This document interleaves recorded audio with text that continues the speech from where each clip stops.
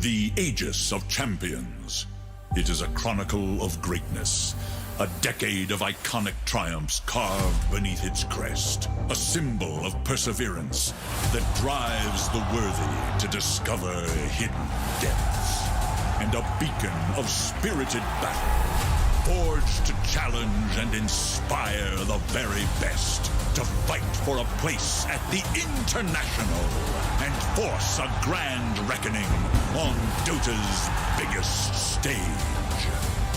Now, after a year of fierce matchups in all corners of the globe, hardened competitors have earned their invitations to join their counterparts in Singapore, where the final pathway to glory awaits. Here, the era of past stars has faded, and a wave of fresh talent has stormed the field. But on this proving ground, the crown is never passed onwards. It must be taken, and the remaining Titans fight to prove this is still their day. As eager fans gather around the world to witness online and live in Singapore, there's only one question left unanswered. 12 teams battle for ultimate glory. Only one can seize immortality. Who will emerge victorious?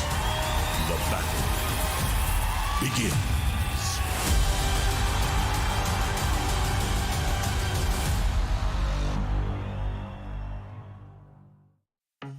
Good morning and welcome to the second day of the International 11 playoffs. I hope everyone was able to recover from yesterday's madness, from yesterday's games.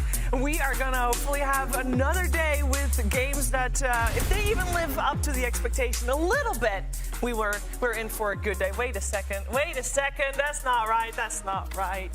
Don't worry, we're all here. We gotta pay tribute, guys. Why does mine look different? I think I'm calling this out. Mine looks different. I choose not to answer that. Oh, sorry. You guys all got the same one. I got this. He's smiling at least. He's smiling. Guys, we got to talk about yesterday. Before we talk about yesterday, there's a lot to talk about yesterday, and if you want to join in on the conversation, make sure to do so. And you can do so on all your favorite social media channels. Of course, there's Instagram, there's Twitter, there's Facebook. It's Dota2TI for Twitter, Dota2 for Instagram, Facebook for Dota2. And of course, if you want to, well, I don't think you can buy a bear, but this is definitely a great idea for next year's Secret Shop, maybe with headset, something like that. But you can buy yourself some merch. The Secret Shop is open, Dota2.com/TI11 Secret Shop. The conversation of yesterday is mostly regarding the last game of the day yesterday. Of course, I'm joined by Jenkins, Effie, and Lacoste. Lacoste, you wanna start by giving your thoughts on RNG Entity? It was an exciting game, all four of us watching it from the hotel because we were done with our shift, and what a game. What a game. I mean, this is something that doesn't happen as much, but also a bit heartbroken seeing X-Noah being alone on the stage, and also the way they lost in the end. It was, 107-minute game? Yeah, it's never been. First of all, this was the longest game on the main stage ever at the International. I want to pay huge tribute and respect to X-Nova there, being alone on the stage at TI, Effie. That is unimaginable. It really is, and you could really feel it when that shot cut to him towards the end, and he just looked so sad. But hats off to him. That couldn't have been easy. You kind of need the support of your teammates. You need them to be there physically, not just to ease communication, but just to feel good. It is a team game after all. But hats off to RNG. That could not have been easy, playing a game that long while they were sick. Yeah. So, yeah. Yeah, it's brutal. It's brutal. I mean, the longest game ever on main stage, TI. Like it just.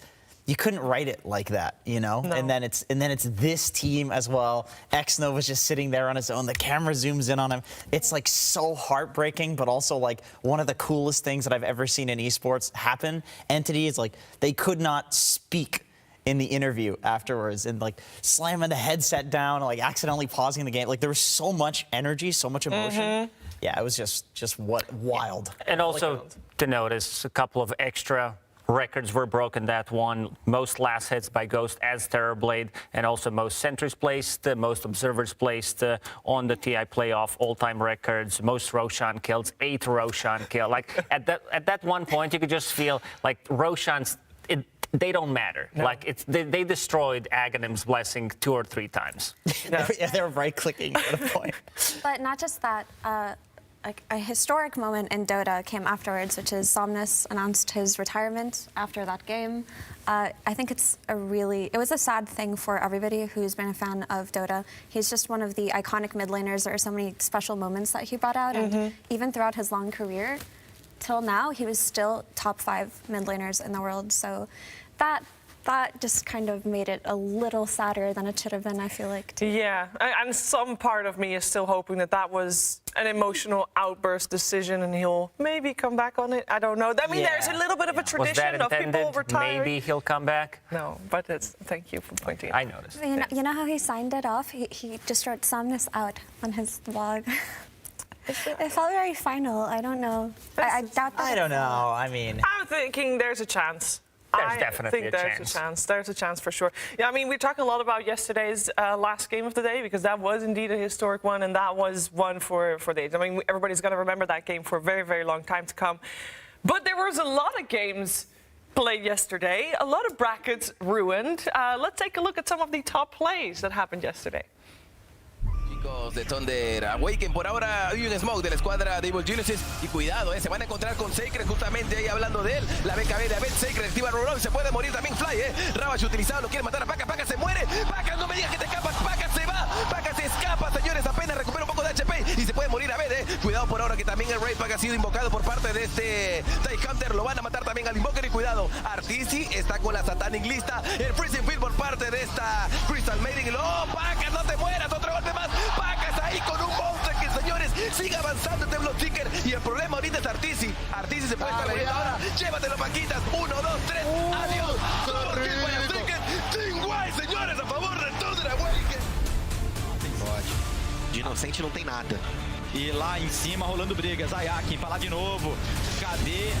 Cadê a divisão de solos? Nem precisa agora. O pulso pulsando. Tá tancando tudo aqui. O Nisha não tem dano pra matar ele. Divisão de terra pegou na bordinha. Foi uma divisão mineira. Vai ter que voltar. Congelou o urso. Elemento importante. Ganhou um ourinho. Tchim. Abriu caixa. Pegou o dinheiro pra ele desse urso. Felipe Bianchi. Global. E com isso, a equipe da Secret faz. Oh, Vitali from the air, looking, hunting. They want to find that PL, but it's not an easy ask to get it. Oh, no. My God. Homie, that was an illusion. Oh, jeez. Oh, God, that's not how it's supposed to go. Hector, he's shown up now. And Beast Coast, they're just too strong. Тот самый Сатаник, он не требует нажатия маны. Минус Лич, скорее всего. Минус Лич очень быстро есть байбэк. Прыжок вперед от Тимса. Минус коллапс. Быстро убивает коллапса. Торонто под БКБ пытается убить Тимса. Есть попадание оглушением. Тимс погибает, но вторая сторона рухнула у Спирит и Джеки. Не остановить, он с 2 ударов убивает Дипочку. Подконтроливает еще одного. Это минус и шаг. Зал прыгает, арена взрывается, бумы. Ни у кого нет байбэков. Спирит, чемпионы прошлого The International. Шаг для того, чтобы поехать домой.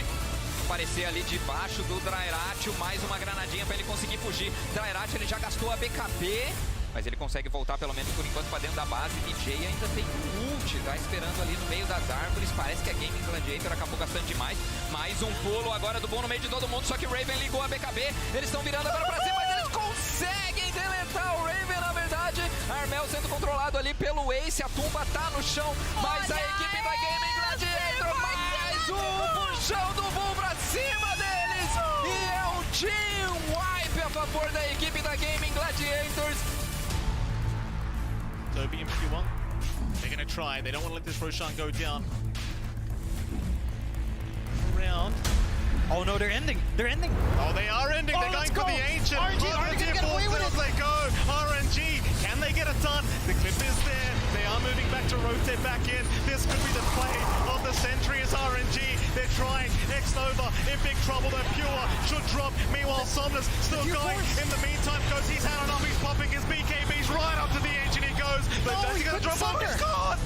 He couldn't sunder. Oh, he couldn't sunder. 是的。哎，来了！啊，灭他来了！来了来了来了！直接开起来，直接顶上来，冰封大招再来一甩，但是这边是有塔防的，看看能不能拆得动呢？要防壁第几球？这个位置补了一手，换了波血，拆得不够快，这波呀！你要等对面开打再来呀。交出了买活，草哥这边先行后撤一波。And we are now in the longest main stage game in TI history.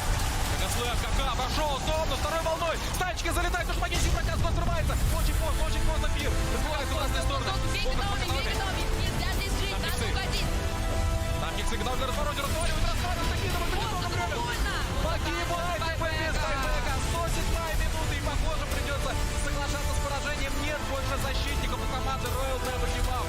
Нету больше того, кто сможет защитить эту игру. Для всего коллектива. Good game, well played, друзья. Good game, well played. Entity делают это на 108-й минуте с преимуществом 107 тысяч.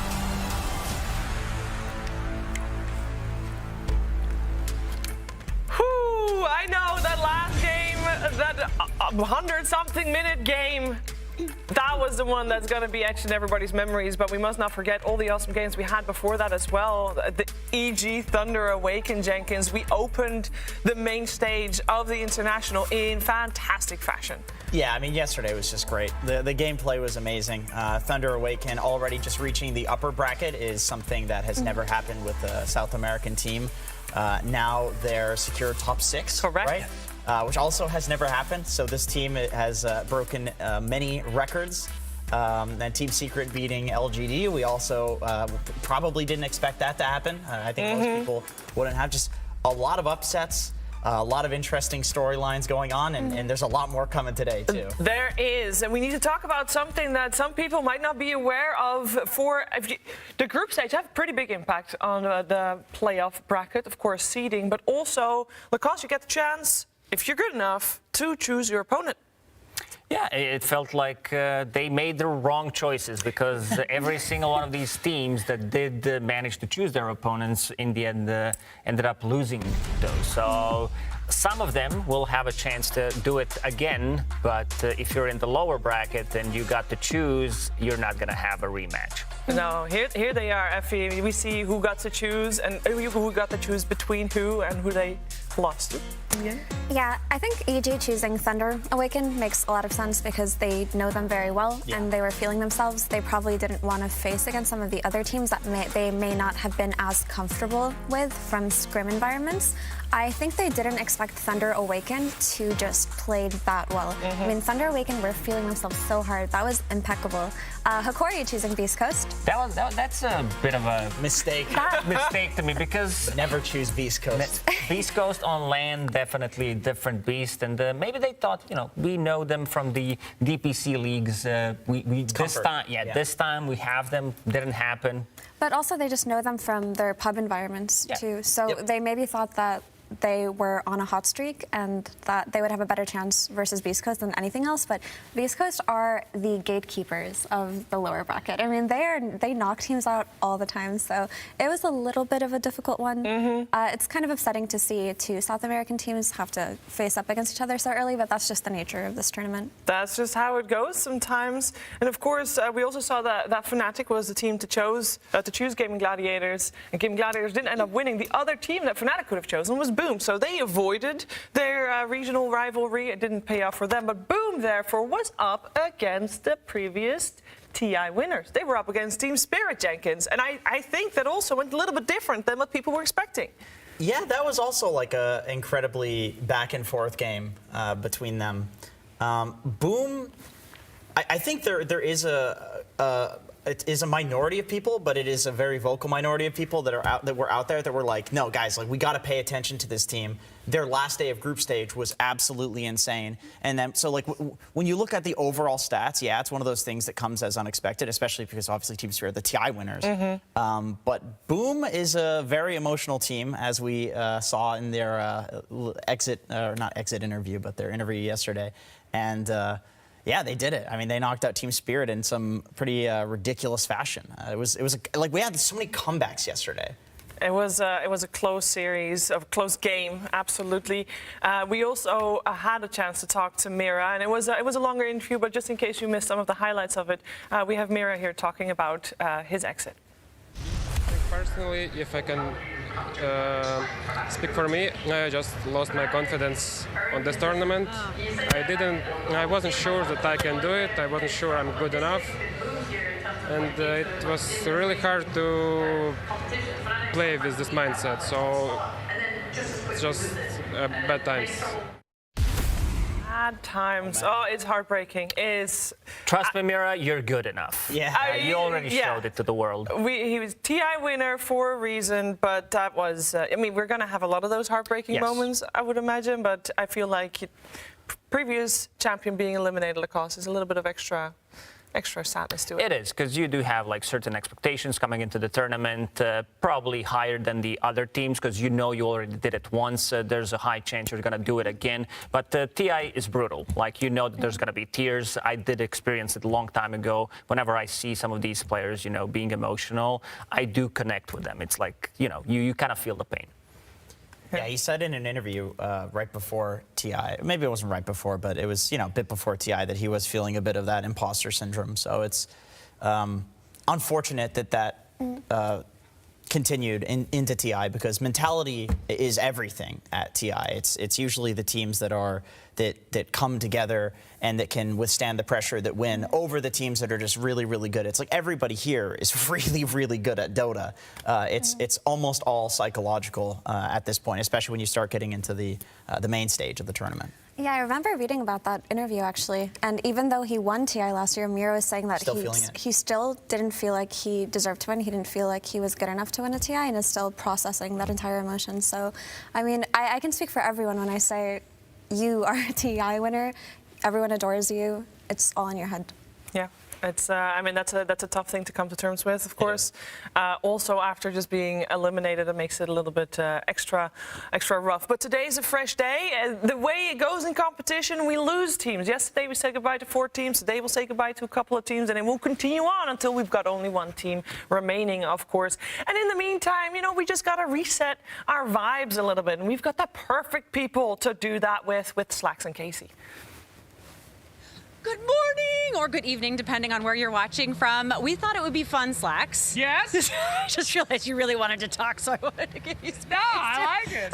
Hi. We thought it'd be really fun to show you some of the cool mechanics of the stage, because this kind of feels a little bit like TI3 in Benaroya, where it's a little bit of an intimate, like the audience is super close to the stage. They get to see the players into the players' eyes. But you know, things are a little different from TI3. Things are a little different. Highly technical. We have some innovative new technology. Now, you might have been watching the broadcast and think to yourself, how come it doesn't take 3 hours in between games? That's because we have a new innovative tech. Ooh. All right, allow me to show you something maybe you haven't seen from home.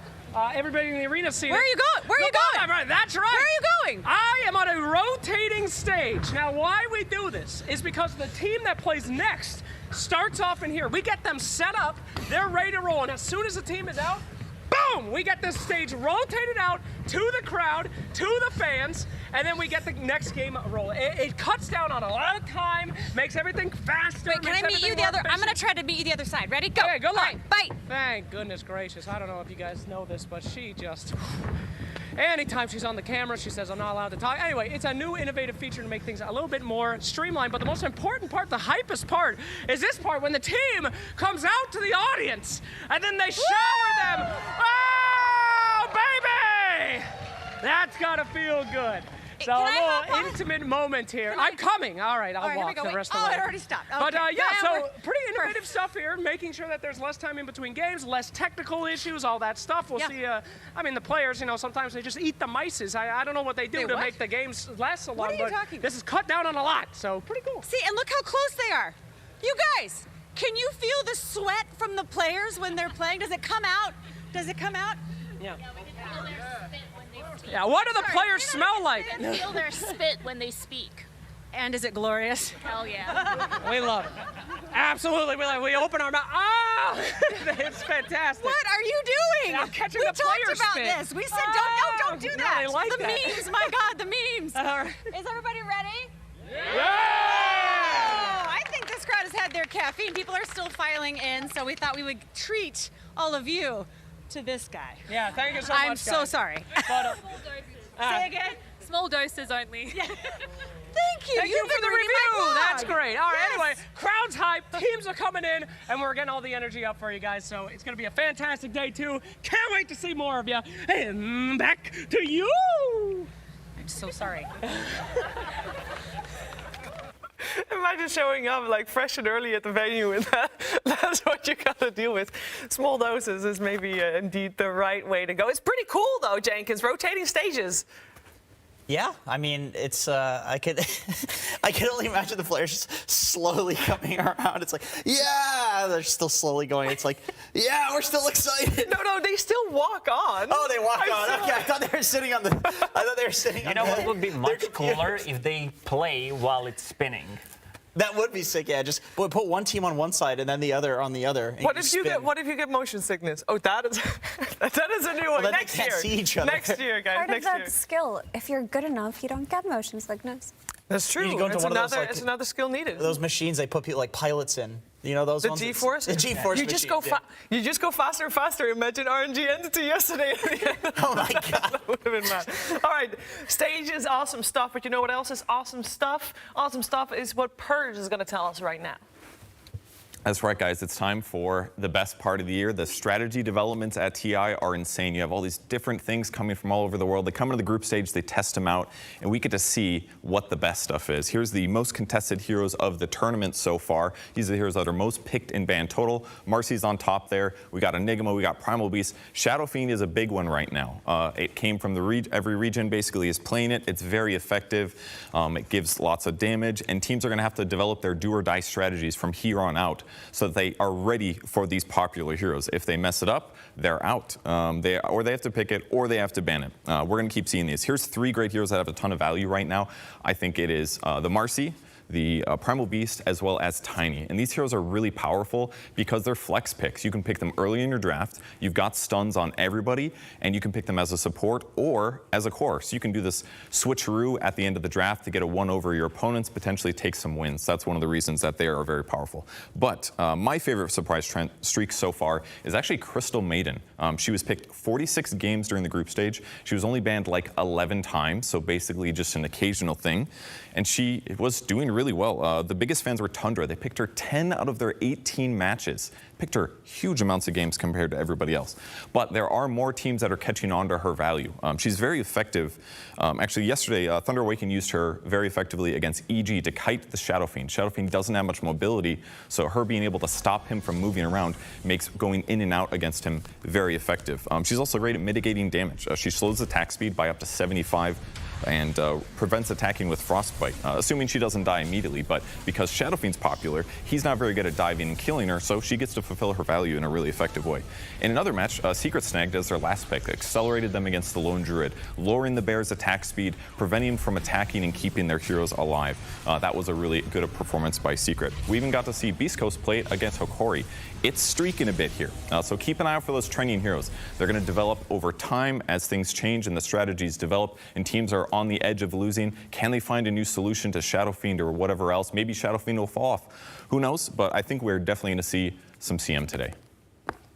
Thank you. I think so too. If only maybe on the ban side. Yesterday we even had a first phase ban on Crystal Maiden. First one I've seen ever on the main stage of the TI. But yeah, all that, it's going to happen today. We're going to see Tundra, and they are probably, as Purge mentioned, going to pick Crystal Maiden. What else are we going to see today? Is a great question. Glad you asked it. We have the schedule for today ready. We've got 4 series coming your way today. We're going to kick things off with 2 series in the upper bracket. Tundra and OG. This is indeed the only team left that got to choose their opponent. Thunder chose OG. We'll see if they'll follow suit with the other teams that chose their opponent. Aster versus Liquid in the upper bracket after that as well. After that, we are moving to the lower bracket. EG Beast goes LGD Boom. Jenkins, What do you want to talk about first? Oh God, there's a lot. I will say first and foremost, Crystal Maiden. This is Aui's doing. He brought the scourge upon us and the tournament. But EG Beast Coast, come on. We have to talk about this one. This is... For the memes. It's just depressing. Like, either way, like, I'm going to be sad because Beast Coast, they got EG into TI this year. And then the previous year, EG got Beast Coast into TI. So they're kind of brothers. They're linked. Their souls are linked now. And we were just talking about all day yesterday. It's like, please do not allow for this to be what has to happen. But we're here. We're here. Hokori went down. EG went down. So we end up where one of these two has to betray each other and sacrifice the other.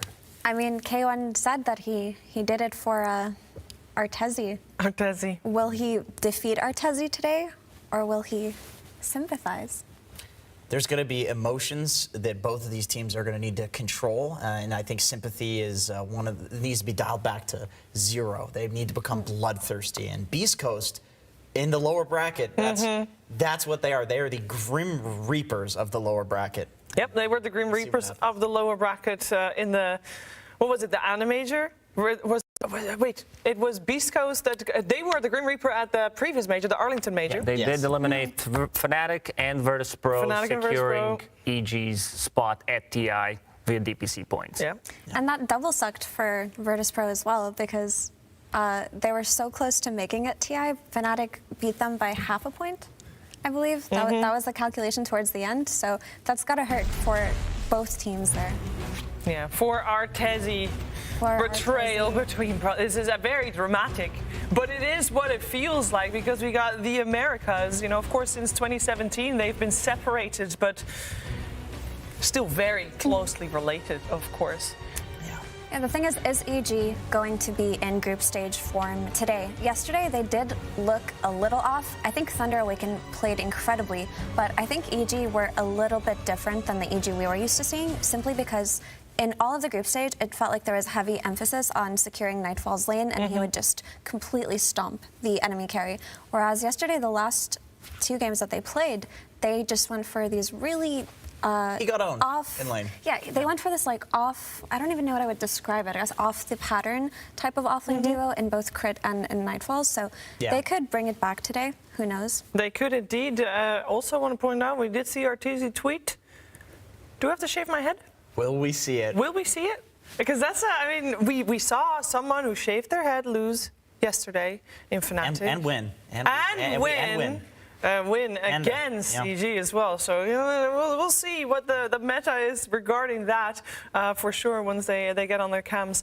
Today, we already mentioned him earlier, today is going to be a big impact for AY and coaches in general. We want to talk a little bit about the coaches because it's so important to have a good coach, a lot of experience that can guide you through all the madness, especially, I would imagine, Lacoste during group stages. Absolutely. I mean, he's one of the coaches that comes to my mind when we talk about trying to break the game, trying to find something to abuse in the game where, like, it's just going to feel very OP at the time. And he's also a high MMR coach.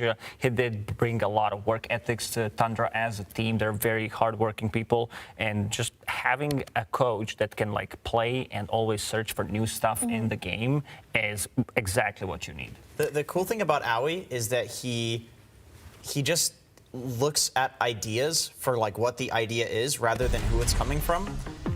So, like, for example, I showed him recently a like hard camp pull that you can do on Radiant, and like we broke it down together. And it's like I'm terrible Jenkins, and he's still like looking at the stuff that I'm showing him, and because it could help him. And he does the same thing. Like, he plays his 5 stacks with his friends that are like low MMR, but people spam heroes. People figure things out in the game, and if it's broken, it doesn't matter what MMR you are. It's something that they can use. And Tundra has the boots thing on 33, using boots to get to the secret shop, then selling the boots to place wards. That's the sort of stuff that this team innovates with, and a lot of that comes from Aui. And the thing about Aui is he likes to break it down to a science instead of just for him to translate his ideas to become very technical, I remember him talking about lane theory a long time ago before it was discovered, because most people know things like, okay, some lanes are longer than others, and there are things that you have to do, and this was many, many years ago. I remember watching his stream, he knew, man. He knew. He just talked about it in terms of theorizing, and he just made everything so individual and specific and made it sound like it came out of a textbook. So to me, I just call AUI a Dota encyclopedia. That's really what he feels like sometimes. So really, he's a great addition to Tundra. But all of the coaches that we just saw on that graphic are all incredible. They all do so much for their team. And the teams that didn't come into TI with a coach, Hokori, I think, didn't play with a coach this TI, you can kind of see that impact as it comes down to main stage. We saw it last year as well with Alliance. Oh, there it is. It is the horn, and that means the Dota will soon be upon us. First will be upon us. It's time for the players.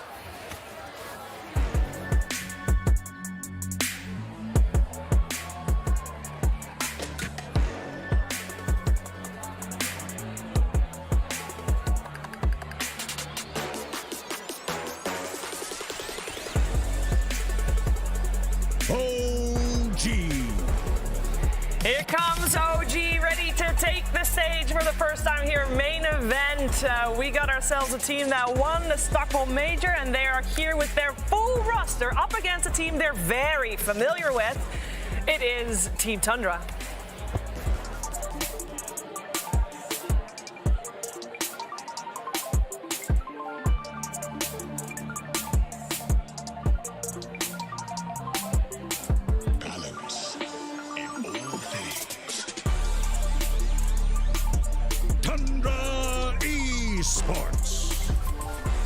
And this team, Tundra Esports, coming first in their group.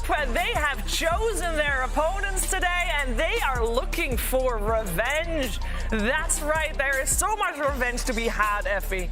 Yeah, so this is really interesting because a lot of people may look at it as, why are they picking OG? Didn't OG have a fantastic year, winning LAN event, majors, just doing so well in the DPC?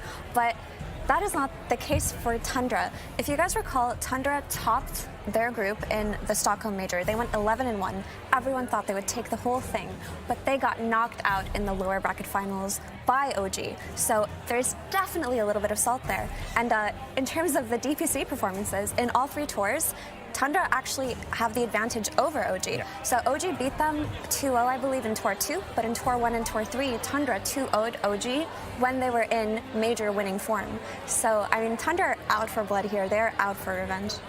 And also one thing to note, it's like Skeeter during the DPC, he talked about Tundra on land, acting like a bunch of heralds. These are his words, but you know, they had some really good results. They got second at Dubai land, they got third at the Stockholm Major, but still, like right now, I want to see how this is going to influence them. Like the first game, if they manage to win the first game here against the OG, I think that's going to give them a big boost of confidence. The thing about Tundra is when they're on and when they are playing well, they are one of the funnest teams to watch in Dota because they are so innovative with the ideas that they bring. Their offlane player in 33 always has something cooking in terms of hero picks and how he plays the maps. You always see him hiding in some tree line, trying to make a play, cutting some waves. Oh, yeah. One time I saw him drag 3 waves on Bristleback, minute 10, and just like get a Radiance so quickly. It's very, very interesting how he plays. And of course, when you talk about Tundra, you have to talk about 9, the unusual hero player. Yeah, he just plays weird stuff. Like, the thing with this team is even when they're like not performing, which, you know, like first half of Tour 2, I think they underperformed and then they ended up bringing it back in the second half. People still look at them for what they're doing because every other pro player is just like, okay, well, this team maybe as a team they're having some issues, but they still innovate, you know. You still want to copy the Earth Spirit mid and the buying boots and going to the secret shop and buying a Quelling Blade on a support and cutting these trees to get wraparound plays. Like, yeah, they're just such an innovative, smart team. But also, Tundra is buffed right now because I don't know if you guys realize the pattern, but every time a new patch comes out, that's when Tundra plays best.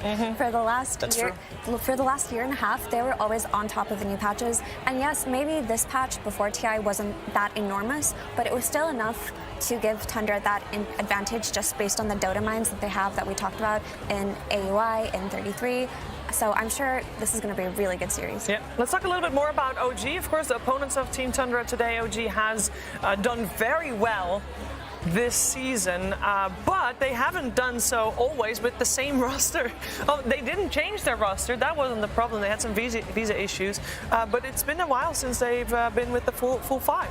Yeah, I mean, they did attend every single LAN this year, getting the experience for the players. These are new, young players, so definitely what they needed to be able to compete with the others. And for them, it felt like they just did it so quickly. Usually it takes time, but for them to just gel together so quickly. And yeah, you can tell, even without having a full squad, they're so good at adjusting to what they have, playing with Seb and Chu, and just still being able to dominate. Yeah, it's going to be a fantastic series for sure, and a fantastic draft coming your way right now. OG versus Tundra Esports. Game 1.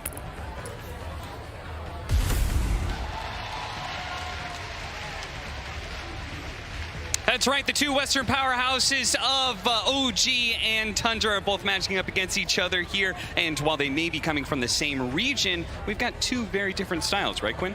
Yeah, I think OG's a team that picks very much spellcasting heroes. They pick the stuff they like. They're a very specific drafting team, whereas OG are like Tundra are the biggest like lane fiend nerds. Pull this wave, drag that, buy that. Yeah. They're like Giga if you can try hard about it. I think these are two teams. If you're not studying the itemization that these players have done over the last year, you're not studying the itemization of Dota right now. I mean, you talk about the masterminds behind these teams too, Aoi, Seb, Ju, like these guys are the itemization kings of Dota, in my opinion. Yeah. You look at what Tundra brings to the table, you look at what OG brings to the table, they play around with their timings, they play around all five of them coming online at the same time, hitting the power spike, ending that game, and drilling it into your Aegis. You have to be ready for this matchup. Now, the draft is going to be coming in soon, but what is your guys' early anticipation? Any standout heroes? I mean, we saw Perch earlier with the breakdown. He was talking about the Crystal Maiden. That seemed to be very important for Tundra. They've had great success with it. Anything else? I mean, I think this series will be pretty different than a lot of the other series in the tournament. That I think both of these teams aren't ones who typically like stick super strict to the meta. I think they sort of pick their own things. I could see SF get like much more ignored than usual, or just not really cared about that much. I could see Primal not cared about that much, except for maybe mid for Tundra. I think there's a lot of heroes like Doom potentially that we see more priority on than usual. Yeah. All right, well, we already have our draft underway. First couple of bans are going to be coming out soon. But, I mean, just talking about the story between these two teams before we see the bans, these are two teams who have gone back and forth all season long. We heard Effie talk about their history. I think one of the interesting notes is that the only time they matched up against LAN was Stockholm Major. They matched up against each other in groups, and that Tundra did manage to get a 2-0 there. Yeah, the LAN didn't go exactly that way either, right? I think this OG squad, maybe it's the organization, maybe it's the players, it's probably a combination of both. It feels like they are always somehow the underdogs. Every year they come in, they have more rings, more LAN wins. This team has multiple, they have a major win this year, and somehow they're still the underdogs. I don't get it. I don't know how they do it. They trick people, you know? They trick people into thinking, oh, look at that, OG. They're like, okay, yeah, you like that Crystal Maiden? We'll take it for ourselves. First pick. That's the way to do it. This first phase is actually ridiculous. These bans, like, if you looked at it from any other series, you would have felt like they random all the bans. But these teams specifically just don't care about meta. There's just a hoodwink first phase ban at TA. There's a bottom. It's crazy. These two are two teams who definitely have been trying to set their own meta, especially in the first phase. I mean, the two most contested or prioritized supports for these two teams is the Crystal Maiden for Tundra and Oracle for OG. Yeah, like, is anybody else playing these heroes? Is anybody else playing for Oracle in this tournament? Probably not, right? And it sets up for a really weird phase. And now we're seeing Mirana come out. You know, something about Tundra yesterday, AUI was in the chat, and he said that Snaking got that Crimson Mirana drop. Oh, that's right. I remember that. I said, oh, we're going to see a Snaking Mirana tomorrow. And lo and behold, first phase Mirana coming out for Tundra. Not a hero they have played a huge amount this tournament. And honestly, it can be a weird hero for them, because I like to think of Tundra as this five-man ball team behind 33's hero, right? Yeah. 33's on an initiator like a Doom or something like that. They play that way, but generally he's on a Brood, a Visage, a Beast, a Lycan. Yeah. Heroes that Mirana can be weird with because you lack the stuns. It kind of falls to 9 to pick up something like an OD or a Tiny from mid. Maybe they're flexing his Tiny to mid. So for another team, there would be a lot of flexibility here. Like Secret, they would have the possibility of running like an off-lane Mirana, right, for resolution. But it sounds like to me, Avery and Quinn, you're saying that like it's probably not likely just because it's not really a 33 hero, right? I mean, I think it is possible it's actually a pot of mid. There were several pubs that 9 had played the pot of mid. I imagine they scrim with it some as well. I think that is sort of this 9 hero. He buys, some glip flop. Yeah. He shoots some arrows. I think that's something 9 could pull out. I think this 8 pick is really interesting. Whenever a draft goes weird like this, their 8 pick becomes much less about like you've structured everything and more about like reading the situation, like what do your players feel, like what makes sense in sort of hero combinations. And they pick this Ember with the CM. I think it's something that BZM is really comfortable on. And you have like they love this long range spell damage. This Crystal Nova, the Bull is from long range. I'm sure they're going to pick much more poke. You can maybe see Dark Willows or things like that later down the line. I think that's like a sort of the theme that OG likes for like a lot of their drafts. I mean, it's one way to use this Crystal Maiden hero. There's a reason OG stole it from Tundra here. There's a reason Tundra has had such a high win rate with it. This hero is one of the ultimate poke heroes in the fight. She can get a bit tankier now in the meta. You build a 4-staff, you build a drum, you have these fluffy hats built in. Suddenly you're 1700 HP. You combine that with a Wraith Pact or a pipe that comes out from your offlaner, and suddenly you have to dive deep against Crystal Maiden, who's supposed to be a squishy backliner. Yeah. And it takes you a lot longer to kill her, and all of a sudden it's really annoying. She pops her ultimate, gets all that armor, makes herself a target. You have to go in and stun her. Like Quinn's saying, combine it with something like an Ember that's going in, you're already getting nuked down, you're already getting chained, and then you still have to dive further to catch this backline. It becomes very annoying very quickly.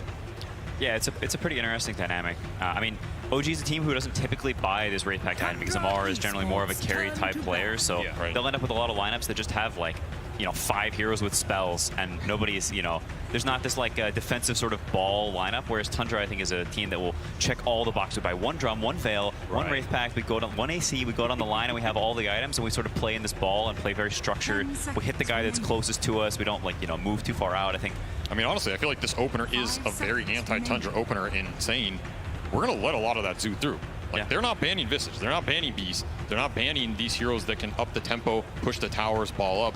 They already have Maiden and Ember who can go a Maelstrom build, give you extra AoE, push the lanes out quickly. Crystal Maiden drafts in general, you get the extra mana, a lot more nukage on the map. You're going to stall that lane push into the objective taking. This is a scenario where does Tundra really want to go into those Visage Beast types heroes second phase for 33?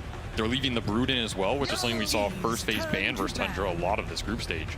And when they got it, I mean, 33 is an absolute monster on that hero, right? Yeah. So OG is fully aware of what they're leaving in the pool right now, and they have to be thinking about it. I think the only real Amar answers to that huge summons coming out have been Sand King. Yeah, I mean, you see the Timbersaw and the Pangolier ban, which are, two of like the biggest anti-zoo. I mean, I think that approach from OG is pretty cool and something you maybe have to take against Tundra. Like when a team has all these random scary offlane picks, like most meta teams do, there's all this random zoo and all this crap. And if you just sort of leave it all and you have responses, or you, like Avery said, you structure the beginning of your draft to be like, very sound against it, I think that's a pretty good way to play against them because you don't have to worry about all this garbage. You just like pick a well-rounded lineup that works for you that happens to be good against the general stuff they like. Now, do you guys think that Tundra, is it possible that they swerve it all, or do they stick with what they're strongest with and just say, okay, you guys are going to try and beat it, but you see it coming, but we're going to run with it anyway? I feel like Tundra is that kind of team, right? Yeah, I don't know if Tundra are much for swerving. I think they typically stay straight on the road, follow the traffic lines. We're buying that Wraith Pact whether you like it or not. Yeah, okay. Yes. AUI is definitely a law-abiding citizen, that's for certain. Most certainly. I'm trying to think of what OG wants in the second phase, because these bans, again, we're talking about they don't have to ban the Zoo. They're opting to ban Ursa, Lifestealer. These are like very specific carry matchups. It's also perhaps targeting Skeeter's hero pool, because he has paid a pretty small hero pool this tournament. And we're talking about, Lifestealer, the Ursa, the Naga. The Naga especially, OG has to be thinking about it. Again, this opener is another opener that's great against the Naga down the road. Like, they're already blocking a lot of these big heroes that Tundra wants, which might be why we're seeing this Mirana come out earlier. Maybe Tundra is going to be the one to swerve and just say, we're just going to take the fight to you. I think they still want this Wraith Pact hero for 33. There's no Doom in the pool. All right, that to me seems like a 9 Tusk. Yeah, that does look like a Tusk mid.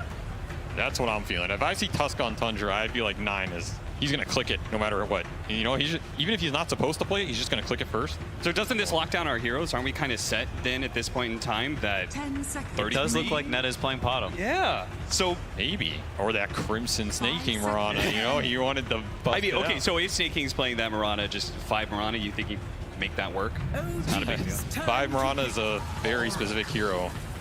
To be honest, I think this might, I mean, we talked about sort of the lane nerdiness. I think this might have been something they considered in draft practice. I think whenever you have two teams that have such specific heroes like this, you can sort of pin down a lot of like, you know, like heroes that people might like. They probably understand the CM very well. Maybe they have some idea about having this kill potential on the CM in lane. They have toss back. They have this like avalanche into arrow. Like there's it's really scary for CM to play this lane. If she's playing against Pod and Tiny, like that's a terrifying lane. And potentially they're just trying to feed off this Misha CM and just sort of snowball things. Because Ned is a player who, you know, if you give him a lot of gold, he can play any hero. All right, Avery, you brought up this 4-position Oracle. Why are we doing this? What is the theory here? Well, this could be a 4 Oracle, could be a 4 Crystal Maiden. We don't know. I mean, it could be true. Yeah. So one of the things about OG is they have 3 of the cores who get the most farmed all together of any team in the world. I think we're used to that by now. They're the ultimate tri-core team to some degree. 3 carries, unless you have a Marsan King, he's probably still building carry, you know. So one of the things OG has to figure out in these metas, well, there's the Sand King. One of the things OG has to figure out in some of these metas is how do you balance that with utility, right? How do you balance it with stuns? How do you balance it with utility? And in some of their past tournaments we've seen, there's a reason Seb at Stockholm was playing Wind Rangers and Shakers to give him the long range stuns for the damage to go in. There's a reason at this tournament their supports have been healers, double 4-staff buyers, Glimmer Cape, right? Like rush the utility to bring your Tri-Core online in those mid-game fights. Sand King or some of these utility heroes for Amar is another way to do that. And so to me, this OG draft is this is super anti-Tundra. It's like we're not going to get too greedy. We're going to make sure we have the sustain, the lane shove, the AoE to take the early tower defense fights. I like this approach. Like this is a very hard draft to skirmish into. And I just want to point out, like, that means if Taiga, it means Taiga has to take a step back, right? Yes. Like, in order to enable the rest of his cores. And that's kind of that's something that he has had to do for this team, both inside and outside of the game, right? He has had to put himself more as a captain. He's had to be more sacrificial in order to enable, you know, all the new guys. Yeah, I think that's a role that he's definitely slid into. You see in the past, he plays, you know, Rubik every game, plays Enigma every game, and I think more recently, you know, you're seeing Oracle, you're seeing, you know, these random 4s with low net worth, like Avery said, buying 4 staffs, stuff like this. I mean, I think this Slark pick is very cute. I think it sort of goes back a bit to Tundra being a super laning team. I think you have this Slark +1. If you play the lane really well, the Sankey can be very vulnerable, and if things start getting out of control, this Slark hero, he's running around at night. I think while OG does have a lot of like sort of defensive capabilities, their heroes also are very similar in terms of the way they deal damage. There's a lot of magic damage that's sort of very static. It doesn't scale very hard. So if you fall a little bit behind, suddenly your heroes aren't able to connect together as much. And there's just Slark running around at nighttime, diffusing people, burning your mana. Like things can get kind of scary in terms of the way OG deals damage. I mean, OG's going to need a big physical hero here out in the last phase. And they're banning the Beast, so they're still a little worried about this last Zoo that can come out. I mean, this Tuskar, if it ends up being core, looks like a great core Tuskar game. This is something where 9 will go Blink Deso and just destroy these back. Like, you're going to one-shot these heroes, right? There is no armor on this OG side right now until we're talking 3rd item Shivas on Ember or something way down the road.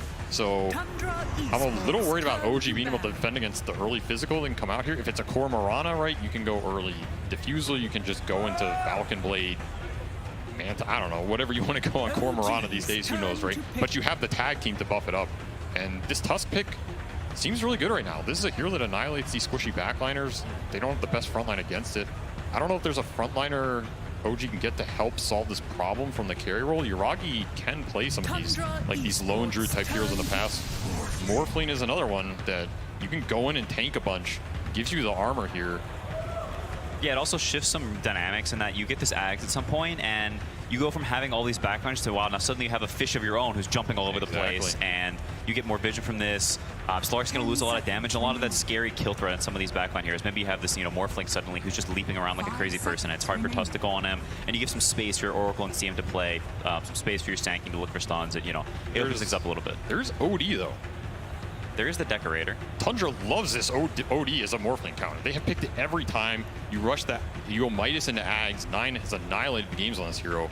I feel like this is a snap OD pick for Tundra here. They get a save for the Sand King initiation. You get Astrals for this Oracle long-term fight. You can do very well versus the Ember mid. This is a matchup that people historically liked. I think it should be fine now with the Astral and the Orb buffs. Yeah. I'm surprised they didn't ban it. They opted for the Beast and Enigma bans. I can understand those. That lane can be terrifying for Morphling. It's going to be a real big test. How much do they like elevate 33 in his pick and his style, and they stick with what 33 is best with. They do not go for what you were saying was potentially giving 9 the game-winning hero. Yeah. They stick with 33. They stick with the formula that has gotten them here and gotten them so far in previous tournaments. I mean, 9 just wanted that Tuskar. He wanted it too bad. Yeah. But I think Visage was the other hero I'm considering just because there's, yeah, you have to play it into this early CM Ember Spirit. There's this Sand King, but at the same time, you can destroy the positioning from Oracle in the fights. It is a 4 Oracle, so taking him out removes a decent chunk of the net worth and sustain from OG's side. And Morphling doesn't punish this hero too hard on lane. I feel like you can get out of it a lot of times. And I mean, it's Tundra. It wouldn't be Tundra without a Wraith Pack buyer, you know, Wraith Pack pipe, AC. All memes aside, it's a really good Wraith Pack game, and they didn't have somebody to buy it yet. And you need to buy the item. Like, it's a really good item right now. I mean, just look at the Ember Spirit Sand King. It's like, I'm salivating for a Wraith King. Oh, yeah. The Wraith Pack pipe is going to be deadly here for OG for a huge portion of this game. Because, again, their only real physical scaling is on this Morphling until we're talking about Ember super late game. Sure.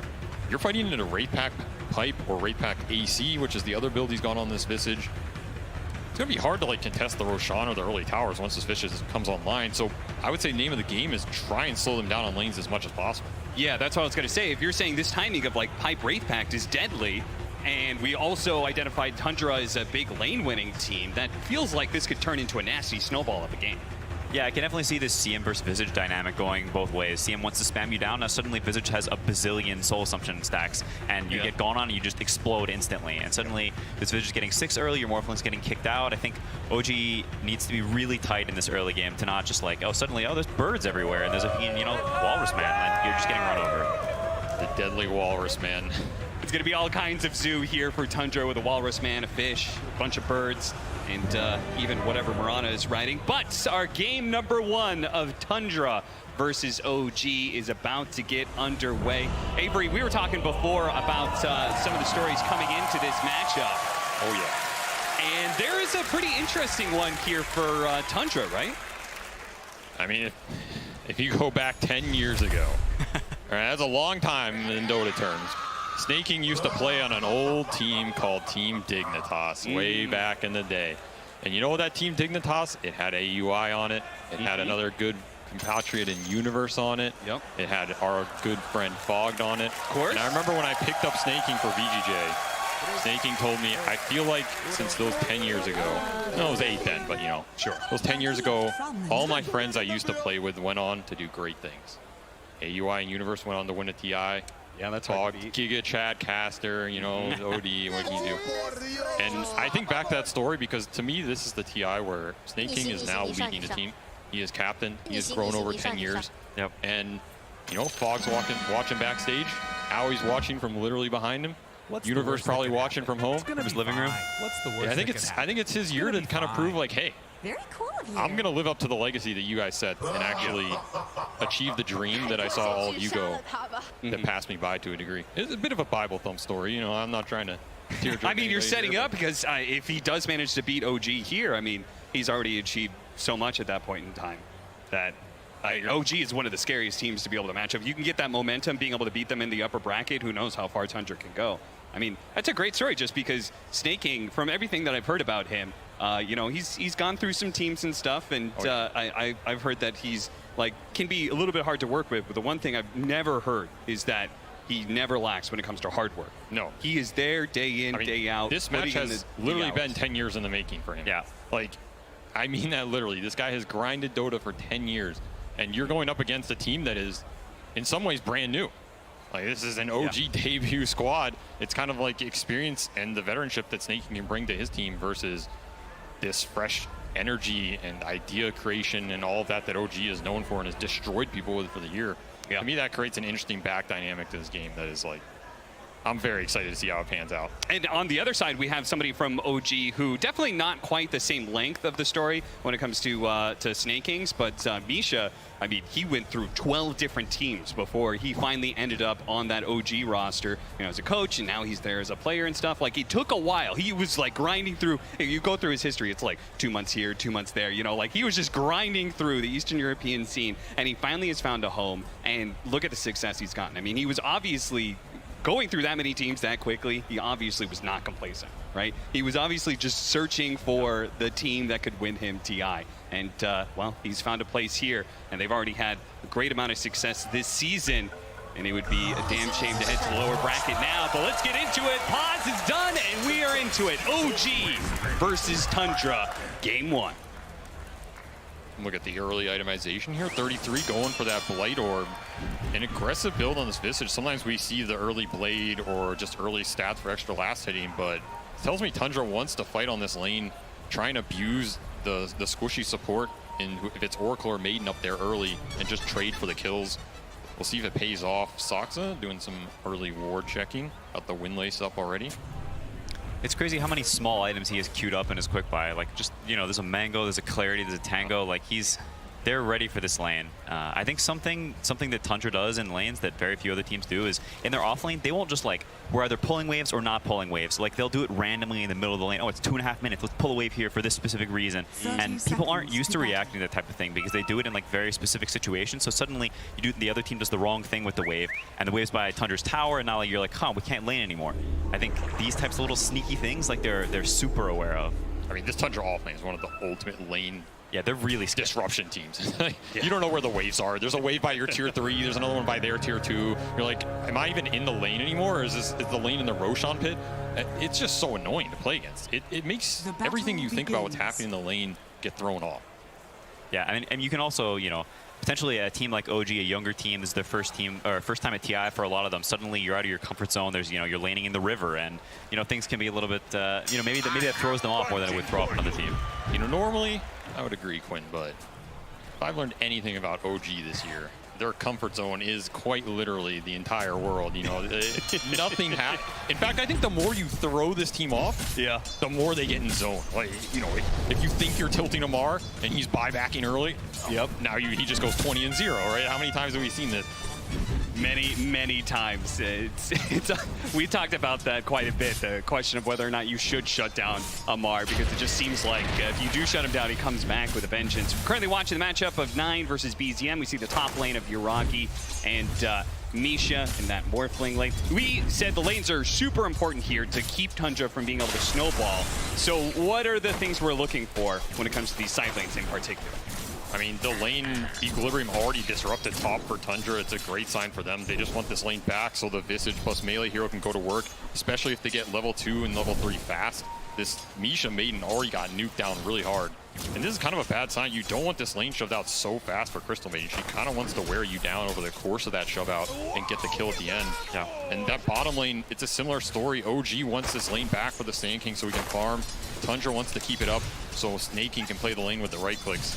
Equilibrium super important for these two side lanes early on. You said it, Quinn. It looks like Tundra have already identified we're going to abuse this Crystal Maiden lane. We're going to try and go for those kills. I mean, they're going for it without a nuke on Soxa. They were just throwing the tree at him and hoping to get 33 to maxed out stacks. I feel like Misha's going to die here. Oh, yeah. He is very slow, very low. You have the Blight Orb on top of these tree hits. Very scary lane for this Crystal Maiden, and you do not want to feed the first blood to this Visage. It is the one way you're going to power up his early game the most. Yeah, I mean, you can see the CS bottom lane as well, and the HP levels. This lane, since they opted to put the bottom 5, you don't have as much kill threat in this lane. A bottom Slark is very much chipping you down, abusing right clicks, abusing like individual skill in the CS. And I can definitely see a world where if Tundra plays this well, suddenly Sand King's low HP, can't come up to the wave. This is essentially, oh my goodness. Ooh, that was a lot of damage. Skater actually getting super low. That's it. Amar picks up the first blood. Wow, that was a crucial mistake from Skitter. Staying up a little bit too long while Sand King's getting the pull off, feeds that kill away. Now suddenly Amar, 700 gold. He's gonna have plenty HP, plenty of regen. Yeah. Totally changes the trajectory of this lane. I mean, that's huge for them. This is if OG can pick a hero to have a good early lane, it's probably the Sand King, because normally this hero gets abused. So if he's getting accelerated, it's even better for them. I mean, that was that lane getting pushed deep, right? You get the caustics, you get that burrow, equilibrium. Winning OG one of these side lanes at least. Quinn, talk to me about this mid matchup, because you're a bit of an expert. I mean, you also have a enemy mid that you play up against quite a bit, and Gunner, who also plays the mid Tusk all the time. Yeah. We're going to watch Taiga, actually. Looks like he's going to be chased down here. Snaking. Oh, the double high ground hit. That was the Crimson item. That was the Crimson It was the Mirana. cosmetic pay to win right there. Damn straight. But yeah, talk to me about Tusks versus Ember.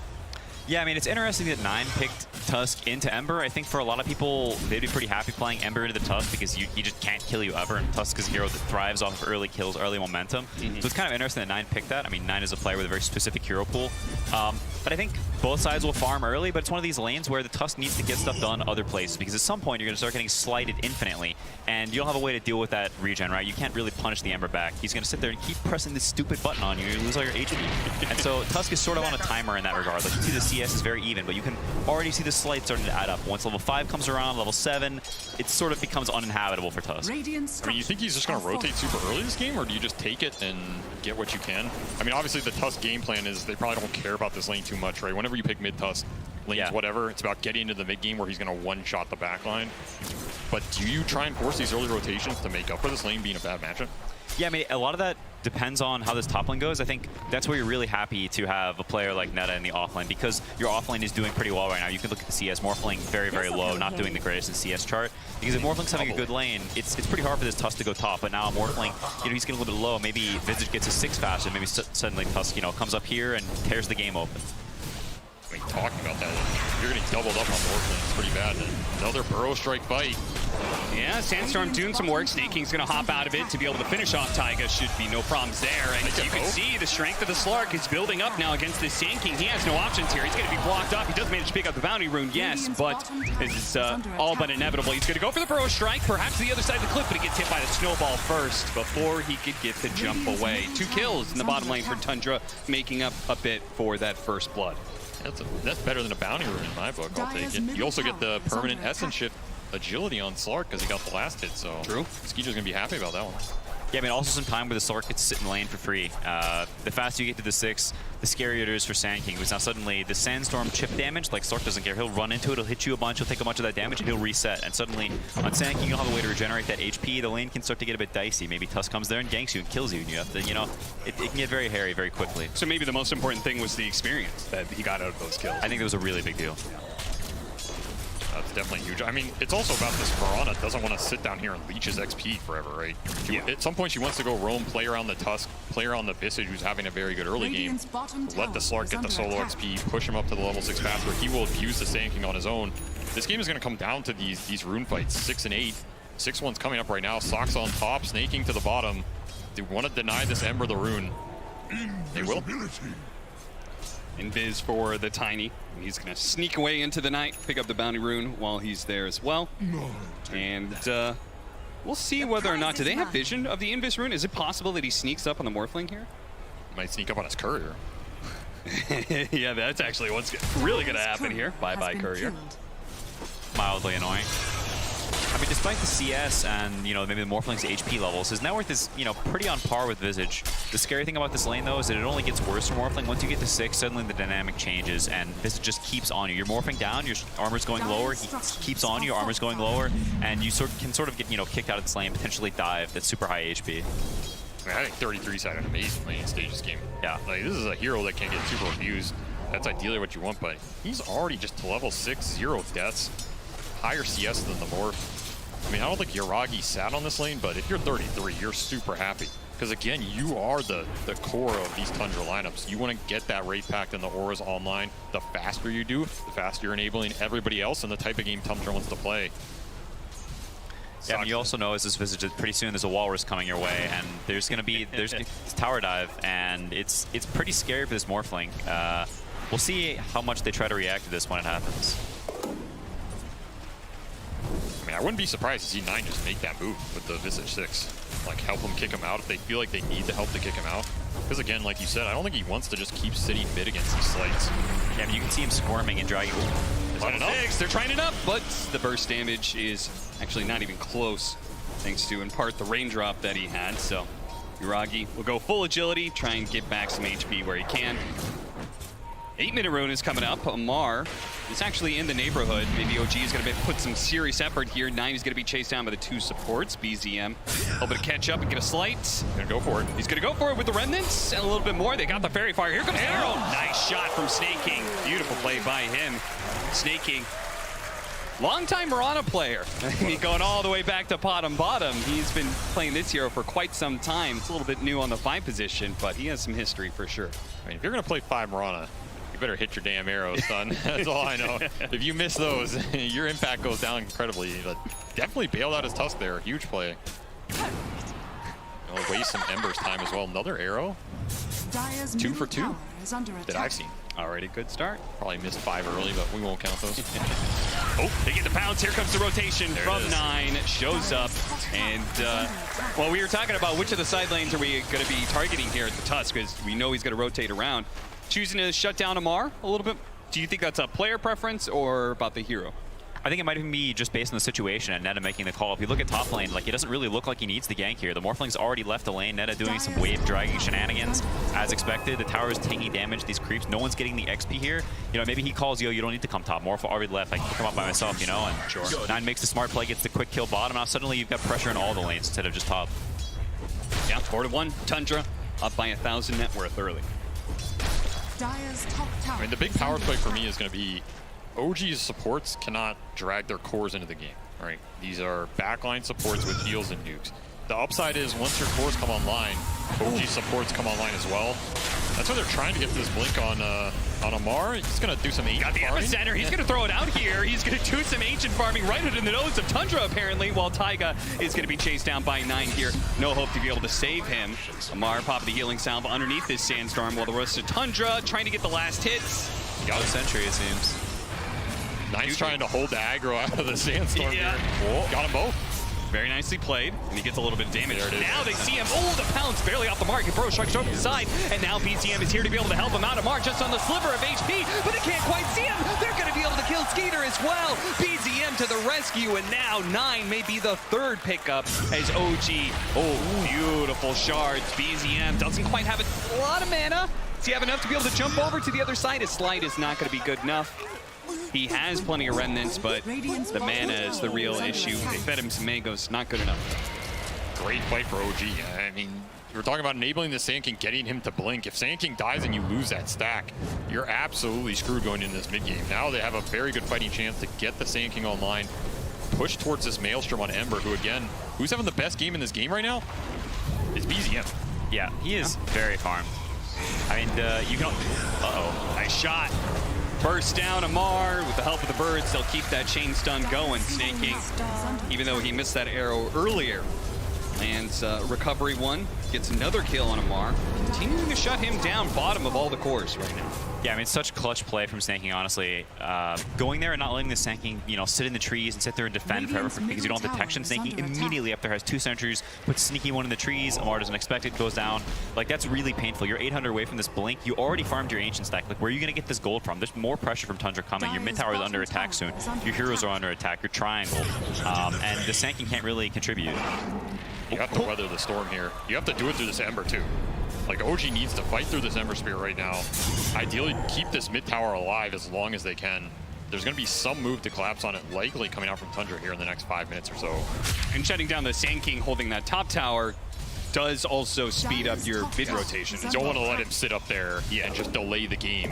You want to have this Visage be able to progress through the objectives he wants to do. Maybe a little triangle farm on the menu as well. And I mean, he is really farmed. This is going to be a fast raid pack. And that's probably what, once he gets that raid pack, then we're trying to take down that mid tower, right? I think there's some move that can come out, either to the jungles, you can go triangle. You want to use it to get the 5-man going. Oh, that was so greedy. He really tried to hold it for 9, but ultimately Soxa did have to pick it up. Pretty clutch from Soxa to click it there at the end and not like hope 9 got it. Like that was pretty clutch. I mean, I think I would have left it for you though. I appreciate that. You know, otherwise you were going to yell at me after the game. Let's keep that off broadcast. Thank you. Power runes, man.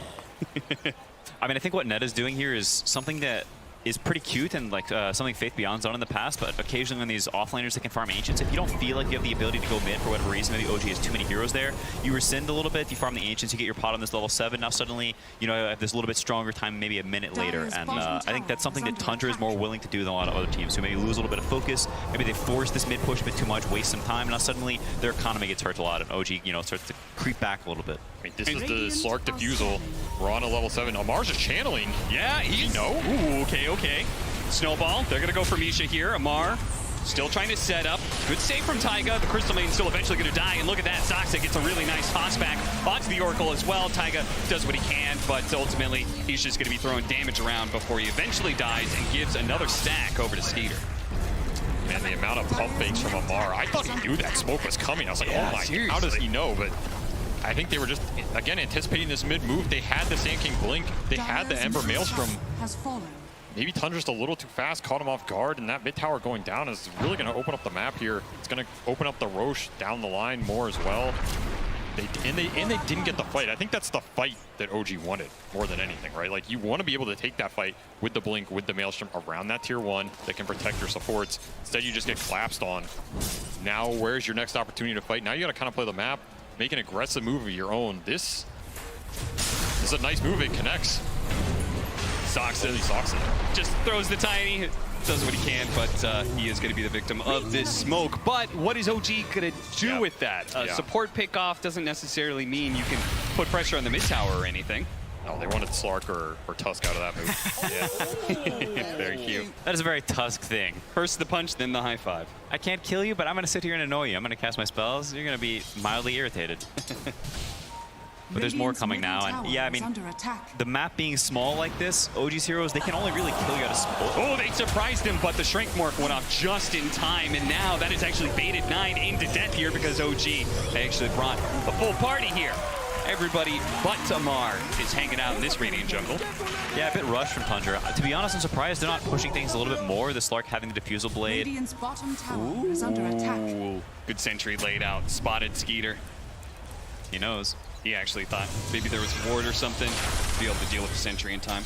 Master tier Slark carrying his own sentries. That's how you know someone's a Slark player. I mean, nowadays, Slarks are incentivized to do it. Find those wards, they're worth so much. Was it his sentry, though, or did someone else buy it for him? Because there's a difference. No, surely he bought it because he wants the bounty for it. He bought it. Oh, no, he planted. I can't see. GG. Looking for Amar again. Oh, sneaking in from behind. Soxa's going to be able to get the toss back, and they land the pounce immediately afterwards.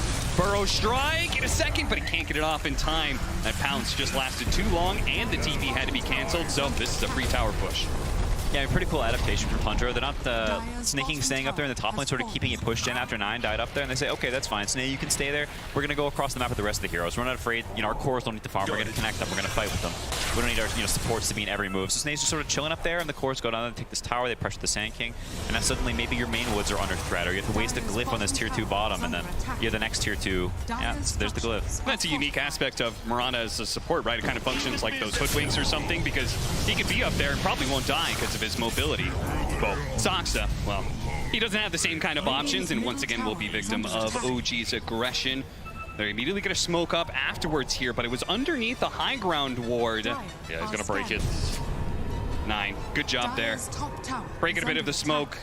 OG, I know they've been spotted, but yeah, they're still going to go for that mid tower regardless. It's low. There's a glyph here. Free pick off on Misha, but there's going to be the jump in from DCM. He's getting caught by the birds, perhaps. The Morphling cut out of mana. Immediately going for Sand King, gets burned out of all this mana. They land the pounce there as well, and 33 is full health. Here comes the Epicenter, and Misha with a great ultimate as well. The arrow! It stops the Epicenter. No chance for Amar. A toss back from Soxa. What a hit with the Avalanche toss combination, bringing everybody low, and Tundra just got to clean through the OG heroes. Oh man, what an arrow to stop that Epicenter. So much damage negated in the fight. OG cannot clean it up.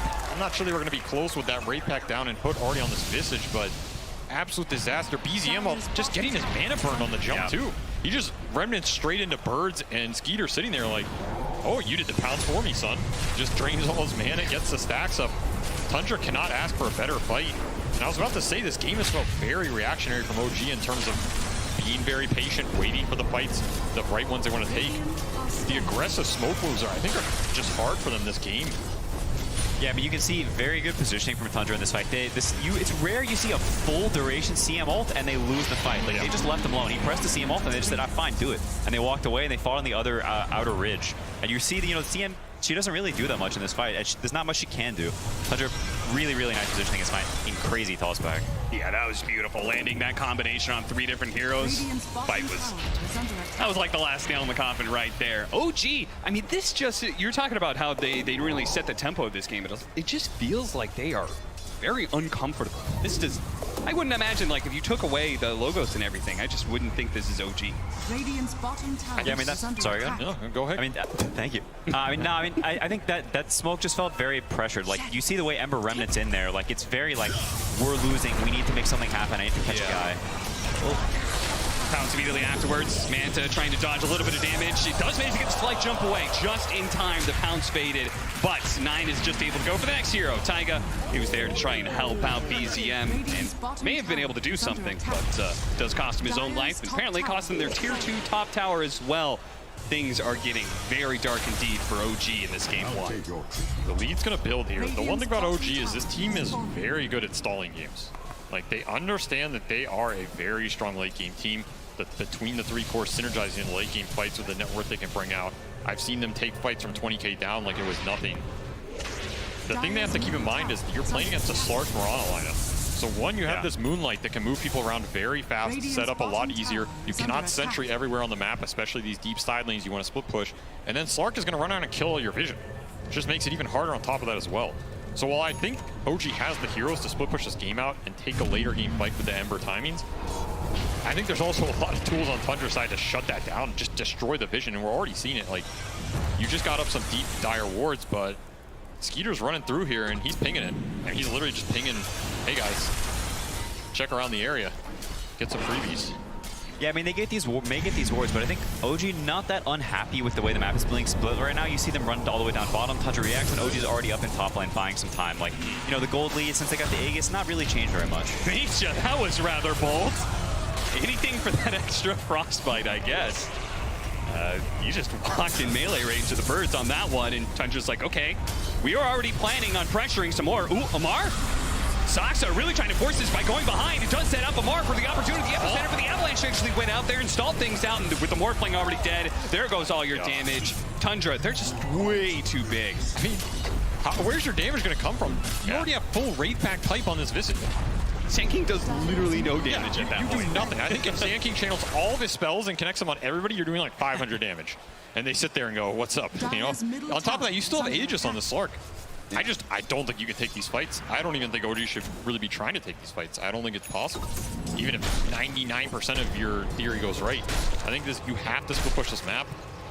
Maybe if you do that, your win probability isn't as high as taking that tier 2 fight.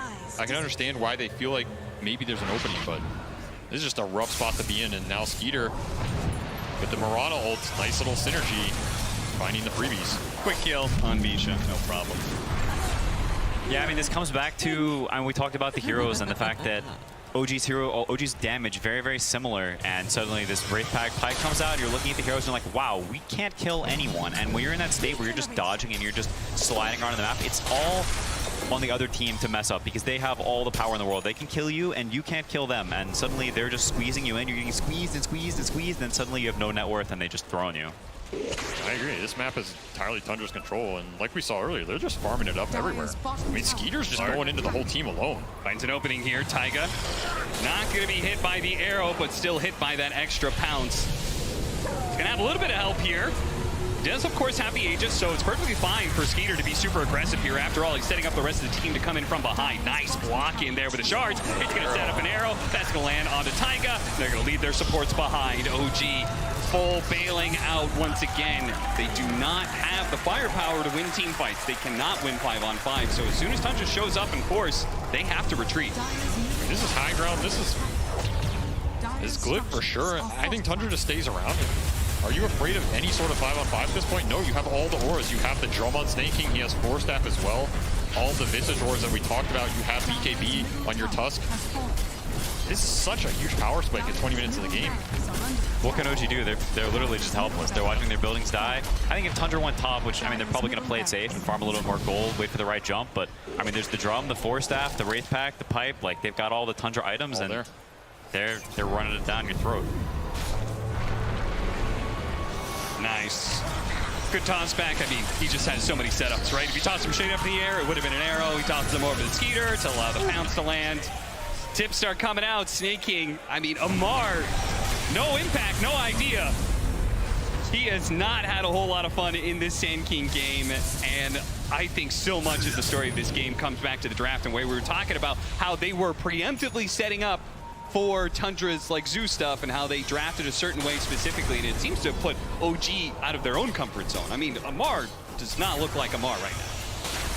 I mean, Sand King, he's a very hit or miss hero. Like when he hits and he starts snowballing, he is super strong. But when you miss, it's real hard. Struggle. I mean, he's behind Veil. How many times have we seen Amar buy Veil in his career, you know? This is not the item I think he would ideally like to be buying this deep into the game. But they are just searching for any sort of extra damage at this point. Yeah, you can see your ult.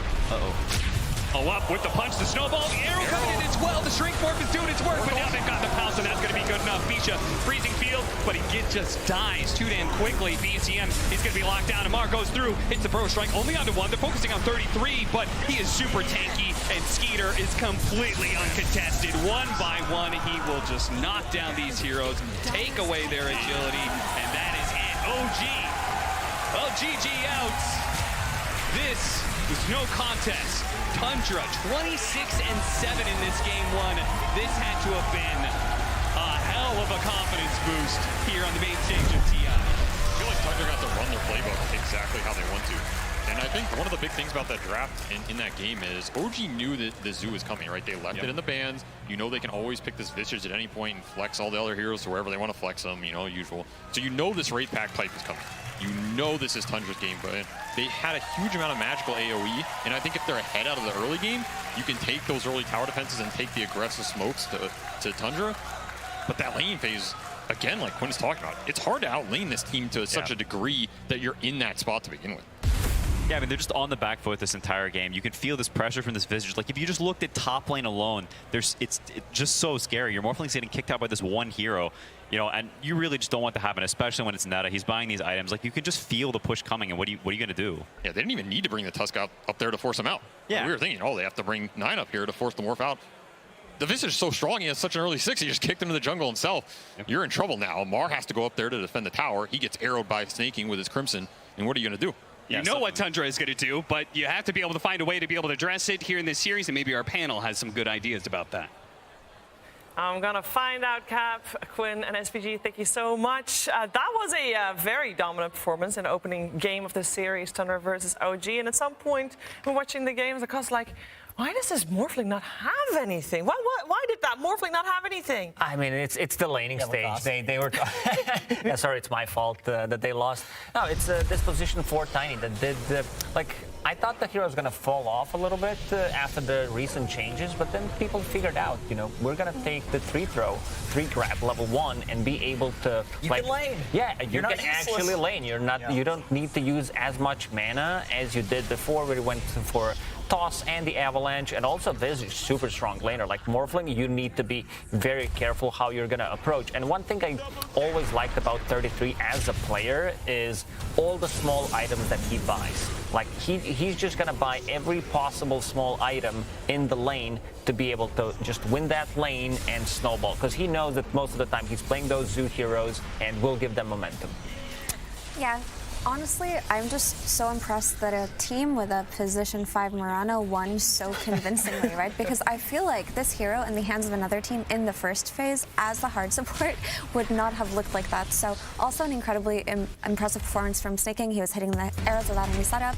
There was that really cool epicenter cancel in the bottom jungle fight where he basically just won the fight for his team. So really good stuff coming out there. It was just, for me, I could simplify this game to a very simple concept, which is the only anti-zoo hero, or the hero they were dependent on entirely on the side of OG to kind of stabilize them and fight back in this game for them, was the Sand King. And Tundra just focused all of their early game resources, all of their rotations to going down to Sand King's lane, killing Amar over and over and chasing him into the triangle at minute 8. And sure, maybe they got a return kill or 2, but it just was not enough. That Sand King didn't come online early enough, and Visage was just able to take the entire map. I totally agree. That's the exact thing that I was looking at as well. I don't know if it's a Sand King thing or if it's an Amar thing that Tundra was looking to punish, but the way that OG likes to play Amar on this Sand King is they stack Ancients for him, they stack the hard camp for him, and he plays as a carry, farming those stacks to get his Blink Dagger.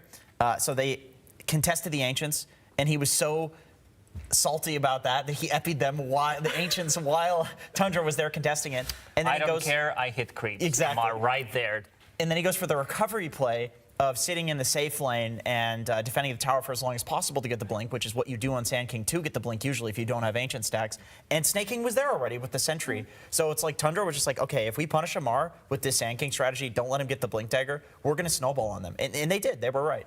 Yeah, they also focused, Tundra focused on Amar in the ban phase as well to make sure that there was not really that many. Give him the Sand King, punish it. Sand King is like, okay, we can deal with the Sand King. You know, maybe you don't want to face the Razor, the Timber, or the Mars. Just remove those, and you got a manageable Amar hero, which is not always an easy thing to do. But it felt like Tundra had a very easy game. Do want to also take it back a little bit to the draft because we did open with the Crystal Maiden Ember on the side of OG Lacoste, and that's fairly unusual. First of all, to have Crystal Maiden first pick, but also instantly with that Ember, it didn't feel like that really had a big impact for them in that game.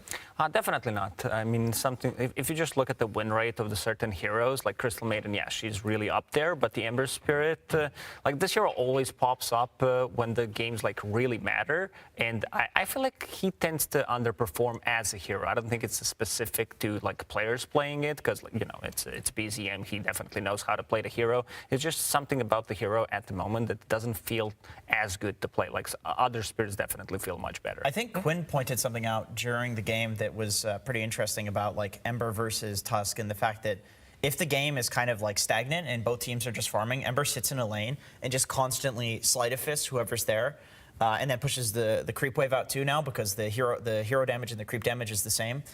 So that's really beneficial for Ember to be playing in a stagnant game, and Tundra did not give that to them. They were constantly contesting, constantly running in and taking the farm from the other jungle and not their own. So it's like a game like that just doesn't favor Ember, and I think the reason we see a trend that Ember falls off around TI is because there's a lot of 5-manning and running around in aggression at TI.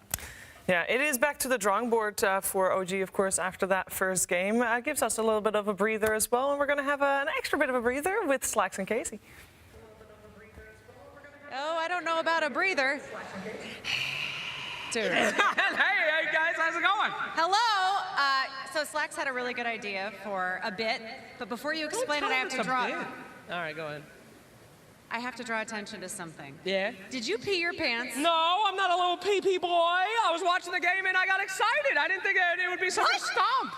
Real excited. No, I did a Dota capitalist, you know, and wanted the water bottle deal. It was a bad move, but it's exciting over here. Very humid as well. Yeah. So we thought it would be cool to talk to the people sitting in these two seats. These two seats. Now, you guys at home might not know how close the audience is to the stage. I am literally walking on it. This is illegal. Don't do this, you people in the crowd. But you are this close, yet no one has decided to take what I call the Thunderdome seats.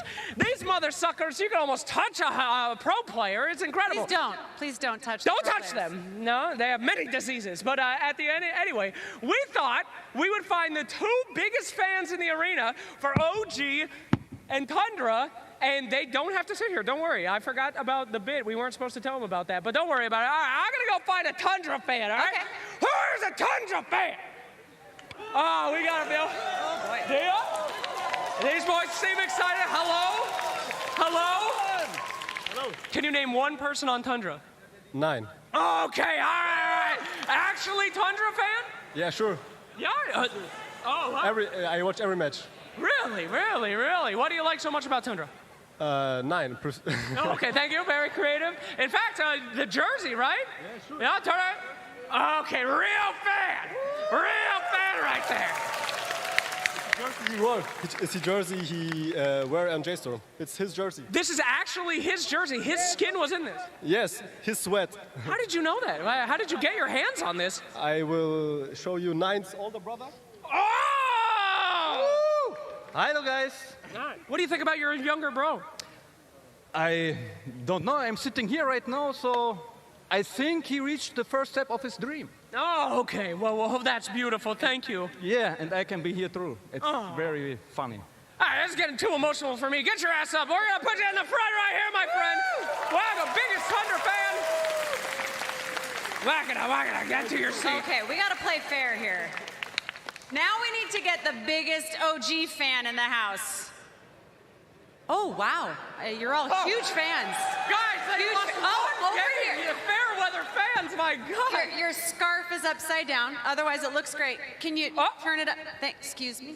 Pardon me. Oh yeah. No, get out of my way. Run, Casey. Get out of my...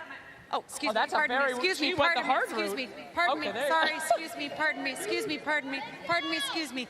Sir, your name? Lindsay. And how long have you been a big OG fan? Since the beginning, since Monkey Business. What do you think about this squad's chances this year? I think they have a lot of talent. You know, they might be a bit nervous, they're a bit young, but I think they can persevere and they can really get going. Think we're going to push it to a game 3? Definitely. All right. Are you willing to sit next to a fan of not OG? Because you're sitting by all OG. Yeah, let's bring it. Yeah! Come on! Give it up, OG lovers! Come on up here. Watch your step. Oh my God, you're taller than I thought. I turned around like, let's go. Oh, hello. Jeez. All right. Okay. All right, international friendship. All right. Sit down. Sit down. Can we see a friendly handshake? Yes! Now don't move for the rest of the day. You two are standing right here. All right. Look at that. The community coming together, being BFFs. I'm sorry for this whole crowd. I picked the tallest man to sit in the front seat. We will. Can you scooch down? Just thank you. There you go. Hell yeah. All right. Who's ready to see this go to game 3? See? All right. We'll see if that can happen. Absolutely. Might go to game 2 though. We're gonna find out soon. Back to you guys. Thank you very much. Tall people problems by being in the front indeed can relate. Let's talk about what adjustments we need to see if we want to get that game 3, because I think there's a lot of fans, regardless of whether you're cheering for Tundra or OG, you want to see that third game. And Effie, adjustments, where are you starting? I think for the most part, if you're going to let this Visage through, or one of these Zoo heroes through, you need to have more than just one solution. OG's draft really did fall apart when their Sand King couldn't have a game, so I don't think it was a matter of OG not playing well. I do think that in the first 10 minutes of that game, there were a little bit of moves that OG could have done differently, but first and foremost, just don't give Tundra their comfort, and you'll be in a much better situation already, right? We've seen all of these teams target ban 33's hero pool over and over. Just do it. It's fine. You know, forget about the Crystal Maiden. Yeah, because his hero pool at this tournament really is not that big. I believe he played 6 heroes only so far. So that's bannable. The whole hero pool that hit You've got 6 bans. You do have, yeah. The math checks out. They're pretty much all Zoo heroes, too. Actually, you get 7 bans, so you get 1 extra. And also something I want to see for OG to a bit different in the second game is do not play Foracle. When I say Foracle, for Oracle, I want to see Taiga playing something different, you know, something that can play a bit more aggressive in your face, because they were like sitting back quite a lot. Having Crystal Maiden, Oracle, sure, these things, 2 heroes are really good when you're ahead, but when you're playing from behind, the game gets very, very, very difficult. It's pretty crazy if you compare Crystal Maiden, Oracle on one side, Jenkins, and on the other side you got Tiny Mirana. Something doesn't add up there. Yeah, I mean, I think for the whole year, we watched a lot of Western EU DPC, and Taiga, we always said Taiga was the reason OG could play so greedy on their 3 cores, and that he just does so much in all of the lanes. And so, yeah, we'll hope to see that again here. The thing is, I don't think that the Oracle is a problem in general. I think OG have found something very cool for themselves, where they've found a 4 that can both be defensive but also be offensive, given that his lane goes well, right? Oracle can actually bust out a serious amount of damage at level 7, and they tend to pair him with any kind of stunning offlaner like Tidehunter or Sand King. It just went so badly for them that it started to look terrible, right? So I'm not saying that OG need to change the way that they do things for their own drafts, but kind of change what they're playing against. Just make sure you don't have a Zoo that can go out of control. We've seen a lot of times in these LAN tournaments, specifically the non-DPC Riyadh Masters, when 33's hero pool got, he wasn't there actually, but in one of the tournaments, I can't remember which one, it was one of the majors, I believe, Arlington, when 33 got target banned in almost every single game in the groups, they just were not winning games. Yeah, he is a key component to the roster and to the draft for sure, as we know with all the different Zoo heroes, as an example, that he can play for sure. I want to also give some extra credit. Of course, OG is playing with two of the youngest players at the international, 17 years, on both Amar, that you see right here, and BZM. This is their first international. We know they've played on many stages, but of course, this is the international. A little bit of extra pressure here. And I know, Lucas, you said before the series started, we've heard it from Skeeter. He said Tundra on LAN is heralds. I thought it went pretty well. Yeah, I said they need this win to be able to get that confidence for the rest of the tournament, and especially for this series coming into the game 2, and they got it. So Yeah. I'm a little worried for OG, I'm going to be honest, because Tundra, when they're on the roll, they really are on the roll. But it also does feel like Tundra. The boys. The boys. You gotta respect the camaraderie going on. Yes. There. But it really does feel like that of all the European teams, Tundra is one of the teams that is most confident in playing against OG for reasons we've talked about before. Just in the way that the DPC system is set up, That's why they often play against each other, they scrim against each other too, and even when OG is looking fire hot, they still lose to Tundra in the DPC format. Yeah, I mean, going into this game, for me, the question is how does OG want to adjust? Because I think there's no clear-cut answer to that. Obviously, they left in the Zoo heroes intentionally with the idea that they were going to counter it with, potentially the Sand King is a big part of that, which they've been doing throughout the group stages. And the question is, for me, do they feel like Tundra countered their counter too well? Like, do they go and pick the Sand King again, and are they confident enough to just keep doing what's been working for them, or has Tundra figured them out and they do something different? They try to get the Timber earlier or something like that. That's what I was thinking, actually. Yeah, when we were watching the game, Jenkins, you noticed something about the itemization, the starting items. All right, it is time for game 2. Let's get into the draft. OG versus Tundra Esports. Game 2. Tundra Esports turn to ban. Yes, drafting time. Continue your thoughts. Yeah, you're right. I did notice something about it. Back to you, Shiver. Great. No, we need to talk about something that I thought was the big elephant in the room. I was watching the draft, and we heard great analysis coming out from Purge earlier about some of the more contested heroes and stuff. Marcy ignored, Primal Beast ignored, Enigma only last phase banned. What's going on? You know, I would really like for OG to pick something like a Marcy or a roaming style 4 for Taiga, and then just pick some self-sustained type of Timber Saw early on. I know that the hero isn't in the place that it used to be, but that really could be their best approach right now. It's comfort for ATF, and it also gives them an answer to the Zoo. Yeah, I think like that was my argument, or at least the way that I was thinking about what Lacoste was saying about the Oracle. It's not that the Oracle isn't like good at providing damage and contributing to ganks. It's that the Oracle's the +1, right? And I think Taiga, it can often look a lot better for OG when he is the one to start things, the one to do things. And Oracle doesn't really do that, even though he is active in a lot of ganks. And Marcy would let him do that. Clockwork, something like that, would let him do that. Yeah, so they are thinking about this here, but Tundra, just go back to that Mirana. It is a hero that Sox has played. It is now a hero that Snaking has played. It's Snaking's best hero. So now this hero can be put on either side lane depending on which heroes they want to go here. I don't think this hero is the best hero in Dota, but Tundra are making it look really good. Yeah, I mean, something that we mentioned, Tundra is trying to break the game. Like, how often do you see position 5 Mirana? And also not starting with the arrow, starting with the Starstorm instead.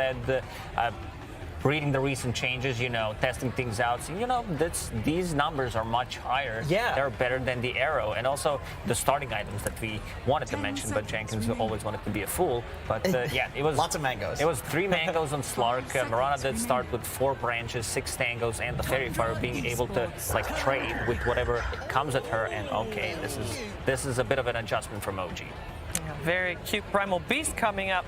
But I do like this more than the Ember already, because Primal Beast as a hero, right, he's flexible in that you can put him on the mid lane, the off lane. You can also have him played as a position 4, the way that Liquid have done it throughout the group stage. Even 5 is good, honestly. Yeah. So this hero can give you a lot, but also he's capable of fighting back with very little, right? His lane doesn't have to go incredibly well, even though usually it does. It does. And it's just so easy for him to respond to Tundra's early game aggression, right? He has this insane gap close ability that makes him just close off this distance. You never lack damage with this hero on your team either. Like, he does so much damage with Trample, and it scales too. And you also do have a hero that goes in without needing an item, something that did happen in the previous game where like Sankin can't just run in. You did have Crystal Maiden and Oracle as your supports, so you are relying on that Blink Dagger. This time around, Primal Beast can just go in, have an Oracle behind you, which means that you don't need to care too much. There's going to be Oracle that's going to save you, and something that Jenkins pointed out, you're always going to have enough damage. That's a really good point.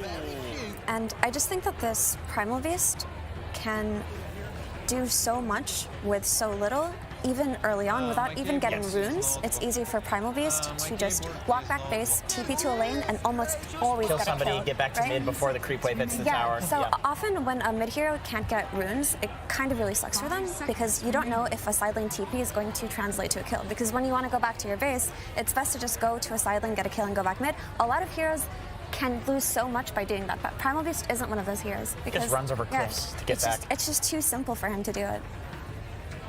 I think the big change to Primal Beast that made him good at going in without items, like you guys were mentioning, is the fact that you can use your Uproar during the ult now. Because when you go in and you use the ult, it drives a lot of the focus onto you. And so you just get max Uproar stacks immediately, and then all of a sudden everybody's slowed to a crawl. And you have this massive amount of armor, and yeah, just a massive amount of armor on the hero that has the highest strength gain in the entire game is it's a lot of HP to chew through. Do you know what looks like a really good hero for Tundra, though? I think they have played it once or twice too already, but the Shadow Demon versus the Primal Beast and the Oracle, while having Mirana on your team, you got to set up for the arrow, but you also get Purge to just the Purge stops everything that Primal Beast wants to do, right? It stops him from charging, it stops his Trample from doing any damage. You also have the Disruption to save an ally. It just gives you a lot, so I wouldn't be surprised if Tundra go for it here. Yeah, it's a hard counter to Oracle too, right? Yeah. The constant purge on the heals that are coming through when Oracle presses the ult. That one feels really bad to play against. And if you play 4 and get an early Ags, it just gives you so much more that you can do in the game too. And we've seen that Tundra doesn't mind giving up farm priority to the supports when they need to. Yeah, at the moment, most of the bans on the side of OG are targeted seemingly to 9. Tusk, of course, we've seen him on the Tusk mid quite a few times, Tiny as well. And now the Luna removed for Skeeter, and there's the Marcy. Oh, Marcy Primal Beast on one Beast. Yeah. Definitely didn't expect that one to happen. Usually it's like either banned or you get one. It's actually one of the sickest combos in Dota too. Like, they happen to be the two OP new heroes, so that already is interesting to see them on one team. But the move speed that Marcy provides, and then throwing people back into Trample, it's one of the nastiest combos ever. It really makes it so that if this Primal Beast is going to be a core, which it looks like it probably is given these heroes, his scaling with Trample is going to be, it's just so much damage. Yeah, that looks like the Spooky 3 coming out from there already. Of course, we have seen Tundra prioritizing the Visage this time earlier out of fear for it getting banned out. Now we also have the Shaker. One thing, though, on the side of Tundra, I don't think, Jenkins, there's any doubt about who's playing what at this point. Or are you expecting some kind of, like, somewhere? Ooh, maybe now? It's back. Mid-Spirit Breaker. Mid-Spirit Breaker? No, still with Tundra. No, we're pretty sure where these heroes are going to go. And I mean, I really like the Earthshaker pick. I really love Earthshaker against these backline heroes like Oracle and Dazzle, because you can go in and focus a guy on the front line, and then you fissure the backline to prevent them from coming in to save. And then Marcy and Primal Beast also are two heroes that run into you and just man up on you, right? And Earthshaker's like, all right, I'll echo slam you, no big deal. If I was an Oracle player in this game, I would have a really difficult time playing against Spirit Breaker, Shaker, like Mirana, Visage Birds. It just gets very, very difficult as time goes by. Yeah, I will say though that having the Spirit Breaker and the Earthshaker come out together, it looks like at some point in the game, in the early game, Tundra will lack a lot of damage. We've seen how Soxa likes to rotate while 33 after he secures his lane, and he just kind of farms up, tries to get that Wraith Pack timing, tries to get that pipe timing, and he's just playing with 9 the entire time. But between Spirit Breaker and Earthshaker, they actually don't really have that much damage, so it may be a little bit different to last game in that they can't do the heavily punishing plays that they did in game 1 to OG. OG can easily live through these fights. How's Timber not Picture Ban? Am I crazy here? How isn't this a god tier Timber game now? You're against Visage Birds. You're gonna get max reactive. When Amar was strength on heroes. panel, I saw I think 4 strength heroes, and Amar said, you know, it's not a good Timber game. So you know, I do. If someone Earthshaker, if someone comes to my mind when there's a Timber saw, that's definitely Amar. But That is a Phantom Lancer. I mean, Yuragi is good at it, don't get me wrong, but indeed against Shaker. Against Spirit Breaker, like you're gonna know which one is real. Yes. You can dodge it though, if you time it correctly, if you have vision. Yeah. But this is gonna be most likely mid Spirit Breaker, so that means that his abilities are gonna be maxed out early on, which makes things more difficult for Phantom Lancer to play the game. And yeah, one of the reasons why Tundra does have most Roshan kills per game is this zoo. Buying all these small items that we mentioned, having this Vlads, having this Wraith Pack early on, which does allow them to kill Roshan and then snowball, get more advantage in the early game. And this will be the first Phantom Lancer game that OG plays this event. The thing is, I don't think that this is a bad PL game though. Like I look at it and I can see this PL doing a lot, right? Because you look at his lane versus Earthshaker and Visage, they don't really have that much kill threat on him in the laning stage until there's a rotation, or it becomes just easier to chase them, right? He can disjoint a lot of these spells and get away if he needs to. He can also farm relatively quickly, and when he does get to the point, the only threat on the team is just the Earthshaker Echo Slam. The other 3 heroes are pretty easy for PL. So I can honestly see this going really well for OG. And like I mentioned before, I do think Tundra are going to run into a bit of a problem where they lack some early game damage when they're playing away from the Visage, right? Once Visage is ready to fight, maybe that's not the case, but when they're playing away from him, they just have really slow damage output. What if they put Earthshaker on the mid lane against the Primal Beast? I mean, this is not the matchup that I've seen, but sounds a bit better than having Spirit Breaker on the mid lane. Huh. I have seen a bit of Spirit Breaker 4 position throughout the group stage, actually. Yes, so there were a couple. I could see that being that makes the Earthshaker much better against the PL as a counter. Yes, when he's Earthshaker as a 4 is a bit slow, especially if things are not going well. If you don't have like someone to kill the towers early on, which they do have Visage, but you never know how the laning stage is gonna go. So we've seen some Earthshakers struggle to get the Blink Dagger, opting for the Shard sometimes when they cannot get that Blink Dagger. Well, with the flex potential in mind, the 9 plays Visage sometimes, so there's that. We've seen Mirana coming out from the off lane, and we carry Mirana, who knows? You know, there's if you're taking it that far, then I think there's everything still possible for 9 did play mid Mirana. He also did that. Yeah. And there's a lot of potential. I mean, it's Tundra. There always is a lot of unusual hero matchups in terms of lanes. But with that in mind, they can just wait it out, see what OG goes for with their last and final pick, and then match up the lanes the way they think is beneficial for them. OG need their last pick to be able to fight really early and fight into this Visage, not like last game. I think they need something that's just online with no resources, and it's just unfortunate that there's no Pango in this game. It gets banned out. That's one of the best heroes to fit the bill for you there. Yeah, Pango would have been really nice, like stunning the birds, stunning the Earthshaker and the Spirit Breaker who are gonna, jump in there. I mean, there's still Timber, but the question is like, is Timber too like? He'll sit in a lane and farm. Like maybe he's too do nothing. There's Puck still for OG. There's a Lifestealer coming out. I can see the Puck working out. It's really solid against Spirit Breaker too. This is a good response to what OG has at the moment. Well, this Lifestealer is not afraid of any of these heroes, and it's a good counter to Primal Beast. Yep, and Tundra seems to be fairly confident that their heroes already answer the PL, of course, because PL against Lifestealer is definitely a PL favored matchup, but on both sides they're saying, yes, there are some counters, but we're still confident in our hero pick. I mean, 3 strength heroes and a Visage who's going to give you max reactive stacks. It already felt good, and then the Lifestealer coming out. There's just not much pressure on a Timber. And now that we know that it's a mid Primal Beast, we can be certain that OG are going to be able to fight into Tundra early on too, because Primal Beast can offer that to you the same way that a Pango does. We just assumed that it would be comboed up with the Marcy, but it doesn't necessarily have to be, right? You're having a Timbersaw who can kind of self-sustain on the lane enables Marcy to go play with the Primal Beast instead of the Primal Beast coming to them.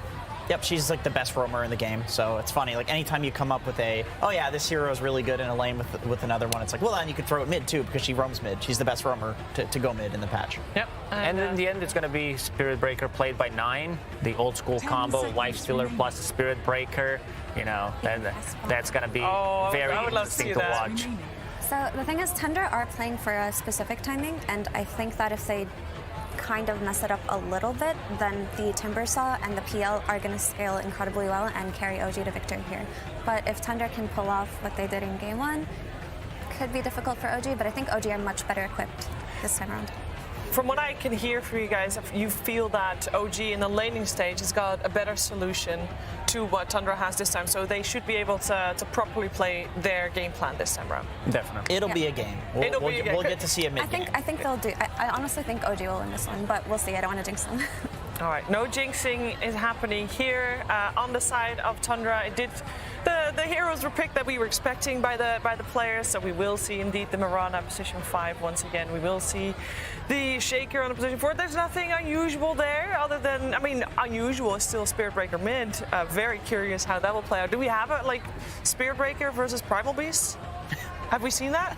I don't think so. I don't think so. Any reference points? I was thinking about it, and I guess there's some cool stuff like Bulldoze versus Pulverize, but and then he can charge fast. So if he sees the Primal Beast, they both charge. They can both just charge. Yeah, they'll charge into you. What happens if Spirit Breaker's charging and Primal Beast is they charge into each other? We're gonna find out what happens when that indeed plays itself out. We're heading over to Cap, SVG, and Quinn for the answer to that. Thank you, Sheever. That's right. We're heading into Game 2 here. Our panel has already stated, hey, this is looking like a much better setup. Quinn, in fact, backstage was saying, yeah, this game actually looks playable. What changed in the draft that we feel so confident that OG is going to have a better time Game 2? I think the lanes are much easier for OG to function. I also think whenever you look at the way the damage is dealt this game compared to the prior game, if anything, I would say Tundra is more in terms of this similar low damage types of thing. You have Shaker, you have Spirit Breaker, you have Potom, who without a really good start is not super high damage, Lifestealer. It's a lot of these sort of very mid-range damage heroes sort of go from the front. You're against a Timbersaw, you're against an Oracle, Primal who's tankier than the Ember last game, PL who has very, very good scaling this game. I think there's a lot of dynamics that are nicer for OG this game. Yeah, I think the two heroes that OG want going into the series, in a sense, are Pango, which is getting first phase banned. I don't think they're ever going to get it. And to me, the Timber. I think Timber is, outside of the Tide, the one hero Amar plays that can have a really good early game and then be that bulwark in the mid game versus what we saw last game, which is Tundra going high ground at 20 minutes, right? Timbersaw thrives in that environment as long as he gets a good start. And I mean, we're looking at the best Timbersaw player in the world right now. I've watched this guy all season long destroy people on Timbersaw, and I expect nothing else. Like, this is the time to show up. We were joking about it, but if you looked at those last ban phase, go back 3 months, they banned Razor and Viper last 2, and he got Timber. These were the 3 that were first phase banned, and he always got 1. So very much in Amar's comfort zone. Obviously, the hero's a bit different now, but my expectations are just as high. Yeah, I mean, he's someone who understands the hero at such a level. His item build from game to game, you'll see it shift like crazy. One game, he'll go the classic, the Hood, Kaya Sanj. The game against us, he had like a 4-staff, a Yules, a Halberd. Yeah. Some crazy builds. He bought it like no Kaya. Dude understands the hero at a really deep level. I remember watching that game and thinking, like, I've never seen so much utility out of Amar before in my life. Yeah, it was crazy. It was super right for the game. Definitely going to be a very different change of pace. I'm also curious about this mid matchup. The panel discussed a little bit the Spirit Breaker versus the Primal Beast. This matchup's very weird, right? Because you're, as I say that, and already off to a different pace. That Timbersaw lane getting damage done between the heavy nuke damage. Snaking pays the price with level 1 Starstorm. Yeah, it seems Snaking just really underestimated the firepower of this lane. That's very awkward. But yeah, back to this. I mean, we don't ever see this matchup. What is this? I don't think anybody's ever seen this matchup. Maybe Quinn, only have you nine. ever played this one? I've never played or seen this. It looks like it might be Spirit Breaker favored. Yeah, Quinn, walk us through the details of this matchup. Yeah, really get into the minutia. So Unga Bunga. That's most of it. Yeah. He's walking him down. Oh, there it is. You said it.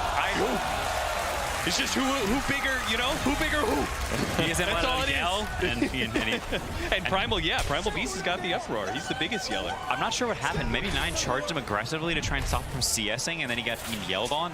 He might have like pushed it a bit too much, because I think what should happen is both of the 70 damage Unga Bunga heroes should just like CS realistically for most of the lane. But I think he might have got a little too aggressive, and it's a pretty costly death. You get behind on levels, and suddenly maybe this starts happening more. Yeah, he's being pressured again by BCM. I mean, it seems like you have to save this charge for the trample disconnect, you know, and if that's on cooldown, this matchup looks not that much fun. On top of that, this Bulldoze working with how the Primal Beast ults worked isn't that great, because you can't status resist it. It's kind of it's a weird matchup, right?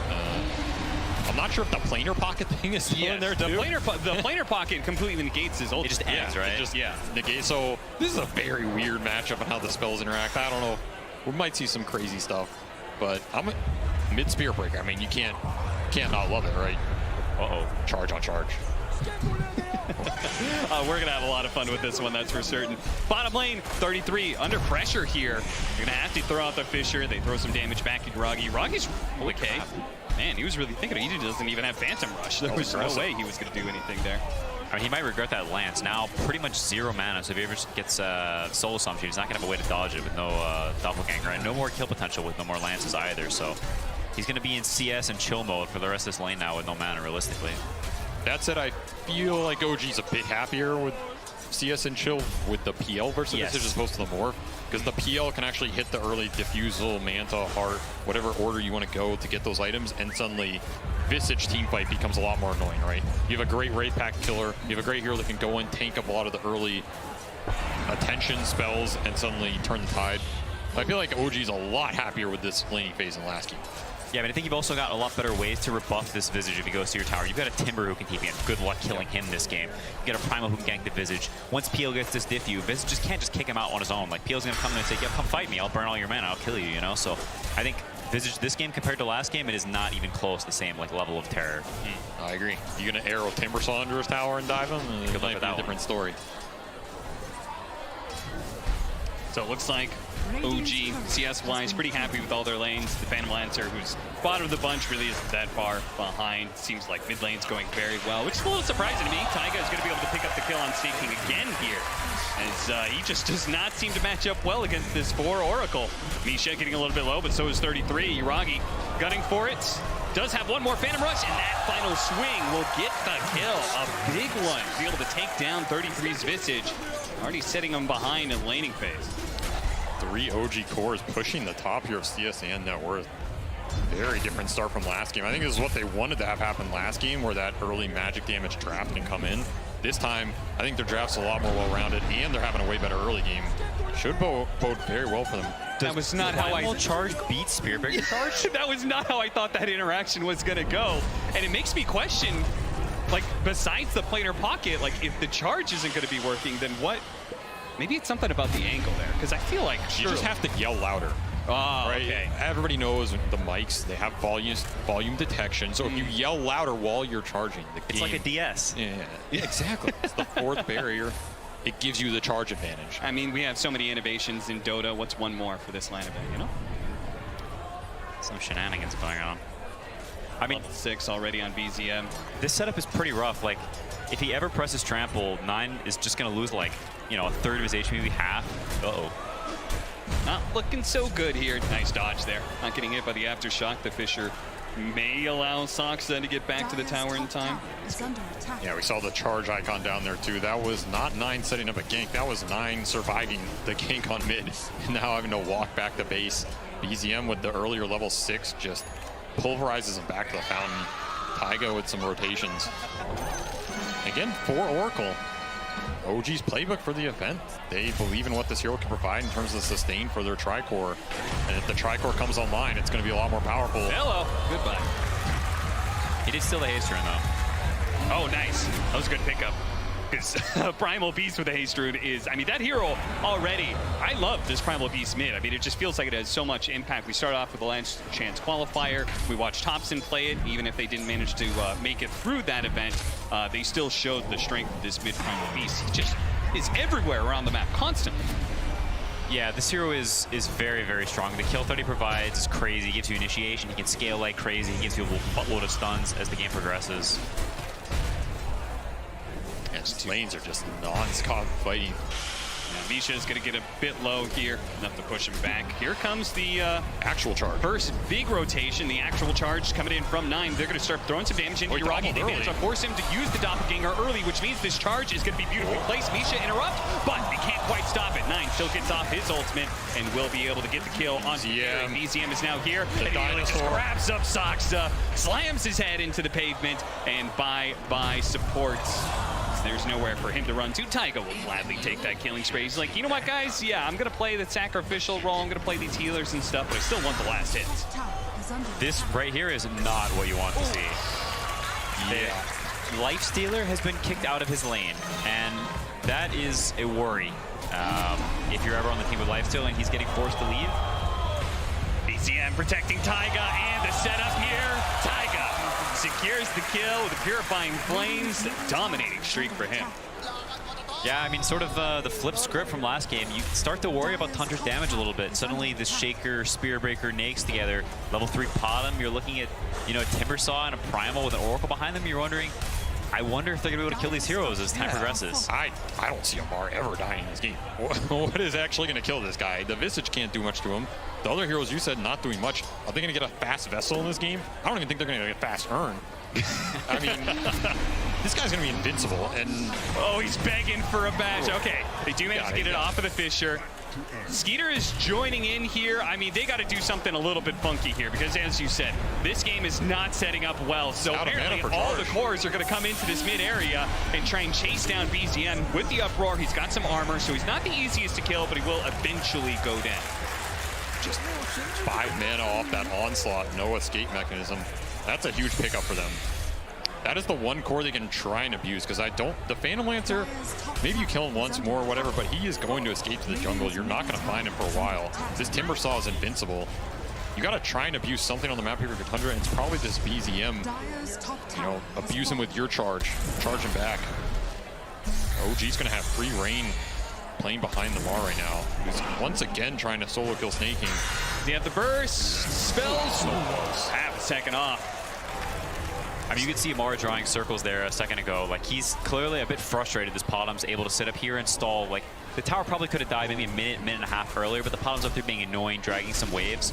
And the move Tundra made bottom earlier, where the Oracle TP, the Marcy TP's back down there, Primal TP, suddenly this Potom gets some time up top. Nakes is just farming mid the whole time. You can see he got kicked out of the lane, but his net worth is not bad. It's considerably above the PL, so the move from Tundra bottom earlier, having pretty big dividends for slowing down this Timber a little bit inadvertently. And with the damage problems we outlined for Tundra, it feels like Mirana actually having levels could be really important. Yeah, those levels in Starstorm make a lot of difference. I mean, the levels for both supports. Like, the extra Fissure levels. This Fissure is a pretty high damage nuke now, but you need the levels, potentially Shard, to really maximize it. Yeah, particularly with the 10 talent, we've talked about that. It's, how good it is with the Shard and everything. It's a surprising amount of damage. This is like last game, Amar moving down bottom to defend the tower against the 33 Visage push, only now he can actually do it, right? Yeah. He is a much bigger boy with a lot more armor than that Sand King. Snake King, he went and denied the rune. The Fissure comes out, and BZM still managed to get the charge forward. Snake King is going to be grabbed up here. Slam, slam, slam. He doesn't have a leap, so bye-bye, Snake King. 9-4, OG, not up by a huge amount of net worth, but it does feel like they're kicking things into gear, and it's about to start snowballing against Tundra. Oh yeah, they got all the levels in the world on BZM here, and last game, it was hard to get this Oracle in the game because their cores were behind. This game, BZM, as we're seeing, they can use the Oracle early nuke damage to help them get these kills. OG has all the damage in the world on these early games. They are also going to have double Purge, right? You have Fortune's End, you have Timbersaw rushing Yules. It's another interaction that makes the game hard for 9. He's not just going to have free bulldoze going in, charging, getting the connection, and dealing the damage. You get used once, you get purged once.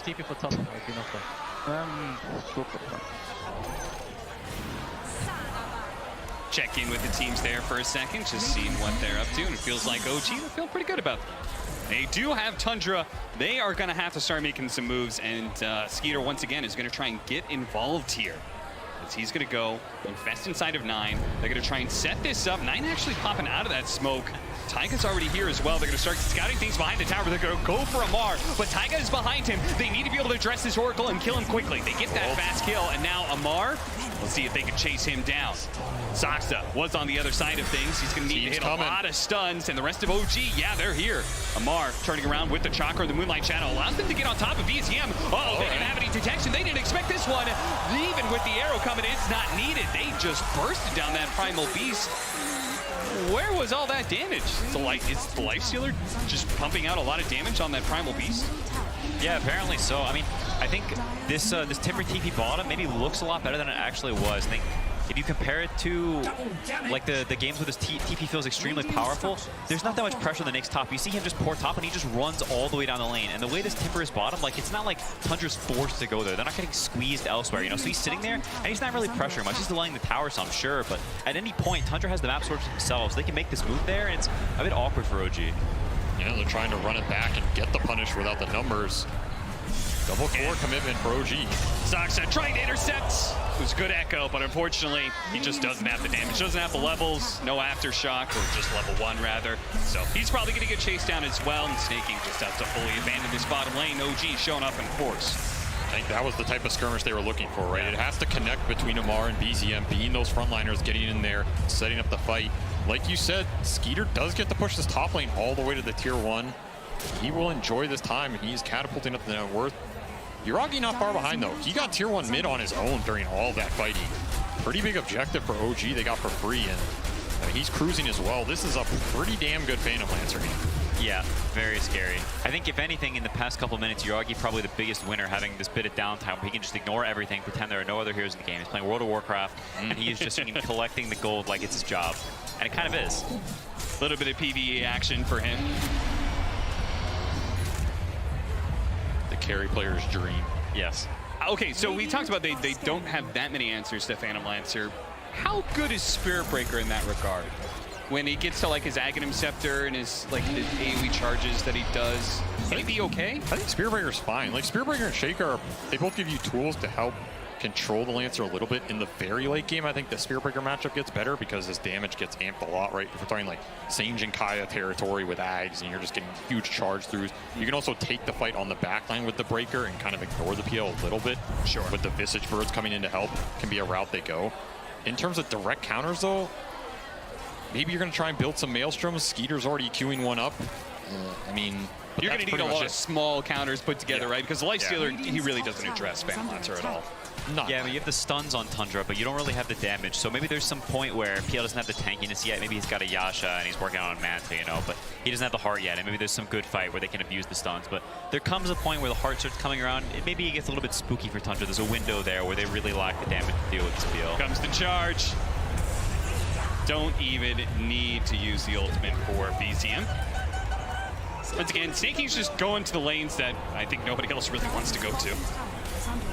And occasionally he'll tank a death or two, but he's just trying to get something out of this. 33. They want this. Oh, no. Knocked to the low ground. Got knocked to the low ground, and Misha pursues after him. Oh, that wasn't what you wanted whatsoever. Did Misha, I wonder if Misha had the idea that, like, don't worry, guys, I'll toss him back up on the high ground. Because that is not the place he wanted to be, for certain. I mean, there's a lot of hero displacement spells in this game. Yeah, there is. Like an acrobat session or something. People are going to be bounced around. I think, yeah, we see Yuragi. He's actually going SNY here. So he's going to build SNY into Heart. That is going to be extremely hard for Tundra to deal with. Meanwhile, BZM, he's just keeping his foot on the pedal here. Yep, trying to go for Zoxa. They do have Skeeter showing up with a charge coming through as well. BZM may be in a bit of trouble here, but Taiga's sitting in the back. He's ready to go with the save of the False Promise. Misha, he's going to use it there. Taiga, Misha turns around. He does what damage he can. False Promise is going to wear out. He probably will die here, but at least he did some damage on his way out. Taiga almost getting charged. They lose vision. Now they get into the charge. Oh, the self-purge. What a beauty. And a big onslaught in from BZM. Knocking back 4. He'll bring down Snake King first. With the Infest inside of his 9, they're going to be able to get a little bit of a reset here. But is OG going to keep pursuing? Is Tundra going to fight back underneath his tower? Both teams posturing, feinting, but ultimately not pulling the trigger. What a sick Fortune's End by Taiga there. Catches them both, prevents the charge connection, gets the purge as well. And BZM is just rampaging. The damage is just overwhelming. A DD for BZM. He sees the charge in from 9 and knows, hey, that's a freebie. That's all me right there. Yeah, I mean, here's where the map starts to get a little bit spooky for Dire. Suddenly, things are really open. This PL has a lot of free reign, and Tundra still hasn't taken this bottom tier 1. All the towers still up.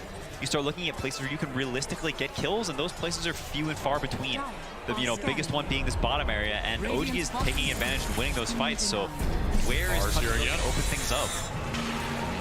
Yeah, there's only one place Tundra can fight, and it's always Amar sitting here, preventing them from doing that. 9's going to TP down, but he's just stuck here too. He's trying to get the Shadow Blade, an item that can help them open up some of these areas, make it scarier for the PL to push deep. It has to connect with something though. I don't think the Spear Breaker has enough damage on his own. It has to connect with the Mirana or the Earthshaker on top. Saksa is choosing to go Shard over the Blink, so he will play off those fissures, got the levels of it, needs some extra Aftershock. Yeah, it makes sense. It feels like they do need the impact right now, right? I mean, we start stalling out the game any longer, we get to the point you were talking about, right? Where the Phantom Lancer is too tanky for them to deal with. Yeah, it is very spooky. I mean, Avery talks about this Spirit Breaker being able to pick people off a little more, but... Grabbed. Skeeter does still have the Rage. No Infest, though, so he's going to have to back out. BZM realizing that he's actually still has some capabilities of fighting here, especially with the rest of OG backing him up. Tundra was smoking there. I think they really wanted to be there at that moment to take the fight, turn it around with the Lifestealer. They still have an opportunity. Maybe able to burst down BZM to get him. And the jump in from Nisha puts him in a nasty position. Skeeter should be able to finish this up. Once again, there's going to be the false promise, but Misha knows he's dead. He'll just go down fighting where he can. Amar's going to show up. Skeeter needs to go down. The Infest, and he's dead. Overextending himself. Echo. Oh, Uragi has overextended himself. And the Fisher straight over onto Amar was a nice touch there from Saksa as well. All right, Tundra striking back with this random river fight that just connected off the back of that smoke. BZM did not get BKB off or anything. That's a completely different fight if it goes the other way. Moonlight Shadow. This spell, it works at TI for a reason. Snake King busting it out, doing a huge amount of work off the back of the smokes in this ult. I feel like this Primal Beast just dies so quickly whenever Skeeter's in the... I wonder if he should build some sort of armor on him. I mean, he's only got 6 base armor. Yeah, he might need a plate mail, or maybe he just needs to come in late and not be the one getting beat on by the snakes. I mean, this whole fighting situation here, I think, maybe there's an element of people who played at TI several times versus some new players. I think BZM, not getting the BKB off and being slightly out of range of the Oracle. There's a lot of like little small things there that are slightly messed up that, ends up costing you pretty big. Your PL dies. Snake King not able to get that second leaf off in time. Misha grabs him, stuns him, and brings him down to the grave with Amar picking up the killing spree. That's it. I think OG, they are playing this game very fast, and they have a lot of wiggle room to it, in my opinion. Yeah, like Tundra needs a lot more of those fights before I think they feel very confident going into this late game. And again, this is OG's playbook, right? You have the Amar damage dealing offlaner. You have this Tricore with the power of the sustain behind it. This is a scary lineup to scale into. This Primal Beast can also scale like a monster. I mean, you're talking about Ags, Shivas, Shard down the road. This hero's spooky in the late game. So you have to worry about this PL timings if you're Tundra, but you also have to worry about what happens after that if you get past that point. And they're doing a good job of, equalizing the net worth differential here. Saksa has got a lot of farm in the last 5 or 6 minutes. Like, he's almost a blink on top of the Shard. Those fights helping him. OG want to keep the pace up, looking for 33. The birds are going to drop, stopping that channel. Shouldn't be a problem here for 33 to get out, but maybe Tundra wants to go back in. They see Amar. Skeeter leading the charge. He's going to start slowing him down. The Maelstrom actually does A little bit of damage there. BZM, oh, he was trying to hunt down Saksa. Now the turn on Fisher, and once again, he's just getting 100 to 0. No BKB going on 33. Yuragi was trying to address him to be able to eat through that cloak, but now Tundra playing together went back to 33, made sure the Phantom Lancer wasn't a problem. Now they're going to try and chase down some more heroes, and that's going to be Taiga. Once again, he's following his course into battle, but when they lose that fight, he has no way out, and he is just the +1 after every lost team fight. Some rare mistakes from BZM, honestly. A player who's been extremely dominant over the past year. Just not getting the BKB off, not getting the DD off, maybe feeling a bit antsy, feeling like, man, we're so strong, I want to fight Tundra. They're like just out of the reach. You know, he tries for this charge, but he reaches a bit too far, getting a little bit too thirsty for that fight, and it's a big kill. I mean, like Avery said, they need a lot of these. Like, Tundra keeps winning these small fights, and it feels nice, but it's not like a game-ending thing, you know? But at some point, they add a bit too much, and maybe the pendulum swings back into Tundra's favor. Yeah, every one of these little skirmishes you lose, you're putting your PL timing back a little bit, right? Yeah, and that's the timing that you want to hit and get the Roshan and get the full map control going. That timing's a little worse every one of these skirmishes you lose, and also for BZM. Yeah, I can check in with the teams. Wants to charge. I'm going. How many can fight? Can. Go. I'm here. Can you heal? Push in one. Shake us up. I don't like. Please. I don't like. She's too much. I die. The call for the Yules there. I mean, if they had gotten that +1 hero, then that would have been such a massive difference, but I think a pretty good sign they were able to call that off. I think sometimes when your core players maybe a bit nervous, they can get roped into some stuff, and him saying, no, I don't like this, I'm not doing this, I'm gonna die. Like, I think having that awareness and not getting, you know, pulled into something you don't like, I think is very clutch. Saksa, oh, this could be deadly. This is the blink reveal too. This is the blink reveal. He's gonna go and with this smoke get a really nice lane ward, but if the smoke breaks right here, he's gonna go for it. Fisher goes out, jumps straight in, Echo, half health already, but the damage still isn't there. They need more fall from the rest of the team. Skinner's trying to do what he can, but the false promise already got out on Yuragi. Yuragi's gonna go back in. He needs that Aegis. Wants to be able to pick it up. BZM managed to stabs it away. Now grabs up the life stealer, slams him down to the ground, and he's dead. Misha, he's gonna fall, but the fight is won, and Tundra are on the retreat. 33 gonna be chased down by BZM. Big bad primal beast slows him down, and they're gonna just keep the vision. 33 has no way out of this one, I think. Slowly but surely, they're going to catch up to him. They're going to work him down, and that is going to be 3 heroes dying and the Aegis picked up for OG. What a turn that could have been if only Tundra had been there with more heroes. Saksa hit the entry, but there was no follow-up. Huge amount of damage on that jump. That's the power of the Oracle, though. Keeps those cores alive, and more importantly, it's not BZM going down first. Means he gets free spells, free BKB this time, no misclicks or any bad clicks that fight. Gets the Aegis snatch as well. Yeah, now the Zoomer hands in a comfortable position. The Zoomer hands come in handy. It's crazy how much impact these fights where everyone is just clicking Roche and somebody clicks it first, like it has such a giant impact on the game. Maybe if Nakes takes that, the fight swings the other way, but you know, now suddenly Tundra's sort of in that position where they really don't want to take that fight. Shout out to BZM for that positioning there. Him being able to charge back in was super important. And even Misha is just staying alive in these fights for a huge amount of time. There's a lot of sustain on this OG lineup, and if you run out of damage, the damage from Tundra is pretty discreet. You have your spells you throw out, the fissure, the charge. They live through that, gives PL the turn. Aegis helps these fights stay even longer. Tundra need to think about who they're prioritizing these fights, who they're jumping, who they're going on, syncing the damage up with the stuns, and then maybe resetting, right? You don't want to get caught in a situation where you're giving too much time for PL without the control online. Maybe the one upside is Aegis is not on that Phantom Lancer. Yeah. The sieging is a bit worse from OG, but that said, I don't think Yuragi's too scared. EZF definitely isn't. No, he is not scared at all. They're going to once again do the turnaround with a Fissure and put some damage onto him. But of course, not only does he have Oracle, he's got the Aegis, he's got a BKB. Charge from behind. Out there. Ooh, this is interesting. Manage gets 2. The most important hero, Oracle, dies first, and Misha's going to fall too. BZM has already lost his Aegis. Tundra, this charge in from 9 may have just set them up for a fantastic team fight. The second part, he's going to hit the charge on through. Doesn't actually hit the real Phantom Lancer, but the charge comes in from BZM this time with the onslaught. He's going to go for the BKB TP out and just make sure he stays alive. Thanks to the uproar, that extra armor. is going to go to work. What a disaster of a push. What a charge angle from 9. How did he get that? He was just an enemy jungle farming after the Lost Roche fight. Just comes in from behind. He had the charge on the Primal Beast you showed. Ends up catching the Oracle with the Infest. Don't mind if I do right there, sir.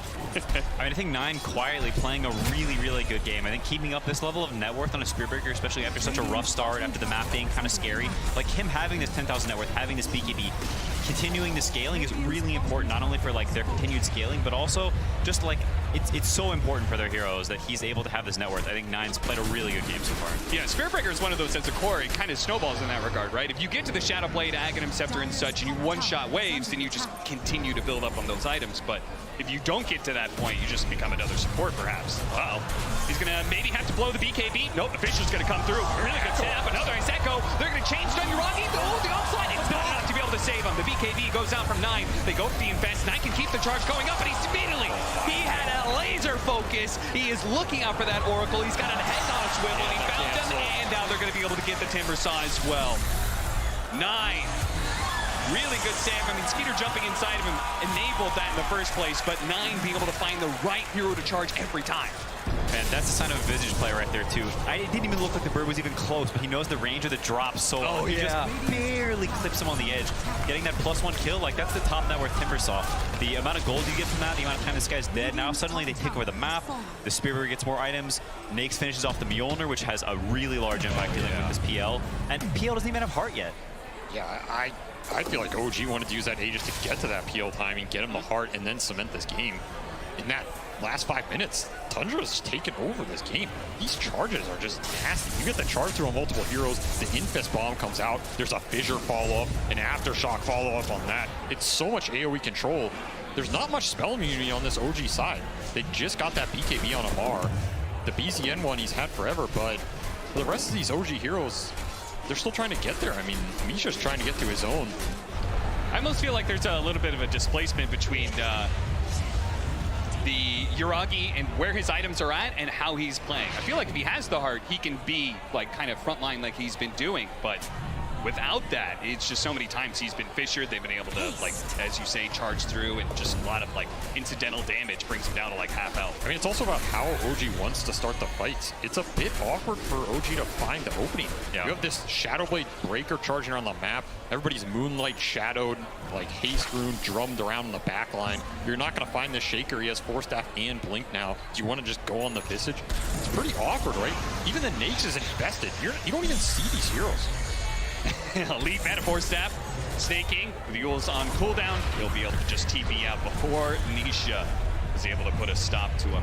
We have the Aghanim Scepter now done on the Visage, so big damage upgrade. We said damage was a problem for Tundra, and that is a huge, huge upgrade right there. BZM, though, does now have his own Aghanim Scepter, so look out for that one, and the break mechanic, too. They're sneaking. Another charge. BKB immediately going to go out. They're going to try and disengage. They force something out of Amar, and if they can cleanly get out, reset, and maybe go again, they'll feel pretty good about it. I mean, this is a dynamic we didn't really talk about that much, but while Dire may have had some damage issues earlier in the game, they have no issues of stuns. OG really not very easy for them to start fights. It's either a charge, it's a Marcy jump, it's an Oracle Q, not really super consistent ways. Dire has like 15 angles, 12 stuns, like they're coming from all different places. And if Radiant isn't invincible, at some point it's a little bit spooky for OG to actually start the fight, like Avery was saying. Now Tundra just boldly going into the triangle here. Uragi's going to start it off, though. Yeah, once again, they found the Shaker. Snaking. They found the Earthshaker. That is so important. They have the Chakram going out. Soxa gets a little bit of Force Staff away. Snaking helps him out, and they manage to reset. Meanwhile, Skeeter put the damage and already killed Misha. They're going to find the real Phantom Lancer here. Managed to get the ultimate off on him, too. He's going to be false promise. They need to be able to save him. BZM right in the middle of things, trying to go for the break, but the Visage took hardly any damage whatsoever. And it seems like Tundra as a whole are looking pretty good as the Echo goes out in the back line to try and distance himself away from this Timber Saw. And now the rest of the team starts funneling in. They weren't able to get that chain stun. Visage needs to get out as well. Fortunately, that Aghanim Scepter allowing him to fly away. He's keeping on top of Uragi, while Amar did find a little cubby hole to be able to TP out. So both the sidelines are going to be able to retreat and reset, but Tundra, once again, walking away the victors of the team fights. When was the last time OG won a fight? When was the last time they killed a good target? I mean, we're talking about fights. It's just so hard to latch on to any of these heroes for OG. I mean, the stuns are pretty much on BZM to lock somebody down so Amar can get the damage out. they're surviving for a decent amount of time, but even that Shaker kill, that is the best target they can get in these fights. Find the Shaker on the back line, take him out. You remove so much control. He gets the force out, and he's living. Now all of a sudden, this fight is super weird, right? There's going to be more fissures coming in. You have to kind of try and fight around your Phantom Lancer, but he's getting his ass beat. I mean, yeah, it really was. Once again, BZM didn't pop the BKB right away. He got hit by the Visage stun as he charged in. A little bit costly. And that cost him the Earthshaker kill. I mean, it's just so annoying. There's so much random stuns in this game that you can't see. Yeah. Anybody can be invis charging through. Some bird's invis drops on your head. I feel Arrow for him. hitting all the clutter. Yeah, there's a random arrow in here, you know? Not an easy game. I mean, it's also a game where this PL here, he's not really able to solo kill people because there are so many stuns on Dire. There's so much kiting, the Force Staff, the invis, all this garbage. Another infest charge. Oh, they found the Oracle. They had the vision. They get the charge, and they also hit Nisha at the same time. So both supports already dead in this team fight. Meanwhile, Yuragi, most of his time was spent being stunned. Visage Familiars and the Visage himself dropping one after the other, completely stalled out any damage he could get down during that time. Tundra is going to respect OG here. They should. A buyback went out from the Oracle, so they got a lot out of that. No reason to push their luck. How can OG supports play? Like, you can see what Tundra is doing. Like, OG has no way to actually kill heroes unless Tundra messes up some. They're spacing them, they're abusing the stun, the invis, the force staffs. Like, Yuragi is desperately looking for a target to lock onto, but he's just getting kited, and the supports are just getting exploded instantly. Yeah, it really does. Maybe this is, we talked about the drafting and their plan for 9. I mean, both times they drafted a hero that gets to the backline. We said OG, part of their setup here, the reason they're able to play so greedy on their cores is having these backline supports, these healers and stuff. So Tundra definitely came into this with the game plan of 9 is going to be killing Taiga over and over again. And now if he dies again, that's that buyback cooldown as well. Yeah. You're out for a long time. It's just hard to protect this backline for OG. There's just so many ways to get in there. The birds can give vision invis. You get the charge with the infest. What actually prevents that? You need detection down and you need to use this guy. He could be BKB'd as well. I feel like OG needs to get the 2 big items in this game. It's got to be Abyssal on the Phantom Lancer and Hex on Timber. That is a very far way away. If they get there, I think now you have the disable. Is there anything else besides items? Is there a way they can set up the fight? I mean, find the supports. Yeah. Well, the supports are going to be found. It's just the side of OG. Misha getting picked off there as Tundra once again really abusing this Moonlight Shadow. I mean, Smarana as a 5 position seems pretty value at this point. At this point, you have no issue with the hero. It is doing an insane amount of work in these fights. You have limited detection, especially most of the time, you know, detection coming out from your 4 and 5. This is not a 4 and 5 duo that wants the front line to plant a sentry or something. Like, you just instantly die. The core's got to do it because they're the ones who are up in front. Yeah, and we actually saw OG had a gem earlier in this game. That's why they got it, because they knew they needed this vision on the front line. Yeah. That was lost a long time ago. Taiga's gem in the hands of 33 Visage for a decent amount of time now. Not easy to take these fights vision-wise, and Tundra looking for the pincer maneuver here. Yes, they are. They found the real Yuragi. Can they get the arrow stun? Not quite. He does manage Doppelganger away to the side. They have the Fissure to stall it up, but at this point... 33 in the back, though. Oh, he is in the back, and he's going to be able to catch. They spotted the Oracle. Their charge is coming through, and he's already dead. BCM, meanwhile, does manage to grab 33. They've broken him and managed to get through his cloak, but he dropped down into stone form, so he's good. And Skeeter now comes in with a cleanup. A charge on through. Bumping BZM. Gets a bash as well. He's done. Slammed on the Yuragi, and that is it. Triple pickup for Skeeter. Ultra kill in the end. And now it's time to go high ground. Tundra. It was looking a little suspect in the first 15 minutes. We weren't sure if they were going to be able to pull through, but they had a strong understanding of how to play up against OG. And now it's going to be a lane. It's going to be straight up tier 4s. Are we going to go for it? They are going. That's a clutch ball. Amar buys out Ags. He's trying to get the extra damage to dissuade this. Oh my god. The double chakrams are going to be thrown out. This could be really messy. This could be, you have a serious lead here. You don't necessarily need to do this. If PL has to buy back hero, it would be a disaster for OG's item progression. Let's see if they can hold. The double chakrams doing so much damage. This buyout of the Aghanim Scepter, it may just be what bails out OG, or maybe Tundra can be done. Misha gets on top. The Visage is dead. He doesn't manage to get up the the stone fort. They've already cleared through the ages as well. 9, he's gonna have to jump away. The Shadow Blade back out. Saksa spotted as well. Oh no, Tundra. Now they're not even gonna be able to get Elena Barracks off of that. They cleared out the tier 4s. No Infest. He's got an Armlet toggle to work with, but he immediately gets grabbed. The charge on through. Denied. He gets canceled by the AoE stun from BZM, and now 9 is gonna be in some trouble. Run down by the Phantom Rush. A chance of revenge. A charge away just in time. The last bit of damage wasn't there quite yet. Tundra still a massive lead, don't get me wrong, but surely they would have felt very good having Elena Barracks up and not giving away those kills. Man, that is one of those calls at TI. It's like, it's a nice edge call if it's worth it or not. They get that Phantom Lancer buyback though, so all things said, probably still slightly favoring Tundra here, just destroying that PL economy. I think you're happy to sacrifice your Lifestealer once for that, but it's so definitely feel good if you're OG. We need to blink, we need stuns, we need to farm Hex. I don't reach, it's not about Hex only. Oh, you're totally right, Avery. Stuns, big problem for OG. Yeah, they need this Hex, they need the Abyssal. The Abyssal's just off the menu now, man. I mean, this PL is never going to get there. So even more falls to Amar. That Axe purchase was pretty clutch. Helps him defend the throne there. No way. He's on his way to Hex, but he is far. Yeah. OG trying to abuse this Lifestealer downtime as much as possible to get to that condition. I thought maybe 9 spotting Yuragi there. I thought maybe they'd go for it. That would be a dieback like that. Could just be game. When the game is on Amar, this game's on Amar. Yeah. Like, this Axe, the double Chakram has to connect with the Shaker, with the Visage off of a stun. Again, limited stuns, you got to make the damage count.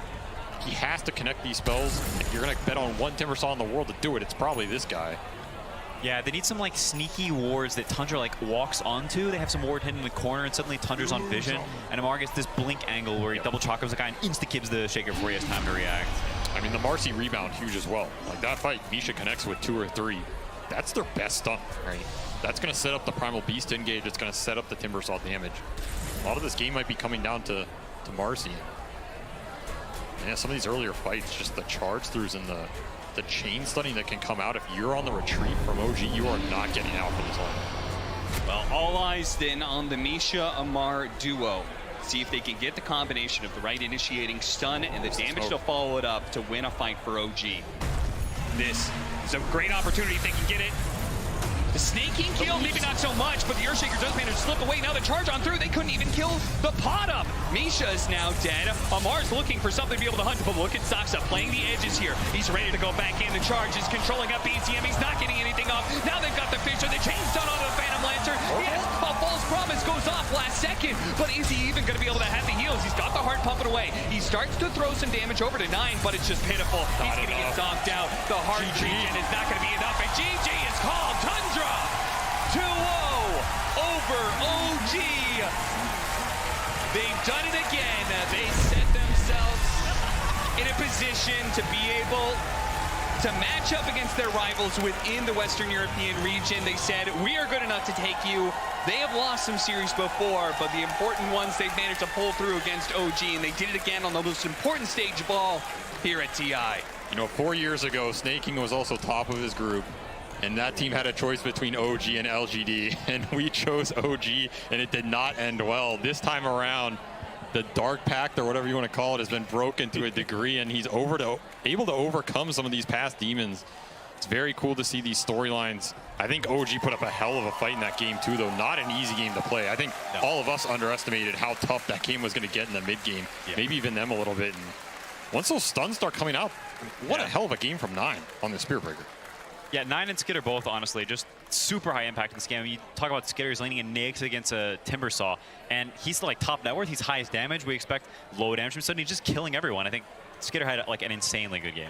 Great performances all around by Team Tundra, and I'm sure the panel has a lot more to say about this 2-0 over OG. We do indeed. Thank you so much, Cap, SVG, and Quinn. Another 2-0 here in this upper bracket, but this is the first one where the team that chose their opponent actually won against their chosen opponent. So congratulations to Tundra for being able to break that curse. I am joined by Jenkins, Effie, and Lacoste. So we're going to break down this game. Lacoste, this was a game where OG had a way better shot at the game compared to that first game. Most definitely. I mean, looking at the last pick, it was Amar's Timbersaw as their last pick, and I'm pretty sure that Tundra knew it was coming. You know, that's the one hero that always comes to your mind when you're thinking about OG, and they did have counters. Like in the laning stage, it wasn't that good because, you know, Timbersaw did manage to push out Lifestealer out of the lane, but in the mid game, I think we got to give credit to Nine. His Spirit Breaker being able to isolate the hero. How many times we've seen them stun lock this Primal Beast without Oracle ulti getting off? While Earthshaker's controlling, they had insane amount of AoE control, especially when Earthshaker picked up that shard, and also Spirit Breaker ulti pushing it away from Oracle, so Oracle cannot get into the range to use ulti. For sure. I mean, that was a really great game, and hats off to Tundra because it was looking really hard for them, wasn't it? Especially in the first 30 minutes when everything seemed to be going OG's way. But once Tundra were able to hit their stride, get a couple of items on the Lifestealer, and enough on the Spirit Breaker to run around with that Aghanim's, they were just infest bombing all over the place, and they completely out-tempoed OG. I mean, it was just so difficult to watch, but I really have to praise them for bringing it back to the Spirit Breaker. Jenkins, you were telling me in the green room.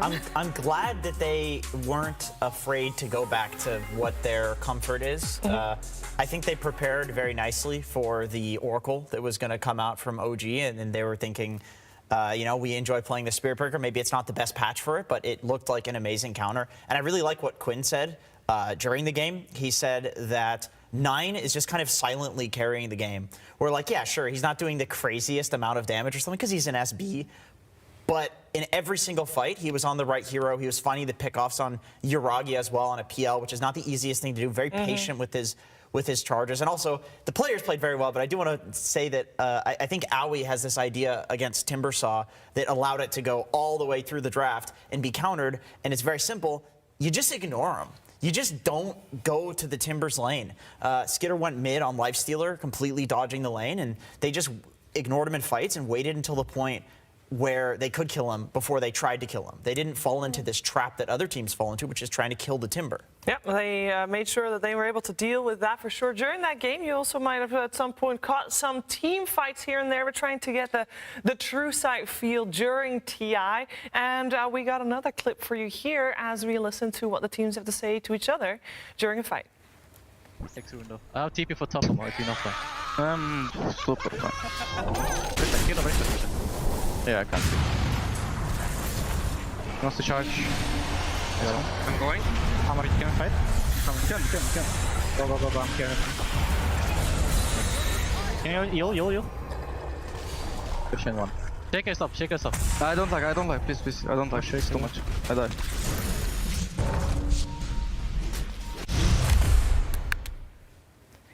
To me, it's very impressive to know that during a fight, there's 5 players, everybody's pressing their own buttons, having their own thoughts about everything that's going on, and for me as a viewer, it's always fairly hectic, and then the comms are calm. Yeah, there's like 2 people talking. Everybody's just doing what they're supposed to do. That's how it has to be, though. Like, that's always the thing is you think that there's some, like, crazy stuff going on because these players are the best of the best, but then when you hear it, like, I remember, I think Boom released their audio on YouTube, and you hear it, and it's just... It's so succinct, and they're saying only what's necessary, and that's why these are the best teams. It's because they can communicate only the important information. Earthshaker's top. In the middle of the fight, Earthshaker's top, but I'm going to die if I dive. Okay, everybody leaves, right? Give them important information without talking too much. Yeah, it's impressive. Important. And everybody trusting that when Amar says, I'm not going in, nobody said, oh, but, no, everybody just goes back. Yeah, they trust them, exactly. Yeah, there's a lot of trust. There's also a lot of trust, of course, on the side of Tundra. Trust in their captain, Snaking, who is standing by with Casey right now. Snaking, congratulations! Thank you so much. I am so impressed with the consistency of this team. You had a strong DPC season. You did not lose a single series in group stage. You either tied or won, and now you've 2-0'd OG, another strong team. I read that you have said this is the best boot camp you've ever done. How much of a difference has the mental preparation made in all of this? I think we've always been a very strong team, and I think our biggest challenge was our own mentality, and like losing games and be able to recover from it was something that our team was not very good at. Myself included, who's the veteran in this game, it can be really tough, especially when the mood is down and no one's able to pick it up. That is something that I've been looking into helping the team, and that's why we also have a psychologist who's also been helping us with that. And I think it has really helped us a lot and turned the ship around. Aster or Liquid are next. Any preference? I mean, of course I want to say Europe, but I got to cheer for Aster because I want at least one Chinese team to be top 6 guaranteed, you know? Okay. Wait a minute. Aren't you going to play the winner of Aster or Liquid? Yeah, I would enjoy playing versus China. It's a better headline. Okay. You're speaking my language, buddy. Congratulations. Thank you so much. Back to you guys. All right, thank you very much, Casey and Snaking, and very nice to hear that the team has evolved there for Tundra, because we know that during the Stockholm Major they did indeed have troubles coming back from a loss, as we saw then, but they definitely turned that around here during the CI in the right time as well. Now top 6 guaranteed, and we're going to find out who their opponents are going to be.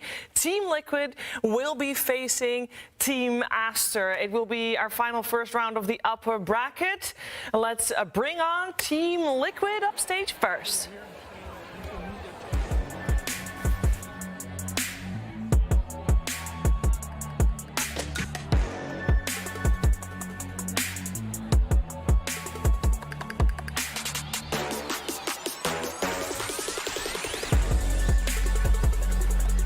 Team Liquid.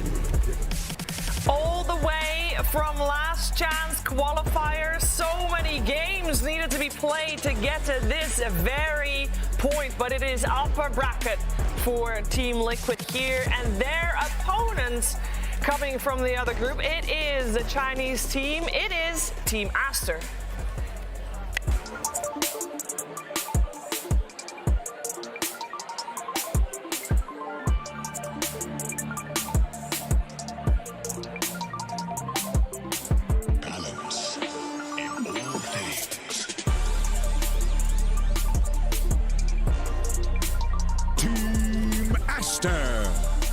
Team Aster coming fourth in their group. Of course, having some ups and downs during that, but when it counts, they do show up. At the moment, they are the last remaining Chinese team in the upper bracket, and so there is a lot of pressure on their shoulders.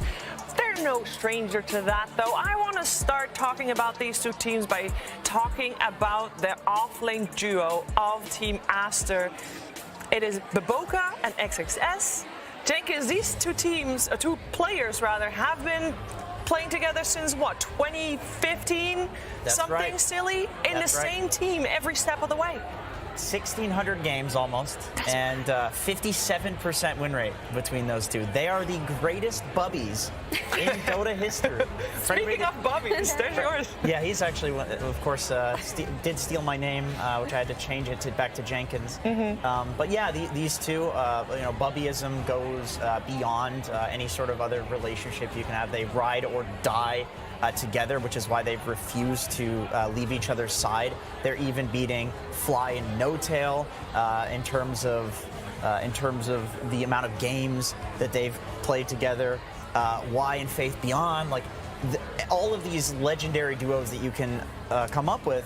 These two have played more than them, and it shows. It shows in their play and their synergy. And also another thing, Broodmother, very popular pick so far in XXS. In my opinion, this guy is arguably the best Broodmothers in the world. I think he's the best. I'm a fan, so I'm biased, but he's definitely one of the best. Yeah, and we get to see this team playing Dota on LAN, something that they didn't do for quite some time, missing out on the first which was regional finals, second major as well, unfortunately, but then getting the third place at the Arlington Major and also second at ESL 1 Malaysia.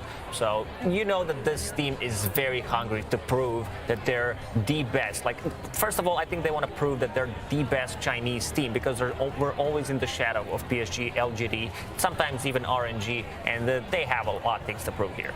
But I just have to say, I love this matchup of Aster versus Liquid, because a lot of people well, it depends on which region you cheer for, but basically Aster are the Chinese Liquid, or you could say that Liquid are the European Aster, because both of these teams have a history of completely dominating within their region, right? Topping their DPC tours, but then choking. The Aster curse. Yes, choking at LAN. Yeah. But recently, Aster seem to have shaken off that curse entirely, because they've gone from third place to second place at the last two LANs that they played, and now we just have to see if they're going to carry that momentum momentum, and it really looks like they are.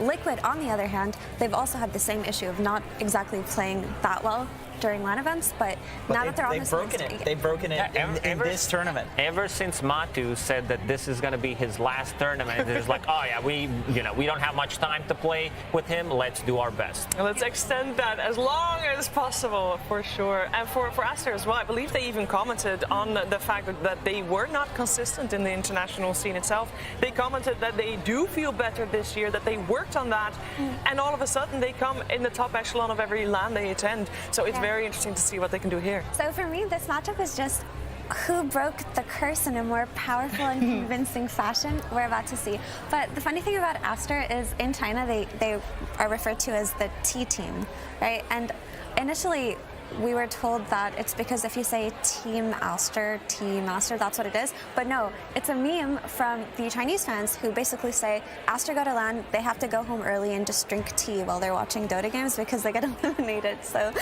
they're definitely not the T team anymore. No, for sure. And you are very correct that Team Liquid indeed has also struggled quite a bit.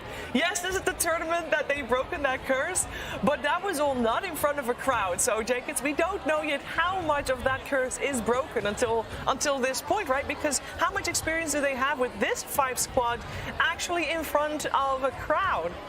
Yeah, so for Mickey, Boxy, and Insania, this is their second TI. They unfortunately missed the last one, but they've got some Jerax, Zai, Matumba. They've played a lot. They have the experience. Hopefully they can do it. Hopefully they can do it. We're going to find out how first game is going to play itself out together with our draft panelists. Let's get over to game 1. Team Liquid versus Team Aster. Game 1. Welcome. We are here. We are taking a look at the continuation of the upper bracket. Aster facing off against Liquid. I'm joined with 2 wonderful people here to break down the panel. Trent, Gunnar, how you guys feeling about this matchup? I think a lot of teams might not expect these ones here, but they're killing it. After group stage, they were able to make it happen. Yeah, Liquid's looked really good in groups. They've dropped a couple games, but they also took games off EG, when they were looking really good. And they've just been looking good. They look better every day, even since last rounds. They're a team that likes to really build up that fan base and that hope. You know, I feel like everyone gets really excited. There's a lot of that Liquid fan energy coming out, right, in every LAN. And they struggle with that, much like, the Aster org, the Liquid org, similar sort of stories in the past couple of years, trying to make it happen on LAN. So this is their chance. We're out of the groups, then to the big stage. Time to win some games. We'll see if they can make it happen. And of course, the panel went over so many of these different storylines that we've got to keep our eyes on. For Matumba Man, his last TI here is what he's been saying. For Aster, they're trying to sort of pick up from the pieces of last year. That this organization, they also have these players that were getting so close, top 6, top 4 respectively on their previous teams, and now looking to go even further here. We'll see if they can make it happen. Draft things that you're interested in seeing early on. Morphling, Shadow Fiend, where are these teams going? What's happening? Had a rough day yesterday. yeah, getting sick a lot, losing, but I think Mickey's still 100% win rate on the hero during the tournament. A lot of those record streaks are getting broken on the stage, though. A lot of things are being broken on this stage. Yeah, a lot of brackets mostly, I think. The length of the games, crazy ones. I think probably it's going to be more of a Liquid. They have the Lone Druid. They have a lot of specialty heroes, I think, for their team. Batu, Lone Druid, they play Primal Beast, they play Shadow Fiend. They both play Brood. Yeah, they kind of have to deal with the Liquid on the side of Aster, whereas Liquid can focus on their own game. Well, you saw in the pictures there as well, of course, former caster / panelist, our good friend there, Blitz. He's up there. He's grinding a lot of drafts, getting ready for this. Of course, had some discussions with him about that. And it's just, it's not the best of one, at least, right? So you're gonna have some chance actually on the stage to learn from the other team. But these teams, I'm sure Aster did the same thing, right? They're spending just like hours, right? They had the day off yesterday, just doing those mock drafts, going over and over. And so it's funny to have all that time, and now we're into the second ban, and you already see some of that reserve time being used, though, right? Like even though it's just a couple seconds, there's so many variables that can come into play here just at the beginning of the draft. Yeah, you kind of see if someone bans something you weren't expecting the ban, you don't know what to do. I think the bans are fairly standard. Marcy's in the pool and Dying's in the pool. They give it to him. I think this is the thing, right? We saw the series today, earlier. I think Marcy went untouched throughout a lot of it. So they take the Marcy now, and then Aster are going to run back for the Sven Lesh. So we've seen the flexibility of the Sven and the power of getting that shard with Warcry, what the support can do. What are we seeing with the Leshrac pick with it that we like? I think yesterday EG was doing Sven Shadow Fiend in the first phase. I think this is kind of the evolution where Lesh is replacing the Shadow Fiend for this mid safe lane flex value. I think people just believe in the hero more right now just because of what's happening on the stage. Team Liquid still believes in their Shadow Fiend. They have Shadow Fiend Marcy. So in a sense as well, Liquid's happy due to the mid lane matchup, Shadow Fiend Lesh. Yeah, I think that's probably what I would take away from this first phase, that both teams probably have something that they're very comfortable building off of. They're very stable blocks that they've experienced a lot of during the group stage, whether it's through their own games or even just seeing it around from all the other teams. Definitely no surprises right now. A disappointment as the Pudge does get banned, unfortunately. They both have supports which can go both lanes. The Sven and the Marcy both go 4 and 5, and they both have cores that can go in the mid of the safe lane. Even the Lesh can go in the off lane. So it's just an open draft. People just pick heroes that they're confident that they don't have to worry about the next 3 heroes. The hardest in drafting is when you get to the later picks. You're forced to pick a certain type of hero, a certain type of strategy, and when you're able to just have good heroes and just keep picking good heroes, you just feel very good the whole time. And it's Liquid who have that hot seat for this one as well, since they are going to be with the they get that double pick in the middle, but the final pick is going over to Aster, so they have to be a little bit more cognizant of those lane matchups that are potentially coming out. So a couple other interesting things to watch, taking away some of that cheese, the Broodmother that has been so prevalent all over the place. And then, of course, on the other side for Aster, they're taking away the Matumba Man Lone Druid that I feel like if you're Liquid, you're going to take that almost every chance that you get in the second phase. But still with the very open openings, we'll see which way they opt to go next. Yeah, for Liquid right now, they want a core that goes in, which is why the Lone Druid and the Pudge are both banned. The Shadow Fiend's going to end up being their carry. They have a Marcy already to buff it up. So looking at maybe some Mars, some Legion Commander even, just anything that will go in and body for the Shadow Fiend in the fights. And that's primarily what Aster's going to try to ban and try to prepare their pick for.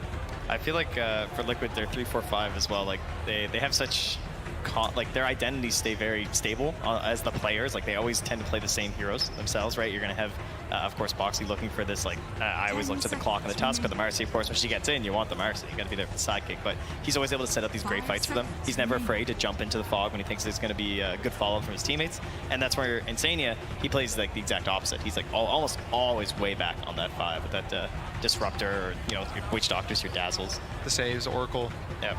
So one thing I was wondering about is we saw as an answer to this like Marcy Shadow Fiend before, the Lich or other sort of buff ups, physical damage heroes. Do you think that that's something that they need to address at all, or is that something that Aster might pick up here? It's a great like hero out of this phase, like something that doesn't really reveal much. It's just a 5. It's a classic answer, as you said, versus the Shadow Fiend, the Marcy. Pretty common. I think even a Winter Wyvern, it gives you a BKB cancel for the Shadow Fiend Requiem, but they go with Crystal Maiden. This hero's a lot of success even today. Yes, yeah.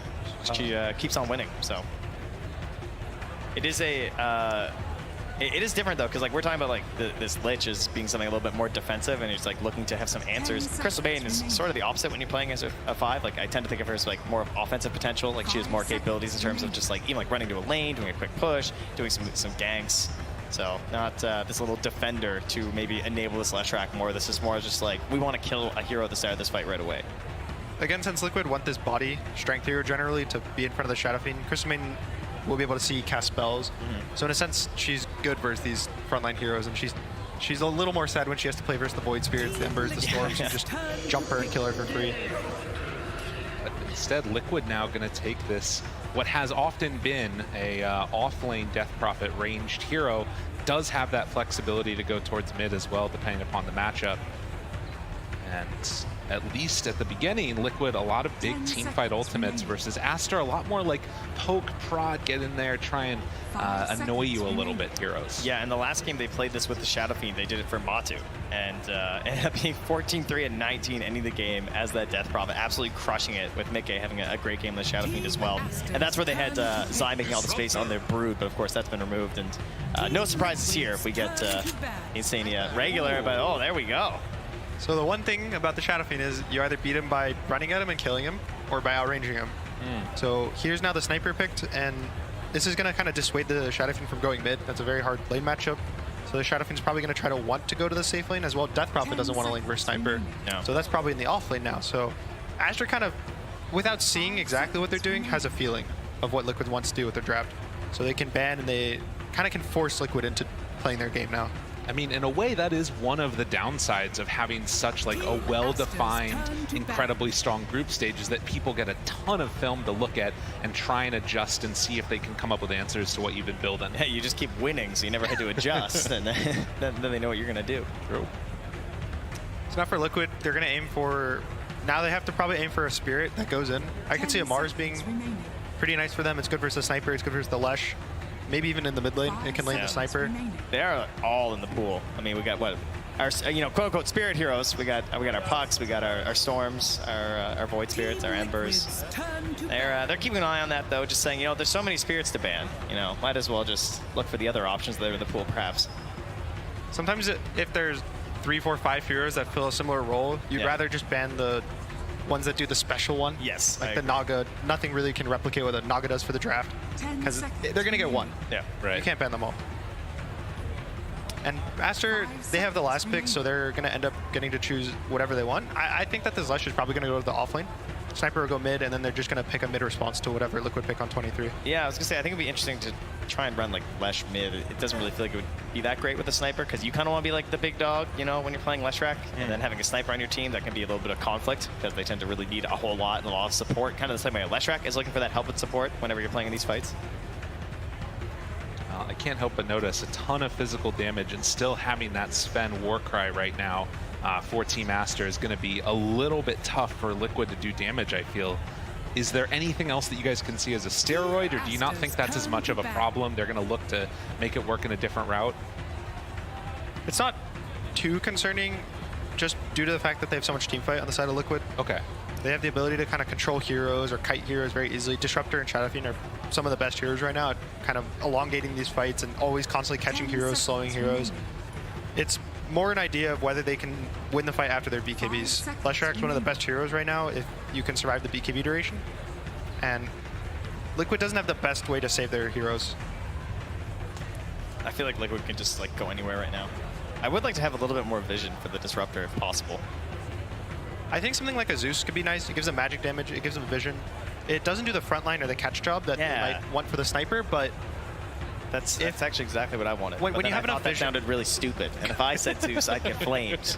But you can do it, so that's good. He's a go gunner. Yeah. Sometimes when you provide vision, it's enough to kind of make up for not being a body. Yeah. To the fact that it lets your supports cast spells. Yeah, if someone just dies, what lineup doesn't matter. If it's 5v4, it doesn't matter if your lineup's a little bit stranger. And the Marcy already kind of has people to play with. The Death Breath and the Shadow Fiend both do want to walk in, so he'll be able to rebound. And I think vision is probably the most important thing Liquid need. Vision or catch. I could see something like a Void Spirit as well if they wanted to go more of a get in there route. Yeah. But it doesn't pair that well, I think, with either of their supports. Getting down to the wire here on the reserve time for Liquid, and the last pick is going to be the Mars that you talked about. So do have that catch. We'll see if it's going to be enough. Also, a good way to stop the damage coming from Sniper with that arena. Always super helpful. This Leshrac, yeah, I really hope it's not Leshrac mid. I feel like it would be a very sad Leshrac mid. But maybe they're going to feel forced into doing that. I think they might end up just putting the Sniper mid and the Leshrac even in the safe lane. Yeah. And now they kind of get to know the safe lane of Liquid as either Shadow Fiend or Death Prophet or Mars. They can do whatever they want at this point. So they're just going to pick a stable lane, probably with the Crystal Maiden. Maybe some melee hero walks in. Oh, Tiny's banned. I was going to say Tiny could be very nice for Aster. To me, it looks like if you get jumped as Aster, this is going to be a very bad fight. So I feel like, I mean, you can say the opposite as well, right? If Aster can just find something for that initial grab, start the fight off on good footing, then it can be very hard to find that sniper in the backline or something as well. So I'd be thinking more offensively, I guess, if I'm Aster right now than defensively. That's been the entire theme of the draft so far, starting from that CM pick. I think something in the sense of vision also works for Aster because of how Sniper really likes playing in vision. Also, Sniper has a lot of night vision, so maybe a Night Stalker for the side of Aster. He can always pop Darkness. I believe he can still fly over the arena during his ult, and he catches the Disruptor, the Death Prophet. Instead, they go for the Pango. Okay. Pango's very nice for his Mars. Anytime you have a BKB built in versus Mars, you can always just dodge the arena. You can dodge the Glimpse with roll-up. It provides this go-in hero that they need. He's like that combo breaker, it looks like. Like if they grab Ori, right, it's going to be up to XSS to try and get that save. Look at that. They do put Ori on the Leshrac. Zai is going to be playing the Mars. A couple of switch-ups here with regards to the entire draft. We'll see if it is going to be enough, as both of these teams would absolutely love to be able to win this, move on in the upper bracket. For Aster, it's going to be the last Chinese team coming on in the upper bracket, and for Liquid, for 3 of these players at least, it would be the best placement they've ever had at TI. See if they can make it happen now. As we get ready to go into game number 1, Team Liquid facing off against Aster. So big thoughts, at least as far as this early laning stage goes. Is there anything that's super concerning? I've been really liking the Sniper. Right now, every time I see Sniper, he crushes the lane. Shrapnel Max is so much damage and slow. But I think the Liquid level 6 timings are really strong. Disruptor, even without level 6, just playing with the Death Prophet, kind of forcing you, and you want to have to defend your tower versus the Exo, and he glimpses you back in and you die. The Mars Arena, they have a lot of early timings, which I think Aster's really only big timing right now is the Pango. So I think there's going to be a lot in the back of the Pango to constantly defend the towers or has his team walk to him and always start the fights. I'm looking forward to see how Boxy performs as well in terms of like heading towards this mid lane. Like all these concerns about the Leshrac and what that life's going to be like for this hero in this game. Marcy, obviously someone that can punish some of these more vulnerable heroes in that mid lane. So it's going to be interesting to see just how maybe greedy he kind of gets playing in the lane itself. Well, we're heading out across the map. It's dancing out. Ready for that one for sure. Just smoke prepped as well, so they might just look to smoke in the dire jungle.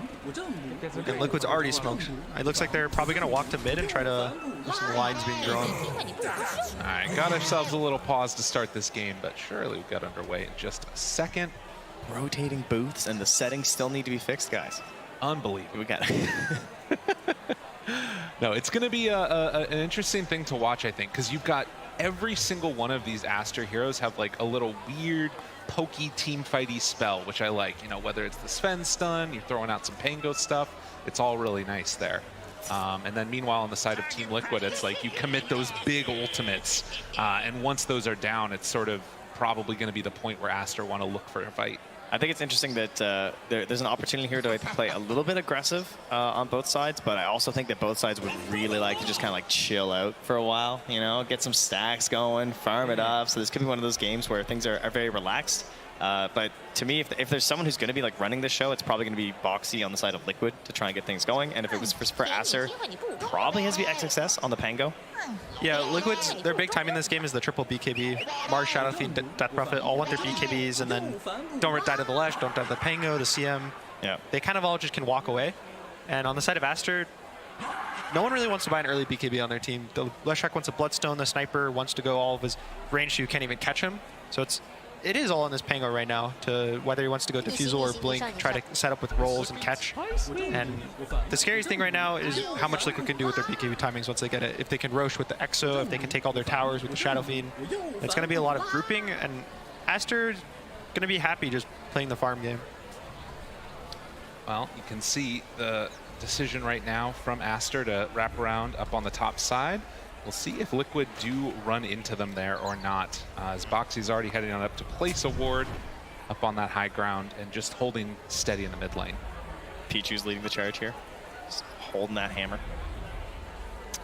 And now drop down a ward in the jungle, as they're going to start heading down this hill. Pichu spots out Matumba Man, a quick little sight, and yeah, the pings are there. They immediately realize where they're at. Just need like one more step. Yeah, just a little bit more that way, and maybe they get the follow-up Split Earth. So no chance for a kill there. But do get some wards down. Liquid's unlikely to get taken away since they're sort of staying on their side of the map. And it looks like it's going to be a trade-off of 2 bounty runes apiece. Liquid has this nice deep ward next to Roshan. I think it's pretty cool because there's a chance Aster swap their lanes up. They put the Shadow Fiend mid, the Leshrac in a side lane, and maybe Liquid will want to swap their lanes up depending on what they see. So now they get to kind of see where everyone's going. Fortunately for them, Aster's just doing kind of standard lane. Pango with the CM top, Lesh mid, Sniper's going bot.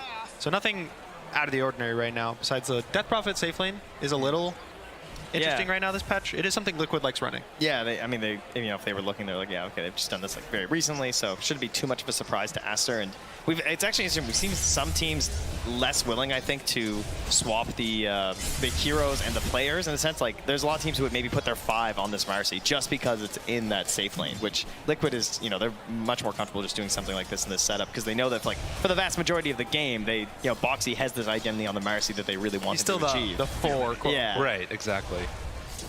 Which fits in how they want it to play for him.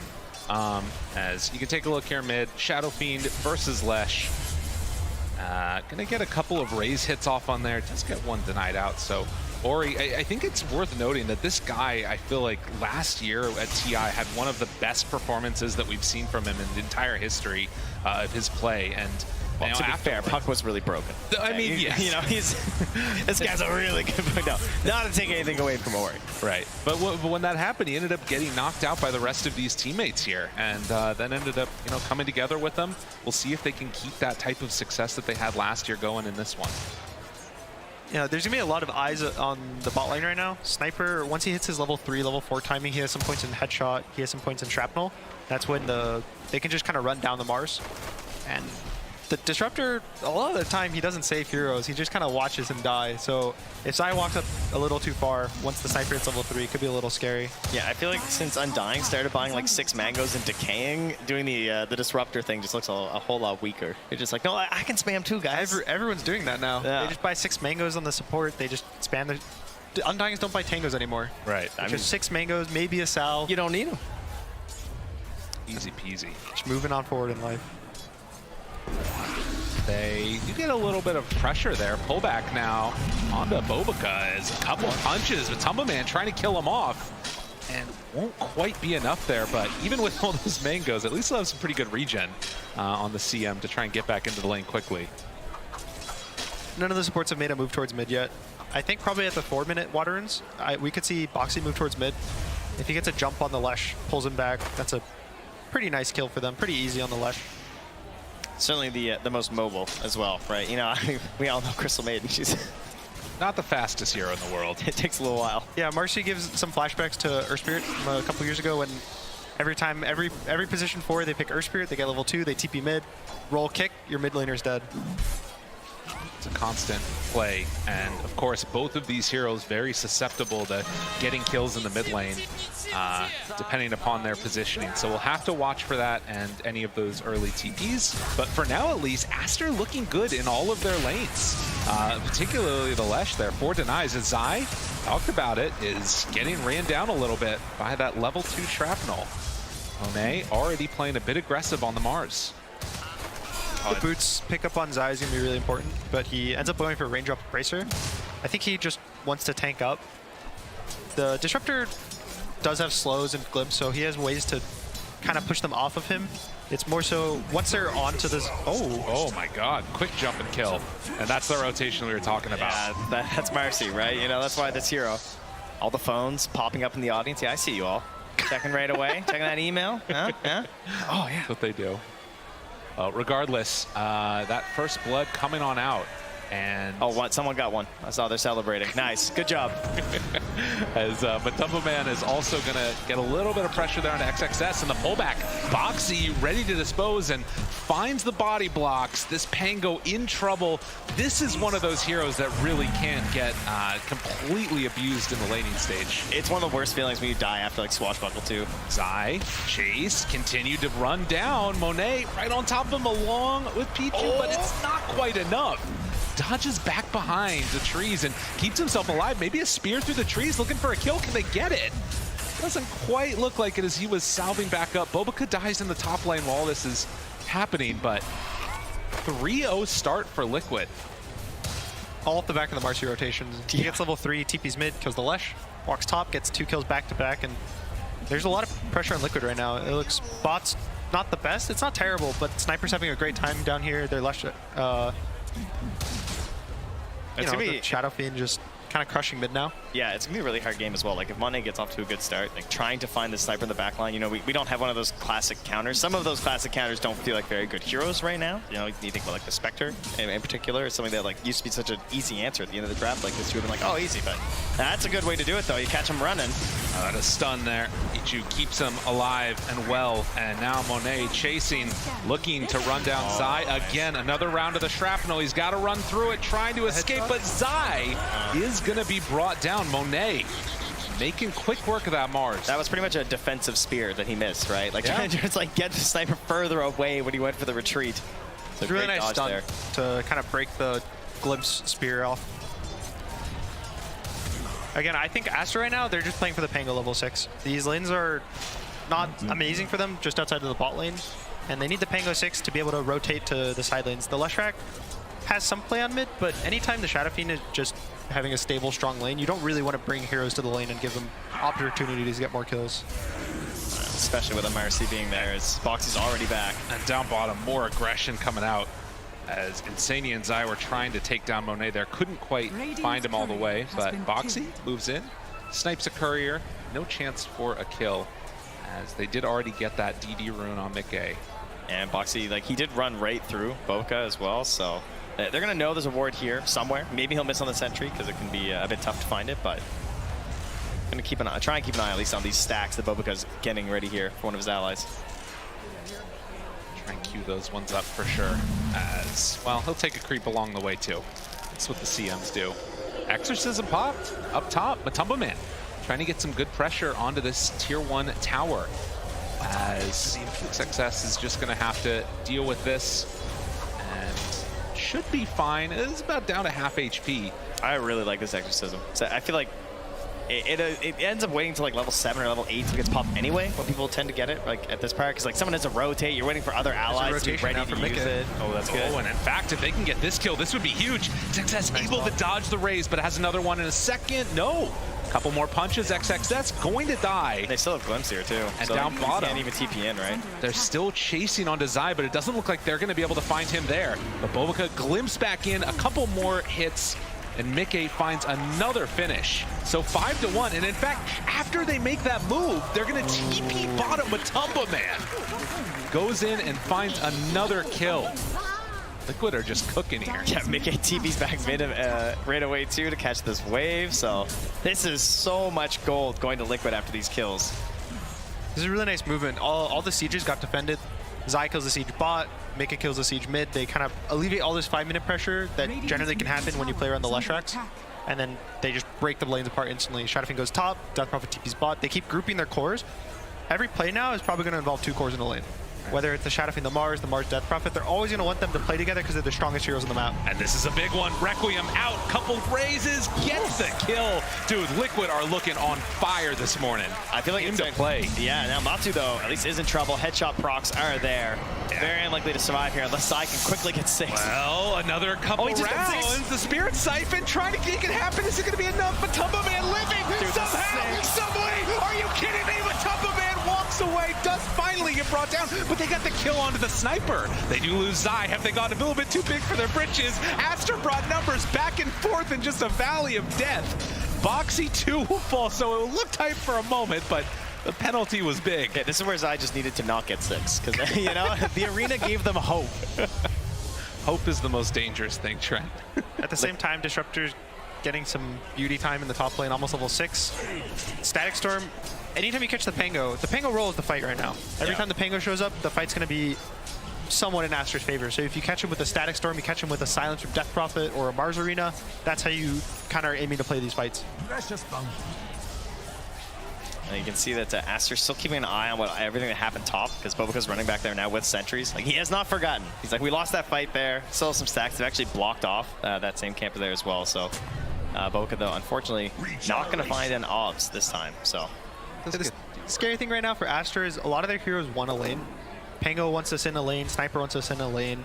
Leshrac's somewhat comfortable going to the jungle just because of how fast he farms, but on the side of Liquid, they're giving lanes to Disruptor for free. They don't really need they don't feel the need to sit in all their lanes. They just feel the need to group up and force plays. And that's the power of Marcy, right? So like, I think that's why Boxy, like, it's just Marcy, Clockwork, Tusk. Like, it just lets them do this exact same style every time. Scan was able to hit there. Liquid walk up the hill after the fact, and now going to try and contest this stack that's been built up a little. It's 3 camps, and one of them's the Mud Golem, so not easy to sneak that one. And in fact, Aster will zone back Matumba Man.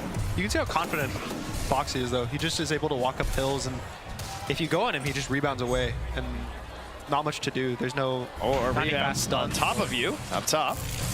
Now Bobica gonna get chased, and the dual supports come in to kill the other one. Ori looking for a little bit of retribution here. Will run into Insania, and while they have Glimpse, he's not gonna get Glimpse that far. They move in, XXS right on top. Insania in trouble and likely to fall. So Aster make a solid move, able to claim a kill. It's good. This is what Aster needs to do. They need to group around. Probably the Lush and the Pango need to play together, try to force towers, force objectives with the roll. And anytime Liquid sees where the Pango is on the map, they can just go to the opposite side, force towers, force objectives. And Aster's either going to have to TP in 5 heroes and even still lose the fight, the tower, or they just commit to a trade. Yeah, now they're going to bring 3 heroes to the mid lane as well here, so perhaps some quick action. They do have smoke if they want to, but they're seeing that there's no real rotations down bottom. They don't necessarily need to join up, so gonna wait till they push this out a little bit here before they start playing a little bit more aggressive. I'm sure they want link up though with Zai since he does have that arena. Smoke indeed as Liquid head down. Will run into Pichu here. Zai playing dumb. Well, actually find him as they're looking for the other kill onto Boca. So get the glimpse back, pull him in, stun, keeping him away, and actually just dropping Ori. Ori just keeping in the middle. In some trouble. Ori likely to fall now in the middle of all of them. So they get 1 kill on the Marcy, but then lose their big bad Lesh. XXS shows up. This could be the fight winner. And with that, Liquid are going to get a little bit of a disengage. Zai trying to find a snipe with the spear. Doesn't manage to get it. And he too is going to get punished. But Aster, a little bit bold with the Lesh. They still get a couple kills in return. It's a very bold TP. Yes. There was I think a slight miscommunication with XSS because he sees the Pango there and he head roll and he's like, oh, okay, like we're gonna have a fight together right here. I think he also sees everyone's going on the Crystal Maiden who's ulting. Like, they're distracted. Yeah. They're on the CM. They're gonna have to use all their stuns there, and I'll have free reign of the fight. I think right now Aster, they need the Blink Dagger on the Pango, and the minute 15 shard for Sven is gonna be really impactful versus the Shadow Fiend armor and the Death Prophet. Can see right here as well that they did immediately change up and left. They're like, all right, Boxy, you got that one right. As the rest of the team. Yeah, there was a recent change now that the outpost TPs I think are default 7 seconds to start. So now there's just so much time. Once you see the TP, you have a lot of time to just walk backwards, go take the fight, and you see the idea. He wants to backstab the fight kind of and appear behind them, but a nice read by Liquid to just change targets instantly. Yeah, no successful pincer maneuvers here, unfortunately. They did still get Zai in that little engagement, though, and he has definitely been the most hurt of the cores in the entire game. You can see SF nursing that pretty substantial lead over the rest of the cores, and if you're Liquid, that's definitely what you want to see. But how much of a concern is it that you've still got that tri-core from Aster looking good there? I think it's all on the Shadow Fiend BKB timing. If he gets it and they're able to actually force objectives and force timings, it'll look really good for Liquid, and their gold lead is just gonna skyrocket off the BKB. Shadow Fiend's BKB will give Death Prophet and Mars both of their BKBs just off the fizz. And on Aster, all they need to do is find a way to kind of slow the bleeding, slow the timings down. Because once they hit their timings, they hit the Bloodstone, maybe in another item on the Lesh. The sniper hits his Dragonlance Maelstrom is generally what people are going, or a BKB, then he starts pumping out damage, the Sven gets shard, Pango's gonna get this. It looks like he's actually gonna go for a Wraith Pact instead of a Blink. That's a pretty cool idea to try and, like, because he is just building into that concept. Like, he knows what his idea is, right? Like, I need to initiate, and I need to try and, like some additional tank ability for my Leshrac specifically. He needs to somewhat carry the game in a sense of the amount of impact he's gonna have in terms of the team fight, but his carry is just being in there, tanking and stunning. He doesn't have to damage heroes, he doesn't have to do much, he just has to exist there and create chaos. The thing I've learned this TI is a Wraith Pack is a good item. It's a very good item. It's my #1 takeaway, and XXS queuing that one up. So right now, Liquid do not have a Wraith Pack queued up. So the Wraith Pack advantage will be in Aster's hand. Yeah, this is a pretty hard game to figure one out for Liquid, I would say. Yeah, the cores have very important items they need to buy. Mars, you would think that the Vlad's is very good on the hero, which it is, but the Blink and the BKB are just too powerful for what he needs to do as a hero in the fights. Oh, Foxy. Courier actually miss uphill there. Chasing, side, they throw out the stun, does a little sneak to the side from Pichu, and that keeps him alive. So still a very even game as we wait for these timings to come online. And Liquid hoping to control this side of the map with all the tier 1s now pretty much claimed. Yeah, I mean, that BKB is on the way here very soon for Mickey, right? And then they probably go up the triangle, get some wards down, start prepping boards of Roche. Liquid's, I would say Liquid's stronger in a sense of teamfight / like holding areas. Anytime Liquid wants to walk to an area, take it, say like, this is ours, you fight us, Aster's gonna walk away. They're not gonna want to take these fights, they're gonna walk away, keep farming, hitting their timings. But Aster, you know, if Liquid walks too far forward, the sniper gets a nice shrapnel, gets a bunch of hits off. That's where Liquid just has to be careful of their amount of aggression. They have to control it, they have to keep just taking the small advantages, keep building, and then at some point that's when they hit the Roche, hit the throne. Ovica has been given a lot of space in this mid lane. Already has drums completed, going in for the Aether Lens next, which is going to give even more of that power to just sort of poke and prod. As Liquid go for the wraparound back behind the tier 1 tower. Won't run into anybody there, as you can see Aster only leaving that one support mid and just keeping the lave shoved out whenever possible. It's a dangerous place right now, this mid lane. You know, some smoked up enemies on the other side there. The BKB is finished on Shadow Fiend, and they want this tier 1 mid. It opens up the map a lot. You can go into both jungles through the mid lane. You can actually push your creeps past the tower. He skipped the blink. Yeah. Finished the full Wraith Pact. All right, Pango gets it done now. Liquid right now, I think he noticed the Death Prophet went for Yules first. The Mars is also not having an amazing game. He went Falcon Blade. So his game's not terrible, but it's not going to be a fast BKB. So he's not really going to have issues catching heroes with the roll or being forced to start the fights purely with roll. He just kind of has to be able to, you know, when arena drops, you roll in and save your team. Yeah. Or when they start kind of walking in up your hill, you start the fight with roll. I think it's just interesting because now I feel like they don't have much initiative. I think it's very hard for, like, let's say they do want to, you know, take a fight. They have a good opportunity. It feels like it's going to be very difficult for Aster.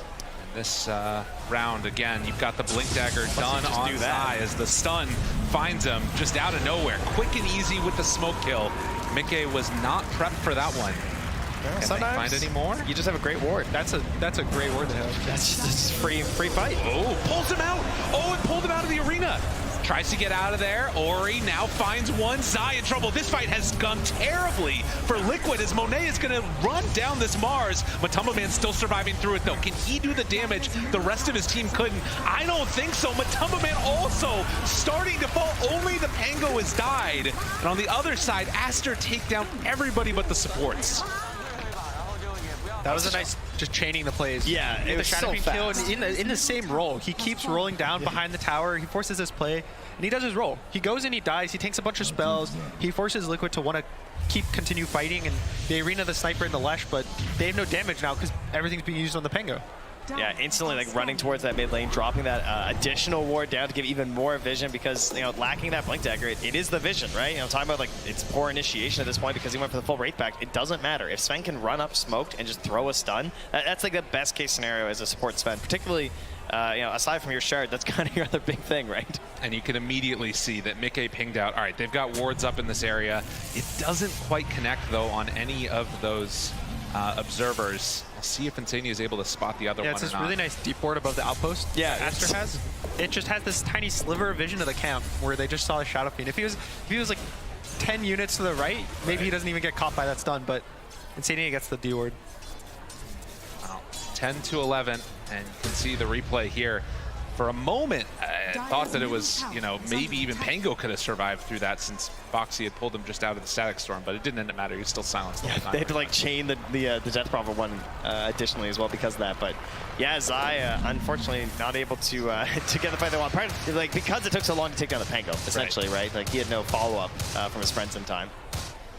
Yeah, they have the Lesha and the Sniper are very strong, so when you're forced to use spells on just a Pango, you're kind of letting these damage cores survive the spells. And like we said, Liquid is between the Mars and the Disruptor, they're very, you know, 10, 15 seconds of the team fight. They do so much. They have so much control, so much fight, and then it's maybe on the Marcy to just continue to catch. Maybe it's on the Death Prophet to just keep being able to run in, but this 10 to 15 seconds of Liquid's fight is their strongest. So when you just force that all on a Pango and you don't deal with a sniper, he just gets free reign in the fight. I mean, the good news is, though, is that he didn't have time to BKB and waste his 9-second charge. There you go. All right. They still have the Shadowfiend BKB. The positives. Gotta look at him. Matu's also finishing his BKB up. He's about 300 gold away. Ooh, heads up there. Zai gets away just in time. XXS will not manage to catch onto that Mars. But a really good fight one like we talked about for Aster. There still is that bottom tier 1 tower that they have yet to claim. The scary thing I see right now for the side of Liquid is that Zai just has a Blink Dagger, no BKB. And he's basically, he has to be able to blink in and stun and preferably survive when he blinks in arena stuns. But there's so many different things on Aster that can catch him to either cancel his blink between like the shrapnel or a random swashbuckle, or maybe he just blinks in and gets instantly stunned by the Pango roll. True. And it's just a lot on the back of him to, if he gets these good spears, these good arenas, it's going to be great for Liquid. I think that Aster as well have an like excellent read on everything that Liquid want to do right now. Like, you know, you pointed out at the start of the game, like this is their timing. They want these BKBs. It is something that Aster are also well aware of. And so the positioning of their heroes are like always having like the Leshrac, the Sven, and the CM kind of like staying up front, while you then have the sniper just farming a little bit behind them. Pango sort of nearby as well, can join very quickly with the roll. They're shutting out that area of the map for such a long time that Liquid have missed out on that Roche timing.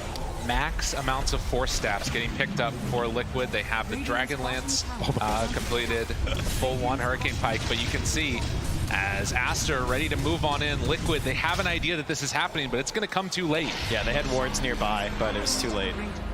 They might still look to fight. Aster might not expect this fight. Zai, he's running right into a Monet there. Have it, but the BKB, it's out already. Matumbo Man trying to survive, has the BKB running on top of Pichu, now trying to take down Monet. All 3 cores on top of him, but it's not quite going to be enough. The Static Storm, a good connection. The spear, they got him. Monet will fall. That's 1 life. Still a lot of exorcism left. And meanwhile, Boxy gets the stun with that rebound. Requiem up on the high ground, keeps chasing down Monet in trouble, wanting to kill him all off. Does he have enough? He's surviving the little sniper. He's so strong. He's so big. What did happen? Oh, Insania now turns. They didn't have enough for the 2nd life. That Warcry armor coming in from the Sven completely demolished them. And the root from Bulbaka, Liquid, they're all gonna fall. Pichu came in like riding from down the hill. He had like 10% HP. I'll save you. Stuns up on Mickey, runs over, gets another Warcry off, and they turn that entire fight around. They couldn't quite get that last bit of damage after the Aegis. It was looking really scary. Ori actually didn't get his ult off. So he got silenced with no ult running. He pops his Bloodstone, he gets silenced again. He doesn't get his ult off. So he didn't even lifesteal at all in that fight. He's like almost full mana. So he did 600 damage. Really big carry. Yeah. That is crazy. And it still took them so long to take him down. And especially the way it starts, right? Like they find Monet, he's forced to very early BKB. All he does is hit Zai the entire time. Zai is gonna back away. Yeah, into the bulwark. He's the back away, wave the step. Great force staff play there as well, but then Zai eventually gets the blink in. But on this reset, it's so hard to believe that with a Requiem from the high ground like that, they couldn't get this finish. Yeah, absolutely insane. And Pichu, he just comes like running in from the right now. He's like, guys, I'm here, don't worry. Just barely, and it's enough. Yeah. What a huge play from Aster as they are able to survive that fight. And again, very even in the live game right now. But things could start spinning pretty quickly out of control if Liquid aren't careful. Yeah, a lot of that fight I think actually was on the Pango, even though it didn't look like he had much impact. He rolls and it forces the Death Prophet BKB and the Shadowfiend BKB. Yeah. And they hit him, you know, Shadowfiend takes him down maybe 75% health, but he's fine trading roll for your BKB. He knows that if he uses his roll, he can still push rage back, he can still be tanky. But once you pressure BKB, you can't really fight the CM, you can't fight all the stuns on the side of Aster. Yeah, and now after that Wraith Pact, he's already picked up the shard, and he's just about to get his Blink Dagger there as well. So, gonna have a whole other level coming from XSS soon.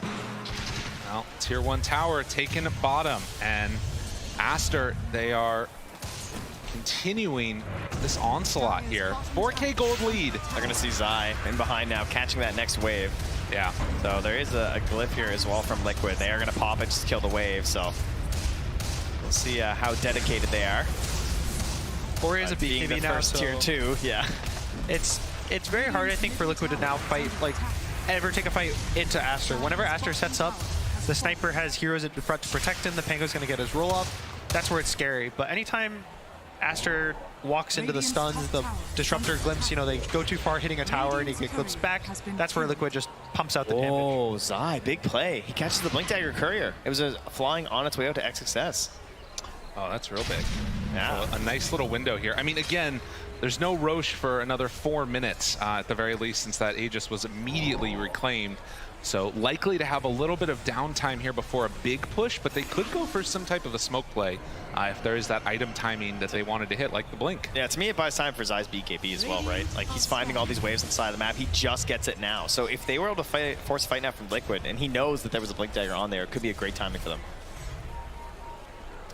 4 of them on the map, all of them up and ready. 8 and 9 seconds as Boxy also getting close. He's about 800 gold or so away from finishing off his. Yeah, and right now the vision advantage is in Liquid's favor. They've been seeing quite a few of these movements here from Aster because of the ward that they have, whereas Aster have nothing. They can't see anything that's going on that dire side of the map right now, so they're going to rely on these waves finally getting pushed out to see if they can spot something. My favorite thing right now is we're going back to the old days of Shadow Fiend, Shadowblade, Sniper, Shadowblade. Jeez, that was when I started playing Dota. Every game was just a Drow building a Shadowblade and Ricky's. It was just invis everywhere. I mean, still pretty strong when you can build up into that that break. Love to see that one. But Sniper, all of his attack range will be gone. So sad. I think right now Liquid still has a lot of damage, even though they're slightly behind. Force out that BKB. Zai might need to throw the arena if he wants to live here even. Bag it up, you know. Get on out of there, buddies. Do use the glimpse. Okay, no Ori here in this fight. Could take another one after. Mickey chasing. Invis, Monet is also gone and away. Can they do it? Doesn't look like it. That's a hard grab. After already glimpsing, of course. That was a cool little thing by XSS. So when he swashes without hitting them. Because when you hit them, it gives you vision, and there's a chance he gets glimpsed off of his swash backwards. Oh, right. So he does a nice little thing where he just swashes and intentionally does it in the opposite direction, so there's no chance they provides vision to Liquid. Something we can watch for there later. They maybe catches himself out because of that. But for now, he's also got the roll-up completed. 10 seconds until his Blink Dagger is back and in his possession. Liquid right now, they either need to kill in a spear. He hits a spear on the Sniper, he'll just get blown up. Or they need to be able to survive the BKBs. And honestly, they want to try to hold the arena for after the BKBs. You saw in the fight in the Tri-Camp, Zai just kind of kept walking at him his entire BKB duration. And he ended up did catching him after the BKB. And if it weren't for the Aegis, they would have won that fight. So right now, they need to find a way to force BKBs without pressing arena. I think that's going to be a lot on Boxy with his BKB to just jump on the Sniper, pressure ult, kind of force his ability, his defensive abilities, his BKB. That's where Zai just waiting, watching the fight, and then he blinks in, gets the arena after the BKBs, and Mick is able to do all the damage. It has to be like a very quick follow-up, it feels like, where it's like Boxy and then like Matu's in at the same time, and that's when you have these like sort of side lane heroes like kind of waiting to come in, like the Mars, the Disruptor, and the Shadow Fiend. I mean, get their moment spotted. It is worth noting, you know, there's a reason a lot of people ban Marcy. This is one of the strongest timings in the entire game. And when you get that BKB, you can just solo cores if they're not careful and don't have friends nearby. Phase Boots BKB, the scariest timing. So much damage. It's kind of insane. As we will have a pause here. It's Boxy mid-flight.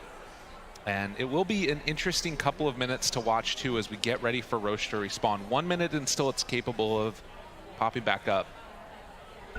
And like you were talking about, that vision, Aster do have one ward up on the high ground right above the Roche pit. Meanwhile, Liquid have one right above their tier 2 tower up on the other side of the map as well. Interesting, Boboko actually went for a Yules instead of the, I think he was going Aether Lens. Yeah, he was for a while. I'm kind of curious as to what's his goal with it. Maybe it's to try to get the Marcy off of his Sniper. That'd be my guess too. Oh, they just smoked on top of that ward. Then Boboko laughed. They have a jump. Oh, they have a jump. Yeah, okay. They saw it as they smoked. I was like, oh, all right, that's fine. Just a bait. It's fine. If they go farm now, Liquid's gonna still be scared. Yeah, that's true. It's not like you can't just assume like, oh, they saw that. Right. Gem purchase now by Insania as they're hanging out by another ward. So that is all of the vision pretty much for Liquid in this area, taking off the map. And with Roche capable of respawning soon. And in fact, it's going to be 1 minute away. Liquid need to be a little bit wary about that and their positioning to make sure they don't give up a free Aegis. Everyone's just worried about getting their next timing due to the fact of how hard it is for either team to really jump the other one. So everyone just wants to be able to be the ones who you walk into them and you lose the fight. That's why you kind of Mickey's just kind of farming a lot, and it's just because if he has the damage, he can do everything Liquid needs him to do. I think Matu, nice choice here with the Shiva's guard, right? Versus the Leshrac too. Very cool. Really nice. Yeah, that extra regen reduction will be super helpful. So things to watch for here again is all of the vision into the favor of Aster. They get a Silver Edge completed on Shadow Fiend, and we'll see if they can, now holding that outpost on Aster, keep this area under control. But a smoke up from Liquid. Let's see where The they two go. big things right now are if Pango gets roll off, it's probably going to be good for Aster, and whether or not Zai is able to hold his arena for after the sniper BKB. Those are the two big things, and depending on what happens, it kind of shows who's going to win the fight. They're so blind. They're just running in. They drop down a ward. That one is scouted. They had vision in the area, They actually so saw the Aster sniper. they know he's there. Getting broke right at the start, punched a couple of times, but Tumbaman completely obliterated right at the start. Zai tries to escape from there, but Monet runs him down. Liquid just ran into death. It's so hard to try to take areas away, but they need to. You need to get control of Roche. You need to. They want to set up to defend the tower. You want to always be able to fight. It always feels very stressful when you keep asking yourself, you're asking the team, like, hey guys, when can we fight? When can we take this fight? And you don't get an answer. Oh, that roll-up started just at the exact perfect time as well there, too. Thunder into the roll-up. Complete perfect chain stun. No saves there in time. Not a whole lot you can do unless Boxy's going to find a shard or something here, right? Like, he is stuck and done. And that is a free Roche now. Side of Aster. Concussive grenade also picked up now for Monet. Has a little more space distance in the fights. If he wasn't hard enough to catch already. Right. I think for Liquid, obviously there's an Aegis, so you're going to be probably thinking about your high ground defense. But again, all they really need is to be able to start a fight cleanly. They need to catch the Pango, they need to catch the sniper without an Aegis. Make it sound so easy, Gunner.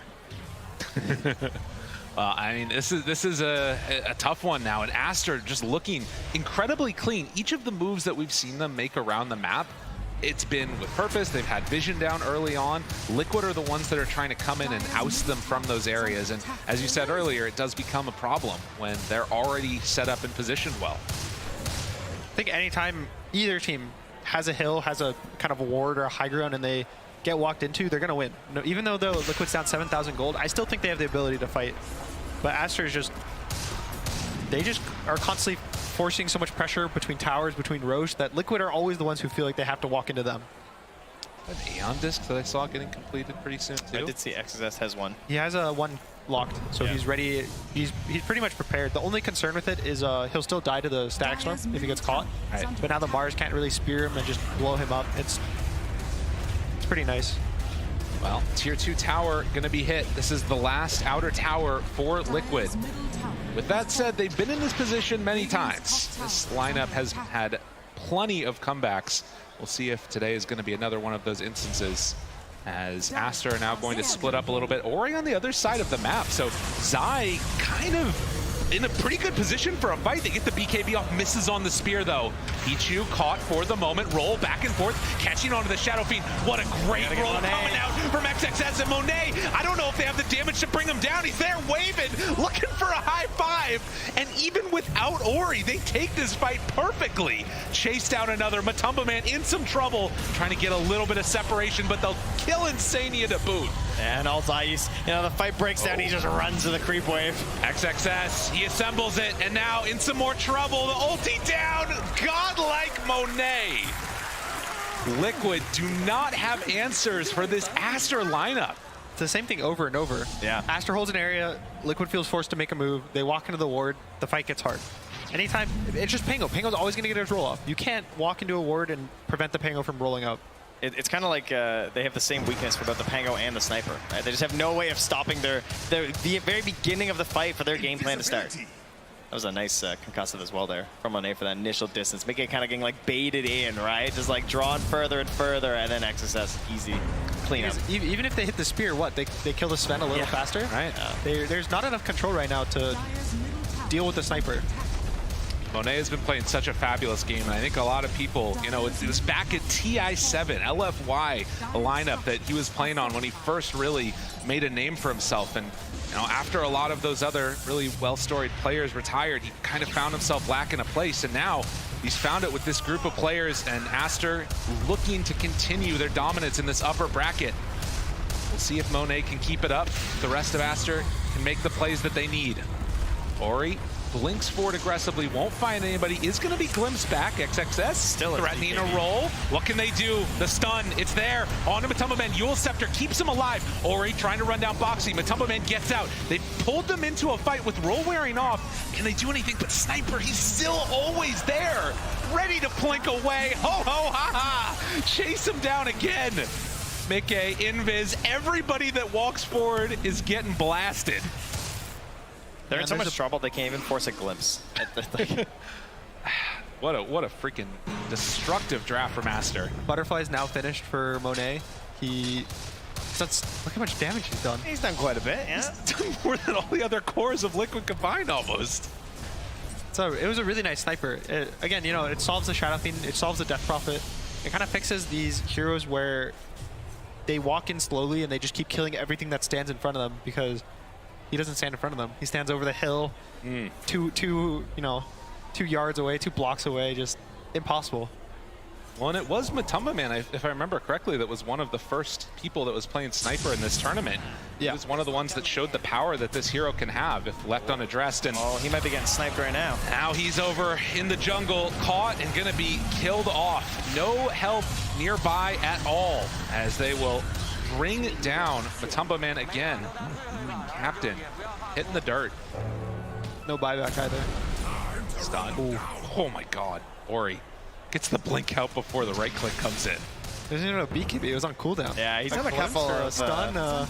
He's had some nice little split push plays throughout this game too. Kind of quiet a few times, but he has did a very good job of just like keeping up his own farm and providing the safer areas from 1A for the vast majority of it. And Aster, keep the aggression going. There is not an answer. They don't have an Aegis, but they don't need one right now, as they will take down another set of racks. And you can see Liquid on the other side of the map just trying to farm up, get into that next set of items if at all possible. But Aster are not giving them the time. They don't want to force a fight without Death Prophet. The game can look a little sad, but you always need to make sure that you're giving yourself the best opportunity to win. So now that their Death Prophet's dead, you just have to give up. You have to play for the last racks. You have to play for the the winning the game. You can't just play for, you know, we have to defend this racks, guys. It feels bad. Right. You have to just make your sacrifices. So when you say you have to give up, you mean give up the racks? Give up the racks. Yes, yes, of course. Okay. Well, we'll see now as Blink, Boots of Bearing, Yule's on the CM. Aster have gone for all of these great team-fighting-oriented items. Maybe an actual moment. This could be big. Ori jumped. Oh, they miss! And BKB, the turnaround. Boxy immediately TP's out of there. They're going to cancel the TP in from XXS. That was a really nice try. If he got the fear on the right click into the jump, they actually could have bursted him. You have to do these small plays. Anytime you kind of split up your heroes, you go to the side lanes. Heroes always want to push the lanes out. Ori's been doing it all game where he'll go to a side lane, he'll push it out past the corner, and Liquid needs to set up these kind of traps to catch the heroes out. And every kill means so much for them right now. It is really your only chance, right? Or legendary high ground defense. Of course. They still have the team fight. They still have the Mars Arena. The Mars Arena is one of the strongest spells to team fight with, especially once the BKBs are down. It's just the question of, are you able to force them to BKB without pressing Arena?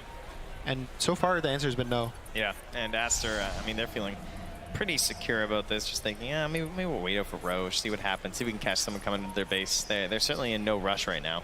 It is always tempting, though. You get that DD on the sniper bottled up. No boots, no problem. But they're doing the same thing that they've been doing all game. Hold an area, wait for Liquid to run into them. And when that will not happen, the downside is that Liquid are going to need to keep these waves pushed out. They can't even really leave their base right now. One of the nice things, which is why Aster's been able to hold area so much, is that Liquid doesn't really have any heroes who push the lanes without showing. Slowly. Which it's mostly been Zai the whole game. He'll run to a lane, he'll kill it, run to the next, kill it, and he's kind of just chasing them, making them chase him around and keep getting gold. But for Aster, you know, Leshrac has Boots of Travel. The Sniper can just shrapnel and the wave will die. The Pango can kill it in half a second with both his spells.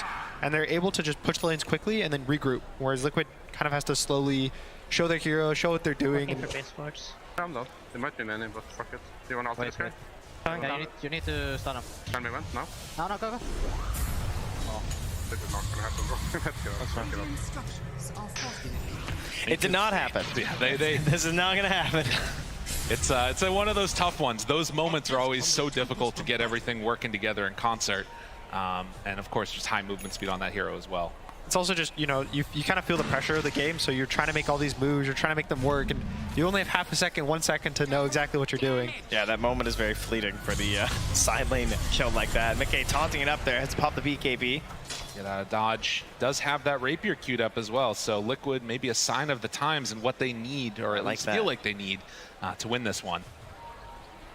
They are just still incredibly in control of this game on Aster. This is my guy right here. This is my play. This is a very deep smoke. Yeah, this is what you gotta do when you're 5, right? You gotta get these wards down. They're just like, there's no way they'd ever expect this ward to exist in this game state, right? So you can go for even the more obvious ones in this case, especially when they have a gem. So you kind of gotta YOLO on like the high ground ones at times. They know that this Roche fight is, if they're going to make a comeback happen, where it needs to happen. Pinging out that Roche pit. I wouldn't even mind him standing over in that corner there, to be honest. Dude, that'd be crazy. Can you imagine? The little Roche vision corner? Yeah. Yeah. There's been some crazy things with that. Well, ever since, you know, techies. Right, of course. He's been gone. We don't have to worry about it as much. Yeah, the greatest hero. And you can see Insania, he did not take his gem with him on this mission. He doesn't even have a sentry down. They could just have a ward of him. And I mean, if they got you, they got you, right? Why waste an extra bit of gold? I think nowhere else to be, you know? He's probably just, I would assume he's just playing to steal the Aegis. I don't think there's much more their team could do, but Matsu TP's back. It looks like they might want to just smoke up and take this Roche fight. They got the Rapier on the Courier. It's coming on out. We'll see if this is going to be enough now, as Aster have not left this entire side of the map with the exception of XXS, but they will head on in. Ori in position. The greatest bait of all time. Ready to go. They find them all. BKB's out. The Rapier's there. Is it going to be enough damage, though? They turn onto him. BKB beats away. Now the damage onto Ori. Yule trying to survive through a Requiem of Souls. A couple more punches. They did it. They got enough. XXS now still rolling back and forth on top of him. They buy back on the Sven, try and get into the fight. Bonnie's coming. McKay, he's got to be careful. Sniper, he's planking. He's running forward to break the run, but they don't have it. So they keep alive the Shadow Fiend, but lose everybody else except Insania. Another big win. Live, of all people. I don't know. Comes in, he throws a static storm down as well on top of the sniper. Now, that was a great job delaying it, right? He kept the sniper out of the fight for a very long time so that the Rapier could actually do a little bit of work and they could take down Ori, but still not enough to get an edge here for Liquid. And now Monet feels so strong as they walk up high ground. A break, a punch, a kill. Oh no, the Yules! Oh, Bulbaka, he's so strong. He gets the blink out after. They do it in style. Aster, keep the pressure going. They're going to win this game here as Divine Rapier is dropped. He denies his items, heads on in for the base. GG is called. It was a nice Rapier. The fight looked really close. They almost killed the Leshrac instantly, but yet Stormcrafter, I think, kind of delays it, presses Yules as well. It's like 3.5 seconds, he's just in the air. They can't do damage. It was a tale of maybe the execution in terms of just like what was easy for each team. You know, for Aster, they kind of just got to lean back, farm it up a little bit, didn't feel like this pressure was on them to make these moves across the map, whereas Liquid, they felt that pressure, and they were unable to make those moves. And sort of the classic tale of Mars in a sense, like we still see him picked because he does have this opportunity for the spear in the arena, and when you hit it, it feels really good. When you can't make those plays and connect those efforts for your team, you see yourself struggle quite a bit. I thought the biggest thing was the lanes were really nice, but the team fight was just... Aster was so good. Well, that's what we're going to have to deal with going into the next game as they head on backstage, get prepped and ready for it. Liquid back to the drawing boards, and we're going to head back to the panel. Thank you very much indeed. Drafting was good, but overall, it was, for me, Monet on his sniper. You can just sit there and you just peep away. That was basically the story of the team fights for me. There was, of course, a lot of protection and everything coming together very nicely. I want to also hear from analysts what they thought was the most important thing here with Jenkins, Effie, and Lacoste. Lacoste, sniper peeping. How could he just sit there and chill? He had an extremely good front line. Like, you have this position 5 Sven. I'm becoming a really big fan of it, where the hero goes in, soaks up a lot of damage. Then you have Leshrac as well, and also Pangolier. With the Wraith Pact plus a shield crash, I think this is the fight that did change things around. They did have Aegis on Sniper, but the damage mitigation in this fight is just, it's way too difficult for Team Liquid to take a fight like this. Having a Warcry, like later on there was a Solar Crest, on top of that Sven, and yeah, he just kept peeping.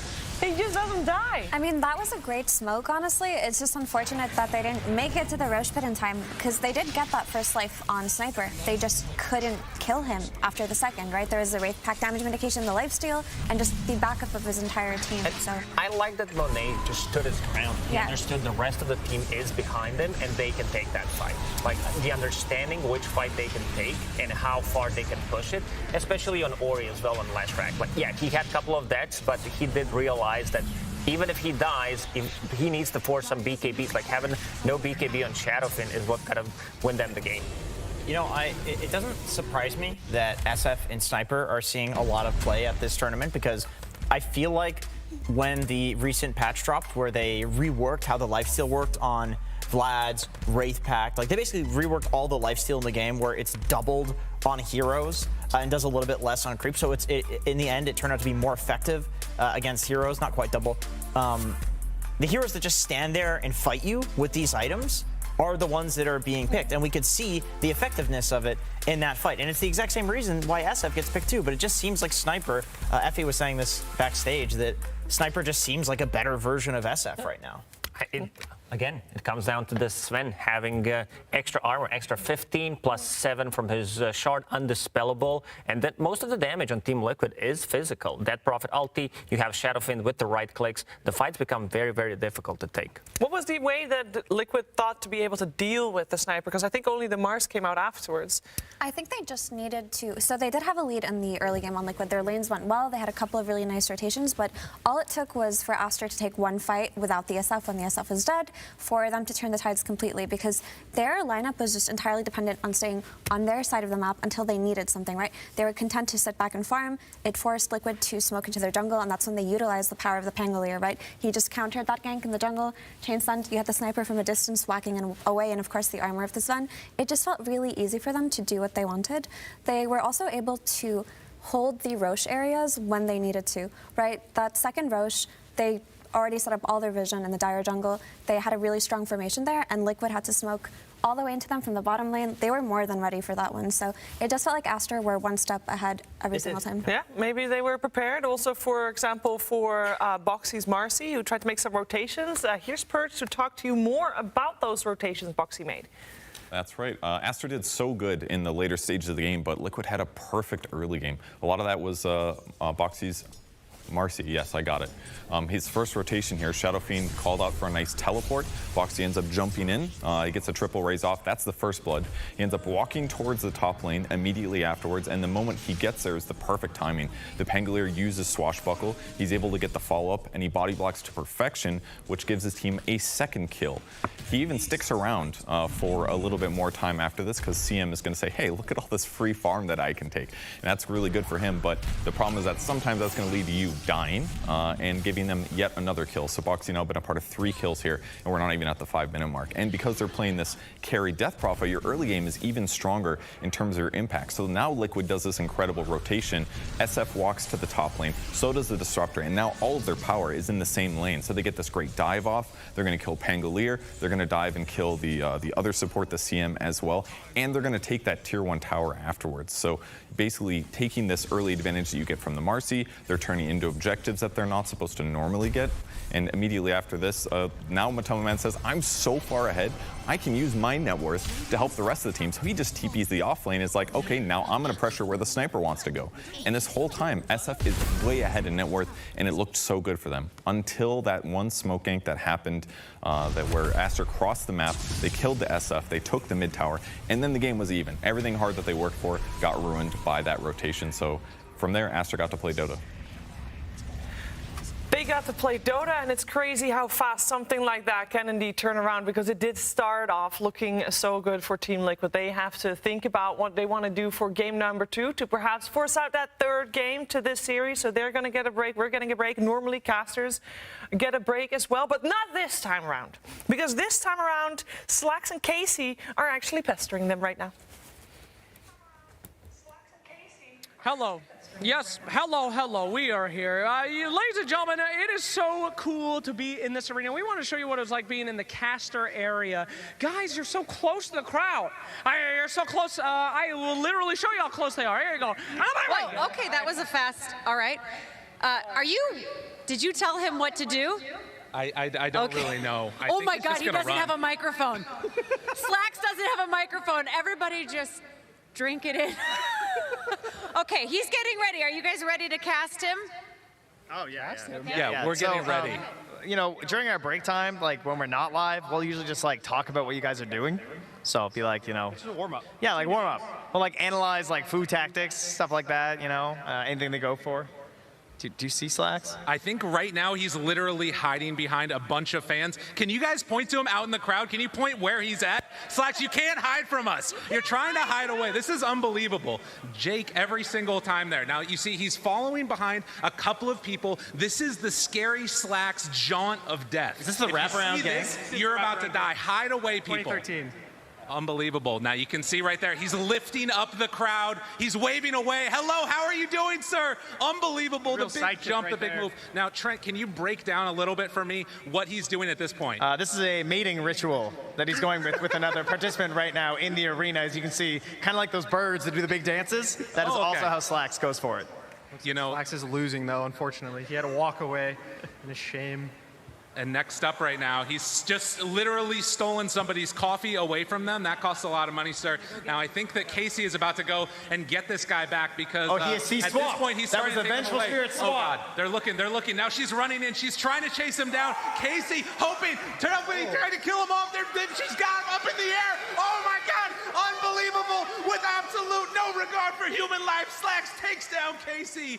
Unbelievable as they run it back through. We witnessed murder.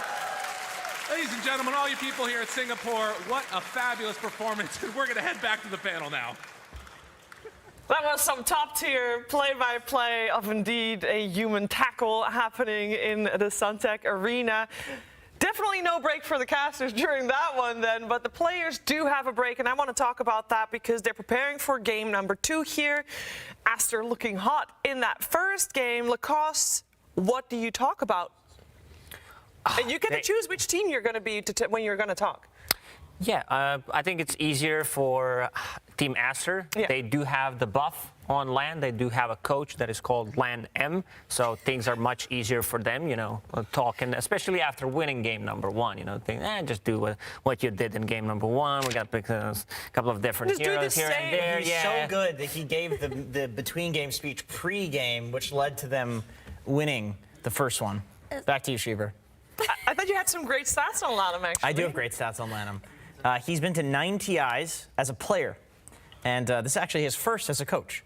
So this is, you know, there's a few coaches that are, they've coached a lot of TIs, but this is like, this guy's been through the grinder every year, you know. He knows what it's like to lose and to win, and like, hey guys, yes, we won.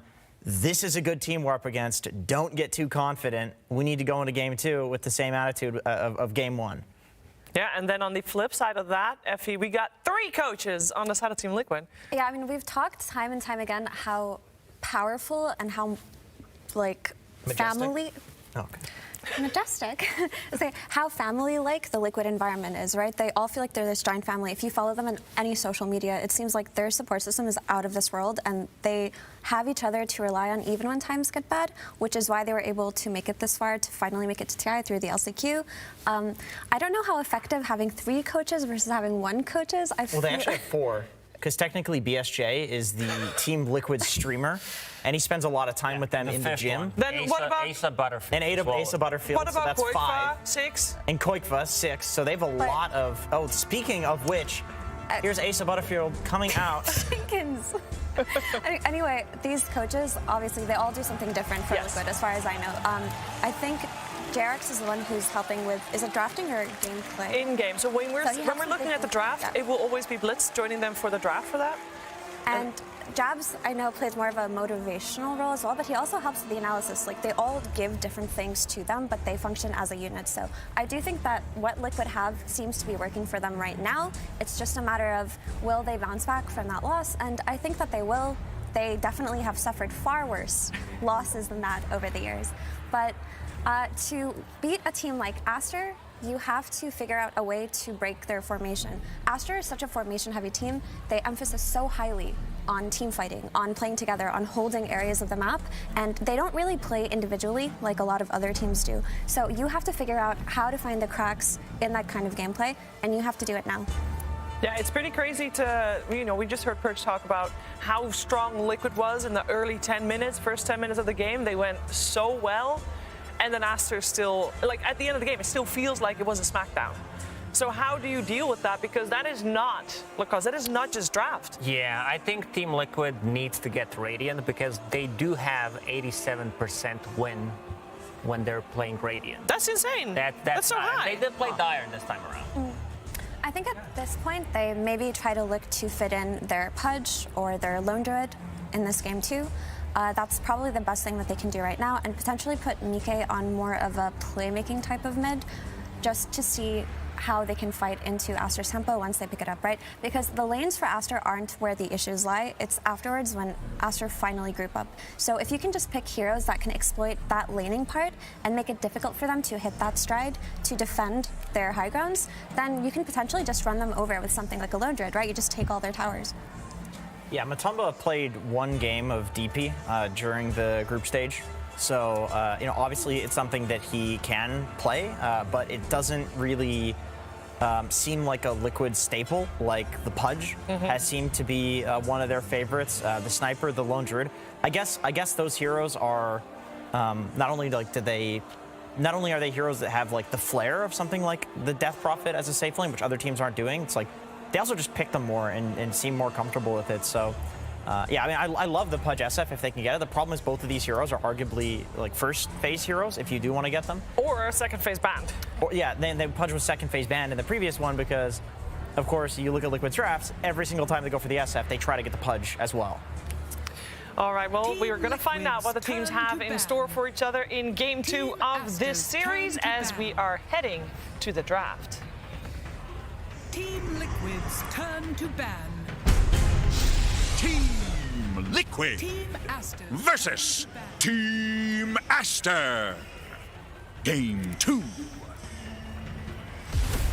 So far, every series in the upper bracket, teams that started in the upper bracket, all have been 2-0s. It's been sweeps, and I really, really hope that we're gonna at least have a little bit of a difference for this one, or if they do 2-0, that it's a close game. We like the close back and forth, and then I don't really mind if it's a 2-0 as long as it's good Dota. I mean, a little bit of a cop out there. Give me a 100-minute game, 107 minutes. That sounds about right. I think Liquid will come out swinging this one. Well, let's see. They swing with the Marcy once again. We got Alicia the Shrek coming out for Aster. Openings in terms of bans are a little bit changed up because Primal Beast is still in the pool as well as Visage. Those are the two bans that Liquid did previously. And oh my goodness, they're going so fast, Lacoste. It is. It's going really fast. I mean, this is what coaches were talking about. They made the draft already pretty much. We also, like during the DPC, we talked about a lot without practicing, especially OG, because they did mention it a couple of times, I believe, when they talked about just practicing the draft. If they pick X and Y, we're going to do this and this. So that's one of the reasons why these drafts are going so quickly. And Insanio was talking about it during ESL 1 Malaysia when he was on panel briefly. He said that these teams, before they go into a game, their coaches spend so many hours just running through 50 potential openings of them. So they are prepared for almost everything that comes out. And when you see a team taking their time, it just is a discussion internally. Not that they're not prepared for it, but they want to go between some of the options that they are debating about between each other. Yeah, and I think there's an element too of not wanting to overthink something that you've already like broken down and analyzed. I mean, in True Sight, you can see a battle between the things that they had discussed before and new ideas that were happening in the series. So it is, of course, a balance, but especially I think it's true for the first phase picks because there are just much less permutations that can happen there where it's like, okay, we did the analysis, like let's just trust this. Once we get to the second phase, then we can start addressing some of the new things that we're seeing in this draft that we didn't address in the analysis because we couldn't, because it's just too many permutations. Yeah, I do want to point out I was wrong. Primal Beast is still banned out. I was just a little blind. That's all. We do have that first one is always hiding that first It is. We do have Pudge banned out once again, and we do have the opening for Team Liquid. It's Marcy Shadow Fiend. They opened with it last time, but they believe in it still. Of course. I mean, these two heroes are some of the best heroes you can get in the first phase, right? They got first pick, so of course they go for Marcy. I don't think any team in that position would not want to go for this hero, but Aster already had their response prepared. We saw a lot of teams go for the Lich yesterday versus Marcy, and this is mainly because the Frost Shield negates most of her damage. Most of the damage that this hero provides for the team is through her sidekicks, so Lich can kind of erase that, right? So it makes it so that there's a minus spell in Marcy's arsenal, if that makes sense. And of course, the Leshrac is an Ori specialty. It's what Aster have played the most during the group stages, and it's what enables their style of gameplay where they can 5 men. It's cool that Sven and Lich are such different heroes inherently, but it seems that Aster is picking them for the exact same reason, which is just the armor versus Marcy, like you were saying. I was not super convinced by the Lich prior to the tournament as a hero, but then you mentioned it, Effie, and then seeing it, it's like, yeah, Lich might go in and die, but he'll get his Chain Frost off and he'll armor somebody, and then Marcy can't just solo kill whoever she's going on, which she normally actually can do even as a support, and then you know that Marcy's going to be picked with another right-clicking hero, especially SF who has minus armor. Yeah, Lich prevents all that, so does Sven. One of the heroes that you definitely need to be careful about your positioning. You can't just run in and use Noah on someone, because that means you're going to die. So it's all about using the Frost armor multiple times, plus getting an angle on a Chain Frost, and that's about it.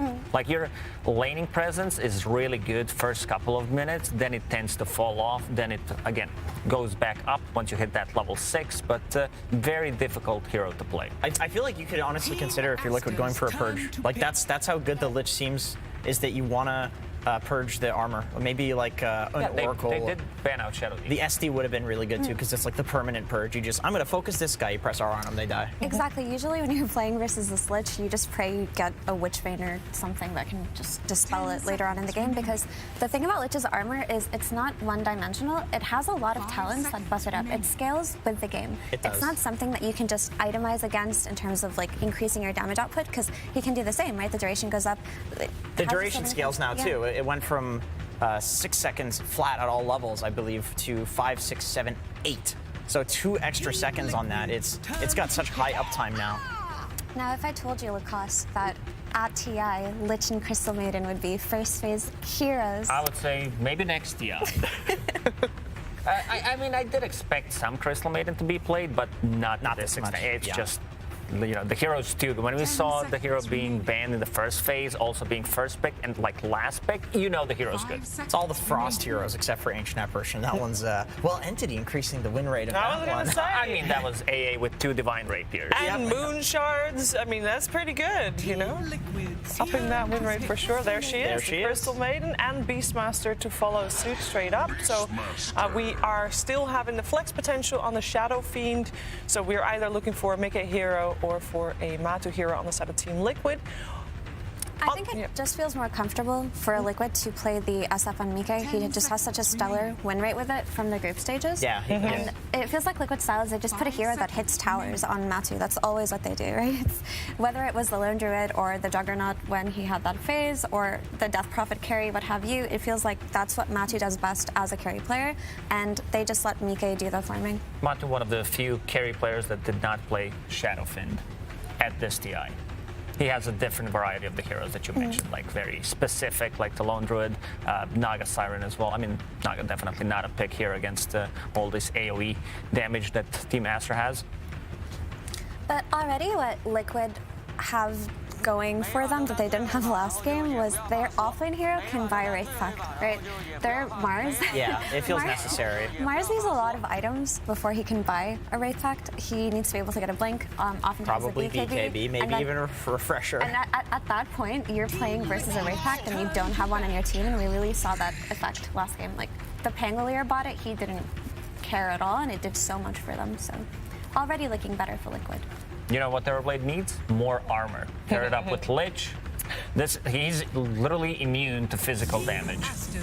So they do have a Beastmaster. Shadowfiend is a mixed damage, but having Marcy, like Crystal Maiden, they might be a little limited, especially the damage that goes through BKB. If they're not able to just focus down this Terrorblade, he could easily take over the game. I think Liquid probably wants to put the CM with the Beast and just spam out axes in lane and play off of magic damage against the TB instead of putting some Marcy Beastmaster, which makes me think that Matumba's hero will probably be some ranged hero that can play with the Marcy in lane. Or it doesn't have to be a ranged hero, but some hero that would like to play with Marcy in lane. Is Sniper still in the pool? Oh no, Sniper's banned. Drow seems amazing here. It's really good against Lush. Banned. Banned? Oh, okay. The only ranged heroes other than Death Prophet that he played, I believe, is Luna. Luna, but it's terrible against Terrorblade. Yeah.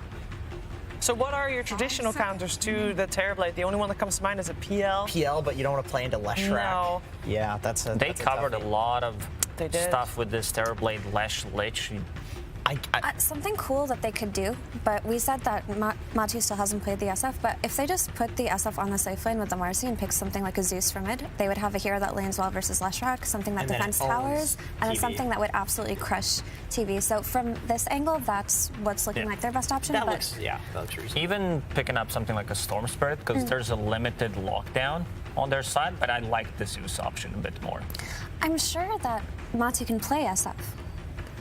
Sure he can. I mean, sure. Yeah, if you're at the moment a position 1 carry player at the international and you don't know how to play SF, you got a problem. I think. But this might be the only team that might not be true for because of how much they lane swap. That's the thing. Sure, they do run a Shadowfiend safe lane sometimes, but then it's still Mickey playing it. Yeah. You could just have Mickey play it on the safe lane with the Marcy and then just give the TB counter from the mid lane to Matu. Yeah. Sure. There was one interview stuck in my head during DPC when they picked the hero for Matu, and he was like, yeah, I did not play that hero for like 3 years. It was Alchemist. Yeah. That was actually at the major. It was at the major. He played it for the first time. But he would play that as well. I mean, they won. It's Matu. He's had a long career. I'm sure he knows how to play Shadowfiend. Yep. Another approach that Liquid could take is to just try to play really fast with like well, Lone Druid is banned, but they could go Death Prophet again if they're still feeling confident in that, and just try to end the game relatively early. They are discussing what they're going to do here. Well, they don't have a lot of time left to do so, though, because this is already their reserve time. What about some QoP, like safe lane QoP, or heavy physical on their side? But this also opens up the Roche for them quite a lot, having Beastmaster, Shadowfiend plus Ursa. Yeah, objective central. Like this is nuts. If they win a fight, they can get towers, they can take Roche. Also, Ursa's a great hero. One of the only heroes who can comfortably out-damage the Frost Shield, even though it's mostly physical damage, right? Because his scaling damage with the Fury Swipes is a little bit too much to handle. It also gives them the ability to just run out Terrorblade early on. But once Ursa gets this BKB timing, the supports are food, right? Lich is food, Snap is food, Leshrac is potentially food, depending on his itemization. So it is nice conceptually, but I am worried that all of their eggs are in one basket, which is just this physical damage. Get the first stages, take the map, and then if they mess up even once or twice, they have no counterplay. That's a Brewmaster. Coming out for XXS. It's one of his signature heroes as well. He does have quite a lot of them. Broodmother, Batrider, Legion Commander, and Brewmaster as well. I like it. You just throw the Ursa up in the air. Yeah. It's a really good solution, as simple as it sounds. And it's also their Wraith Pact hero, which we talked about how important it is for a team to have. It also gives them that added bit of team fight. The only issue would be having to weather the storm of Liquid's early game aggression. There is a Beastmaster, but I think that Aster honestly have something really solid going for them. Well, we're going to find out. Yeah, Aster is cooldown dependent. Like, you need Brewmaster ulti, TB ulti to be able to fight, like even Snapfire's Kisses. On the other side, Ursa, Beastmaster, Crystal Maiden, like these heroes are able to fight all the time. Even Shadowfiend, like, yeah, you need a BKB, but you're not required to have Requiem for the fight to win it. That sounds like an action-packed game. I know who I want to listen to when we're having an action-packed game. It's none other than Gunnar, Trent, and Lyrical. Let's head over to them for Game 2.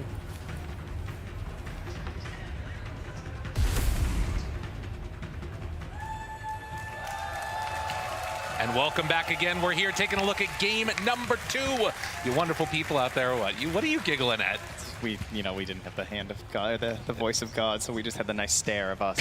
Good. That's perfect. Yeah. We do have a freaking awesome game, though. We've got the Ursa as the last pick. I was not expecting that one. I was thinking some crazy, like, Tinker or magic damage hero.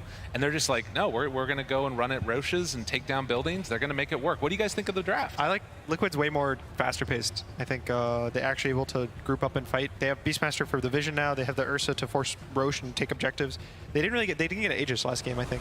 No, they did not. So now they actually have the opportunity to kind of group up and ball. Yeah, they certainly wanted it very clearly. Aegis would have been great for them in these circumstances. So part of the issue was they were required to go for these initiations to start these fights, and they had a hard time doing it because they were certainly at a vision disadvantage, and you're hoping to sort of get rid of that problem here with the help of that Beastmaster. Yeah, I think the biggest difference with the Beast to the Mars is that even if the Beast doesn't buy a blink, the Hawks give you vision. So now maybe the Marcy gets a catch, maybe the Crystal Maiden gets a slow. It's sometimes the vision is a stun enough. A stun enough. I like that. It's a good way to describe it there. And on the other side, for Aster, you've got a very different, in some ways, looking draft, and some things that are similar. So still running with that Lesh, and then a support that mitigates the physical damage. Last time it was that Sven with the Shard. This time, it's going to be that Frost Shield. And then the other big last pick that I think is really interesting hero nowadays, and what we've been seeing from it, is this Brewmaster with the Aghanim Scepter build. Really cool stuff. We've been seeing it pop up. There's kind of 2 different styles of the hero I've seen. One is that they just rush Wraith Pact, and they pretty much just play to drop Wraith Pact, drop splits, just no one takes damage in the fights, you just exist and you can't fight them. And the other is where they rush that Ags, and they play more of it just gives them a lot of plays. Either you can have the Fire Panda to farm, you have the Earth Spirit Panda to kind of just give you vision, give you a stun, or you have the Wind Panda, which catches, it dispels. Very nice for a lot of the Liquid heroes. Kills all the summons from Beastmaster, purges the Ursa, can lift the Ursa. The Storm Panda itself was actually probably the best thing about Brewmaster in this game. Yeah, and that's very interesting too, because that's been a long talking point in terms of the Wind Panda and like this idea of like, oh, you can get rid of the summons and the dispels, but of course you were always limited to it being during the ultimate. And then in that downtime, you didn't have those options. But now with the addition of the Aghanim Scepter build, it's actually something that can be far more reliable on the hero. And at this point, it's actually brought him into being one of the more reliable heroes with a dispel. Right. Yeah, which again, the Ags is where you can choose one Panda to always have, even if you're not on the ult.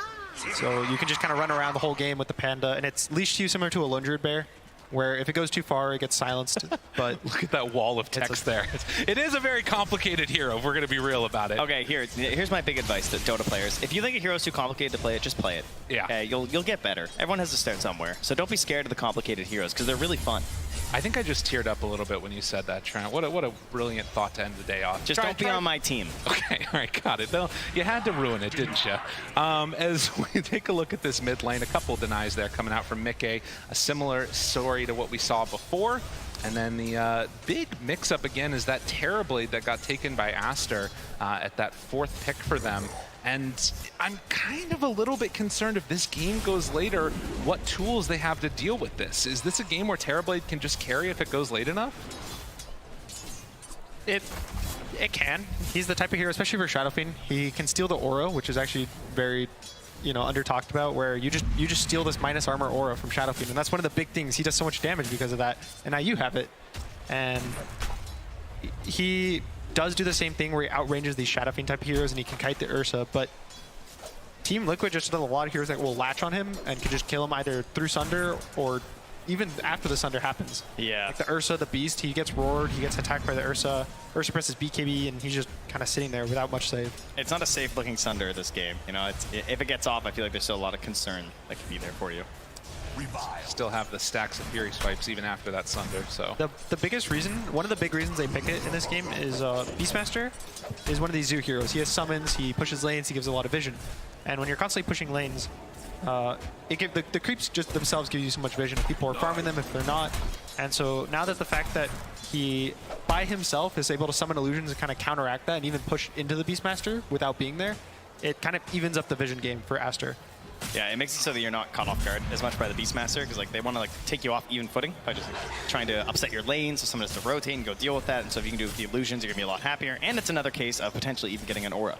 taken from a Beastmaster. The biggest question is pretty much going to be the tempo and speed of Liquid. They have Beast and Ursa and Shadowfiend. They're all heroes that hit these very early 10-minute, 15-minute timings where once they get that, they're able to fight for the rest of the game. Just keep fighting, keep fighting, keep fighting, keep fighting.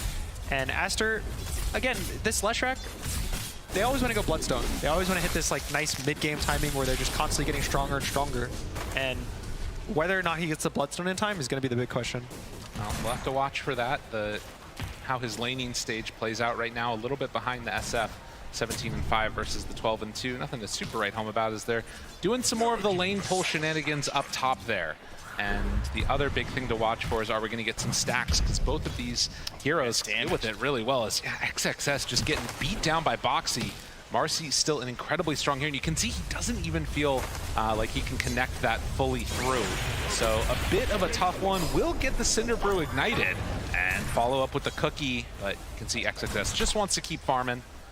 While Boxy is going to head off to the other side and maybe make that rotation towards mid. Yeah, we see this nice move by Boxy. He does this a lot where he kind of pressures behind the tier 1 tower, either like trying to aggress on the pulls or just bully the offlaner. And because of that, he ends up in the tri-camp. And now he's just behind the mid tower.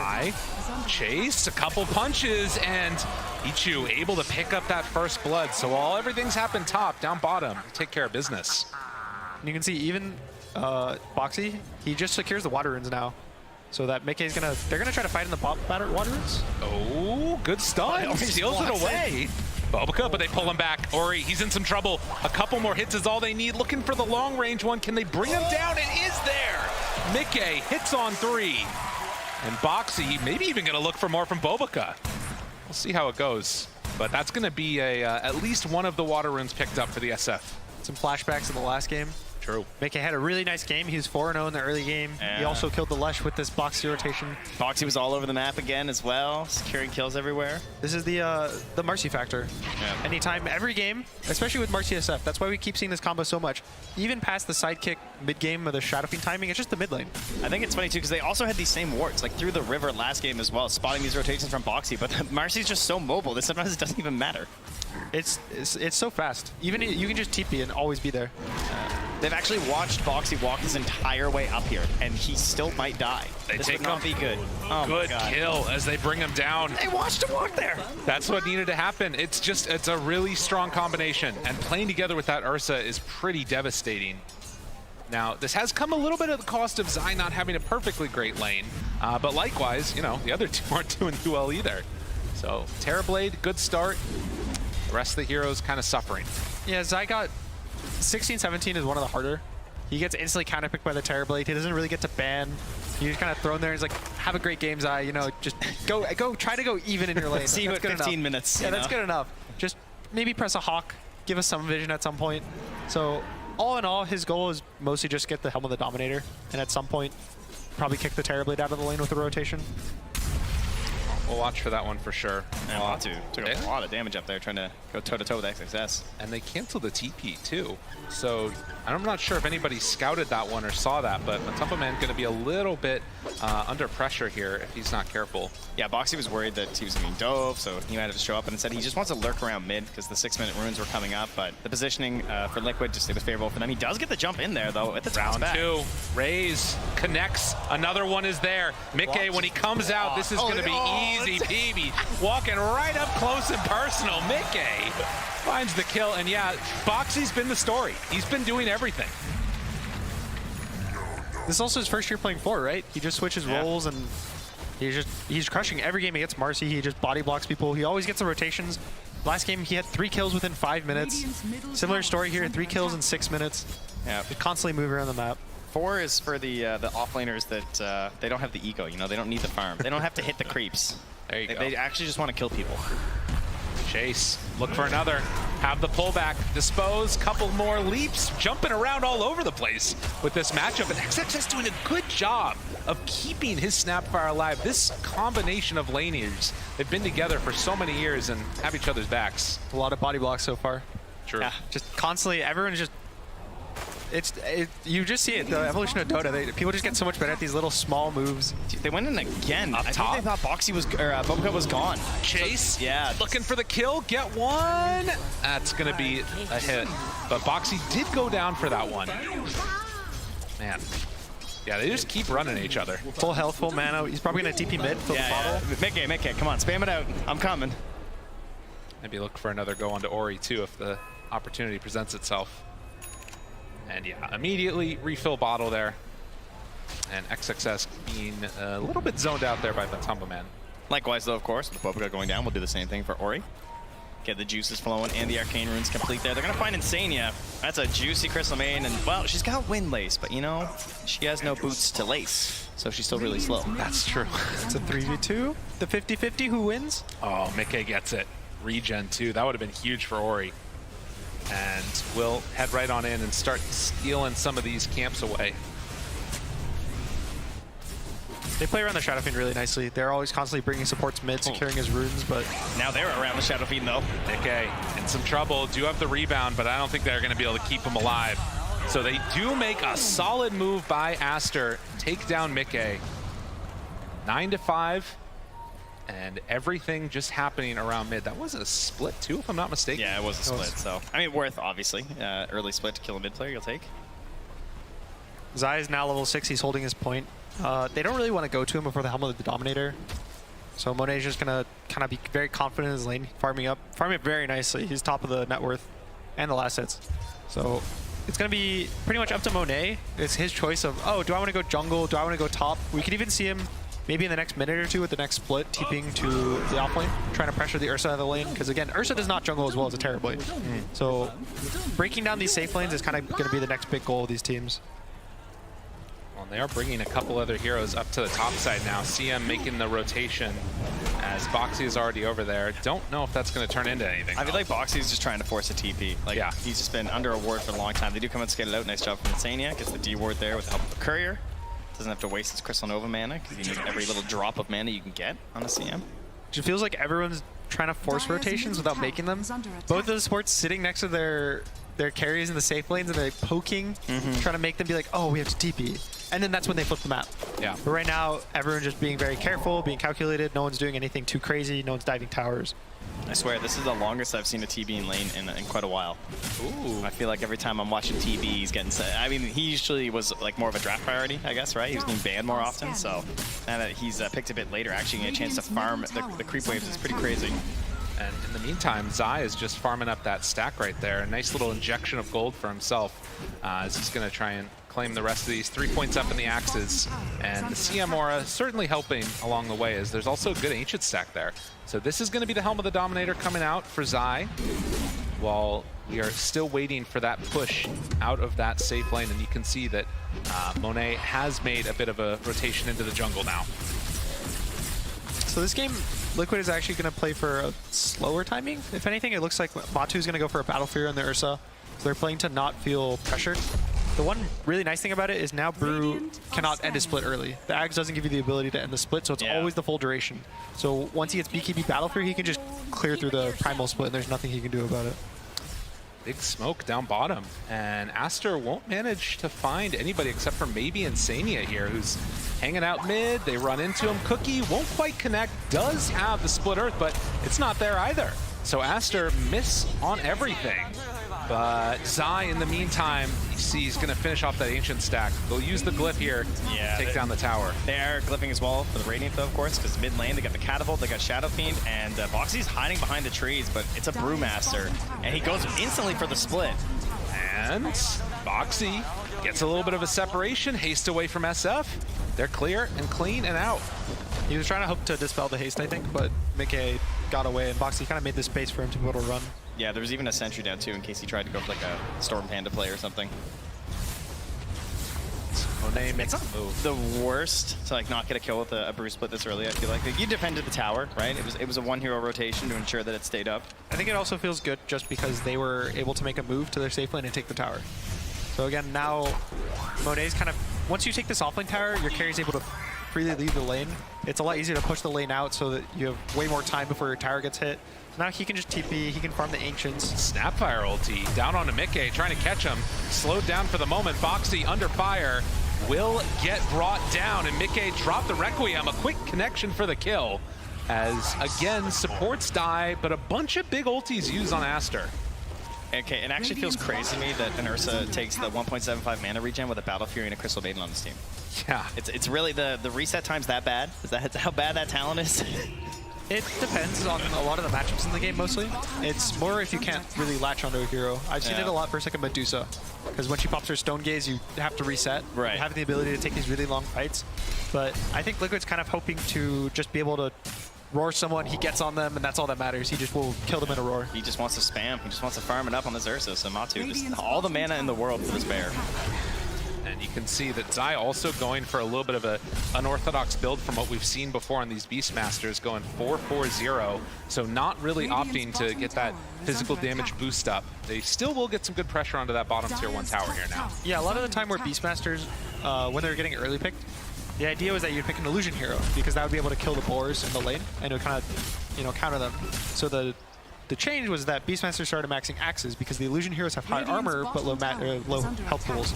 So it's pretty much just a change to deal with the Terrorblade in the lane. That's why he was actually able to last it, and that's why his game is actually not terrible. If anything, it's actually better than the Brewmasters. Right. So it was a nice adjustment to the lane in the game. Bounty. So Aster, as they move up towards the north, Boxy runs in above a cut. The instant turn. Everybody's afraid. That tells us the tale of this game, huh? Yeah. We're just relaxing here. Vision-wise, it's Liquid have a slight edge in terms of those deep wards. It's kind of been the constant throughout this whole match, but Aster feeling comfortable enough still to make this move to the top tower. Even with the lack of vision, they can always just send out some illusions if they've got some questions. Dire's top tower has fallen. Down bottom, Success queuing up, trying to finish off that Wraith pack again. I think, again, this game, Liquid is going to be the team that's playing for controlling areas of the map. Shadow Fiend doesn't have a jump, Beastmaster doesn't go blink for a while, Ursa has a Battle Fury. They want to hold either their jungle with their Ancients, or they want to hold, probably the Radiant big jungle in the bot lane.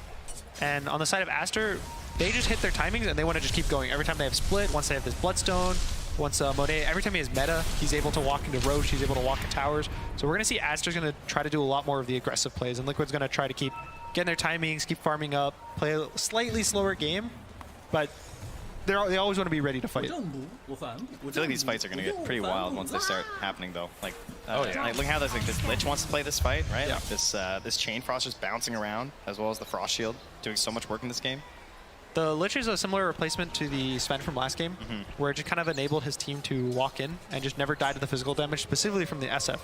And now there's SF and Ursa, so there's so much physical damage that this Ori's able, with this Bloodstone, I think he can probably just walk into 4 or 5 heroes and probably survive. And like they need to clump, right? Like the Ursa, the Marcy, and the Beastmaster, they tend to really get in there. And so even all the summons, that Chain Frost goes in there. Like hopefully the summons are gonna have to tank some of this up, right? Yeah, for sure. I mean, that's gonna be the thing that they hope to have happen.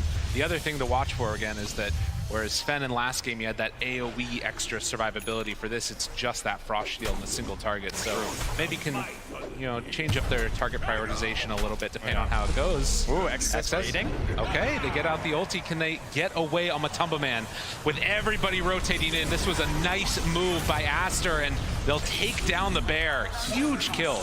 This is where Liquid would typically run it out. They're hesitating, right? They're thinking about it. They start going, they stop, go, stop. Can they find one in return, though? Insania right on top. The stun, it doesn't connect, but the Requiem very nicely played with the Dispose. Double ulti for the kill, and now more chasing going on as they do have a Stomp available. XXS kind of in a weird spot now. Connects with the stun. The rest of the team trying to catch up and get into position. They're a little ways away, but they got him. The pullback.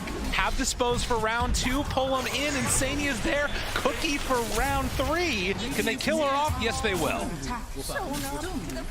And at the same time, Mickey takes that mid tower with the help of a catapult there. So Liquid getting a lot done in those moments after losing their Ursa, taking advantage of the fact that Bruce Split was down. Another interesting adjustment I see is that Mickey actually went for a Falcon Blade this game. I think usually the Shadow Fiends, I think even last game he went for the Dragonlance before the BKB. So I think that's also kind of an indicator of how they want to play. Generally you go Dragonlance because of the value adds when you push towers. Was bitten off a little bit more than they could chew there on Ori. There's no SF, means not an easy chance for a kill, and of course, as we saw, the Frost Shield makes it tough. But now Roach is starting to and there's no secrets here. They're seeing everything with the wards they have down on Aster. So they're going to move their way right to the pit. Starting to build up.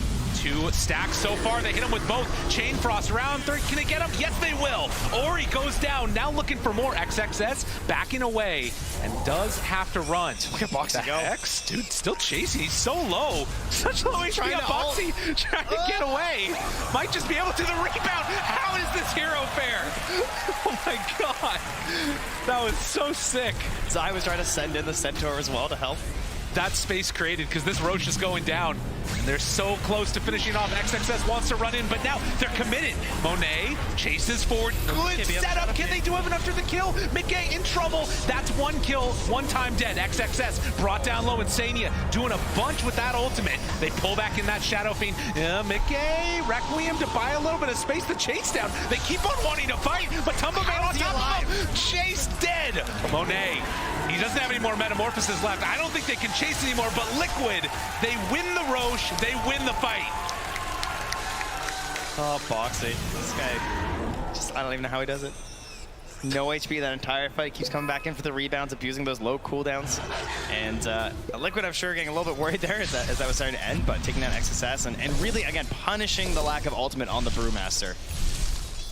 It looked a little scary. Mickey's BKB was cooldown, so when he dies the first time, there's a chance they burst him, but no stuns I think were available. And also something... Jeez, this was so long ago now, it feels like, when this all began. So much damage from the double damager. They actually just chew through the Frost Shield. I think also, you know, that's a moment where as a Lesh you might feel like you're safe, but as soon as that first raise hits, the second one comes in and you're slowed. I mean, look at this. 50 HP, wands with 2 charges, gets back out. Man. Radiant's courier Then he returns twice more as well from Boxy. Just absolutely ridiculous. Well, and that's so important because the Marcy just being able to give that sidekick over to these cores is so much of what makes this hero insane in the later stages. And it's what helped finish the Roche off, right? And then this is where things look scary. Tina gets to have a full ulti. Thing just keeps on going, helping to bring down XSS despite having the Frost Shield on top.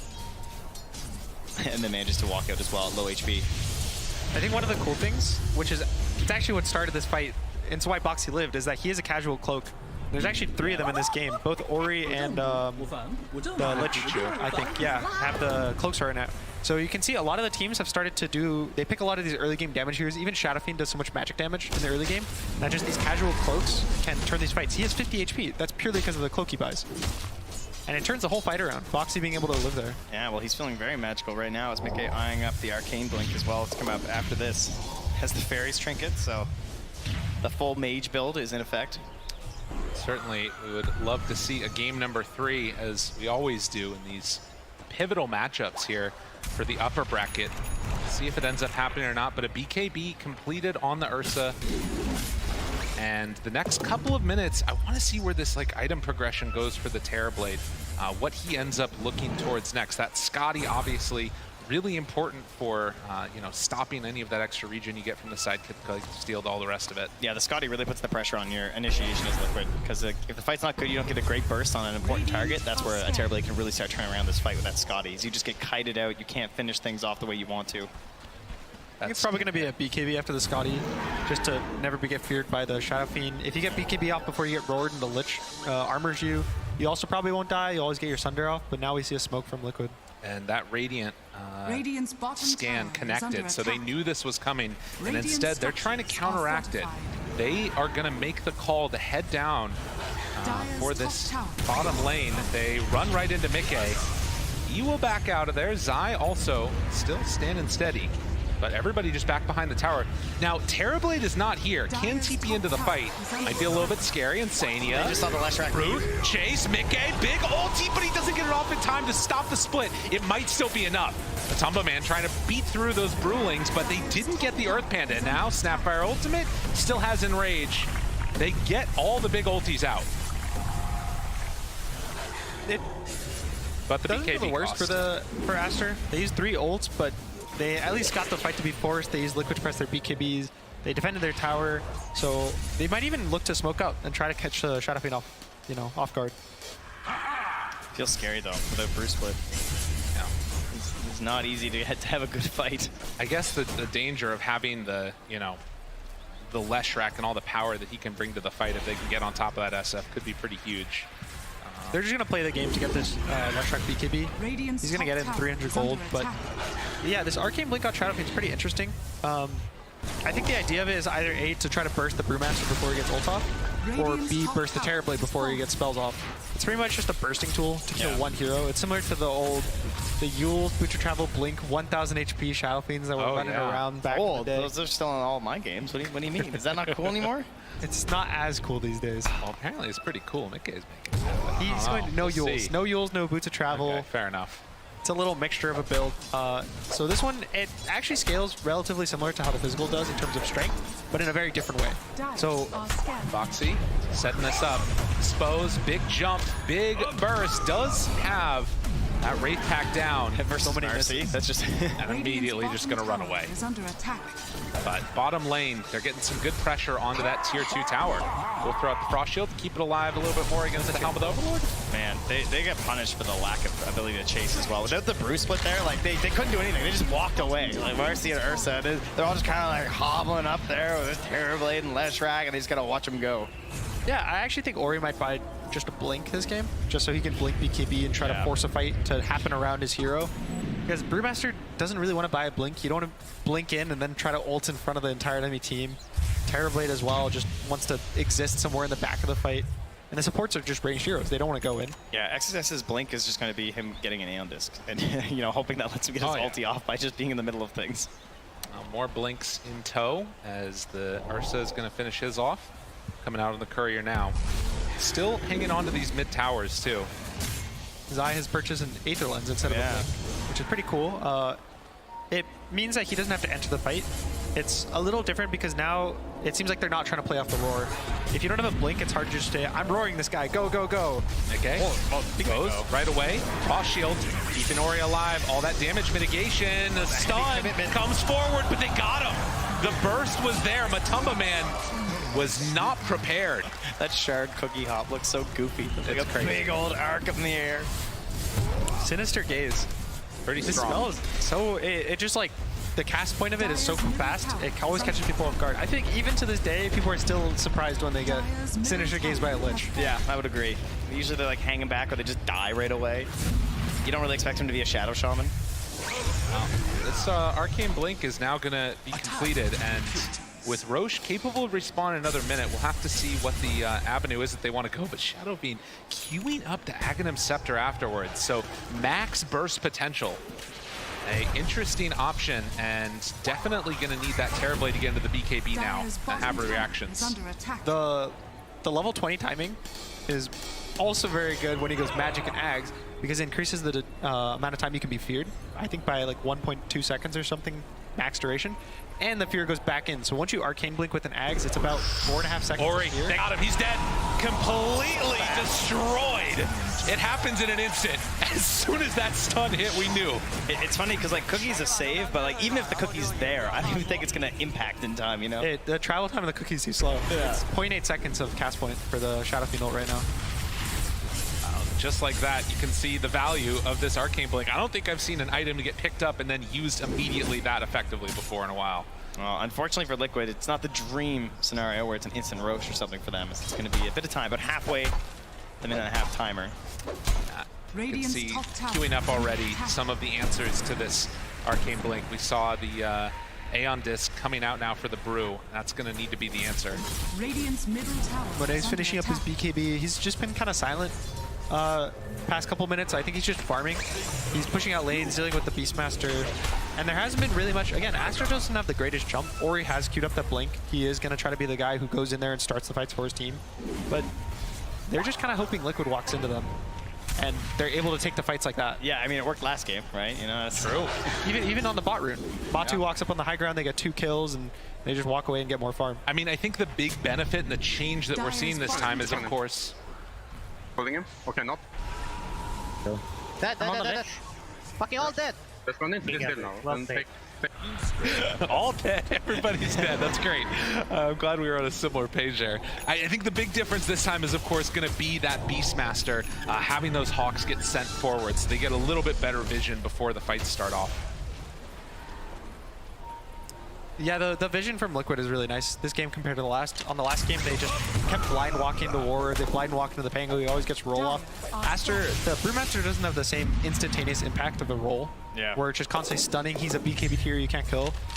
Even in this bot fight around the tier 2, the Shadow Fiend ults and almost kills the 2 pandas instantly. Even though he doesn't catch the brew, he almost kills the ult. If the Ursa Panda is the only one alive, it doesn't do anything besides stand there. Especially versus an Ursa. You know, if he spots that Panda, the thing's just gone. Oh, for sure. Well, still playing around their vision right now. And Aster, they bring out another Blink Dagger. This time, I believe this is Ori. So mass amounts of blinks, looking for the outplays. And as you mentioned, the casual cloaks here and there might turn those into bigger items eventually. Smoke up as they're going to head up north. As Roche has respawned, we'll have to see if there is going to be that big pivotal fight or not around this war. See if the evasion can save XSS here. He's got the talent for the +1x brood up for the evasion. Sensing danger, moves right in, finds everybody. 4 staff, gets some separation. Look at him with the stun. And that will be the death of the CM, but do they still want to fight? Dispose, pulls back XXS, looking for a chase. They buy back on the CM. TPing in for this fight. Mickey looking for the blink. They still keep them backing away, and XXS in trouble. Aeon Disc summons, thinks about popping the ulti, but doesn't drop it yet. Snapfire ultimate, 4 staff, separating this. Zai in trouble, roar. Immediately, Mickey gets it, the stun on everybody, but it's not going to be enough damage. Ori survived through it. They need to run away now, but Tumba Man TP's out, will manage to secure that one. But so much used by Liquid, and they still ended up losing that fight immediately into the pit from Aster. It wasn't enough damage on Monet. He has the Titan Sliver, so it takes a little less magic, a little less stun from the fear. And they don't want to give this up. This isn't how they want to go out right now. There's great vision here from Aster, though. Obs and Sentry nearby, going to spot those Hawks, see what's going on. They take it down immediately. Still in the pit, looking for their setup here. No Requiem. Tumba Man, jump forward. Boxy right on top. It's not quick enough, though. They went too early. Now the axe is getting thrown. Mickey in trouble. Right on top of him. Blows up the Shadow Fiend. But Tumba Man does not have an option. This Frost Shield is impossible to fight in to for that Ursa. And Boxy, Chain Frost bouncing back and forth, takes him down. Liquid committed everything for this, and they're going to get nothing. Oh, Boxy. A little bit of help there from the neutral creeps, carrying on that Chain Frost right from Insania to Boxy and the trolls nearby. Into the pit they go, and Aster, after on the back foot for so much of this game, waiting for that perfect moment, they find it. What a great way to bait that entire fight starting at the outpost. Unreal, and a little bit of that early commitment there ends up getting punished. That blink, I mean, you can see the big difference it's making for Ori, right? He's able to get into the most important part of that fight right now and force all that attention next to Mickey. Leaves Monaxor by himself. He can clean up some of these summons that are nearby, and once they take care of Mickey, even with the buyback, he can't get back in time. I mean, the biggest question now, I think, is the Ags is really important. Mickey needs this Ags. It does 2 things. It makes the fear come back in after it goes out, and it also reduces the cooldown, which means that you can use it every single fight. You don't have to worry about it. And the biggest thing as well is that they use the Shadow Fiend ult and they don't get a kill. Yes. Yeah. When his whole build is centered around using the ult and you use a stun and you don't get the kill, you kind of feel bad. This re-engage fight at the Roche pit, he doesn't have BKB, he doesn't have ult, or he just blinks on him and he has no plays. He doesn't have the physical damage to deal with him. He doesn't have a pike. He doesn't have a way to kind of disengage from the fight, so he's just stuck there. 1,500 more gold for Mickey, and we'll see if that's going to be enough to get him where he needs to be. Does hit that level 20 now, but still not an easy position to be in. As May runs into the SF, no way to break that TP, obviously. And man, yeah, this Lich, you choose so many of these times, has been the difference maker, it feels like. You talked about that Frost Shield on the Leshrac. There really hasn't been an answer for it. It's just really nice versus all the Dire Heroes, and the adjustment they made with the Arcane Blink is really nice versus it. It gives them the magic damage to kill, but it hasn't really been enough, and it's actually just been enough to deal with this Ursa. Yeah, it kind of reminds me of just like last game where they sort of had a good idea in terms of like how to make it so they're not under so much pressure, but by going for this magic build in order to solve that problem, it actually recreates that pressure issue through the ultimate, since it's so dependent on that to work.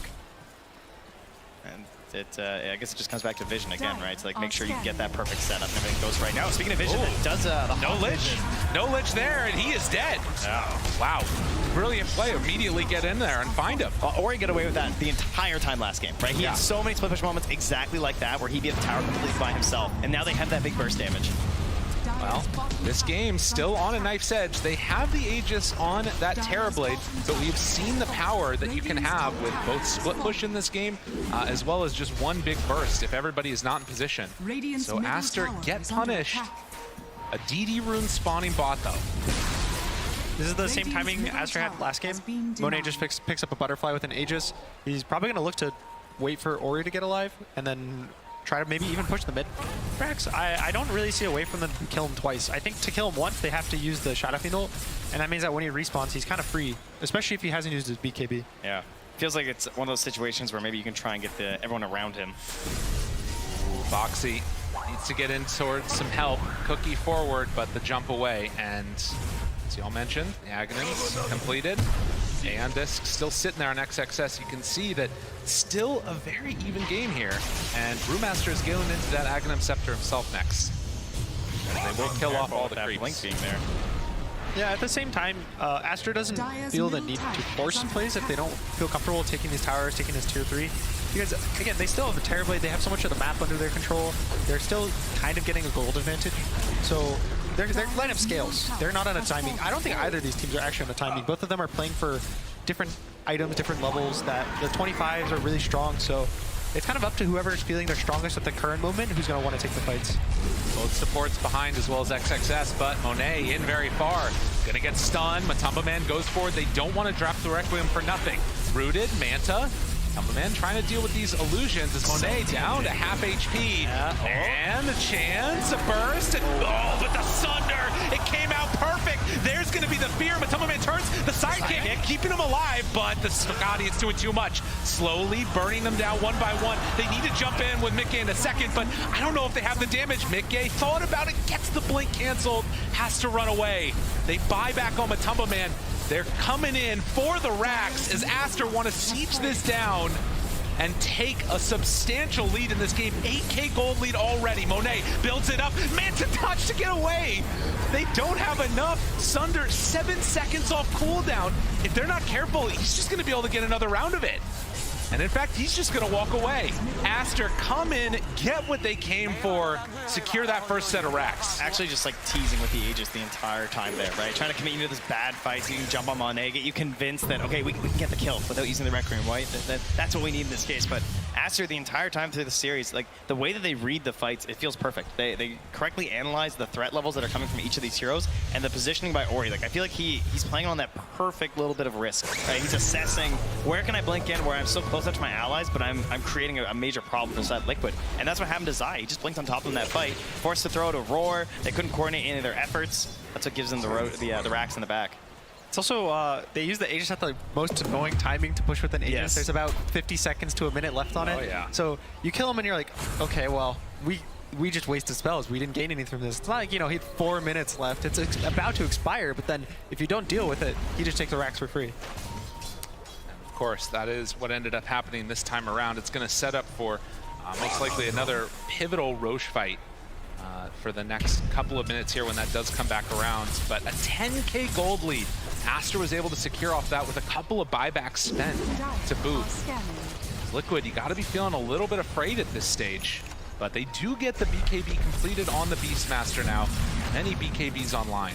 It feels like this next Roche for Liquid is the big one. This Roche is really important just because of how kind of committal Liquid's lineup is in terms of they need a BKB versus every single hero on Aster. They need to use Shadow Fiend ult to get a kill. They need to use Roar to get a kill. So anytime they have 2 lives, they have buybacks, they're fighting, even if they're fighting in the Aster base, it's really scary just because of the amount of stuns that Aster has compared to Liquid.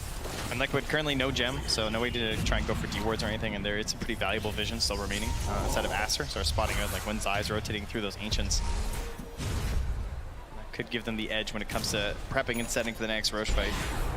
A Scythe as well there too, so all that pressure of the perfect fight for Liquid. Great item for breaking that up. You know, your combo breaker's the Aeon Disc, but at the same time, you're gonna have that Scythe just catch someone off guard in engagement. They instantly smoke out. They're gonna try to catch them in their own jungle. Just Roche isn't alive. It can't even start spawning for the next minute, so you just want to kick them out. This Blink Scythe is just, it's careful. Insania, it's the first one they find. The cookie away, that gives some vision, but they're barely able to catch. The Sinister Gaze is enough. So Boxy will go down. Liquid are going to be thankful it's not more, but Aster, keep this pressure on.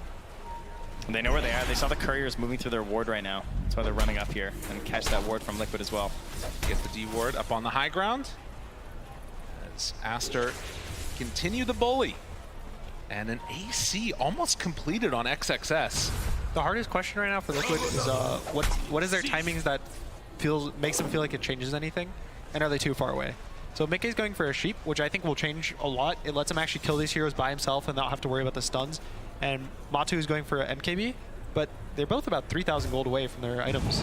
And I don't think they'll have the time to wait for these items, so they have to decide whether are they giving up Roche and taking the items, or are they going to try to force a fight and just take a proper positioning fight, which is also another option because, again, Liquid can win a fight based on positioning. Yeah, if they get that big jump. If they get the jump, if they get the burst, the Terrorblade dies, maybe he doesn't have a buyback. He is buying out right now. He's actually buying a full Daedalus, so he won't have buy if they kill him at this Roche fight. Well, it's a similar timing here as well for that Aegis, but halfway through, so see if they can find that positioning, and Daedalus is there delivered. And you can see the Hawk scouting for the Roche respawn time. It is a minute away right now. As Aster going into the pit, they check it. That was spotted by Liquid. And it does look like they'll have at least a little bit more time now to get in towards those items. Not sure if it's going to be enough, as you said. Also, something cool is Monet has a Blink Dagger. So I think his idea is, even if you blink on the Shadow Fiend, if he doesn't get the Arcane Blink buff off, his ult is not as strong. You can't use it as fast, and you kind of force it so once Shadow Fiend can never get gone off if they want to win the fight. He can't get clipped by anything that cancels his blink. He can't get hit once by the Shadow Fiend or slowed or anything. He has to be able to be like completely free and get a jump when he wants to get the jump. So all these Blink Daggers on Aster now, and both the cores of the Lesh and the Terrorblade are going to kind of cancel that out. It kind of, unfortunately, feels like a lot of their cores feel that way, you know? I mean, I guess Zai is the one who can maybe be in there a little bit with the help of some creeps. It's pretty much the only one. And of course, you see those Hawks flying over the top. They do scout out that Aster is sitting in the exact same spot where they were last game. They get into the MKB for the Ursa. A couple of other items getting picked up. They're putting down floor rugs. They're hanging some nice decorations on the walls. Some great pictures of the family, you know? Really furnishing the environment. It's nice. But there's interesting. The Timeless Relic is given to Insania, which is really nice for his slows, and then the Spell Prism for Mickey. Looking for a big wraparound here from Liquid as Aster on the other side of it. We'll have to see if they want to head on up and find a way in the pit, but the Terrorblade already seen that Roche is backed up. Monet's just going to keep fighting. They're waiting for them to come to Aster. They just need to catch the right hero on Aster. If they catch the Brewmaster, sad, he has a hand disc. If they catch the support and you have to use your ult on him, it's also kind of sad because now you can't use them on the cores. So you have to catch the Terrorblade or you have to catch the Lesh. Aster's just in such a nice position that Terrorblade illusions are breaking everything so they can't sneak Roche. They're playing under their wards, they're playing as 5, so you're going to constantly have to walk into the team. They're even pressuring the base with the illusions. There's just so many things that is kind of pulling Liquid apart just around the map. He also just hit his buyback as well on Monday as well, so that very small window but could have been hazardous is now gone too. A minute and a half left on Ursa's, but doesn't have the gold to get there once it comes back up again. It's actually impossible to jump in first. Look at how he's sitting. He's got heroes on both sides. He's ninja geared there, just smoked up, hanging out, making sure that the Hawks don't spawn anything. He's not the guy you're gonna get. They fully recognize this is the only way they lose this fight. This is the most defensive play that I feel like I've seen from a team in forever. It's because they know. And that's after last game. Exactly, right? Exact same thing. They know that this is the only way it works. And there's creeps hidden in the tier 4 towers. Like, Liquid need to deal with this. They're literally going to lose their base if they don't make a move. And Liquid, they just can't. They're stuck in a chokehold. Matumba Man heads back, and now they're all alone. The second they see the TPs, they just walk into Roche. Aster, ready to go. Matumba Man and the rest of them are going to need to get back out close and quick, but it's not going to come quickly enough. I believe it's Shadow Fiend himself who says, outplay. You know? Unreal. That's how this feels. Such clean Dota being played by Aster. Oh, he wants that Agnes Blessing. He's taking it. And now smoke up from Aster. We'll see if they make the move. I'm the Shadow Fiend now. I got the Terror Wave. They find one. It's XXS. That's not who you want at the start. Ori moves on in. BKB already out. Matumba Man runs away the Terror Wave. Walk forward. The Frost Shield. It's not quite enough from Matumba Man. And now the Hex. The turn. They chase him down. They kill him out. No buyback for 2 minutes. And just like that, Aster take a dominant control over this game. 20k gold lead now. with that Aghanims in tow and the lift up there. They found Mickey. Can he manage to escape? The BKB runs on in, pulls him out. Nicely done. But the chase on the Marcy. And they're ready to go for the next round. Up to the high ground. Aster, they can feel it now. His eyes in behind, but no roar here. Just has to watch, see if they can find a plan. Mickey just in the fountain. Open for something. Matumba Man does have buyback and 400 gold, but it's not going to come soon enough. Aster, they're not going to give him the time.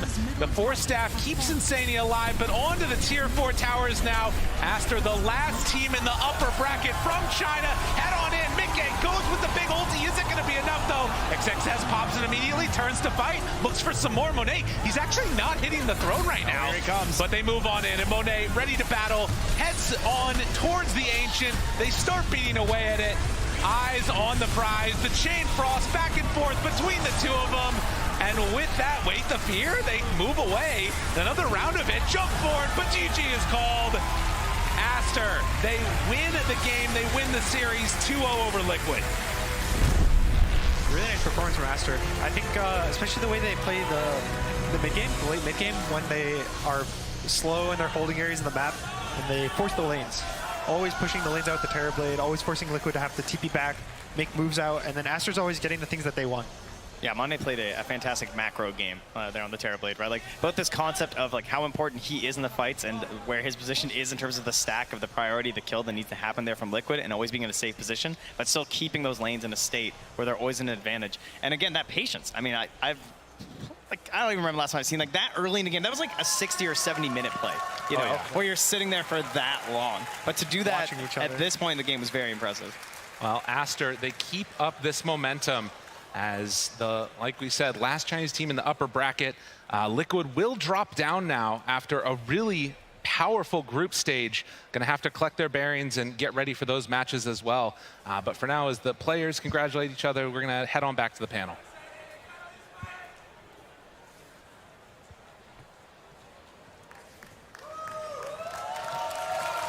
As we as we see him actually one last time again, the crowd really appreciating the pressure that we've been seeing from him.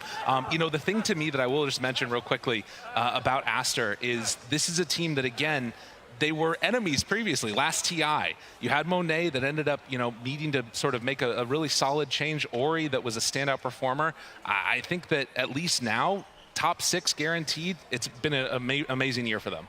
Yeah, even the last major, I think they got top 3. Yeah. So the group stage, I feel like they were one of the silent teams in the group stage. They were always at the top 1 or 2 of their group. They were always looking really good, but no one really talked about them, I feel. It was always on like EG's destroying, Liquid's looking really good. Tundra, top of the group. That's what we do, you know, Europe, NA. Yeah, so I feel like Aster's just coasting by. Maybe that's what you want. You know, you don't want to be the silent team that no one knows what to do about. It's been a classic one. I mean, you talk about like no one knows what to do about it. Like what is the big thing we always bring up? It's like their positioning, the team fights, which is very like, kind of like an abstract concept. But if you start to watch that and like watch the replays, you really do see it. You do see like it feels like the communication is incredibly crisp and clear, which is something that, you know, obviously we have a language barrier there, so don't necessarily know what's going on. So it's very impressive to see just like how consistent they are in that regard. It would be really interesting to try and find out if that's something that like they've worked on. Well, we might be able to find that out now as we head on back to the studio. Thank you very much, guys. Yeah, so Aster claiming a really important victory there, 2-0 over Liquid. They'll be moving on to play Tundra. I'm here with T-Governor. And of course, that means that, yes, Liquid will be, I believe, moving on to play Entity in the lower bracket. Was that an expected result for most people? Yeah, I think Aster was looking like a very strong team. I think coming into this, I know the panel before mentioned how Aster and Liquid had kind of the same pedigree. In the regions, they were dominating, and then when they get to LAN, it kind of falls flat a little bit more. But Aster, at least in previous time, has, I know they've leveled up a bit, getting third previous, or 2 majors back, then going to second place. And, you know, in this game specifically as well, I think Liquid, they got, you know, the Roshan around the 17-minute mark. They had a little bit of maybe like a momentum play to go for, but Aster, they just had their patience. Their Brewmaster itemized really nicely, going for this just Tranks, Wraith Pact into Aeon Disc, super unkillable, being able to just soak up that initiation. And then, of course, I think the hidden gem so far of TI is just this Lich. They mentioned it again in the cast, this sinister gaze, the cast point on it. You get caught off guard so many times. The amount of times that Matty would be blinking into these vulnerable positions, get instantly gazed, and then it's like, wait, how I don't have the damage. They've already forced our way, they've disconnected. And yeah, unfortunately, you see on the kind of the scoreboard here, Matu wasn't really able to get that Ursa game that kind of dominates and gets you through these, game 2s of a best of 3s. And yeah, only 4-4 and 3. But yeah, very much Aster, Monet, the 8-0-6. 8-0-6, yeah, perfect game. And of course, the Cyclone as well from XSS, another way to control Matu. Matu's been one of these players on the team that really is like, yes, I will trust, I will play what you want me to play. There's a little bit of there was a cheeky kind of moment in the group stages where he got another Slark. Another one. But what do you think about this Ursa kind of and Matu on it? Was it too much for because he is one of the best carries out there and one of the most versatile. Was it, would you have preferred to see him on something else? I feel like in this draft position, they've already got the Shadow Fiend, the Beastmaster. When they're 23 picking an Ursa, it is kind of sending a message to Aster, which is we will take these early Roshans, we will try and just be in the face of you, right? They have so much damage with a CM Marcy support duo as well. So I think they were just fully subscribing to their idea of we want to just dominate this kind of mid-game and then try and just remove you from the game. And we've seen time and time again now that these teams, they fall flat in this just converting the game that quickly because teams are getting so good at just drawing out games. Well, we're going to hear a little bit now from Aster, the victors here, as we're going to go to a winner's interview with Casey. We're here with Picho, formerly known as Siamese Cat. Congratulations. This is your very first TI. You're playing with a bunch of veterans. You're playing with Burning as the owner of your organization. What's the best advice that some of them might have given you for playing as well as you've been playing this entire tournament? 啤酒这是首先恭喜你们赢了这场比赛，然后这是你们第一次，这是你的第一届 TI， 然后也跟很多老将一起在那边打，包括也有 B 神作为你们的整个组织的领导，然后就想问你，他们有没有给你什么忠告，有没有给你什么意见，让你发挥得如此好？我觉得其实我打线下赛或者打 TI。我的气场感觉完全凌驾于我的4个队友之上，感觉他们都是我教他们线下赛应该要怎么去打，要怎么不怕，要怎么不怕打线下赛，不惧怕这些场外因素什么的。然后我觉得我的第一次打 TI 这种经验比他们可能还多一点。All right.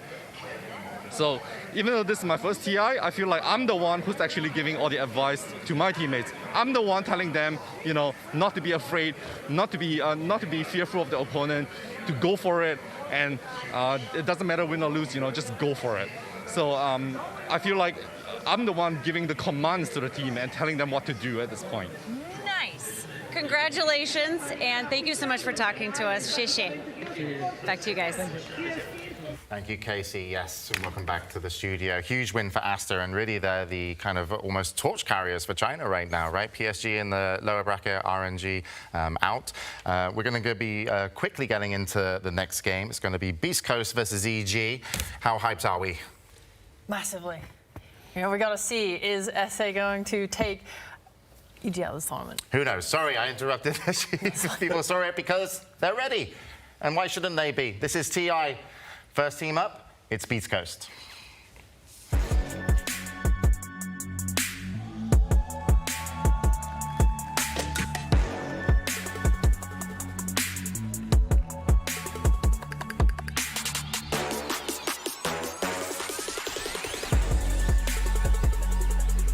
Beast Coast. K1, C-Smile, Whisper, Schofield, and Stinger have got a match ahead of them that will really solidify their kind of legacy in this TI. We'll see if they can take on their opponents as they get ready to sit down. Their opponents, of course, are Evil Geniuses.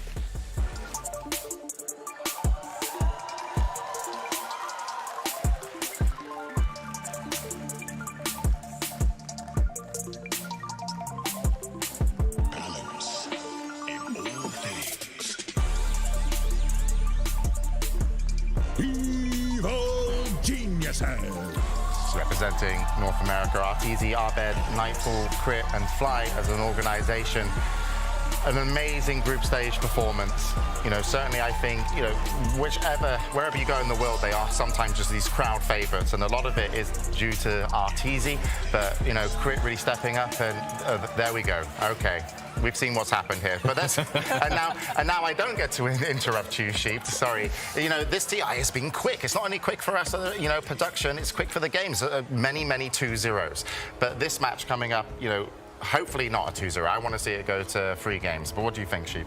I mean, I love watching Beast Coast play. I think they're one of the most fun teams. So if this goes to 3 games, I'm absolutely stoked for that. They're just so kind of freestyle in how they play. A lot of these other teams can look a little bit more meticulous. I think Liquid kind of strike as a team. Like K1 thinks that too. Oh yeah, this team plays by the books. But Beast Coast, they're crazy. Schofield will just be like on the other side of the map to his team, trying to play some deep ward down and feeding. And that's just like a common thing, and it works for the team. Yeah, if Liquid, if they're in the class, if they're the nerds, like Beast Coast, they're the rebels. They're sitting at the back, you know, they're just having fun and they're doing their own thing, which doesn't necessarily have to be a bad thing at all. No, yeah, they picked the low percent win heroes to get beat Hikori to get here against EG with the last pick Bat Rider. T, what have you got for us? No, I mean, it's also the fact that they currently have the second biggest hero pool at this TI. They've got 53 unique heroes. You compare that to EG. EG's all the way down in 13th with only 41 unique heroes. Of course, you know, get into lower bracket, that versatility might either be your Victor or the Bane that kind of holds you back because you're getting a bit too creative. But I think it's always fun to see Beast Coast just in the moment. If they feel a hero, like I remember speaking to Chris like at previous majors, like, yeah, I wanted to play Venom mid. I told my team in the draft we're the best of one. I just picked it. We just played, you know. So it's just very cool seeing these like just wholesome moments of if they believe in each other, they're just gonna pick it and see what happens. And Arteezy is squeaky clean balled. Oh, very cool. Yeah, he's done it, the madman. He's trying. I mean, we'll see in about 2 hours, 3 hours if it actually worked or not. But we'll see. And then talking about the offlaners here, Sheeps. You know, you kind of. I would say, you know, we talked a little bit earlier. You inform me about stuff, I bring it up. But about the offlaners, Nightfall, you know, going up against Whisper. What's that matchup like between these two teams? Because I think that's one to keep an eye on. I think they are both insanely talented. Whisper constantly topping the charts of MMR. Like, he is just by and far like the best player on Beast Coast team. And Nightfall has come into EG and really kind of taken up this mantle, this play style that we've seen in the offlane, where he's more of that carry. And I think EG in the past struggled really hard to work with that playstyle. It felt like they were kind of having this power struggle between Arteezy and Nightfall wanting to be the carry. And this tournament, they've really adapted to it. Because he was the carry, right? Like, that's the problem. There's something about EG always picking up these Eastern European offlaners and putting them carries and putting them into that offlane position. Nightfall, last TI, what was he? 5th, 6th with VP. This time around, he comes in with EG, probably looking towards making a little bit of a better run. Yeah, no, certainly. EG certainly have it in them to go all the way, even if it is the lower bracket. What they've shown in the group stages was amazing. But matchup to, you know, head-to-head here, T-Gov. These teams have played before. They have, and first of all, if you look at EG versus South America, they've got like a 65% win rate in the last 2 years against any SA team. Like, EG's got SA's number, but against Beast Coast, not so much. The last 3 times they've met, only played best of 2s, draws every time. So this is very much an even series, not like, you know, historically EG versus South America. Yeah, and it's not like they played against each other a long time ago. It was at the Arlington Major. They played in the groups. They tied over there as well. And even though I have a feeling that the general consensus is slightly favored towards EG, it's Beast Coast and it's lower bracket. Like, they're the lower bracket kings. Well, we have to see what will happen. Is I do believe that the players are almost in a lobby, and there is Bulba, of course, the coach. How you know, Bulba's been in with a while. I mean, every time I used to go to TIs, if I saw Arteezy, I saw Bulba. You know, they were always together. Yeah. But you know, how has that kind of dynamic, you know, moved forward? Well, there's a tiny little bit of hate from the community towards their coach, right? Whenever they lose, he's the one that takes all the flack, but it's so far from the truth as well, because he brings way too much to the team. The dynamic between the two of them, like, inseparable. I mean, if anything, I actually want Bulba. I still need to send him an invoice, because at the last major, he spilt food on my shoes at dinner, but I never washed them. So in case they win TI, I now have like a shoe stained by Bulba ready to put on eBay. So I'm really hoping that they can make a lower bracket run, so I can convert that stained shoe into a profit. Have you already put in a bid for Arteezy's hair? It depends on the shoe sale. I need the income in to go with income out, you know. So we'll stop see. talking about his receding hairline, so he's really going to need that. I'm impressed. I'm going to probably do it too one day. Do you have any kind of just favourites? Well, We'll get favorites a little bit later, because you know what? The teams are ready, so we are going to be going to the draft and then over to the commentators. Enjoy the match, everybody. Beast Coast versus Evil Geniuses. Game 1. You're spoiled today. Hello. You do get to do the draft. Oh, let's go! Yeah! Yeah! Woo! Oh, I sorry, was this is really Rossi. Sorry, my hoping bad. that OD Pixel and Fog were going to do the draft, actually. Because I know OD Pixel loves to do the draft. It's like, we have to put it in all his contracts. Yeah, you just can't get enough of them. The amount of work we had to do to get him away from the draft. I know, actually but so if anyone's trying to hire, OD Pixel in the future, please. He loves the draft. But we're going to be doing it now. So, okay, the teams are ready. But what we can expect to see from the draft here? Like, what are you looking out for when these teams are matching up? And it's, you get game 1, you get to try a little bit something new. And maybe is that important for EG? Because they're on I believe, a 2-game lose streak. Don't want to say that too loud. I would even say that this lose streak is maybe good for them, because they're a team that really likes to stick to their colors, to the play style that they have, to the drafts that they have. Infamous 5-game Storm Spirit, Singapore Major, anyone recalls, like SF has been kind of a similar story for them over here, but they've already lost with it.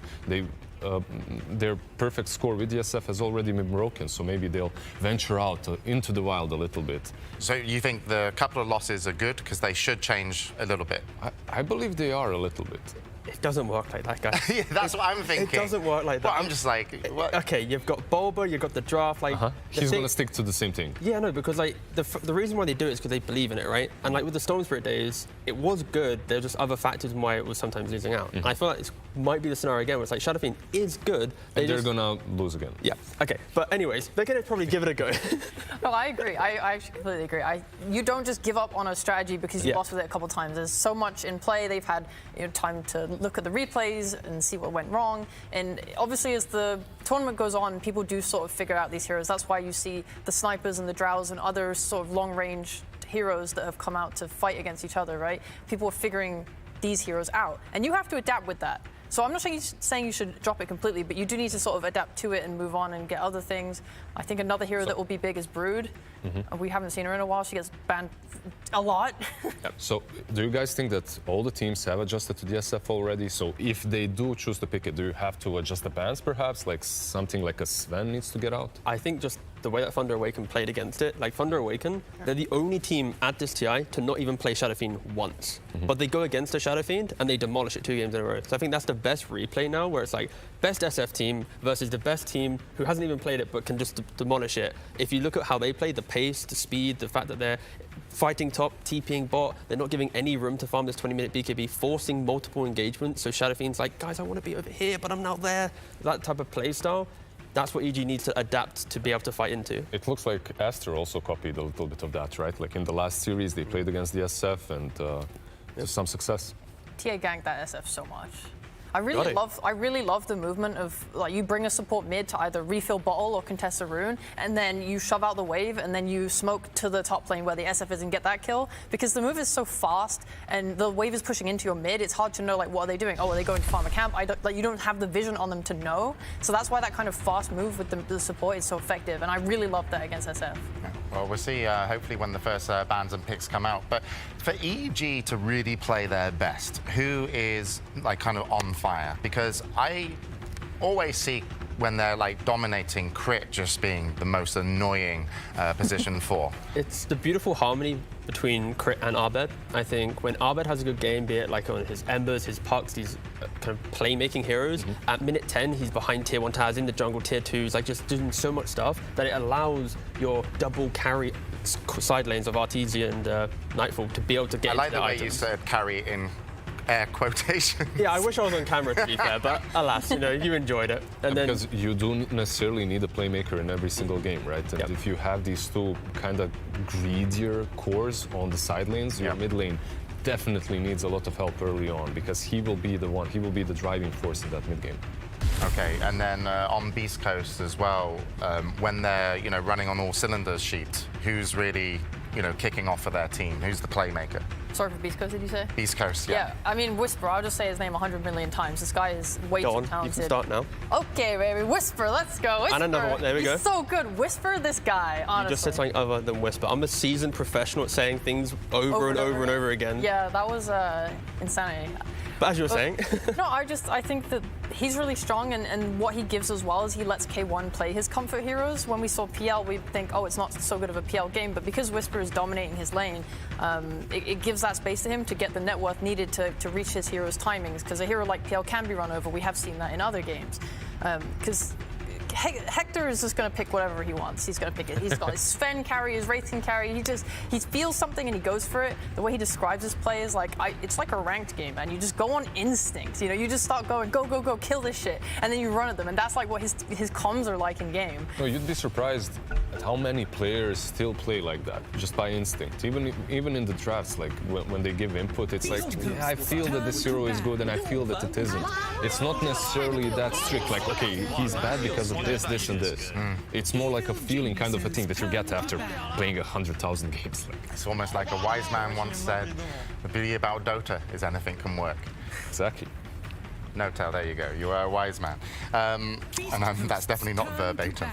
Okay, so yeah, looks like we're actually getting some bans in, so they are going to be on the way for game one. So I will let you guys focus on the heroes and what potentially could happen, and listen very intently.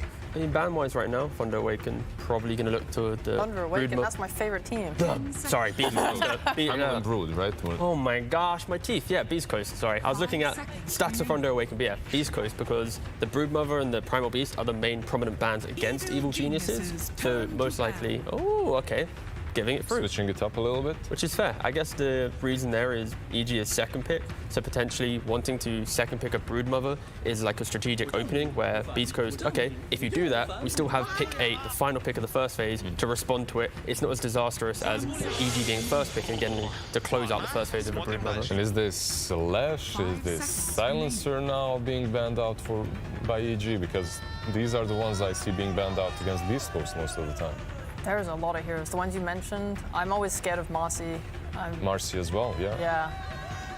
I don't know what they want to give away. They have to obviously think if you are letting something like a Brood through, you need heroes that deal with it. The old counters don't feel like they're as effective anymore because Brood's kit has changed so drastically over the patches with all these different reworks. Oh, damn. Okay. That must be, so because Beast Coast have the last pick of the phase, I think they are thinking that EG want to take Broodmother and they want to get rid of a counter that they feel is the most problematic that could be picked. And Hector has been playing Nagasar in this tournament, so it is definitely out there as a threat. Yeah, 100%. And EG, when they have picked the Brood before, the bans instantly after have been the Naga, Tide, and Ember. So of the three, they picked the most prominent one. So EG really kind of warning Beast Coast, we're probably going to go Brood. Yeah, and this Crystal Maiden pick, I think, is really good as an opener because we've seen Crystal Maiden and Jakiro primarily as the pos 5s that help to deal with the Broodmother on the lane. Because one of the reasons the Broodmother is so strong right now is because of the heal that she gets from Insatiable Hunger. She is able to trade in the lane and then use the heal afterwards to get back up to full health, as well as take trades with it, secure last hits, and all of this relies on her being able to hit. So if you have supports in the lane with spells like Crystal Nova and Jewel Breath that reduce attack speed, then that is really good against Brood lane. And are there any like carries that can match up against the Broodmother right now? Usually you'd want to have, like back in the day, it was the Trolls, right? It was anything that makes her miss, anything that makes her unable to get her HP back. Are there some new ones in the meta right now, T? I mean, it's pretty much the, I'd say it's the offlane department. You can go for like these axes. You can even throw like the mid Pangoliers and stuff. They picked a Mars because you can eventually put in there. Like Broodmother is like a two-pronged assault where you want to have a really strong lane against her that you can kill her before she hits 6 and gets the Spiderlings, and then you want to transition that hero out of the lane, and then you want to put a new hero in there that has the levels from elsewhere that can then defend the tower. Exactly, defend the tower and the Spiderlings. And the cool thing as well with the Brood Hoodwink, for example, is once Brood inevitably wins the lane, having your position 4 that can also just be super active on the map. So previous combos for crit have been a Shadow Shaman. Now he goes for a Hoodwink. These heroes, if they play within territory that's easily controlled by a Brood, they get to play such a free game because they get to run between the bot lane to the mid and bot and just kill anything under the protection also, of the Brood. there's an additional thing that you get from Hoodwink, because you don't actually have to play on the Brood side, right? Like, as a Hoodwink, you can play on your own, you can defend the tower forever. Meanwhile, Brood is assaulting your side, while a single Hoodwink is defending the tier 1 on top. I really loved watching Brood this tournament as well, because she is so versatile in what she can do. I've seen Broods that haven't even taken the tower yet using their webs to connect to mid and play around there. So if the supports are playing around mid, it's easy for Brood to connect too. I think the most important thing for Beast Coast right now is to make sure they win this lane against her and kind of shut her down. So Brood, one of the reasons that everyone is picking her right now is because you are able to get a really early Wraith Pact and play around damage reduction. And then you can buy this pipe afterwards, which nullifies most damage from the enemy, and you get this Wraith Pact timing around 13 to 14 minutes, and it's really hard to deal with. And another thing to look at is in the group stage of TI, if Brood got her Wraith Pact pre-16 minutes, the score of her win to loss was 12-1. If she got it after 16 minutes, it suddenly became much more even, around 7-9. So making sure Brood doesn't get this early Wraith Pact timing is huge, insane. It's very telling, because if the Brood does get that level 6 fast enough, she's usually rolling over the lane and you cannot stop her that easily, right? Which is why you get that Wraith Pact a little bit earlier. Also, it reminds me of Enigma, the way you play the Enigma, but you don't have to rely on that black hole. You aren't just the Wraith Pact and the Eidolons. You bring much more to the table. I'm just trying to get over the fact that she said she enjoyed watching Brood. I mean, that's like saying you enjoy Tinker. To me, I enjoy watching Tinker games. So I think the way the hero has evolved over the years is just really interesting to me, because she used to just be, I'm going to dominate the lane and buy carry items. Yeah. And she sort of reminds me a little bit of Nature's Prophet of like Arlington Major patch, where everyone was picking him because he was so versatile. He could push, he could connect to fights, he could carry and scale, and Brood is sort of similar to that. Late game you can go for more carry items, or you can go more utility with this Hex. And there's something that I've noticed from this TI, from how the game's evolved. Breaking smokes seems to be that's why we saw a lot of nicks. Brood still has a little bit of that in her, right? Like as a hero, or not so much, would you say? I'm okay being wrong, Sheep. No, you can tell me I'm out of it. You're right, Adam. Like, I wouldn't say wrong. It's like she uses her spiders as the main primary source of vision, because they changed the way the control group works, so now you can send out spiders everywhere across the map. So it's more about knowing where people are or where people aren't, so you know if there's smoke. Yeah, exactly. It's always giving vision, and I love being wrong and right. You're beautiful, James, no matter what. At the same time, like, she brings even more than just the smokes, because of the way the Shard and Axe have been reworked. Oh, the Axe as well. So with that Axe, it's not only about you can even catch in with heroes, so it's not only about breaking smoke, you can set up traps. It's basically more annoying techies at this point. Yeah, and to give reference, the Axe, it's this like invisible snare that you place inside your web so you don't see it, and then you walk into it and then you suddenly just get rooted, and then other people get rooted, and then you can just spam so many, and if you get into an aggressive position and you're putting them on the high ground entries, you're mentioning smokes, even if you do get a successful smoke out onto the map, you then walk into a high ground area, but you're instantly rooted, and then it tells EG, guys, they're there. It's so much aggressive vision through indirect spells, basically. And the Sven being picked up here. T, you've been a coach for teams. What position would you rather be in here? Would you rather be, you feel like EG of kind of, leading the way on the draft, or, Beast Coast have got plenty of answers? I think right now EG is just making a statement with their draft, because they are picking heroes that are forcing Beast Coast to react. So when you're entering a lower bracket game, not having full control of the heroes that you want to pick always can be a bit more annoying. And in this situation here as well, it's like EG picks up the Sven, so now you can't give K1 his Sven against a Broodmother, who could be an aggressive laner with CM. You just take it away. Beast Coast, okay, now we're going to think of another hero to pick. So yeah, EG just being really forward-thinking with this draft, so I think I'd probably lean EG right now. Meanwhile, Beast Coast, they snap up. No pun intended. They take that snap. This guy. Yeah. When I made a pun, everyone just shit on me and called me a wannabe Lacoste. When he does it, ugh. The delivery, the smooth, silky tone. Yeah. That's true. It was beautiful, though. All right, so. Oh God, he got silky. He's got more. He's got more. It's Talk versatile. to me, Lizard. It's versatile for them, but most likely it will be the support here, right? Or maybe it can even be played on mid, because they have done that in the past. The Sapphire is very versatile in this region. It was more Thunder Awakened last sort of DPC tour in Arlington, where they were playing it on multiple roles. Off lane is usually like where I've seen it, but it strikes me more as a support here, because you want to pair it with that Mars. I think one of the concerns right now for Beast Coast is, we've mentioned the itemization of Broodmother, the Wraith Pact, the Pipe. most of Beast Coast's early game damage is going to be this magical damage. Sure, you have the little Shredder and Snapfire to instantly kill through the hit count on the Wraith Pact, but if that interaction doesn't happen, if you don't see that little Shredder come through, then you're not going to kill the Wraith Pact because it's super hard for these melee heroes to get in. CM, you can't rely on her. And then the pipe. So I'm a bit worried, Beast Coast, if they don't come out ahead in the lanes, they're just going to be on the back foot a little bit. And everything that you were talking about stands as long as you can interrupt the long-range damage that Mortimer's Kisses bring, right? But now you get the Ember on the side of EG, so you can deal with that as well, not only with the Snapfire, but also with the Crystal Maiden. This is what I love about EG's draft, though, is how they're covering their bases. We have the Wraith Pact and the pipe for damage reduction. Sven, his Warcry, it gives armor to the team. Yep. EG have ran this strat before. Fly plays it typically on the POS 5 Sven, and you build around this one core who becomes incredibly tanky and just kind of can't die, and that's what I like about this Brood and this Sven. What are you meant to draft towards in terms of damage? I think, we've been praising EG and how they've set up this draft to be super aggressive. The flip side will be, if Beast Coast does survive through this very mid-game centric kind of annoying lineup, their heroes with BKBs, items, and just scaling in, they will always have the team fight. They will always have the we can just hold this position and fight you if they can get around this Broodmother Ags and stuff. But it's still very much leaning more towards EG of the team that should be able to set the pace of the game. Unless their lanes go disastrously, then sure, Beast Coast, they have a plethora of damage, but... Oh, I just want to say, actually, we talked about the snap flexing a bit. I'm just realizing it's Beast Coast, and I know that Schofield hates ranged fours. He has played the snap, and he can play it, but he heavily prefers pos. Some Chris Luck snap, or... Well, I'm thinking it might be a mid-Mars and an off-lane Snapfire with the Tiny. That would make the most sense to me in terms of their players and how they play.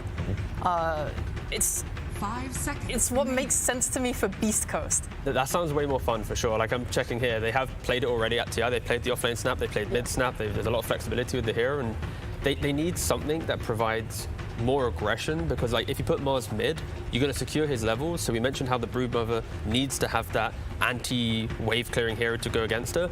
That's going to be the Mars now. If you put it in mid, it's easy to transition that Mars from the mid lane to bot. It's not as far as the off lane to safe lane. So I honestly like that adaptation. The only problem that I would see with that is that you're kind of tying up your mid laner, the one that's supposed to do the most in the mid game. To one lane, tying him up to one lane that's just defending against the Brood.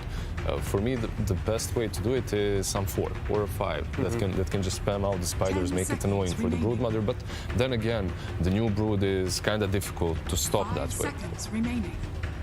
And EG does have the final pick in the entire draft, so Beast Coast, they're going to be entering this final phase, kind of picking a little bit of blind here. Yeah, there's still the Troll available if they want to play the lane that way against the Brood. Hector does play a lot of different heroes. Who else is still in? Do we have like Faceless Void? Is there not like a Pudge scenario here? Yeah, that could work with the Vanguard rush. Yeah, exactly. Just go for some Vanguard, get an Ags, you park yourself there, you're aggressive in lane, CM Pudge, you have the root, you can then hook. So before Spiderlings come into play, there's some kill potential in this Brood. I like that a lot. And they don't necessarily have anything great against the Pudge at the moment. They would have to answer that with the carry. I actually do like the Pudge idea quite a bit.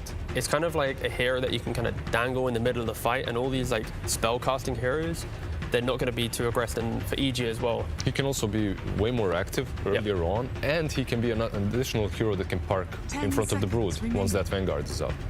A tanky enough hero to allow like time for the rotations to come in as well. That's another thing, is if you pick a weaker carry who dies so quickly to a Broodmother when she hits 6 and that pressure. Would you be worried for their burst amount of damage? Or is Tiny Snapfire good enough? Yeah, I think that's good enough. I think Beast Coast, they're playing a game where they want to try and be really aggressive in lane, and then sure, they will fall victim to not being able to play as quickly as a Brood and Ember, but they'll eventually just scale into the game nicely. No, they go with the Slark. This is it, right? Like, as Sheep mentioned, if he wants to play that Slark, he's going to get his Slark, he's going to play his Slark. And this hero has been picked quite a bit recently. Like in the Chinese region, they switched up the whole kit on the hero. Like first item Radiance, that's been the flavor for at least a couple of months. Not going to happen here, most likely. Hopefully not. But you mentioned how EG doesn't really have team fights. They're relying on kind of annoying heroes to just win in these mid-game engagements. Slark's the hero that if you survive that style of play, you can dominate. And EG... I feel like TB was the answer almost no matter what. They've done this so many times before. They've done the Brood, they've done the Terrorblade. Their play style is get in to the enemy side of the map. Terrorblade skips waves, Brood skips waves. You have no map to get out on. It's a classic thing EG's done a lot of times before. It's a good carry-to-carry matchup. So who do you fancy just based off the draft, I guess the question is? Beast Coast is so good at spellcasting, and their entire lineup is just spellcasting, running around team fighting. So I think it definitely plays to their strengths as a team, but this late game is a little dicey.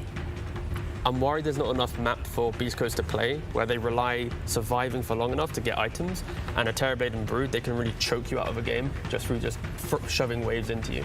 Yeah, I'm gonna go on a whim here and go with Beast Coast. I have some faith in the lower bracket SA Slark. You don't believe in the boldness? Well, there was one guy that won going bold yesterday as well. So. See? Are we overdoing it?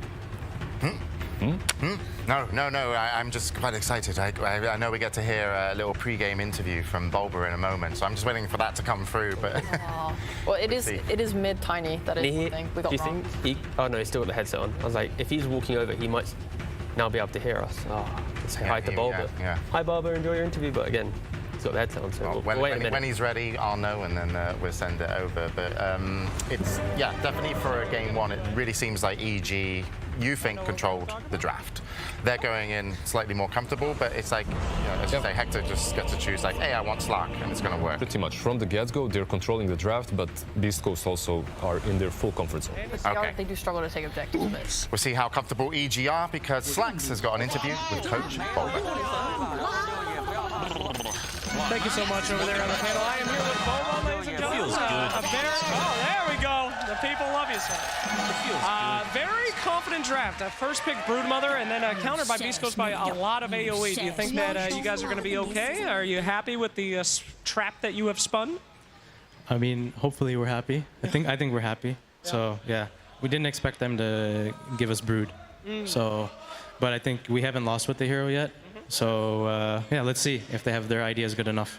All right, fantastic, sir. Well, I think the crowd has a lot of confidence in you guys, so thank you very much, and we wish you the best of luck there in game one, and we will get right to that now with Owen and Fogged. Thank you very much, Slacks. Yes, very much looking forward to this one. Evil Geniuses versus Beast Coast here in the lower bracket. We heard it there, Fogged. You know, Bulba very happy that they're able to get the Broodmother and be able to build a draft around that. Would you also agree there's reason to be confident in getting that through in the way they've closed it up at 3G? Or do you feel that Beast Coast will have the means to deal with the Spider? Does look like they have a lot of answers because they've seen it so many times. We've seen them play it, I think, 5 times. They did drop one game, I believe, versus Liquid when they had the Brood, but they do have so many answers. It seems like every single one of their heroes is to respond to that, and also to respond versus the Wraith Pack build that we've seen pretty much every game. They have the Snapfire. Of course, you have that little Shredder to kill it off, so it does look like they answered it pretty nicely, but let's see what's going to happen with that last pick Terrorblade.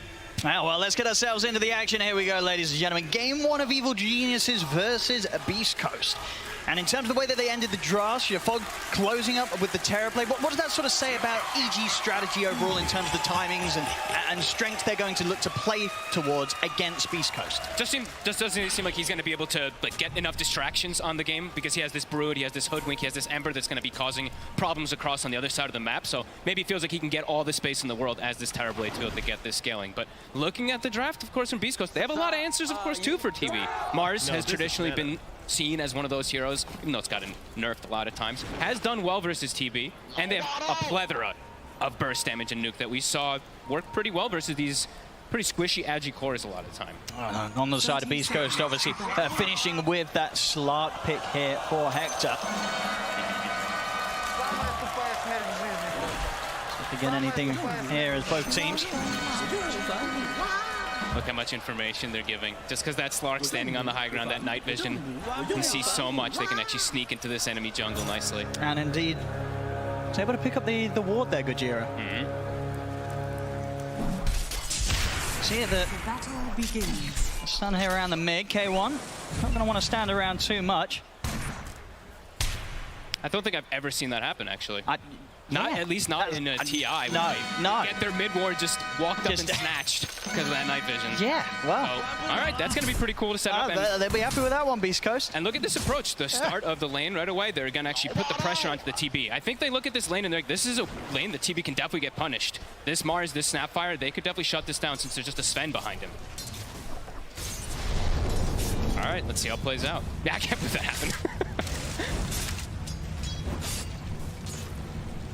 Let's see if it has any sort of implications on the way they're able to set up this early vision, and indeed the lack of it that EG might have these first few minutes around certain areas.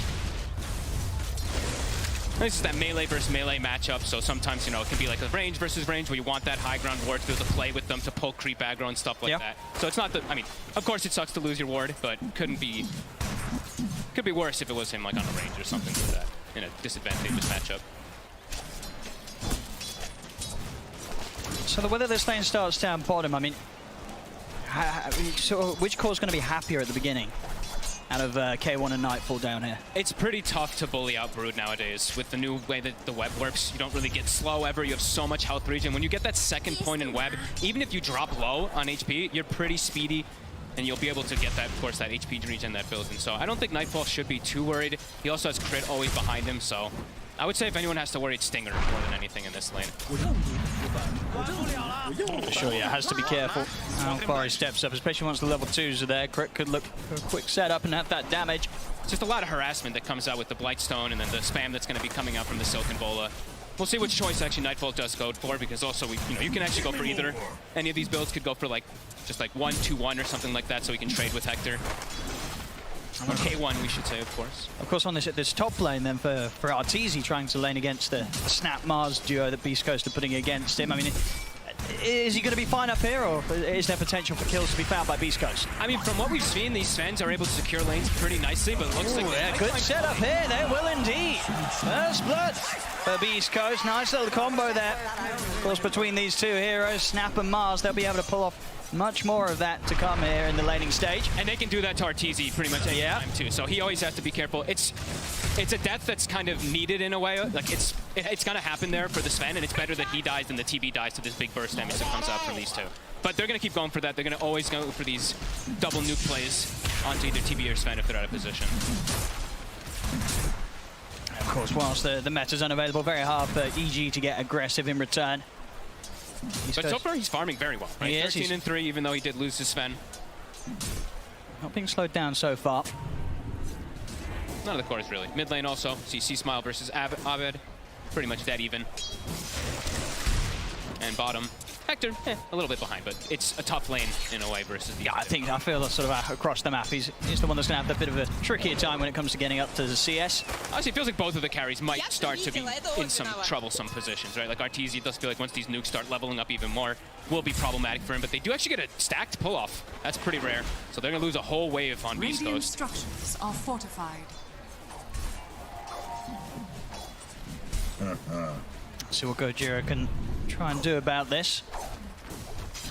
See if there's a chance to maybe look for a kill between the two of them here, Whisper and Gojira.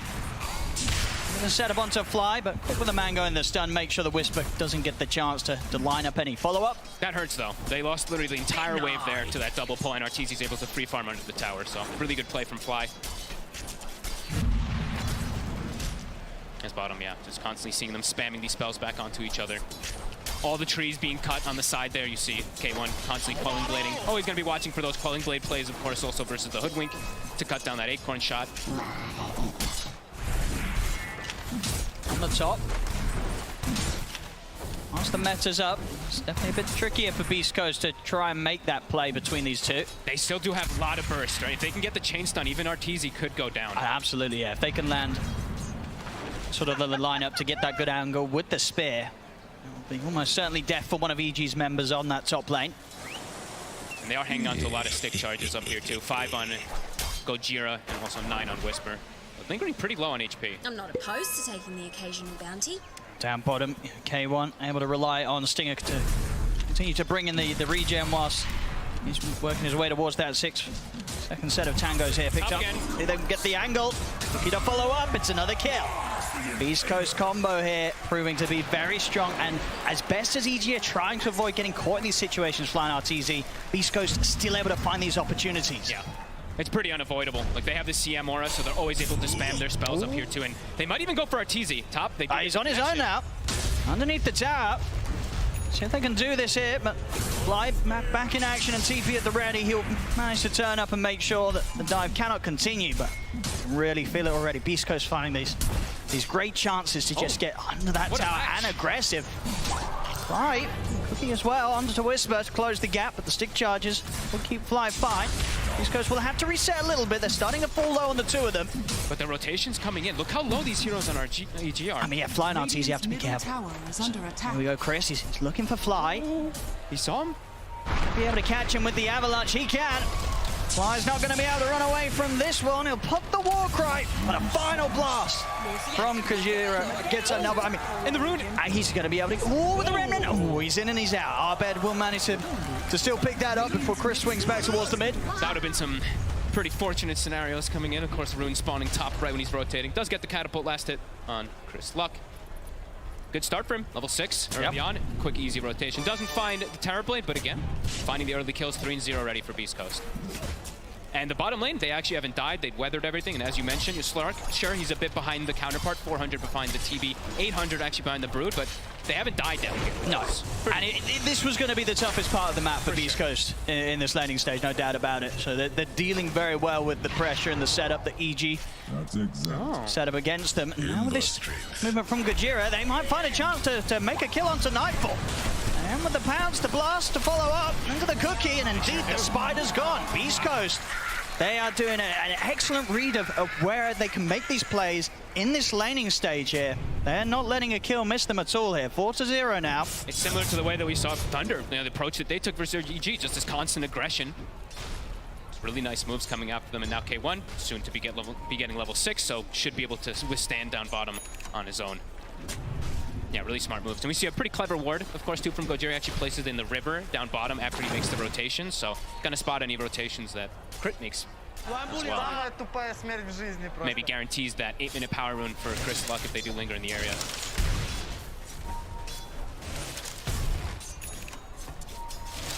Definitely want to keep control of that power rune for sure. They're actually going for the play here on mid.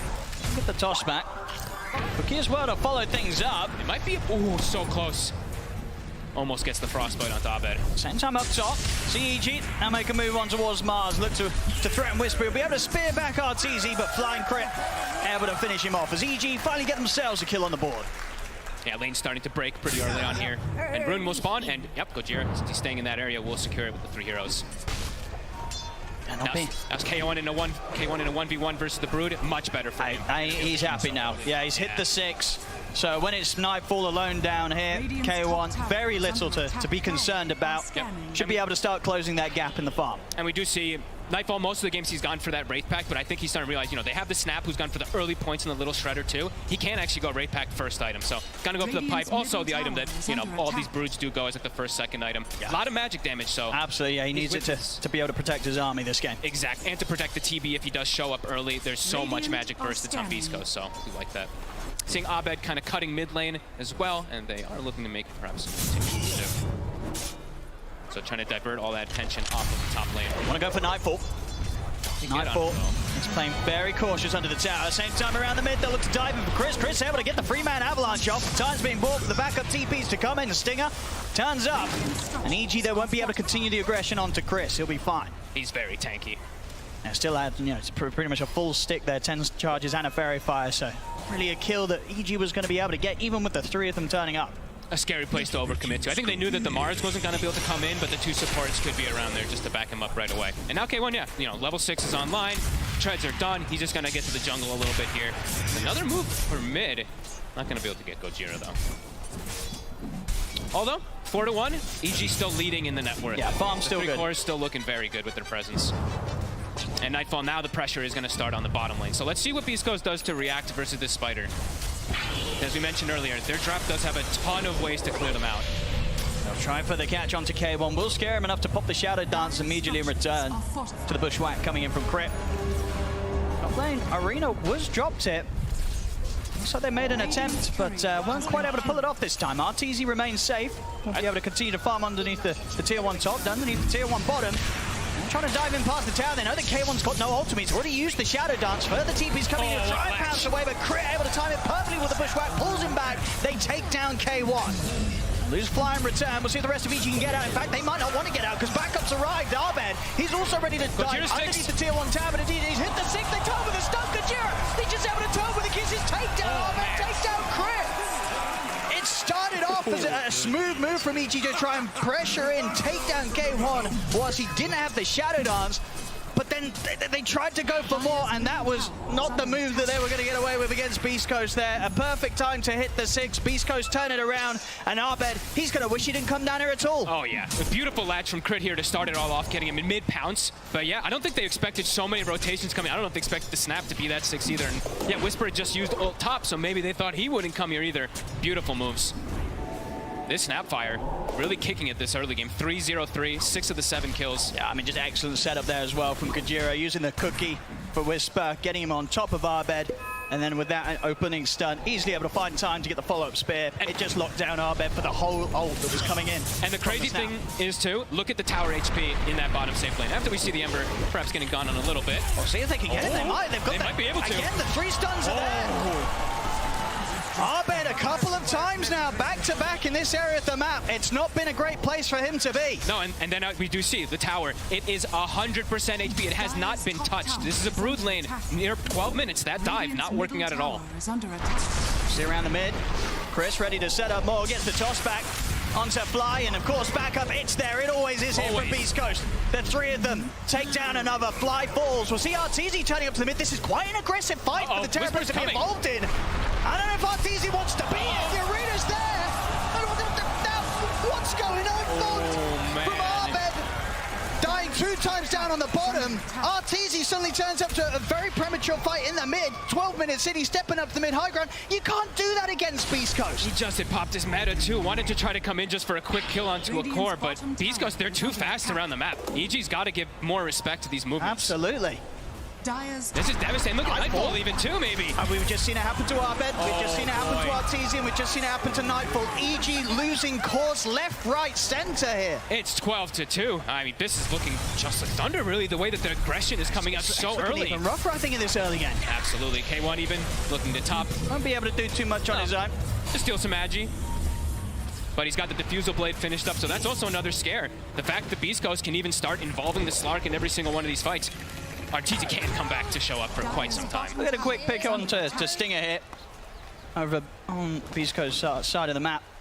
Definitely because you see at the start, EG, whilst they were sort of losing in terms of kills, they were getting the farm. They've got to be careful not to sacrifice the space that they've been able to maintain on their half of the map, but for going for these aggressive plays and losing these huge kills.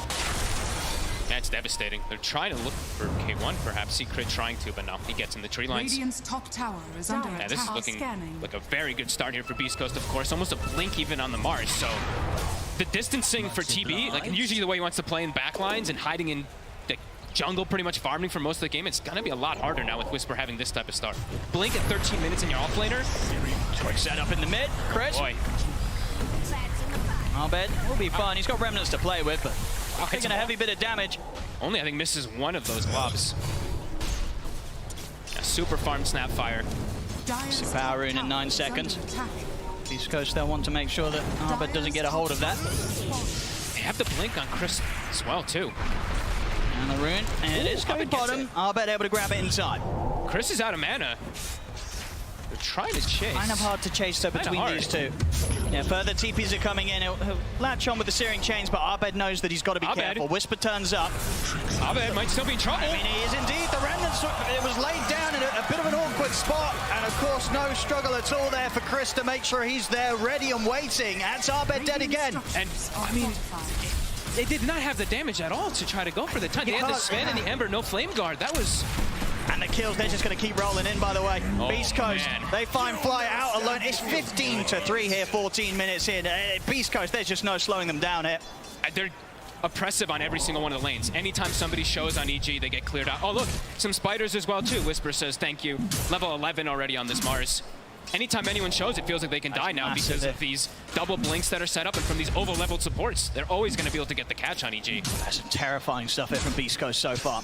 How does EG really get things together now, right? Like, who do they really want to rally behind? It feels like it's going to have to be like when the pipe comes out for Nightfall, which he does have now, so let's see what they can do with it. They're going to try and get something going here off the back of a smoke. Feels difficult still. For Chris here around the mid. TPs are going to come in. We'll see if they can take down the Tiny. Stinger on the side, able to lay down the ult. EG there attempting to reach in to take down Chris, but Chris, he's out and he's alive. He's going to be fine. K1 charging in the front of the fight. He's in with the pounce on top of Arteezy. Avalanche as well onto the forward. Arteezy will be able to get the Arteezy back up to full HP. Abed out of the fight. The arena's down. Spear will miss. So they won't be able to hold Arteezy in position. Arteezy's going to be fine for now. Now turns towards K1. Pounce back at the ready. Chris, he's in with a jump though. They've got the combo. The follow kisses Arteezy melting to the damage of the Snapfire. Gajira takes him down. So Abed, is there more for him to find? He's going to try and keep the fight going, Abed. Jumps over towards Chris. Chains and the further remnants, but the Avalanche is back up. Chris will still die. They get a kill and return, EG. Anything more for them to find? I mean, K1, Stinger, and Gajira, they're ready to continue this fight as well here. 4 versus 4. They want to keep the action going. They get the bushwhack set up. Onto Stinger, stun. Into the angle of Crit Salt. EG find another. Whew. I mean, they're pretty durable. You're definitely seeing that pipe coming into play. This 30 HP regen Broodmother just never getting low. Now, Cookie, into the blast, but no further ability to send them back under the tower quite yet. So EG, they may lose Arteezy in the fight, but they do take down 2. Yeah.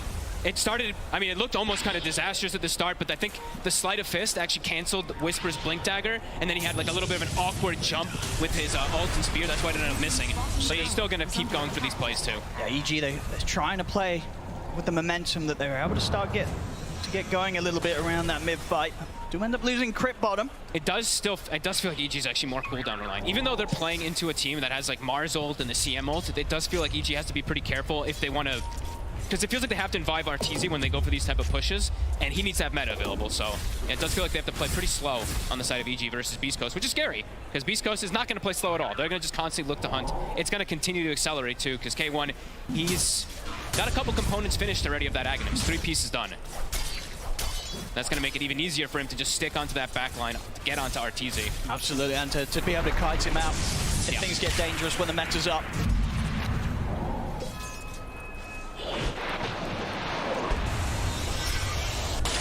Okay, Whisper opts to go for his shard early on since he's playing versus that TB.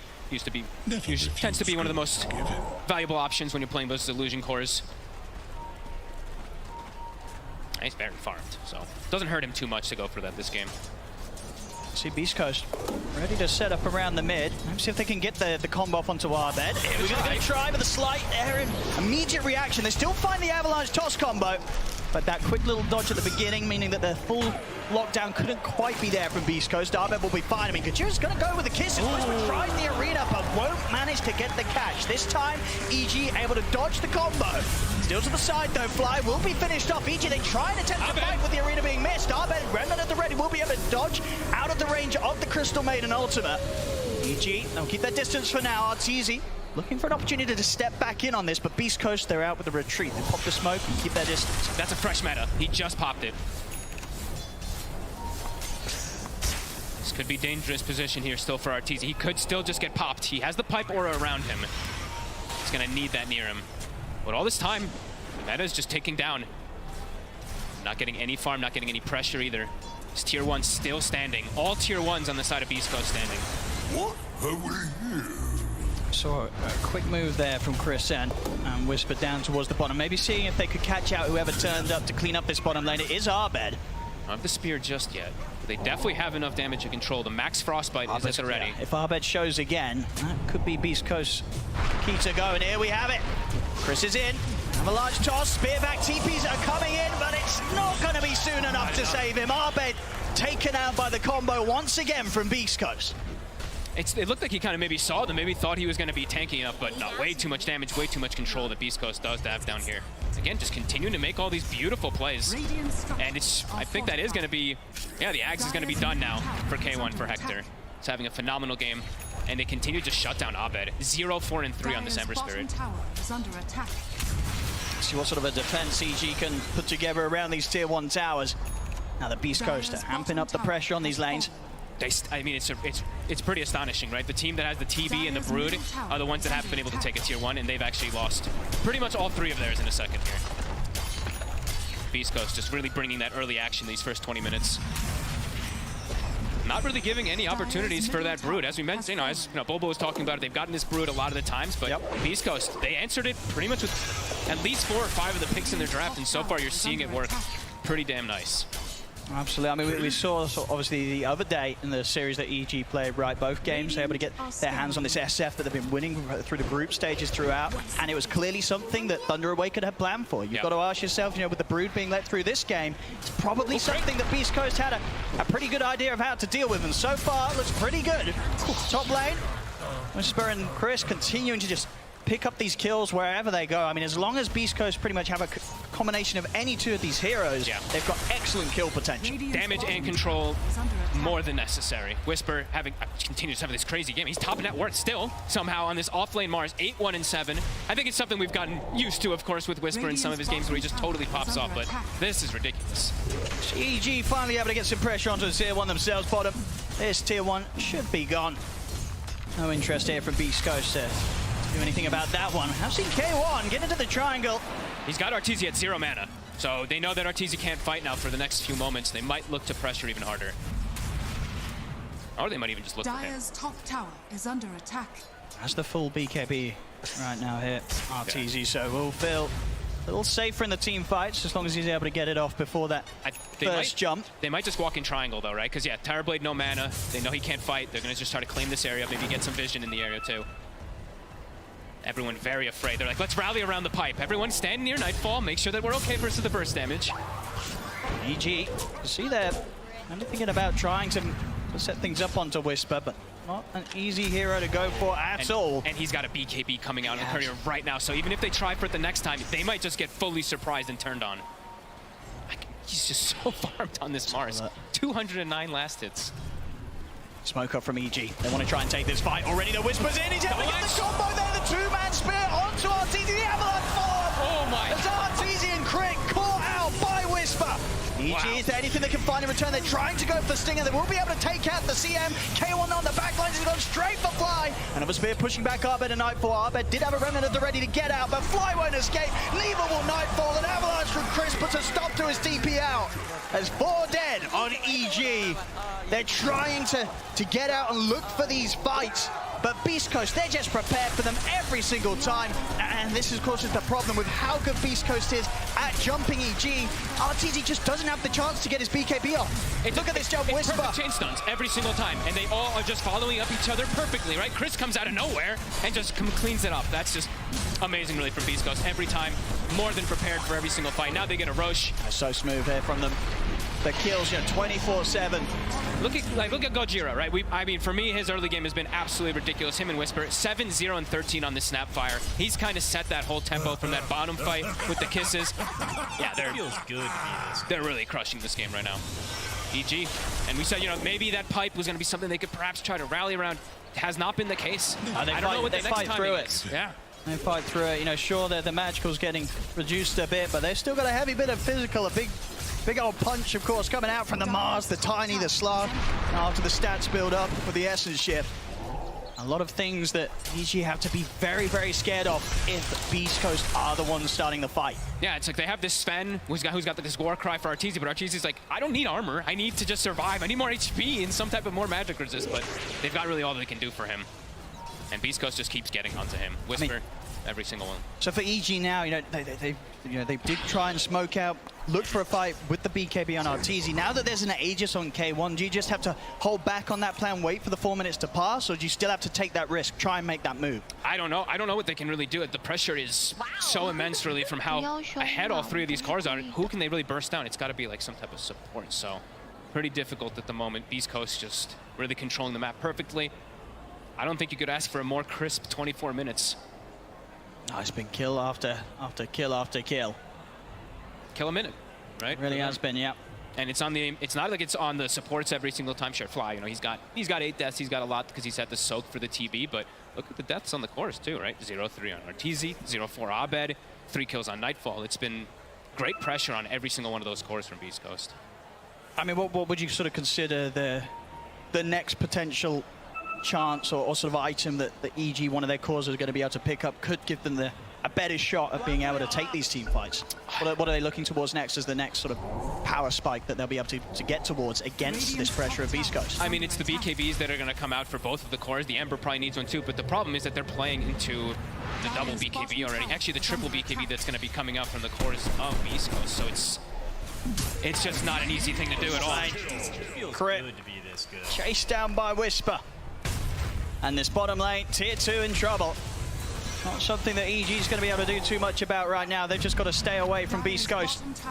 Scramble towards these next items on their cores and not prepared to fight. It's like they have to avoid fights, and even when these situations get into the point where they have to take a fight, I don't know how they're going to really do it. They're going to have some complete miracle where the Tower Blade's able to sit in the back and just wail on targets, but even then, they're so durable. These cores are just so tanky on the side of Beast Coast, and they're not easy to hit either. You know, that Slark has so many different ways to just reset in and out of the fight, and he doesn't even have Shard yet, so that's going to make it so even everyone else is going to be a lot slipperier too for RTZ to stick onto. We'll push back the TP just from Crit though. The rest of EG able to continue to stay out on the map at least. Still being able to farm despite Beast Coast being as close as they are to EG's base right now. Swing over towards the mid. Beast Coast look to push towards another tier 2. Again, attempting to force EG back into a defensive position. I think we're going to see Beast Coast start to be much more aggressive in a few moments. Stinger. Trying to go for him here. He's able to put the Ghost Step to get a bit of the ultimate off. RTZ will manage to put the BKB in with the meta. They're able to take down Stinger. He has to run though. With the BKB, he just has to book it. A meta BKB to run. That says everything about the current game state. And Whisper now godlike on the Mars. He's on his way to his refresher. He's pretty close to having it already. That's definitely the most farm Mars I think I've ever seen. 14k net worth at 26 minutes. That's insane. This is crazy. Level 18 as well. Immediately kill the courier too. Nightfall. Smile. Chris Luck here. DD in the bottle, ready for the next jump. He's got the Echo finished back up to it, disassembling it for BKB. That's a huge amount of burst between the magical and physical. If he jumps any target there, they're probably gone. Maybe RTZ survives through it. And the thing even that, he's going to be left so low after Chris is in and done with him. The thing is too, they can jump pretty recklessly on all 3 cores because they can probably just BKB reset out of the fight right afterwards. CG now kind of having to watch their T2 just drop while RTZ tries to farm some farm, but yeah, BKB on cooldown, meta on cooldown, the whole map is Beast Coast's. I mean, even if he had those, the map is still pretty much there. Mid K1. He knows now with his Zags, and of course with a minute left on the Aegis, he can start to tease around with EG right underneath their tier 4s. Look how spooked they are. He forces the Wraith Pack. Like, that's how scared Nightfall is, even though he's at his tier 3. And we mentioned earlier, of course, that Wraith Pack is going to get cleared every fight from the Little Shredder. The setup on a Chris. Good force stuff there to get Chris out of the combo, away from the Sharpshooter. Early kiss is being thrown. Bit of a whiff. Chris is falling a little low. He's holding on to the BKB. And Arbed, he's thinking about committing towards some Chris there, but jump forward. In fact, it's K1 that's going to be the one jumping on him, and now there's being followed. They'll be able to keep him locked down. Oh, he didn't jump. He continued fighting inside. The Pounce waited and waited. Didn't want to jump away. Didn't expect Whisper. And of course, but just before this fight, just so close to the BKB on the Ember. About a couple of hundred gold he was away, Arbed, but didn't have it for this fight. And now, beyond the racks, Beast Coast, they're ready to just continue diving in. RTZ's TP'd over, but he's low on mana. He has to just BKB to walk away. He has. He's TP'd in. It's a BKB and a move back to the base. So he'll heal up, but even when he's done, he won't be able to present himself here towards this barracks defense. As Beast Coast, they'll push on, force out the fortification. I mean, they probably click on Whisper and they're like, oh god, he has another full round of everything because he has this refresher. We can't take the fight. And no BKB, Rax is going to drop. AG can do nothing but watch. Straight over towards the mid. They may have lost the Aegis, Beast Coast, but I don't think they're going to feel they need to back off anytime soon. He still has 72 Agi, so wanted to get a little bit of poke. Now they'll reset the lanes in a good position. They will. Yep. Give a little bit of respect to EG. I mean, they're happy to sort of play this one out. They also just got like 2,000 gold on every single hero, right? Like everyone just got a full item injection. Sure. Then they pick those up, wait for the next fight, clean up the area of the top side, get that tower, and just wait for EG to walk kind of into them because they can just take any fight on Beast Coast here. A lot of money on Gajira as well. Looks like he's going to be picking up the Lotus here for the team. Bash has just been grabbed up by K1. Extra. They're so farm. This Snapfire is getting close to being at the same levels of the Ember and the Brutes. Yeah, he's got Lotus done. So tons of different ways to protect his teammates. Great spells to either dispel. Anybody can go in. Yeah, amazing things to reflect, protect versus Sunder. I mean, this is a godly Lotus game. I mean, that's the thing is, right now, Beast Coast, as we've seen so far this game, they're the kind of team that will go in without these items. Yeah. You know, so now that they've got them, they're going to be stepping it up to the max in terms of how aggressive and and sort of, you know, they'll look to move in and dive wherever they want to go. And look at this hero damage, right? Like we were mentioning Gojira a lot this game, and you see why when we bring that up. 14.4k. I mean, he's 8-0-14 here. The man hasn't died this game. They banned, you know, in the first phase banned his clockwork too, and he got his snap fire. He's totally popping off. He's definitely making quite the case here for maybe that snap being more of a priority. GG. All right, they've grouped up. See, Arteezy was able to finish his next item. He's picked up the silver edge. All right, I mean, we'll see what it's going to be able to do. Do they even have the damage to go through any of these cores? Will they kill any of them? I mean, That's the question. we're talking about Gojira. He's been quite the problem. So getting rid of him at the start of the fight, not a bad move here for EG. See if they can get more. Beast Coast very quick to drop down the arena. Now K1 is able to jump over towards Arbed. Arbed has got the BKB done for this fight, but there is a cost to bash on K1, so Arbed's got to be careful how close he keeps the slot. K1 turns over towards Nightfall. Nightfall able to get down to the low ground. Whisper will deal with Fly. A God's Rebuke to take him down. K1 jumps forward. He's looking to hunt down the Spider. Nightfall attempting to juke around the trees. A buyback comes out from Fly. EG. Another BKB for Chris is about to come to an end. Arteezy attempting to close the gap on him. They want to get one of these cores so bad. I mean, Chris is getting pretty low down with the avalanche, but Arteezy is able to finish him off. Stinger as well looks to be in trouble. Pops the Ghost Scepter. They'll block him up. Arteezy will claim another double kill for Artur. All right, seems like the plan is get on top of the Snapfire, remove Gojira from Not a bad plan. Not a bad plan at all, as we saw there. They only had to commit one buyback there, EG. Fly getting back in on the action. I mean, it's the first time EG's gotten anything going their way. Absolutely. So they need any type of momentum. It's still a long ways and still needs, I mean, quite a lot more of those, but at least they finally do get a kill onto that core. As you say, a different approach to the fight, one that we haven't seen from them, or at least them be able to do so far this game. Getting Gojira, killing him for the first time this game, and did end up giving that bit of an opening that, I mean, as we saw in the damage numbers, once you sort of remove the highest DPS hero from the team, things are probably going to go a little bit better for you in these team fights. Yeah. Yeah, they were able to get a good wraparound and just good connection because the Mars ult also didn't connect perfectly. And saw Slark a bit low mana. They all just were a bit awkward about going for a full commitment on the fight on Beast Coast. EG still needs quite a lot more of those. Even though you see TB, he's getting close to that Mars net worth. He's actually ahead of the Slark now. As we said, there's still a lot of things that get on him. Still a tough game for him to carry.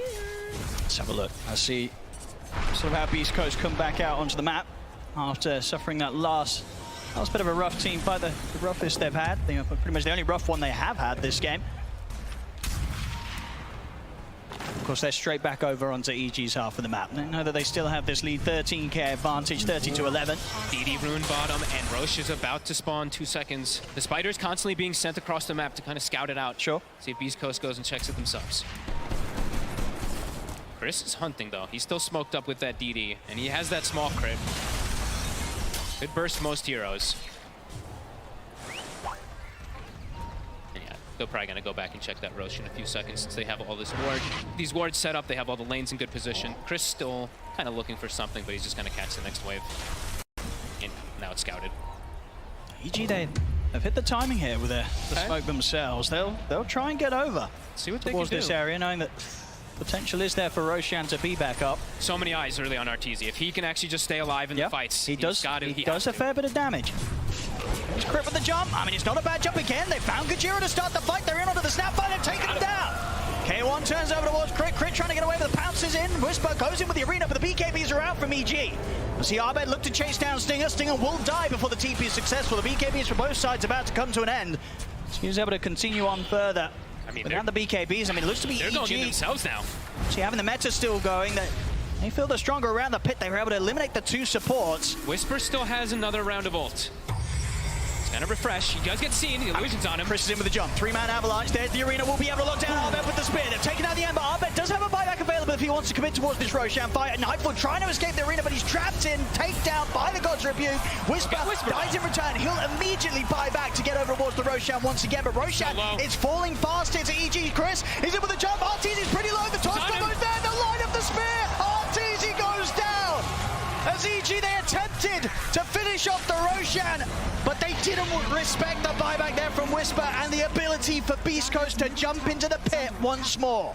So many ways, as we mentioned from earlier, it's just tons of ways for them to jump in and out of these fights as K1. What a pounce, gets the catch. They're able to reset, right? Even though they lost Gojira, didn't have the buyback, Beast Coast is able to reset in and out of the fights a few times, and they do get that catch. They get it onto Abed, and then Chris gets the perfect toss-up onto Arteezy. And the excellent calls here continue from Beast Coast in terms of the moves that they made. You saw no hesitation from Whisper with that buyback. Yep. A pretty admirable fight, though, for being 14,000 gold behind from EG. Finding a pretty decent chunk of kills, but now they're going to lose some pretty massive objective damage, maybe even losing all of the racks here. I mean, it's going to go down pretty fast here to the right clicks. Yeah. Oh, Chris on the tiny. And K1, he still has some stacks, too, so top. They've got one more glyph. He's respawning, but no meta when he's up 30 seconds. And man, they have one more fight as well, EG. They're going to have to pull everything together here for this last stand against Beast Coast. It's Beast Coast. They'll give the respect. They'll back it up. Further big items being picked up. AC is complete here for Chris. Yeah, they're like, we don't need to really fully rush it here. Pick up these items. Still have Aegis for a few minutes. Almost a Hex finished up also on Whisper, so. EG looking to maybe take advantage of the fact that Beast Coast might be kind of chilling back here. Maybe they could catch something big. Yeah, the moves they do make at this point, they seem risky, but they have to take these risks, EG. Yeah. They're sending the only way they get back into the game. Yeah, they're sending the spiders to scout all over. We're seeing them from Nightfall up top lane, so they're trying to find somebody bottom side. And look who it is again. It's Gojira. He's able to get the force stuff off in time to break away from the bushwhack, but still RTZ chases him out. A further force and a jump with the cookie will dodge the sharpshooter, so Gojira this time will live. And now EG's got to run. And they certainly have it. The Snapfire's alive. Things are probably going to go rather bad for EG. As Fly goes down, RTZ holding on to his BKB for now. They know where he is, though. Whisper, he gets the catch. Oh, BKB is there from RTZ. Immediate response is the bashes are there from K1. Now RTZ needs help, but it isn't there. The bash is there. The silence as well. RTZ goes down. No buyback available for him as Beast Coast, they're ready to go for more. Arbed able to BKB TP out. But EG, they've got to try and hold here with just the three of them against the full 5-man push from Beast Coast. No RTZ for nearly a minute. All right, that's mega creeps for sure. RTZ stepped up, got speared. I mean, it was the fight that they tried to get a catch onto the snap, and they was fully surrounded. The two times they've managed to come out top was when they've been able to catch Gojira. Outside that they couldn't, and indeed they'll tap out. There's no coming back from this position. GG is called. Beast Coast here in game one, looking as hot as ever really here against EG. Couple outside of the two rough fights, it was pretty much perfection from really Beast Coast from start to end. Yeah, I mean, I have to give so much credit really to this top lane, right? Yep. The Mars and the Snapfire, they really set the tempo for this game. I mean, Chris too, of course, all of them had their parts in it, but that top lane for me, they were doing everything. They were making moves around the map, they're setting up the kills. Whisper somehow top net worth majority of the game. That was quite a performance really from Beast Coast. They just constantly shut them down, and it was all three cores, right? Like we mentioned, it wasn't like they're getting all these kills on the supports, they're getting the kills on the big targets. It really was, and it's something that we've seen in the past from Beast Coast. When they get themselves onto the main stage here at any sort of LAN, they just pop off to another level. The way they're in sync with each other, it just doesn't get any better. And EG, they're going to have to step it up coming into game two, because this game one, Beast Coast are going to be on a bit of a different level here as they'll get the first victory in this best of three. Back to you guys in the studio. Thank you, OD Pixel and Fog. Yeah, Beast Coast coming out of the gates super strong here in game one, defending their towers, dominating their lanes, making all the rotations, all while simultaneously keeping their hair.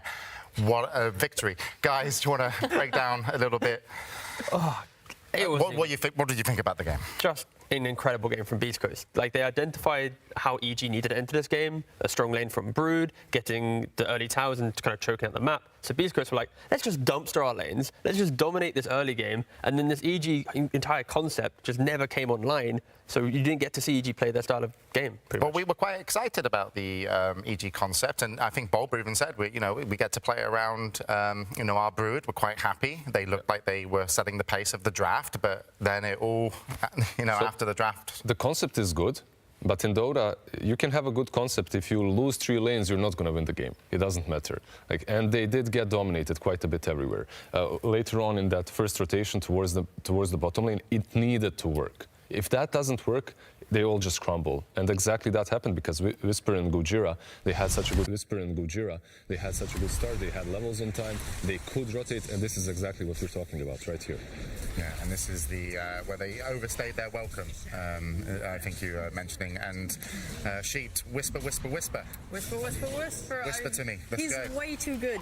Like 13, 14 minutes, he had the highest net worth in the game, like 7,000. He's got every small item that you need on Mars. Like that might be one of the biggest downsides to Mars. You have to buy a bracelet, a soul ring, phase boot, so on, and it can delay your blink really hard. But he had all of that by 14 minutes, and he was just so active. He's going to bot, right, responding to dives, getting those kills, rotating again, getting that blink, making more plays happen. He was just the complete crucial point for Beast Coast Draft to play around his timing. He set the tempo so well for everything they wanted to do. Yeah, and even in this fight that you're seeing here, unfortunately Arteezy not able to pop his BKB before meta and just kind of got caught out and deleted. And yeah, nice pickups and a cleanup by Beast Coast. Sometimes these small items, they truly do hurt you. They delay your blink dagger, but just like Sheep said, small items in a game such as this one actually work in his favor because he has mana always to spam out versus the Broodmother, so he can't really assault the towers. He can position himself really well in front of that tier 1 tower, just defend it forever. Meanwhile at EG,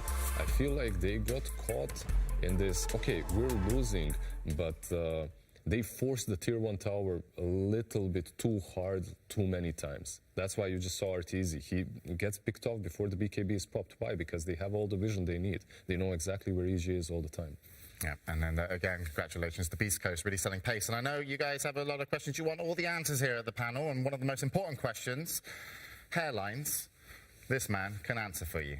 I have a terrible hairline, and I reciprocate with all the players who have gone bald, and I one day will be bald myself. But the Yatara effect. This is the most critical thing we have right now. We have multiple players at TI11 who are going bold. Don't forget Yataro, at the previous TI, he had never beaten VP during the DPC. He shaves his head, bam, 2-1, beats VP, all right? We have Skem, draws with Team Spirit. Can't beat them at the Arlington Major. He then goes bald, bam, beats them. We then have Panda, he plays against EG.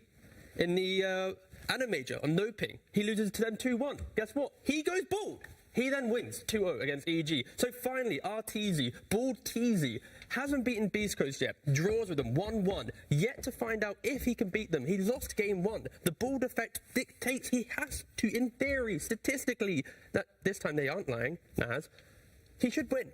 But if he doesn't beat them, it's over. The Yatara effect has crumbled. So this is one of the biggest storylines here at TI. It really is. And so we need to go to an expert. I think we got Slacks and Casey. Hello. He has decided to join us, and we will bring our energy together like a bald spirit bomb. Ladies and gentlemen, Bald Boys for Arteezy. Bald Boys for Arteezy. Bald Boys for Arteezy. Bald Boys for Arteezy! Taking our tour! Woo! Can I play? Yes!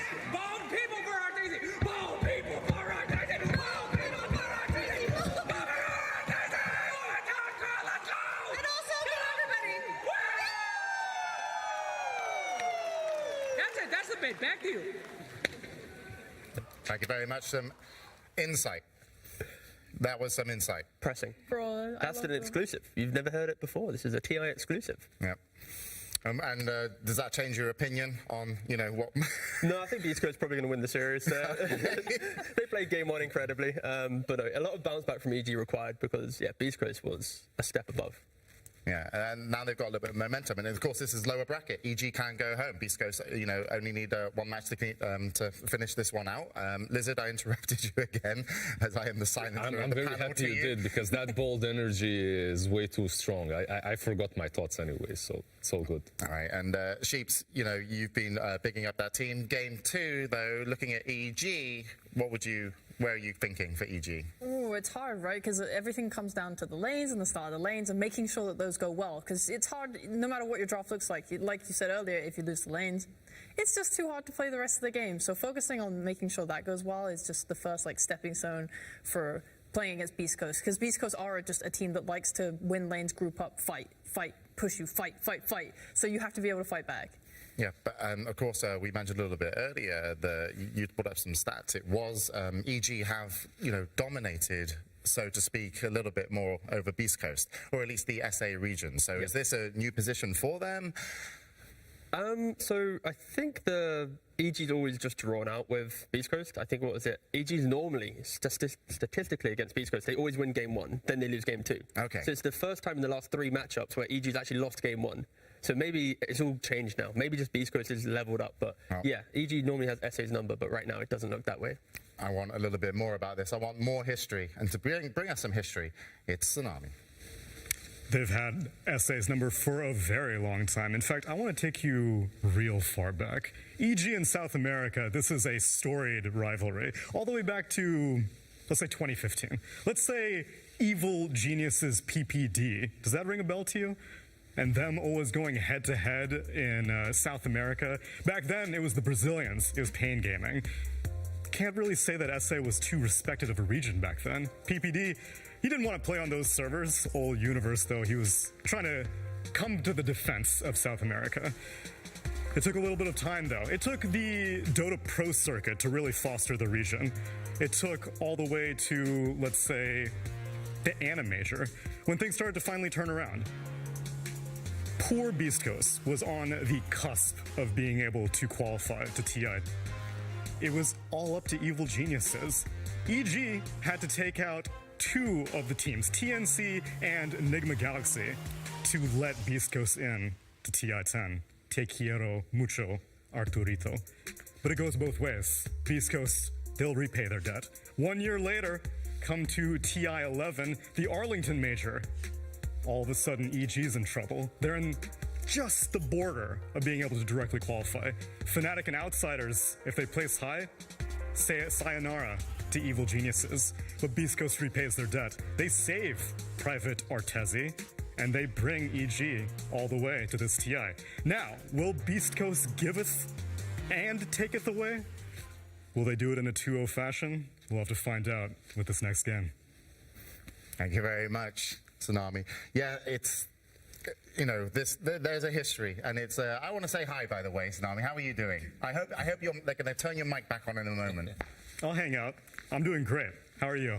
Yeah, we've seen you over in the corner kind of preparing these segments. You've been playing a lot with your new toys. I have been. It's been a delight to augmented reality enhance the experience. I thought that you were a hologram for the first day. Yeah. I also got told, though, you did say you asked to make all the Dota heroes smaller. Could you tell us? Listen, the scale is just inherently off. They're mere pixels on my screen. I'm glad that you're all sitting, because then I would also feel somewhat underscaled. But we're fine right now. No, please stop. Wait. I'm not a fan Don't break the panel. Anyway, this is why they only let a certain amount of people over here, because too many Dota commentators in one room and panelists, it just goes haywire. But to get your opinion on Game 2, what are you thinking between EG and Beast Coast? I know Bulba was particularly thrilled about getting the Broodmother as a first pick. I remain reluctant. Nightfall has been doing great on the hero. In fact, I think this was only his second loss on the Broodmother. But time and time again, I see stubbornness be the downfall for Evil Genius drafts. I think Broodmother might be one of those things that they might need to go back to the lab. And same thing with the Sven. I know Fly's been doing great on Sven as well, but it's becoming a bit telegraphed. You can get away with it in group stage, but come bracket play, come against South America, you got to wrap it up. All right, I know the teams are on their way out. Thank you very much, Tsunami.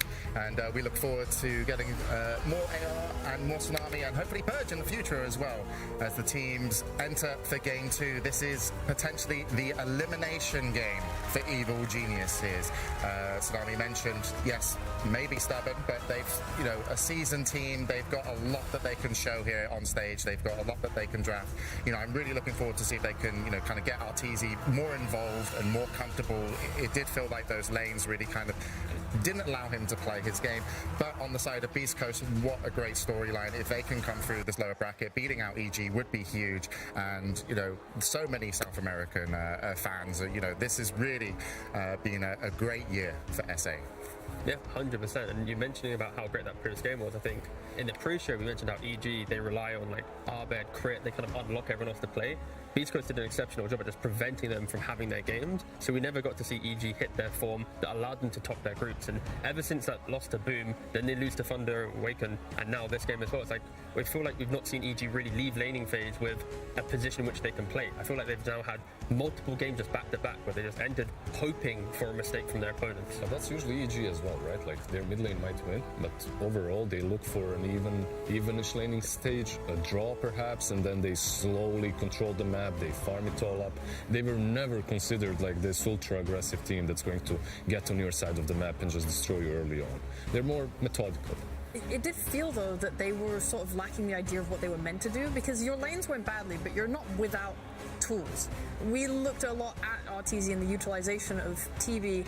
A lot of these times the carry will go to the off lane and help push the tower, and when you have Brood, you want to sort of take this tower and unlock more of the map, because if Beast Coast are defending their mid tower, which was a massive priority for them, you can at least try then to fan out across the map and outfarm them a little bit, and you're not doing that when you're not taking these towers. So we saw RTZ instead go mid with the meta and die there. Instead, I think if they had used more of their forces to go bot and take that tower, that would have been a stepping stone to start getting the map back. Yeah, for sure. Just being able to open up the map and just play your heroes. And like when you look at the historical games between EG and Beast Coast, the time that they are beating Beast Coast is when they have just really strong, robust lanes that can take the fight. Like in Arlington, they had Viper Marcy. In the Stockholm Major, they had Tide Hunter with some Shaman, Quaps. Like these heroes that just do well and then just overwhelm at a strong point. And this previous game, it was more just we exist, take towers, and we continue farming, and then we pressure. But you could see the idea, right? Yes. Like eventually, if the TB has a decent, like we can't just backtrack everything we said during. No. Like, I mean, if the Brood had a good lane, it's completely different, right?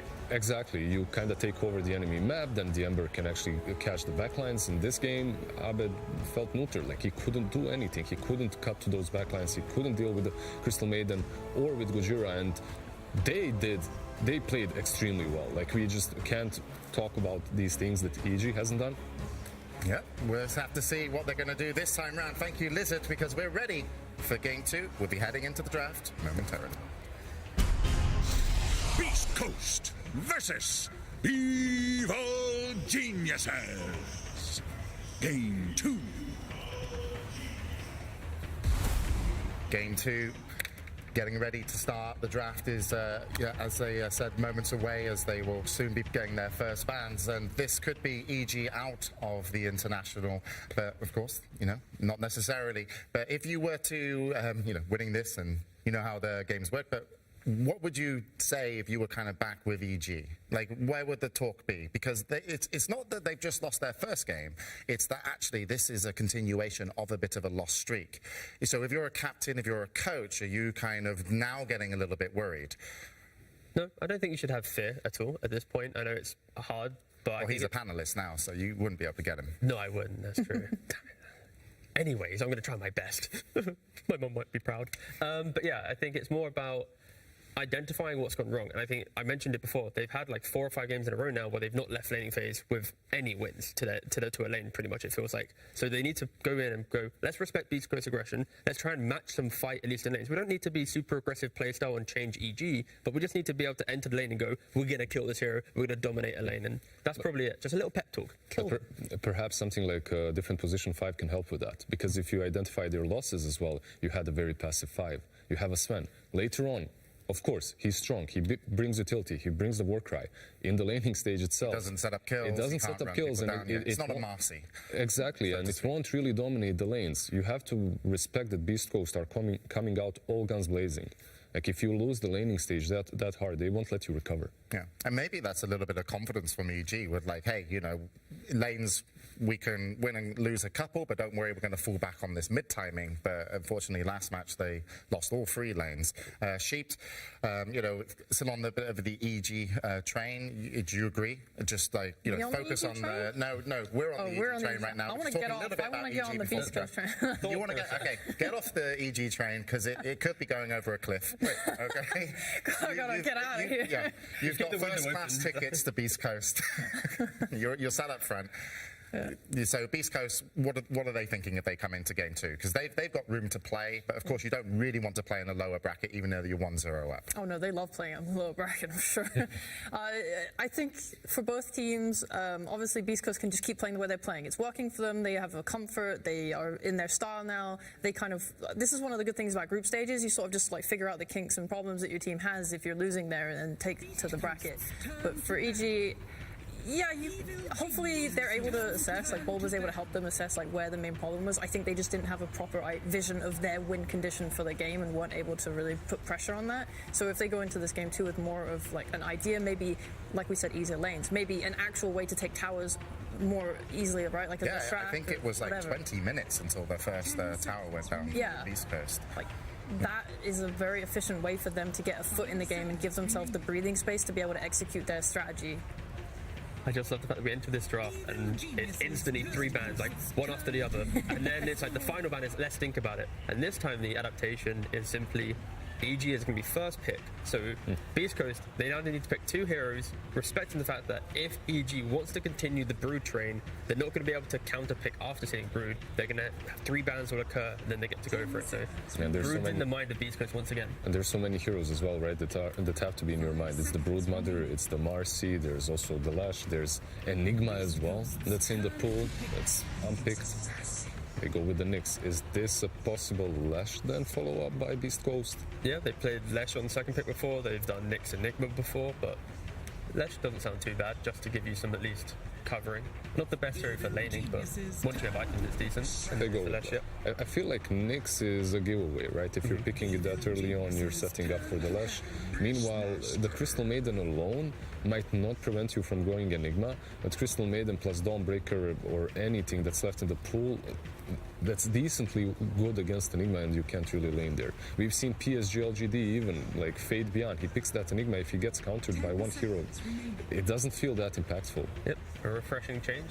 EG, they have the opportunity to go for Brood, but no, they just go for a Beastmaster.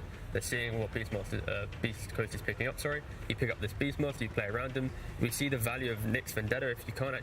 If teams are grouped up, it's kind of weak, so now it's forcing Beast Coast to think about that a little bit differently, and emphasis on countering Beastmaster along the lane. By the way, did you guys expect Crystal Maiden to have as sick of a win rate as she is having at the moment? Like, what's happening here? Before she's TI? got an Arcana coming. Oh, okay, I see. Another? Do you know in the team meeting before TI starts? Arcana for the wolf. Well, I thought she turned into a wolf. Is that persona. Just as a persona? Yeah. I'm sorry. Wait, she's actually I spent so much money on I spent so much money on my battle pass, but I haven't got it. Happy. Yeah. I think her win rate makes sense though, because she's just good against a lot of the heroes in this tournament and secures so much of the safe lane. Like this Enigma having one of the biggest like ban rates and pick rates, right? CM's just nice against him in the lane, and the same with this Brood. Like all this attack slow that she provides and the kill threat in lane, it seems to be really nice. We've totally seen a shift in Pos 5s going from these old Warlocks and Dazzles and stuff that just secures the lane to we're just going to try and kill the offlaner, and CM's great at that. Yeah, did you expect that? Because the moment they nerfed Region, everyone was all in. Like, all in on the healers, right? I thought that Everything's was switched weird, up, yeah. because we didn't used to have this meta of sharing salves, which meant that Dota was used to be in a playable state where we didn't rely on just healing. So it made sense to me that we did move to this. All right, Exactly. Carries got so pampered.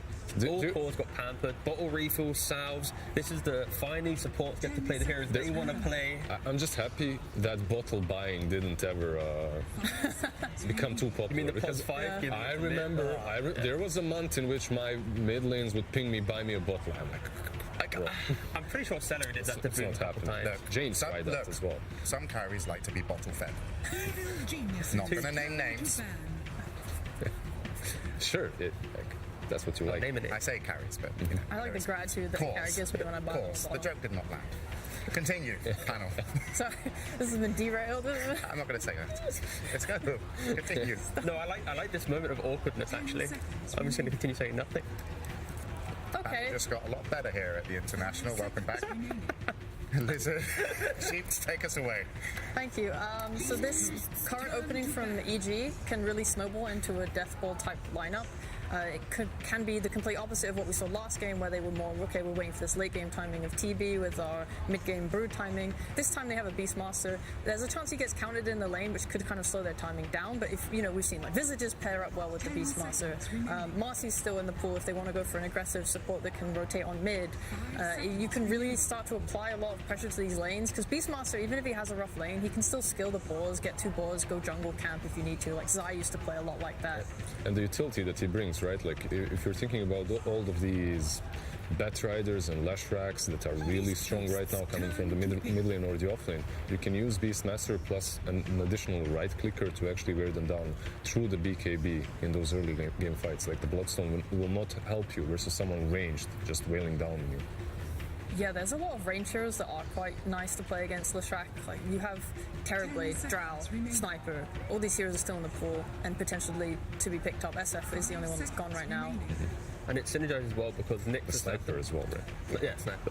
Because like Nyx doesn't really apply pressure in lane. It's like a lane secure. That's why you see it often paired with ranged heroes. Because Nyx secures the lane, ranged hero that would get pressured now gets the farm. And then when you have this like CM plus any aggressive style carry, it just makes it a lot easier. And in regards to the bans, EG, they banned out like the Enchantress trying to cover the Beastmaster lane. They block picked the CM, and now Beast goes to go for like one of the only options left really. Right, it's one of the best ones versus Beast, but it's not like in the old days. We have this Beastmaster, you pick Enchantress or Chen, he can't lane. You just go Axis, right? Like you still do the same thing. You can go for Raid Pact and just lane against that.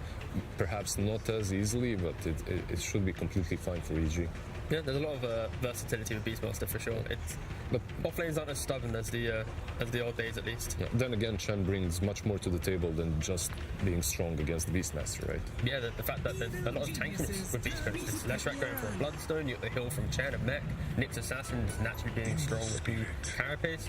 If they commit to a fight and they're not getting that kill in that moment, the secondary fight, the prolonged fight, that's where they might struggle, and that's why they go for these more skirmishing heroes. Are we hyped for Crit Mirana? I am, yeah. That doesn't sound pretty hyped. No. The first thing I'm thinking is how easy is it for them to use a lot of like arrow setups, because stuff like OD, Kunkka, all this stuff, like any actual stun is really good versus Mirana, right? But they don't have an actual stun outside of Primal, not Primal Beast, the Roar from Beastmaster. They have 2 roots, so when Beasts Coast start to buy like Lotus Orbs and Dispels, it's a lot harder to get these guaranteed arrow setups. I feel like if Beast Coast pick Kunkka themselves, like right now, that is all the damage mitigation required to be strong enough that you can brush off EG's aggression. Like, so you would lane Nyx / off lane and Kunkka mid? Yeah, exactly, yeah. Like that type of idea, and you just... I'm a bit worried for EG's damage. It's the same as last game, right? If they don't come out ahead in lanes, having the CM Mirana who can't find kills, your Beastmaster who can't pressure towers, Embers, it could be the same story if Beast Coast come out ahead in lanes. One thing that James did talk about earlier is crit and how if he's on fire, EG is on fire. And this is a game that's a perfect setup for him. Like on the offlane, you're playing with the Beast, but also versus Chen, you can deal with him. Plus, you can rotate toward mid, because it doesn't look that great. Like you have Ember, but that's more than enough setup for a Mirana, for a crit Mirana. Chains into arrow, the Sasha can really suffer on the mid lane. But it could be offlane because if it's Beast Coast. Yeah, of course it could be offlane. Whisper is one of the guys that made Lesh offlane like really good. He took the idea from Brax, made it his own, and he's played it in Arlington. He can play it again here if he feels like it. It applies for anything though, right? Like chains, arrow. It is really nice, but this Naga pick is. I talk about the dispels. There's one right there on this carry. And you also have this kind of double set cover because Leshrak now protects the Naga, where EG obviously can't go for a PL pick, which is another potential option into Naga. pacing-wise would have been a little bit weird for EG. So just the synergy of Leshrac covering the illusion, killing heroes, and then this Nagato in lane, it kind of doubles down on Beastmaster, where he needs to go axes for the magic damage to apply pressure, but that build feels good for a little bit of lane, but then you don't really farm later because you don't have the boar. It just forces Beastmaster to be a clunky hero, less tower pressure. So yeah, Beastmaster really just put themselves in a decent position. Do you think he was going to do it anyway because of... For sure, but it's like... Because of the Chen? It now even feels like it's a must, right? Yeah, okay. This Naga pick looks really good for lanes and the things you highlighted, but in the game it can be obviously really hard. You're playing into the magic damage from all of Crystal Maiden's AoE spells, the Starfall. This Maelstrom on Ember Spirit is going to cause problems as well. It's also harder for Naga to skirmish and fight with her team the same way Slark did last game, so her participation is going to be probably a little bit worse this game, which means this last pick, we don't know yet if it's Whisper or Chris Luck, but that's going to be very pivotal in making sure that they have a good tempo running. And it's hard as well because Nyx and Chen are not typical playmaking supports. Nyx is pretty strong, mostly because the game's sort of like slowed down and you can find more pickoffs, so they're probably playing more pickoffs in my opinion. But do you think that just because they're a little bit slower, you have this slash from the offlane or the mid lane to actually push the tempo, and then Nyx can actually set up, run behind the towers, Chen can actually force, be that meat shield for Edict? It's doable, right? But I do like their bans quite a lot, like Pudge and the Alchemist, okay, the Lifestealer pick. That's a little bit aggressive from EG, I would say, right? Like they're going a little bit all in earlier on. A little bit, yeah. They're relying on, we're going to play this, Ember has a good game, Lifestealer gets a couple items, and we want to try and fight and win the game before Naga even gets to her items, because like Naga v Lifestealer, even in pubs, like Naga in pro pubs is beating Lifestealer consistently. Like this isn't like some, gotcha, your carry's going to have a bad game. Is there some sort of an item build that you can go for, like back in the day, maybe a Mjolnir or something like that? Probably not. Suggest some Radiant situation here? I hope not. I mean, maybe a Radiance or Maelstrom. There was a time in which you would go for Radiance. Like, why is Pudge even banned out here? Because naturally he builds items that are good versus Naga, right? Can Lifestealer do the same? Probably. In theory, yes, because the items don't feel too bad on this hero. It's actually so hard to think. I mean, it might Slacks too. I can hear Slacks. It's kind of nice though, you know, if you're going to have if you're going to go crazy, get a good voice in your head that's really... I just thought I was going crazy. No, you're not. That's because I know Slacks is going to... We're going to be lucky after this because we are going to get an interview with the Beast Coast coach. But the last pick then coming out from Beast Coast is going to be that Brewmaster. And, you know, don't worry, it takes years, but you can ignore Slacks. So after a while, yeah. It's okay. But we have him on the drip when we need him. So, who do you like at the end of this draft for the game 2? I think EG's put a lot of pressure on themselves to execute, and I think the simplicity of this puts Beast Coast in a more favourable position, especially how they won. Okay. I really like the last pick Brew to just complement the lineup and wanting to fight. I think this Lifestealer could just ignore the Maelstrom stuff and go Deso, and then they just try and push towers with the Beastmaster Lifestealer and let Ember deal with Naga. I care no drafts. Bold energy from Slacks was too strong. Okay. I'm going for game 3. We've heard him over here, and we're excited for you guys to chat with Slacks because he is going to have an interview with Beast Coast. Let's see how they feel about game 2. Thank you so much. Hello, guys. I am here with Guachi, the manager, and Raykill, the coach of Beast Coast. Thank you so much for taking time. So, want to ask you, a lot of comfort heroes coming through on this draft, the Chen, the Nyx. I believe you guys have not been beaten on your Nyx yet. So, I want to know just how confident you were going into this game. Estamos piqueando héroes que son muy comfort para nosotros. Hasta ahora creo que no hemos perdido ningún juego con Nyx. También piqueamos el Naga y el Chen. ¿Qué tan confiante estás con este draft? Bastante confiado, ¿no? O sea, sé que ellos darán lo mejor de sí y responderán bien, pues. Bastante bien. Well, we are very confident. I know they're going to play the best they can. So I believe in them, and that's pretty much it. We're confident. All right. Well, we are absolutely happy to hear it. Thank you so much for that first incredible game. And we are ready to watch another incredible game to follow it up. Let us pass it on over to Owen and Fault. Thank you very much, Slacks. Yes, the game underway now here. Game 2 between Evil Geniuses and Beast Coast. Fog, this is Evil Geniuses' last chance, right? If they don't hold on here, that is it for them. And after such an incredible group stage, which if anything just gives more credit to how well Thunder Awaken and now Beast Coast are playing against them, you know, what do EG have to do to try and get back that magic that they had days before?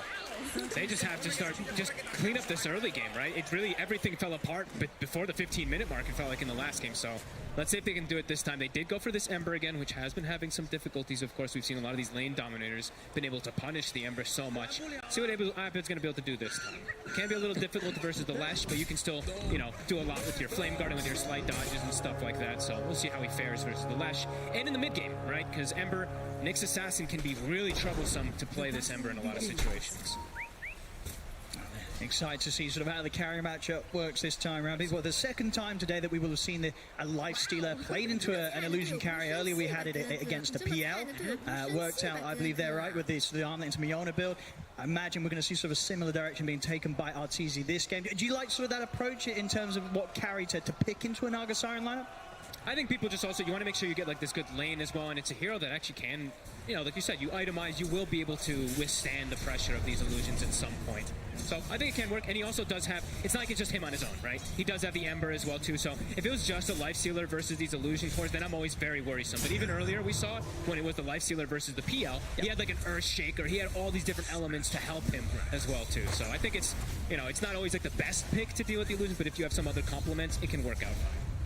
So we'll see how that all goes. And yeah, I'm going to be looking a lot at Abed. I think last game, it was one of the rougher games I think I've ever seen from him. So let's see how much he's going to be able to improve this time.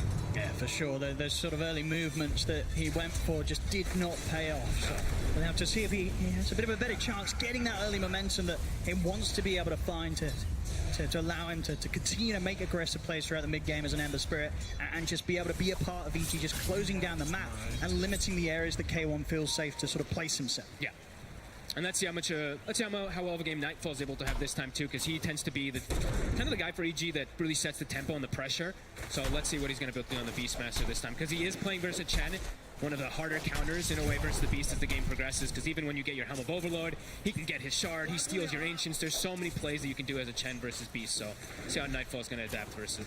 Of course, top lane as well, you know, Whisper, last pick of the draft, getting the Brewmaster this game. We saw him pop off once again, as he has been in many of the performances for Beast Coast. Last game on the Mars, getting in the Brewmaster. Yeah, Beast Coast, they've got to feel just as good, if not even better, than what they're able to see Whisper on in terms of heroes, because this is one that you can completely control the team fights with. And they will have two different ways of completely controlling team fights, right? They have Naga Siren and Brew, so they have a lot of different ways where it's like, oh, this fight's not ours, we can full disengage. Or this is a fight where, oh man, it looks like we can stop them, we can actually fully surround them with the Brew and the Naga Siren. So right now, no one really being left too far behind Beastmaster. We see a little bit of pressure, of course, from that Chen, but he's going to go for the Axe route, not having any of those summons early on. She'll be able to catch up. But Naga Siren, it does mean K1's just going to have a full free farm lane, which always tends to be pretty problematic when K1's able to do stuff like that. That being said, Arteezy's also getting his full free farm. And we are seeing, of course, the switch of like 5 Mirana again, right? We've seen him multiple times now today. Crit playing it in the top lane, and we have the CM playing bottom. And as was mentioned in that pre-game interview too, you know, Gajira, Nyx Assassin, very much one of the supports of the tournament, it really feels like, in terms of heroes. I mean, what makes this so good right now? He's still got a man going and stun back in 7 seconds. I mean, he might be a little maybe he can get the deny. Might be able to do so. So Crit will manage to chase him down and get that first blood. 5 Mirana, ladies and gentlemen. You're going to start seeing that in your phones probably. Looks, I mean, honestly, if you go for like the chase when people are pulling creeps, it's pretty good. You do pretty decent right-click harassment and stuff. Nicely done from Crit. And now also, so looking at this mid matchup, we see the Ember doing pretty well. He actually has potential to get rotations from the arrow from Crit too, if they do get a connection. And he actually hits. They do. And with that, the Flame Guard's up. He'll run down Chris.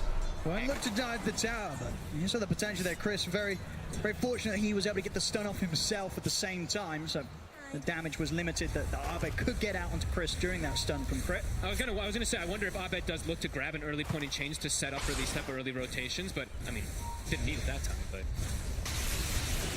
Chris will get some help, of course. Gojira coming in, and they will be double checking these runes. An arrow connects again. Crit able to take that one away. Some good early positioning here from Crit. I like how he's playing it too, because he knows now Lifestealer's in a 1v1 matchup versus the Brew, so Arteezy's just fine. He's going to be able to free farm. Whisper's going to get farmed too, but Arteezy's under no pressure here. Actually getting some decent hits perhaps onto Whisper. There's a lot of creeps though. Like 2 waves, over 2 waves adding up. Anything that Beast Coast heroes can do with that sort of pressure that's going to build up underneath the tower with these waves? Not with these 2 heroes. The Brewmaster and the Nyx going versus the Lifestealer, it's pretty difficult. They can hurt Crit a little bit, but I don't think up here they can almost ever pressure Arteezy. And that's the reasoning why we did see that Lifestealer pick, we were talking about so much. Yeah. They have this Naga Siren and everything. It's not the greatest versus Naga, but in the entirety of the game, versus Lesh, versus Nyx, and even versus that last pick Brew, pretty good game for the Lifestealer. Just the rage in general is going to be really effective. Oh, for sure. And of course, because that Brew was the ultimate last pick, you would imagine when Beast Coast were grabbing it, they weren't expecting it to be able to have its strengths in the laning stage. No, right? It's for all the other parts of the game, so absolutely. This is all as expected for Beast Coast in terms of the outcome of top lane. Yeah, and it's for like the itemization of everything too in mid game, because he's going to go for this Wraith Pact, maybe in this game, because he has played versus Mirana, and Mirana is kind of a Wraith Pact killer, so maybe he will opt for a different type of build. We'll see. I know he's got the Earn Queued. You have learned nothing. And there's just a crazy amount of wave pulling going on here. It's mid lane. And Gojira's just completely abandoned top. He's like, I can't slow down our team. Yeah. Well, all 3 lanes. I mean, it makes sense, right? Yeah, because Whisper's still going to be able to soak up the golden XP. Yeah. Or rather, would get the solo element of it, so he can get that 6 as soon as possible. Yeah, and he can pull the lane himself, and there's not really a way that he dies to the Mirana and the Lifestealer. He can just drunken haze and run out of there. Yeah. And the same to be said, in turn, Crit, he's like, well, I'll head around the map and continue to just hover around the mid lane. Huge play from Gojira. Stops the TP back from Abed from the low ground stun. That new stun cast range, that's 750. Pretty much everything there. The movements. EG will still be able to maintain control around the 6-minute power in. It is a haste rune for Abed. A pretty important one really for him to get, because he did get that TP cancelled for the fill up. Smile. Chris Luck will go bottom. We'll be able to get his own bounty rune to fill it up. And we do see K1 now starting to get some jungle. A slight lead in the laning phase here for EG. Nothing too crazy. About 200 or 300 on each of the counterparts. Does mean this is Helm is pretty much done. Down bottom for the Beast. And he does actually start skilling these boars, so the Chen's gonna be able to turn them against him.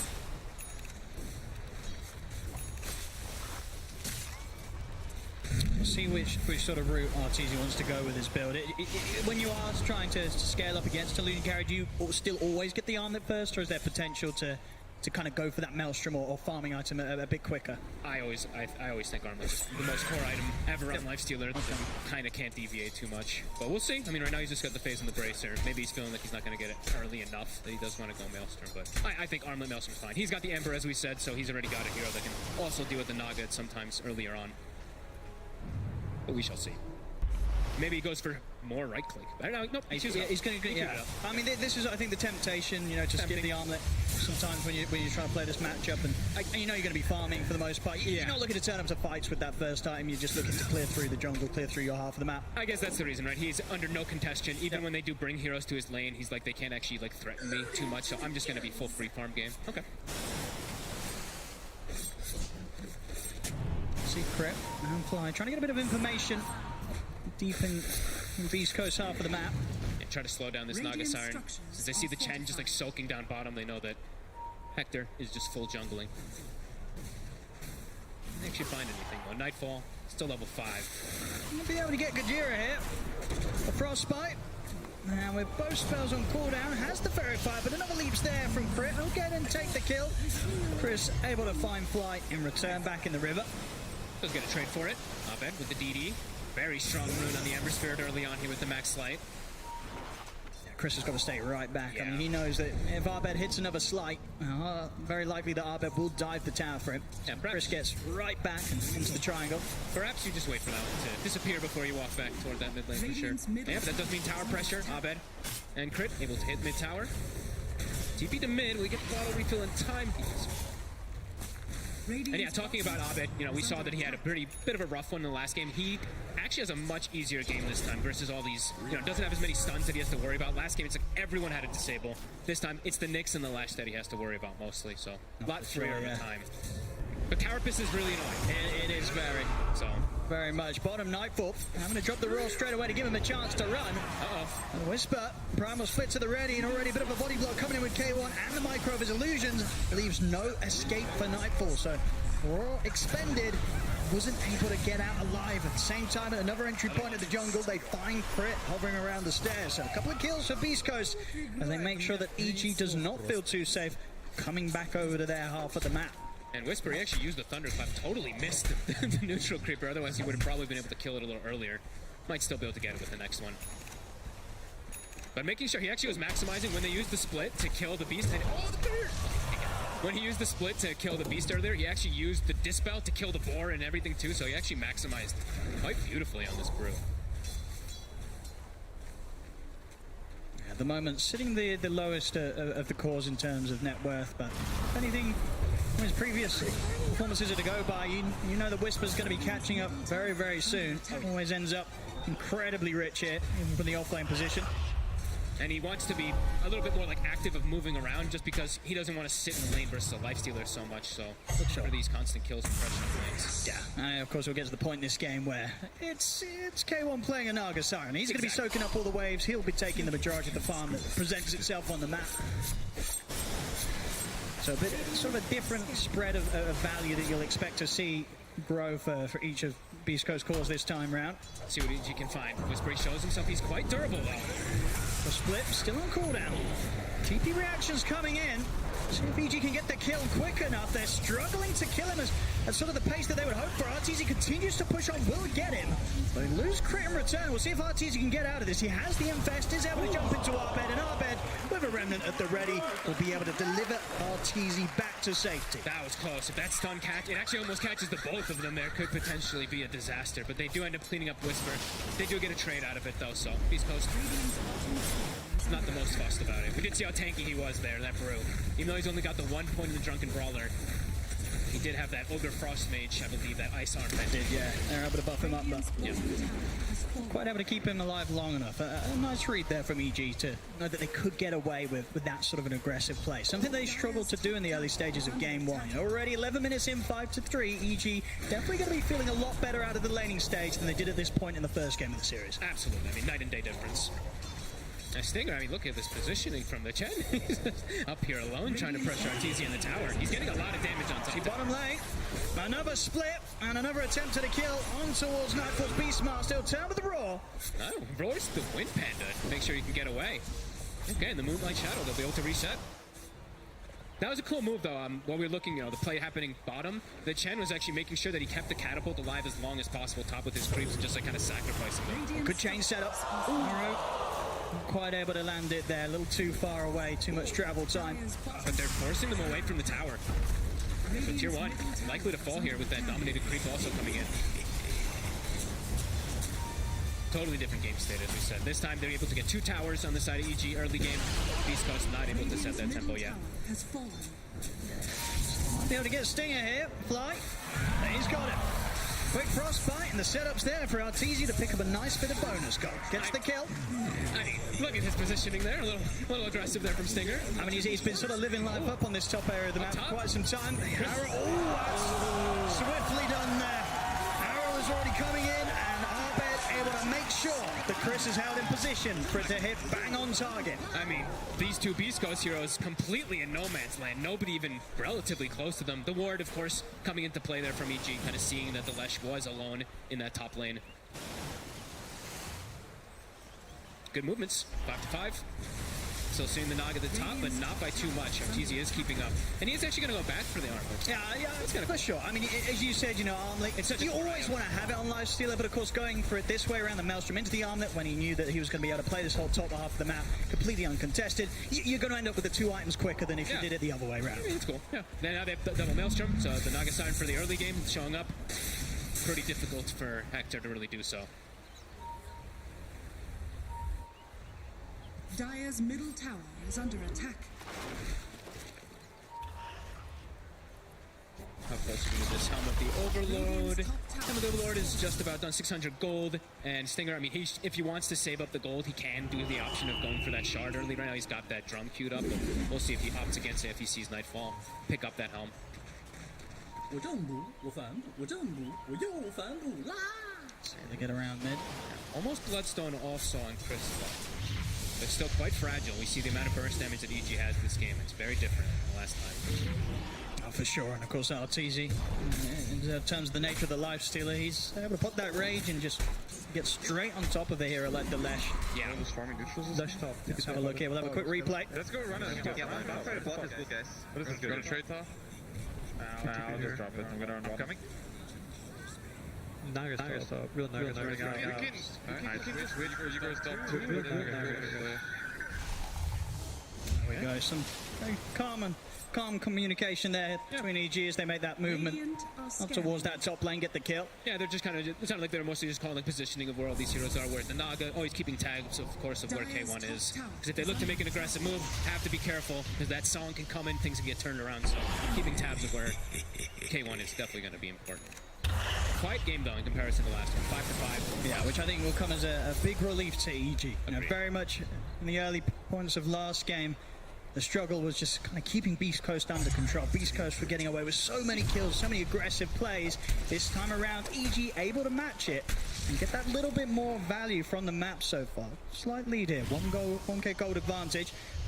At some point, they definitely do want to apply a little bit more pressure. They will, of course, have these like Maelstroms and Mjolnirs, of course, for the Naga Siren, but you know, we see how much you can actually just like cut the waves. They don't want to constantly be like dealing with all these waves at some point that Hector will be addressing, so we'll see what they do. Because their lineup, it's a little bit more pick-off oriented, you could say, on EG in comparison to Beast Coast, which when they do have the Brew ult and they have the Chen ult, it's a lot more team fight centric. You can see here with these moves, EG trying to find which area the map K1's playing from with his main hero, but good read from K1, he'll back out of the map completely, so they won't find him. He can be fight ready. He's actually gone for the Diffusal build early on here on the Naga side, so could even look to, if he gets like a grab onto Abed ever, that could be pretty much set up for a kill. And now the Roche. Yeah, I mean, the Beastmaster in his army. Decent damage as well from Arteezy. They can tank this up with the summons and look to go for this. Yep. Oh, they're rotating over though. They're taking it down pretty quick though, EG. So Beast Coast, they'll have to make a move soon if they want to try and stop this. They do have this swing in a second. The Naga's not. It's already gone. Abed able to get the kill, get the Aegis. We'll see Beast Coast now popping the ultimates. Whisper leading him with the primal split, but EG, they themselves are split up. Look at Crit. They're going to see it now. Moonlight comes to an end, so Crit will die. Oh, and also they catch fly, it looks like. Abed's also got to be a bit cautious. He has the Remnant at the ready to dodge the split up. But indeed, the two supports have to be in trouble. Fly's going to do a fair bit of damage to Whisper with the ultimate, but he will still slowly die back up towards the mid. Actually, Kajiri's able to get the stun out to the two of them, but Nightfall has the roar ready, turns towards Kajira to take out the Nyx Assassin, and now Arteezy's ready to chase down more, gets a double, takes out Stinger. As EG might be able to keep this fight going, changes there from Arda, but he's starting to lose his mana. Chris turns, looks for the stun. Nice sidestep there from Abed. Abed still ticking down very low. That's the Aegis gone. As he's down the ones, they've got to be careful about this Lesh. Chris charging through the middle of the fight. So to burn down Nightfall so they can kite him out of control, and further TPs are coming in. They're surrounding the Leshrac, but they're being careful how they commit for this. They know that Chris is very, very strong here on the Lesh. And EG, they won't be able to hold him back. So Chris manages to get back out of there.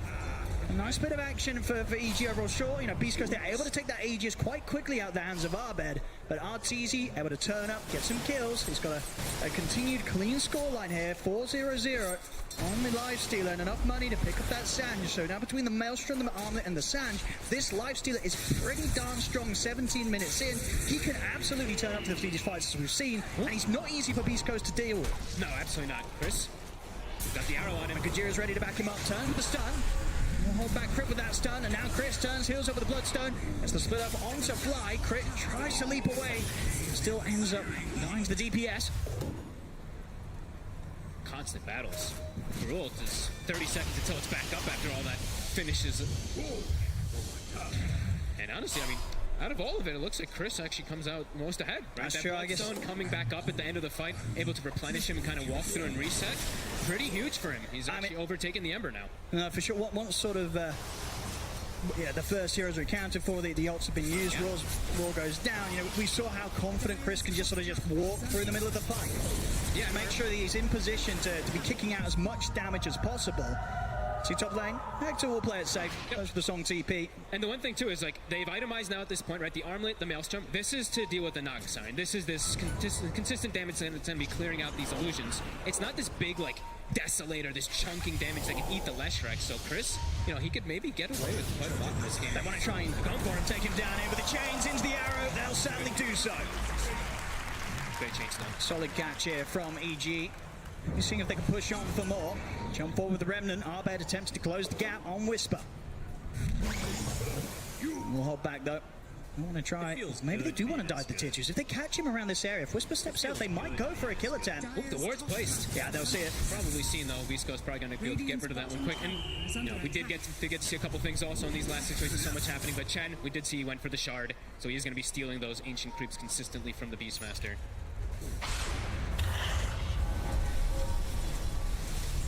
Chris needs to be a little more careful how far up he is alone. Sure, he's got the hand of God in some situations, but it's a lot of burst damage still from EG. Especially if they have everyone on top of him like that. Dire's top tower. Very close game, 10-8. Radiant are scanning. Still playing in this aggressive position, EG. Maybe seeing if they can do something early about the tier 2s. TPs are coming in. I mean, Beast Coast, they will take a fight if it's presented to them down here. Got their ults ready. EG's just waiting to see if like people trickle in one by one, because their heroes, they do have burst if they find them in the 1v1 or in the 1v like 2v3, etc. But if it's a 5v5, it can be a lot harder for EG. This tier 2's falling pretty quick in to the push of EG, and in fact, it's gone. So an early tier 2 tower taken down. At the same time, Stinger, he's really trying his best to get a trade up top. EG side, they will TP back. Push Stinger away in time. He's going to go for the TP in the trees. They won't know that he's there. Nice little spot to hide in as Stinger gets away. Won't get the tower, but still able to do a lot of damage on that top lane. It's the Chen mini game. You know, it starts to happen at these points when everything's just split pushing. They have the Naga Siren, so it's just natural for him to start doing this. Getting a decent amount of farm to level 10 already with the drums, with the shard, medallion too. A lot of different ways to buff up and keep the Leshrac in particular alive. With plate mail now too. Chris Luck sitting at 24 armor, 2200 HP. CLT was considering sort of what route he wanted to take. Does opt to finish the Mjolnir. Also was thinking about the Halberd and the Skadi. I mean, what would you sort of imagine is top of the list from next? Does he want that bit of evasion, or does he want to have the Skadi to kind of deal with some of this sustain that the Lesh is able to survive off the back of in the fights? Could depend on how successful the next fight is, right? Like if he gets a couple kills, maybe just choose the Skadi. If not, maybe just wants the Halberd. It's a really good Halberd game, so he probably wants that anyway. Versus Naga. Naga never wants to build the True Strike. Heart now finished up, K1. He's going to be pretty hard to kill, even with that Mjolnir. Yeah, being able to sort of split the fight with the illusions, get them on some of the support. Now, RTG's going to have his work cut out in terms of trying to just clear through this army that K1's going to be involved in the fight with. They'll have to stick on him for so long, and he does have a lot of different ways to bail him out too, right? The Brew, the Sleep, the Hand of God, of course, from the Chen. See what EG can find.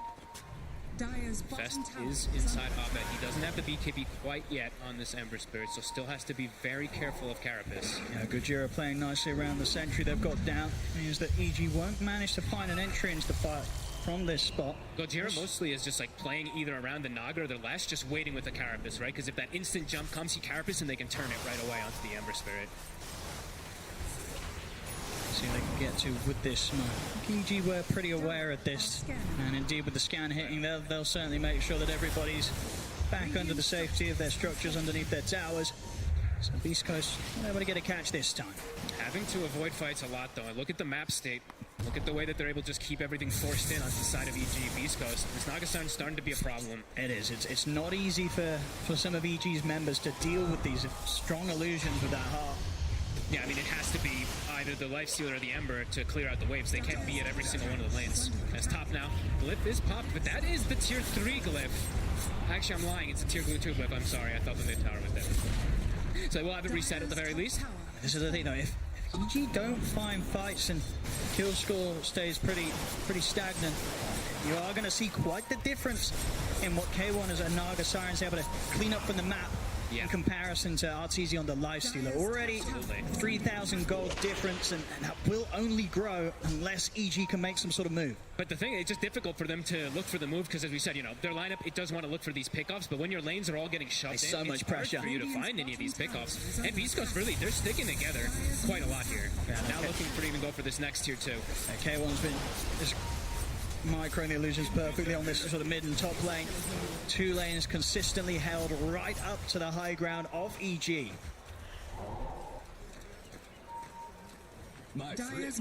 Chris also having his Lotus done. I believe the Ags on the Brew about to be finished too. So Beast Coast, they're hitting quite a few timings here. EG, trying to feel what timing they're going to feel where they're like, okay, we can actually go for this straight up fight. It's, you know, they've got all these items, but when are they actually going to look for that real big on team fight versus Beast Coast? It does feel a bit difficult. And with if Beast Coast is able to consistently keep these lanes pushed in, at some point, you know, Roche is going to start coming back up. EG's going to have to look to make a move. 2 minutes until we do see that, but let's see when they do look to make that aggressive move. It's going to be now. They're smoked. K1 not going to be able to offer up the catch there top. I mean, EG do look like they're interested in taking a fight here.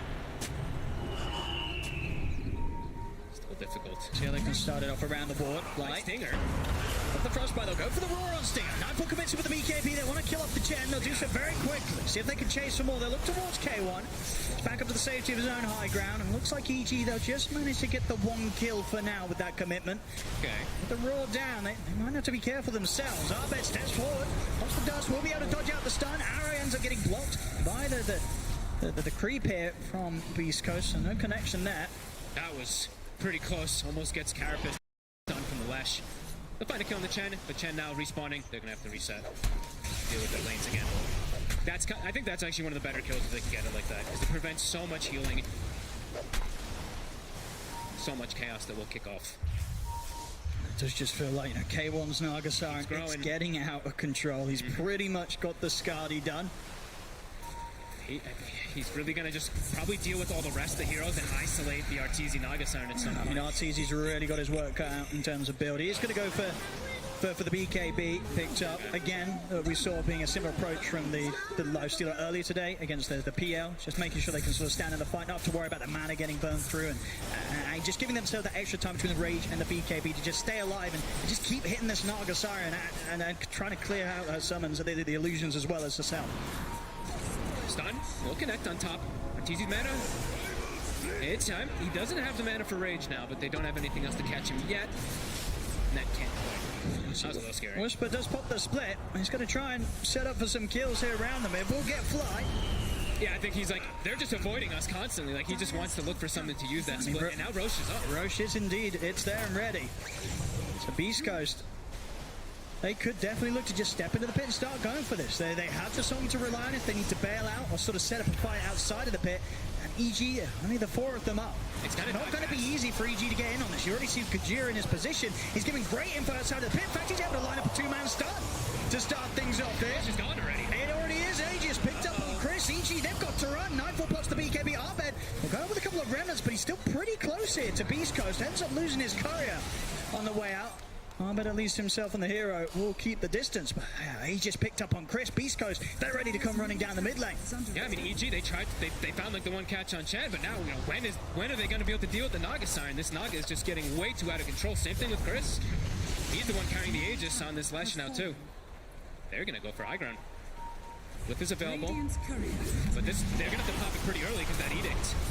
I mean, how do they deal with this? I mean, say K1 27 minutes in, Holt and Skadi. He held the Edict. He actually baited the glyph. He lifted his hands, canceled the animation.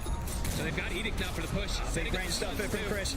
This tower is going down. The racks also. I think maybe more, yeah. Uh-oh, EG.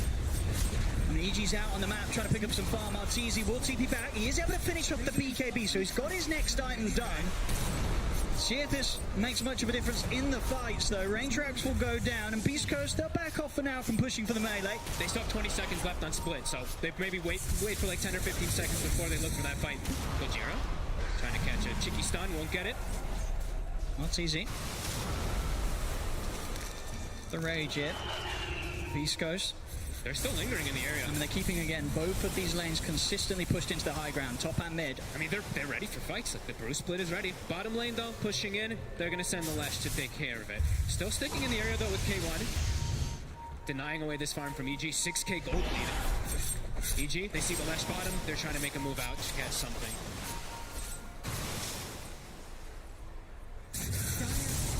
Yeah, Naga just getting bigger and bigger. Lesh getting bigger and bigger. They're going to try for a move in. Gotta get something big. EG, they need to find something.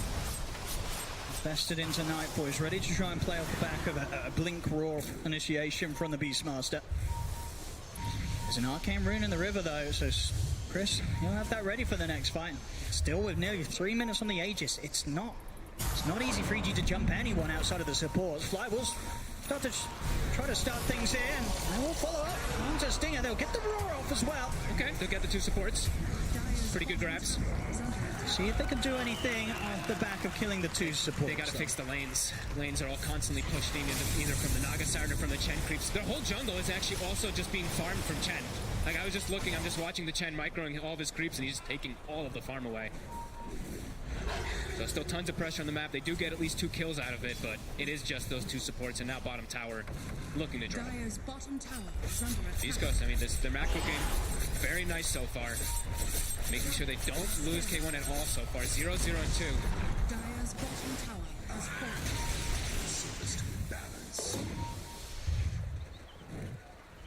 Indeed. During the time those 2 supports were down, nothing more that you really could get other than maybe some increased sort of space on their own half of the map in the jungle. That there was not going to be an aggressive play made by Beast Coast, but unfortunately for themselves, not enough of kills to do anything aggressive and really deal with the push that's coming in. Because already, Chris, he's back up to the high ground on the bottom lane. They're gonna pop the Rax glyph. Wanting really to hold on to those tier 3s. Don't have another glyph after this. Now the push continuing. It's easy. He's going to try and get in on the fight. Steps up towards K1. Nightfall, he has the Roar. Got the song off. Get the arrow as well. Rage into the BKB. So a long time here that RTZ is going to be able to continue to beat in onto the Nagasari, but it's still just not enough damage. He's only down to pretty much half health here, K1, as he backs away. They'll kill Chris. That's the Aegis gone.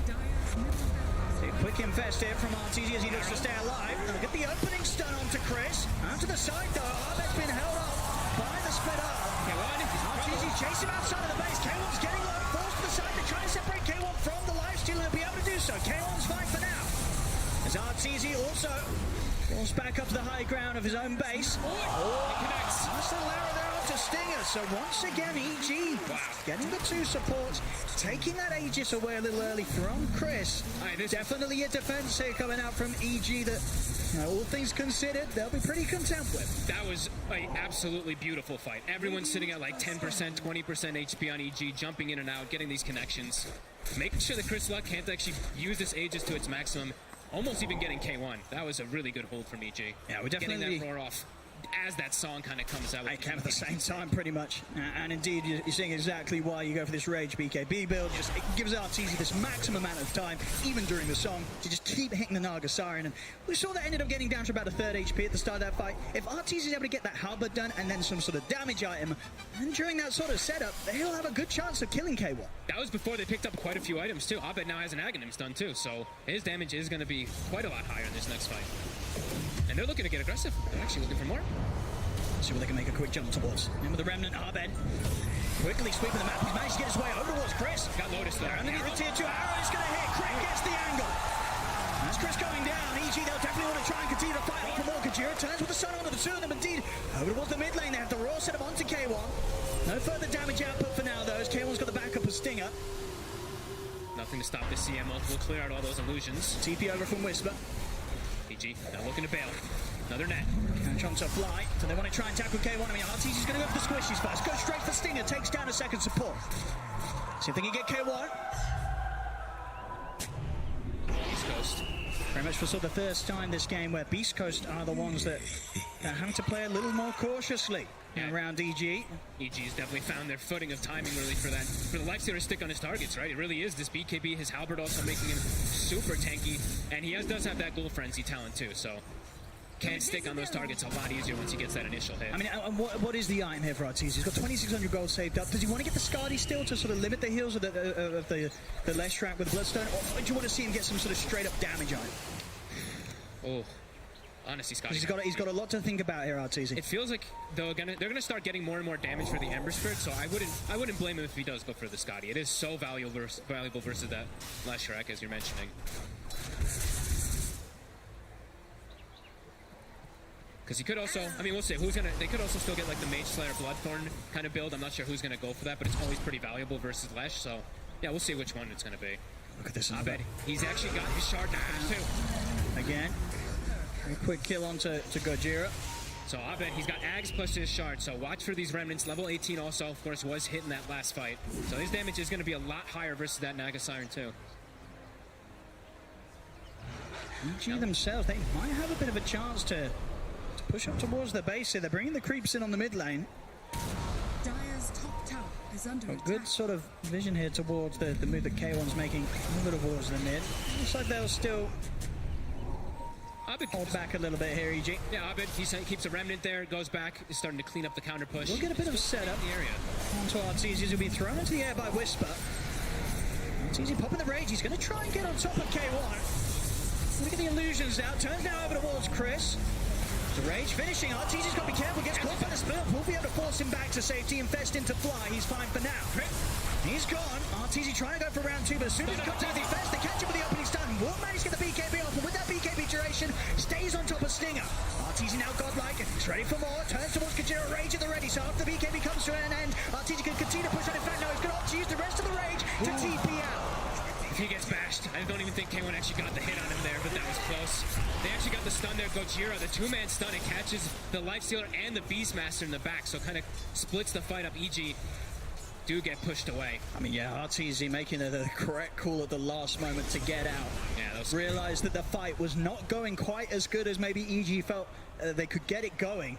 Choosing the right moment to bail out. But now, 3 heroes dead on EG. And we do see that Arteezy actually has gone for, I believe it was the Basher, yeah, but he's going to go for the Abyssal to stick on target instead. See if they can hold back K1 here. It's onto the barracks. His BKB's cooldown, so Arteezy does have to be a bit careful how he uses his rage. Absolutely, we're seeing the rage alone, not enough for Arteezy to alone in the midst of a team fight. So many chain stuns that can come out from Gojira as well as the Lesh. Yeah, we see this one again. I think the stun is going to come in a few seconds right around this moment when Arteezy backs up. It's tough to stick on the Naga Siren, you know, even though they do get this connection to chains, he is still very tanky, and they have to be very careful with these supports, you know, if they get caught at all from a Lash, at all from a Naga Siren, they're just dead. And yeah, here it is, the stun from Gojira, boom, catches the 2, catches the Beast, and K1's able to focus fire. Absolutely, any sort of stun that allows K1 and the illusions to close in on a hero. They're not going to stand much of a chance against this massive Naga Siren here, 28,000 net worth. K1 just continuing to grow at an incredible rate. Has yet to die this game. Rosh in about a minute. Also having an Arcane Rune inside of Chris Luck's bottle. Getting more stacks, continuously level 20 on the Lesh. 20 on the Ember. We still keep killing this Ags, of course, from Whisper. Does connect, starting to burn away some mana. I mean, mana is pretty important on Arteezy. That is. Rage and BKB, like, that's look true. Halberd, Rage, BKB, like, he actually has to be very careful how he uses these. Now he has Infest, so he has 240 mana. Gonna get the jump on Chris in the mid. The rest of Beast Coast to try to make an aggressive move onto the fly, but Chris was left behind, and EG, they move immediately to punish that. Great Infest blink play there from Nightfall on Arteezy. So they can get around the mid now. Ooh. Might be able to get Gojira too. But K1 is around, and the mana's gone on Arved. K1 turns, has the root, has the bash as well, holding him in position. As he steps across, there's no saving Arved. I mean, this diffusals, it's really being a problem for the BKBs, right? They keep getting burnt and they can't pop their BKBs because of it. And you see as well, Chris committed with the buyback. So he really wants to just join the push. They know, or maybe go for the road. That looks to be indeed what they're going to do. It's an Ag in there, too. And they don't have, of course, control of the outpost either, EG, in their own jungle, so they can't really go for some sort of buyback play on Abed either. They're just going to have to let this go here to Beast Coast. And, I mean, is this one where you give it to the Naga Siren? Probably, right? Because he can just net the Lifestealer through those spell immunities. I think certainly so. We'll see if they see anything higher up the list than that. Oh, Chris takes it. Okay. I mean, the Nihilism also could protect the Lesh, so we'll see. He takes everything. Oh my, okay. Takes the cheese and the Aegis. I mean, he did buy back, you know. He wanted to make sure he got his money's worth. That is quite fair. Definitely could see the argument, though, for the Axe on the Naga Siren for that. You know, that, of course, ensnare through the spell immunity, but... K1 also about to finish up a Bloodborne. I mean, he's hitting critical mass soon. Maybe that's also why he's probably like, I'm going to buy an Aghanim soon, perhaps. That is the thing, right? In terms of these two heroes, who's going to get the money quicker for their own Axe? It's going to be the Naga Siren if the game continues on for longer. As mid lane, K1. All three lanes are getting sieged. What do you do if you're EG? You've got to do something. They're going to try. Nightfall, he's looking for a raw target, turns towards Chris. Lotus is up. Must be careful as he holds back on it for now. Arteezy's in with the bashes. They're bringing Chris down pretty quickly. That'll be him down the ones. Abed jumps in. He's going to be caught out by the spike characters, but the center just does get yelled into the air. Arteezy, he's focusing down the Naga Siren. K1's going to get fucked. The time he's never get the top. He's got the BKB up. I'm going to charge him with a remnant takedown. K1. He's ready for more. Looks like Lord's Kajir inside the base. Arteezy, he'll die. Chris just charging into the disco party. Party just destroying the ball. Holy crap. And Chris just killed them all. And there's no buyback on Arteezy.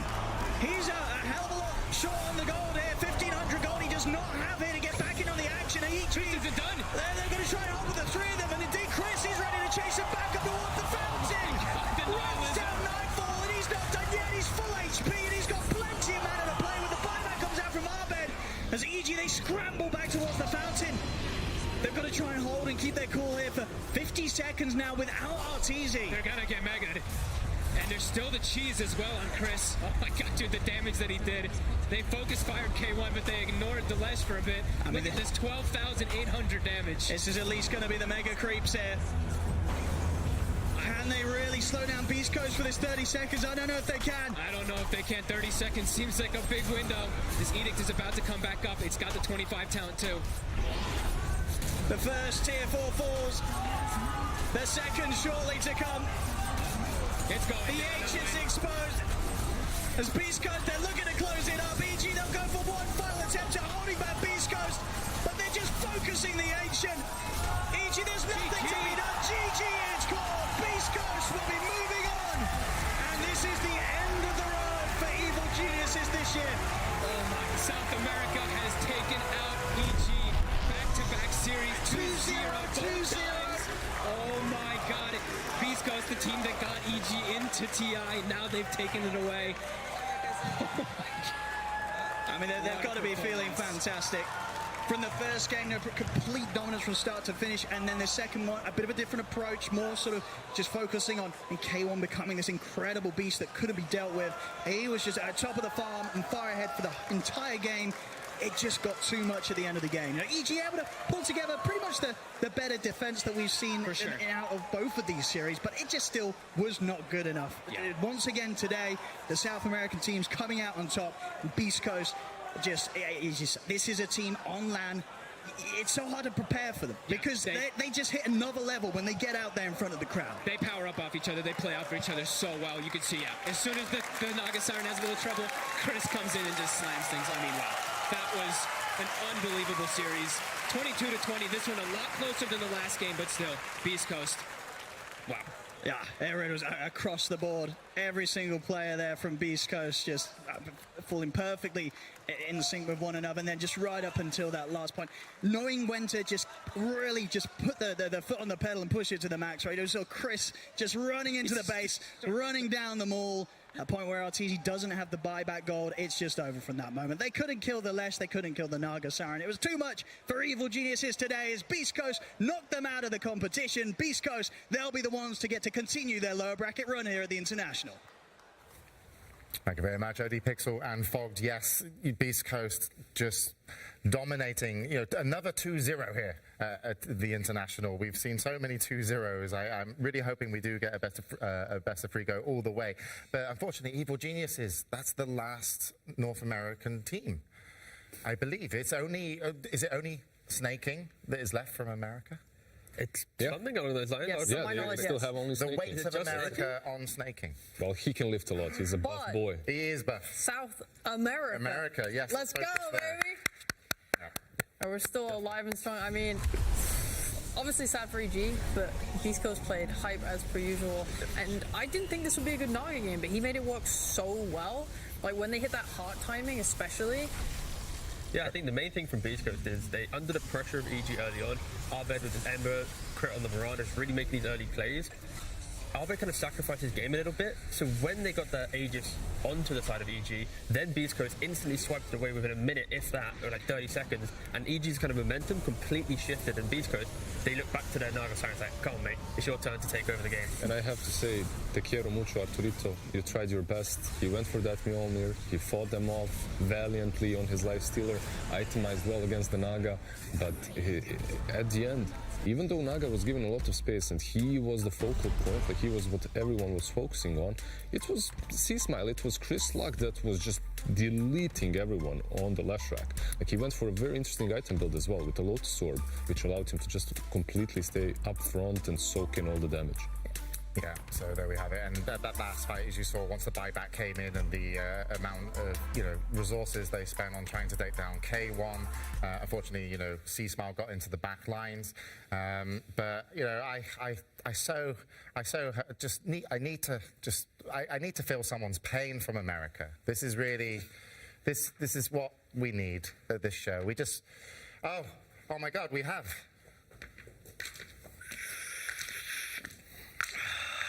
Well, that's it for the North America region.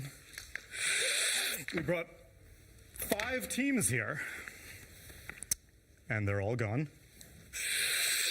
It's the Americas, though, right? We're a joint hemisphere, right? Yeah. They totally like you. They love us. Yeah. You love Thunder. You're in the same region, actually. We're the same region. We come from the same places. North America. North America. South America. SANA. United. Am I getting Get in on some of this. I'm British, but yeah, South America's out. Colonization all the way. James, can I interest you in some? Thank you, sir. Go, buddy. Oh, no, wait, here. It tastes like desperation. Oh, no.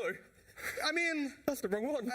I take only the top grade stuff, and oh man, and we got Boba. You've got snaking. No, we got snaking. We got Blitz. We got Blitz. American coach. Yeah, American coach. Yeah. Yes. There we go. Owie, Canadian. I'll take it. Got him. I'll take it. Oh, America, let's go. Not out yet. God bless America. Help is on his way. Yeah, it's good. Yeah, I already we just had to support him emotionally there. Like, we're not even American. We're British. We're all British We're here. all very good friends. Wait, what? Okay. Yep. We're all British. We're all Brits here. This is the British panel. Yes, I'm British. To talk about Beast Coast a little bit more. So they're going to be moving on into the lower bracket, just playing amazing. Is it, have you seen them kind of improve a little bit? Like, because this is their second game now in the lower bracket. Yeah. Their first match wasn't, it was Hokori, that's still a good win. But here they seem to take it even up another level. They are improved because they are more comfortable. You can tell that they're in their element of their play style and how they like to be. Like groups, there was just that they were lacking cohesion, right? They had a clash of ideas, they weren't on the same page, and now it really feels like they know exactly what they want to do with each other. And they said themselves, like, they're a different team from the DPC. Like, against Hokori, neither of those teams knew what form they were going up against. They are good now. Yeah, right, well, hopefully we get to hear how good, because I'm sure they're on a high, and we're going to go over to Casey for an interview with Beast Coast. We have quite the group to interview today. First of all, we have Ava, who's going to help us with the translation, C-Smile/Chris Luck, and then Valky, who is newly bald. I don't even know where to start, so I'll start with Felicidades. Congratulations. This has been quite the brotherhood between these two teams. I think it kind of encompasses what Dota is all about. You guys have helped each other over the last couple of years through getting to TI and in TI, and it all came to this. Talk about what that means to you to be able to play so well against a team that dominated group stage. Había hermandad entre ambos equipos, ¿no? Durante los últimos pasados años había sido un poquito tanto llegar al TI, ¿no? De pasado, este año en las ciudades ustedes. ¿Cómo se siente llegar a este momento y jugar tan bien contra un equipo que ha dominado la fase de grupos? En realidad nos sentíamos confiados porque sabíamos que podíamos ganarle y que conocemos, más que todo conocemos a los jugadores y varias veces hemos jugado contra ellos, entonces creo que estábamos relativamente confiados sobre la victoria que íbamos a tener.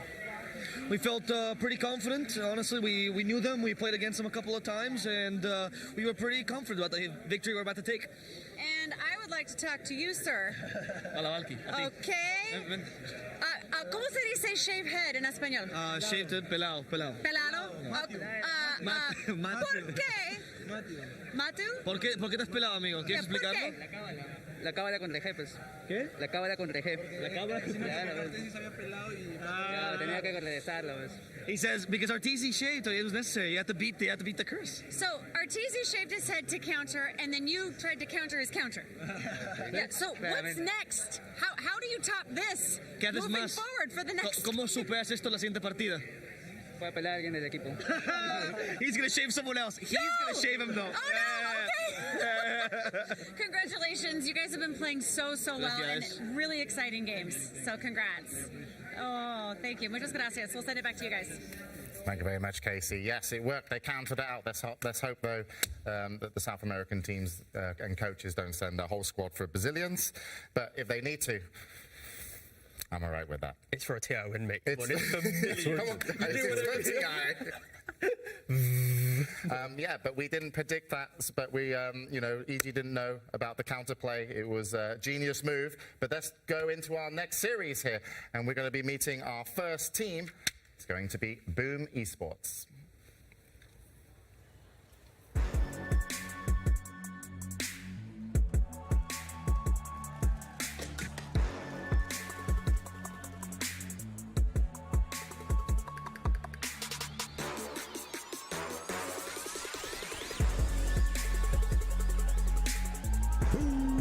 Esports. Jackie, Yopaj, FBZ, Tims, and Scheme. I want to say Step. Thank you for Let's go. I know, I'm on it now. Next team up against them is going to be PSG LGD.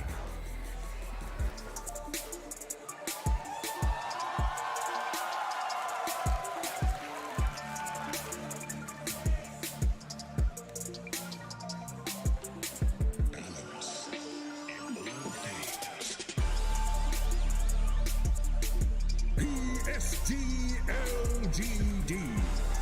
Last year's runner-ups, Arme, Nothing to Say, Faith Bian, Jinkyu, and Y.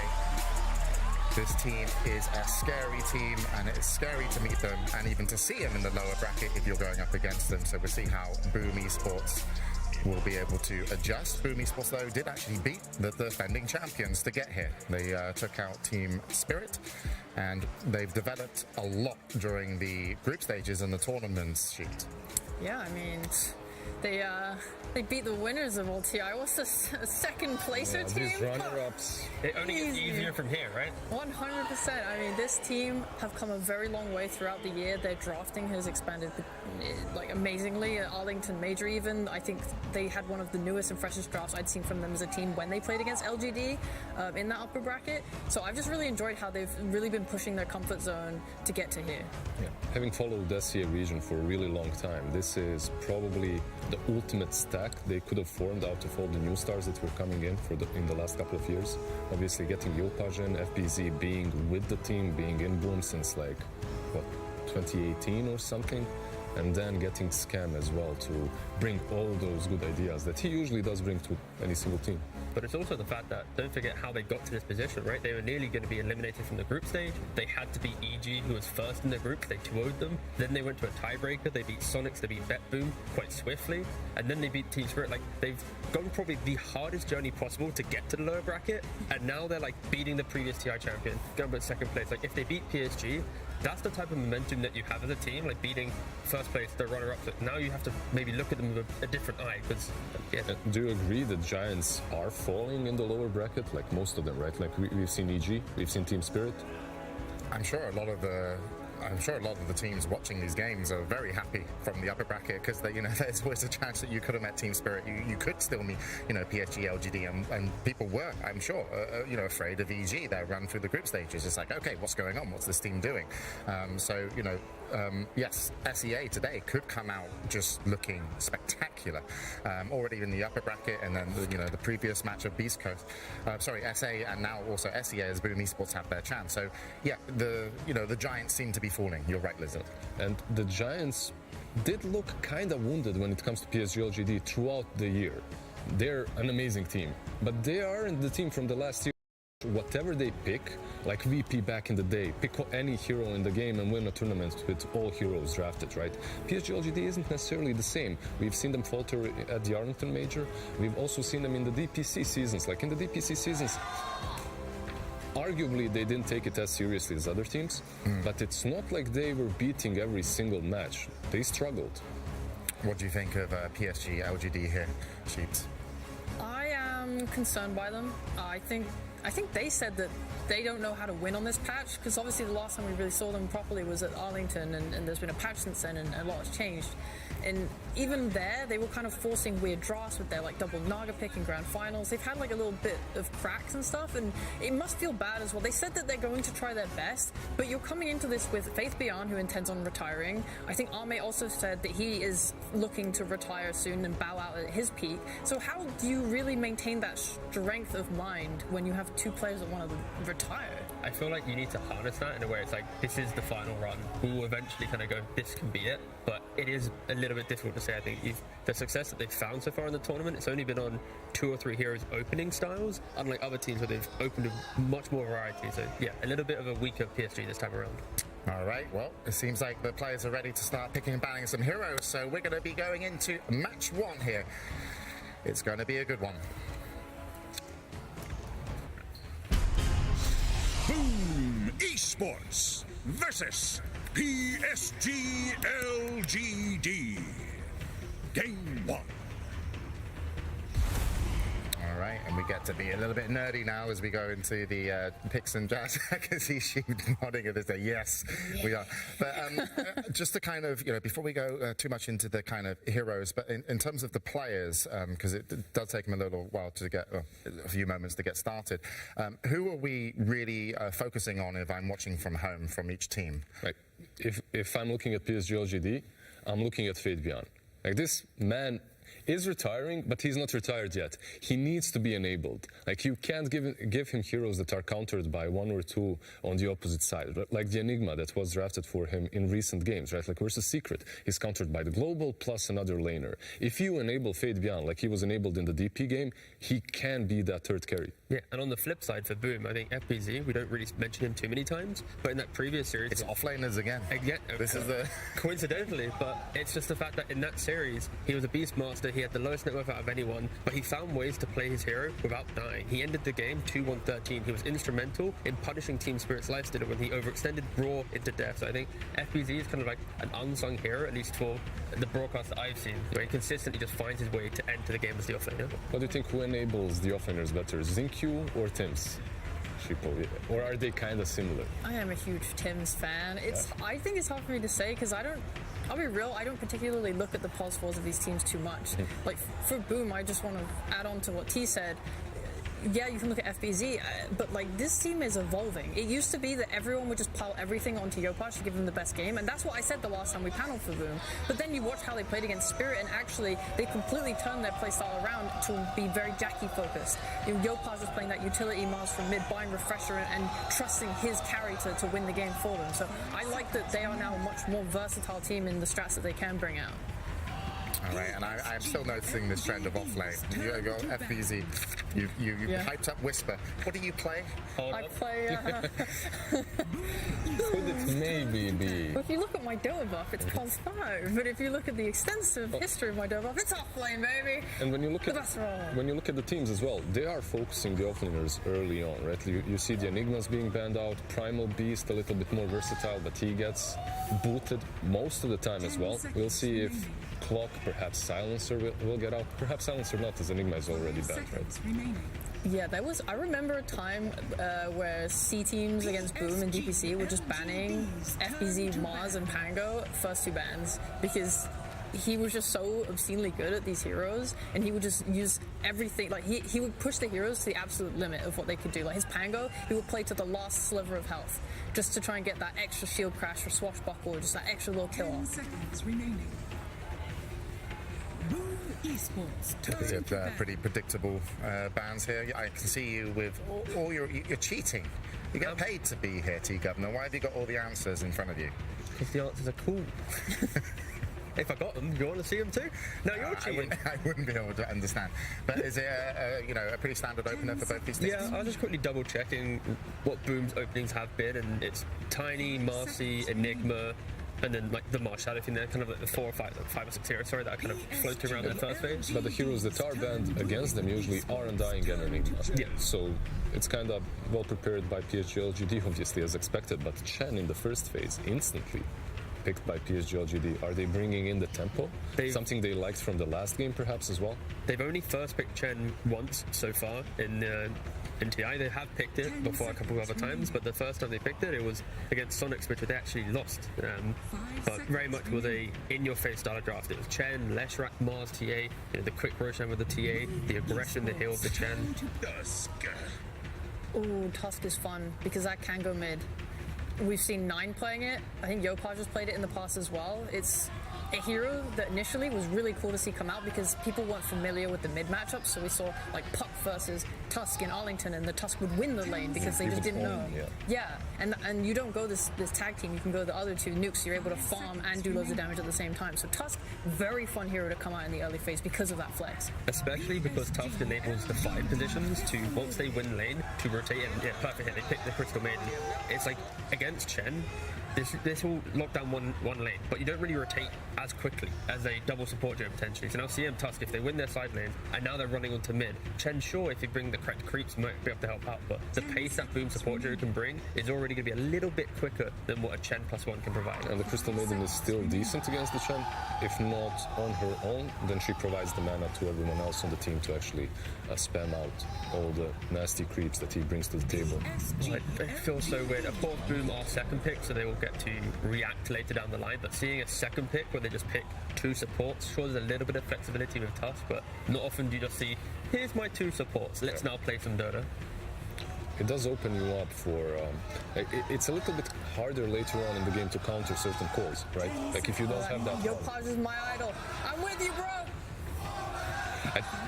Is he everyone's idol since the Singapore Major, right? Yes. Like that one Windrunner game literally turned everyone into his fan.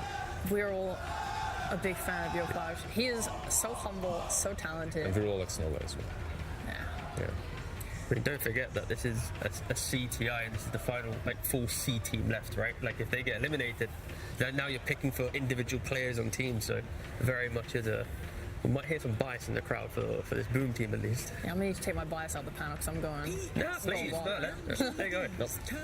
Now when you're PSG LGD, you've picked up your Monkey King very early on. It's Uncrowned King, Ami's special, right? Like he enjoys playing the Monkey King. Is there some flex possibility? Of course there is. They could still play it on Xinkyu, but I do believe it will be your position 1, especially now after the being banned out. I think it's a very good carry to pick on 8 here, just because when you see CM Tusk, like the Tusk specifically in lane, you want to get close, you're going to give Monkey King those Jingu opportunities to build up, and also in the later portions of the game, as soon as you throw down that Wukongs, the CM can't stand still and probably going to die. The Tusk can't snowball in and be aggressive, you're going to be out of position. It allows just PSG to play around something in an area now. And that's probably one small problem, right, Sheep? When you open up with 2 supports, now you have to think about how do you counter the monkey? What do you pick against him on the core positions, which puts you in an awkward position? I guess also, unfortunately, the Tusk buys Ags, you just blink in, kick monkey out of his Wukongs. That entire construct now gets broken down, but... Yeah, but how many times do you see that, right? Like, I mean, we'd see it in this game, maybe. Yeah, we might, especially if it goes mid and gets farmed. Yeah, not a lot, though, not a lot. No. But right now, I look at LGD's heroes, and they're really utilizing vision between the creeps that they can send out on the map with Chen to the vision of Monkey when he's on the trees. That's something that potentially they want to look at using more. You can usually see a disruptor paired with these types of heroes because you get the glimpses off from long range. That control of area with kinetic field as well would be good to combo with the Monkey King ult. Other times you see other heroes that keep people in place like Mars, like Puck. These types of heroes are just really nice. And for Boom's side, they don't have hard lockdown yet. Yeah, I feel like for PSG, they're leaning maybe towards, like, if they can, a second phase Rubik.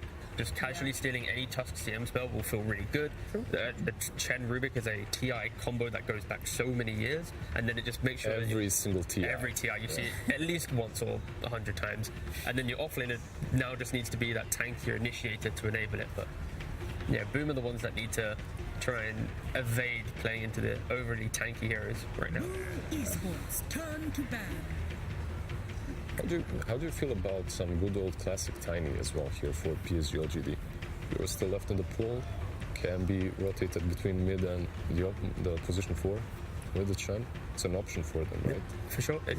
They have drafted it before as well, obviously, as every single team has. TI 10, 11. They'll get to see one more hero before they pick, so I guess that will be the indicator, right? Because with a CM Tusk, they'll maybe see an offlane pairing. That offlane, if it's a ranged hero, will indicate Tusk being the 4 potentially, which will give more leverage for PSG. Do we all agree that perhaps we're leaning slightly towards PSG LGD when it comes to strength and the flex opening from them, or do you just like the two supports? I proper like seeing CM Tusk. Like, okay. So Boom's now trying to keep it a bit more. Yeah. They're still super flexible because whilst this Tusk could also go mid or forward, this Mars similarly, we literally watched Yopash play this against Spirit. FBZ is the god of Mars. Like every single game he will play this hero during DPC. He is so good at it. Could you not, like, if you're PSG here, this could be like a Kunkka Rubik situation. Now, your Kunkka, it's like damage mitigation against the aggression. CM Tusk can't really gank this hero that effectively, especially when Kunkka gets boat. The Rubik, like we mentioned before, it is a banging Rubik game. Any hero that he looks at, you steal a spell, you're going to just be better than them. Not so good versus Mars because you can toggle the bulwark, which Rubik then steals, so you just have to be... But it does add that little bit of stress, like, I have to remember to do this. Yeah. But for a Mars veteran, should be not. You've been asking for Kunkka a couple of times today. I think right now with the skirmishing meta that we have, having a solid mid lane that you don't need to always help out that much, and it kind of gives you some comfort throughout the mid game, it just feels really good. Especially like again, looking for oh my god! Oh, they're going to snap fire though. Still good. Wow. 1 out of 2. Close. It's good enough. Good enough. Don't worry, they'll get the true sight when PSG win TI, and then you could be like, I want Rubik and Zhao. It's like, no, you didn't wash your face. You're playing Snapfire. It's like, okay, I'm sorry. But yeah, that's cool. This is nice. I like PSG's second phase picks. Do you like the snap in a way that now you get some damage mitigation from the Kunkka, plus you get a lot of damage by snap, right? Like Mortimer's Kisses. Snap's nice. Snap just, like, she provides not only magic damage, but armor reduction, so this monkey's going to be dealing a lot more damage too. I'm a fan of it, and it makes the offlane stronger as well. Yep. Boom, they're a very decent response to the Kunkka. Of course, the Kunkka doesn't do anything to Lifestealer now, so PSG, their final pick in the draft is going to need to cover the Lifestealer a little bit. They don't really have BKB piercing stones, they have no way to prevent this Lifestealer just freely clicking. It's more about, if PSG wants to fight this, they stand still and hug each other. That's their fight. So what bans are we looking at here? Is it like Beastmaster Slardar, something like that? These BKB piercing heroes that are really good versus Lifestealer? Yeah, potentially. Razor in the pool, potentially. Razor as well, yeah. They would lack some control. Like if they went for Razor, I would feel like they're in the same position in which Collapse was yesterday with DOD. When it comes to overall draft and how it makes sense. And Boom Esports, ended up beating Spirit to be here, so they, maybe don't want to fall the trap. Yes. I'm sorry to talk so much about them, but like, they're the team I know the most. For Boom, this is a draft that they have actually run quite a lot. Like in terms of comfort and familiarity, this is something they have played a lot. Jackie's Lifestealer throughout DBC Tour 3, he played this very often, and I talked about the playing with Yopaj type strat. This is what they would do. They would have 4 heroes that run around, making space for Jackie, who sits in the safe lane for as long as he can, just farming turning that Midas into whatever he needs. And good that you mentioned it, because I'm so happy that Jackie evolved, because a few years back in T1, he would be always that, not necessarily lifestealer, illusion-based hero, right? Like he's always just AFK farming until 30-minute mark, then he joins. But if you're playing a lifestealer, the fight has to come to you sooner than later. Like you actually have to be a bit more active. He was like that in DVC Tour 1 as well. He was on Motivate Trust playing Wraith King Medusa every game. So yeah, he's really like bloomed on Boom. I'm very happy for him. Probably scam a little bit, having a say or two, a word or two to tell him, I'm trying to think for like PSG, their final pick now, I mentioned the BK piercing. They have the Slardar route, but I think that could be a little bit of an issue into a CM in the lane. It's nice that speed. The other option is like maybe like a Legion. Where you have the Legion, lifesteal steps up, you instantly jaw him. You don't really have a lot of burst damage, but with the Dispel, the fact that you can take some of the earlier fights just through Boom wanting to run at you, you just defensively reposition, you wait, you bide your time, you see an opportunity, then you jump. What about instead of that, instead of caring about locking down lifesteal really hard, you just focus on balling up? Because this Monkey King, he's going to be able to put down like his Wukongs, and they're just going to fight in it as a ball with the boat buff, and running with these Chen auras and creeps and pushing towers together. Maybe they can just like buff the strengths that they already have in their lineup instead of trying to like patch holes. Sure. Yeah, look at them and what they are thinking. Like even the Morphling ban, like they're going way out. They're thinking perhaps even the Kunkka on the offlane or something like that. That's true. Monkey not being position 1. Yeah, I think in this situation with Boom, they're like, okay, we picked this lifestealer to be a response. Let's just cover ourselves. They go with the and they go with the slap. Yeah, it's like, even though I completely understand why you're worried about the CM and the lane that might be problematic for the Slardar, it is Slardar's snap. Like no matter what you bring there, I believe they should be able to beat Lifestealer +1. And you're going to go into the mid game now where one good fight outside the Roshan pit, you get that Aegis.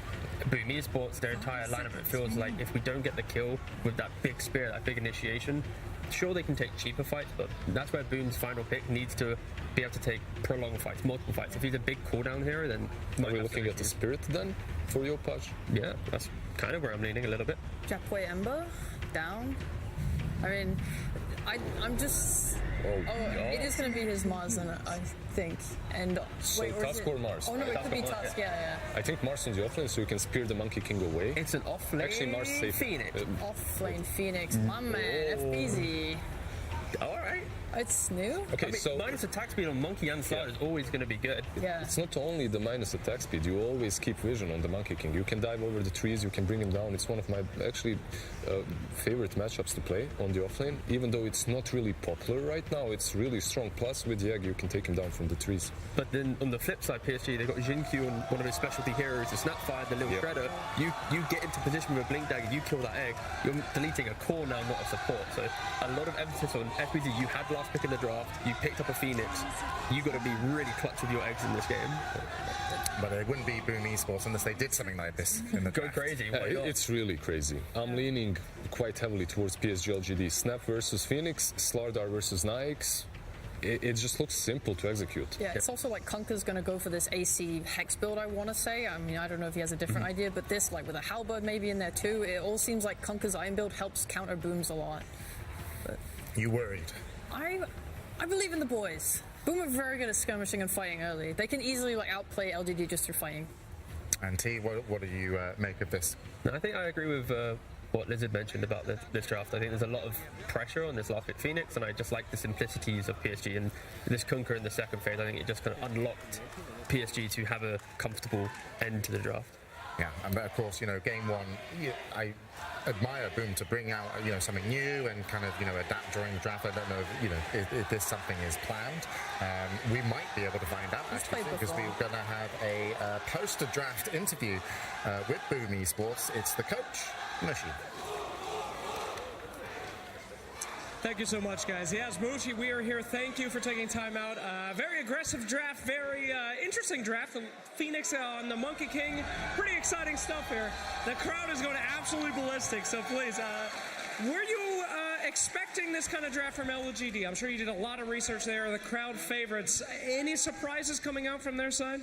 Not really. I think we read them quite well. Yeah. Oh, fantastic. Are you going to have the momentum to win this game? That's a very aggressive draft. Are you confident? Yeah, we got what we want and we have nothing to lose though. Let's do it. All right, let's do it. Fantastic. That's what you like to hear. Well, we'll go ahead and throw it over to our wonderful casters. Oh, thank you so much, Slacks. We do get into it. Game number 1 here between PSG, LGD, and Boom Esports. John, you hear this crowd. It is absolutely electrifying in here. You've seen both these drafts. What are you thinking? I think we're going to have a good game regardless. We've got a few surprises from Boom. You know, we heard Mushi. It's all according to plan that they're getting out there. So we'll see if they are truly ready for that plan. We've got a lot of fans from Southeast Asia and a lot of fans of Chinese teams here too. So the crowd is going to be loud throughout the entire game, and I'm looking forward to see some of that Southeast Asian and Asian spirit overall. Absolutely. That's what we love to see. We do get into it, though. Game 1. Jonathan, one of these teams has to leave today. It's not a best of 1 this time around. We've got a best of 3 series, but so much on the line, and it feels like this is a series that just shouldn't be happening. We're in round 2 of the lower bracket. Oh, yeah. Boom Esports had 1.4% chance of making it through the playoffs from the group stage, and PSG LGD, I mean, you would have just thought they were in the grand finals through the upper bracket. Yeah, they've had such a smooth run throughout the year. Maybe the performances were a little bit more up and down, you know, not really managing to get those big wins they'd want.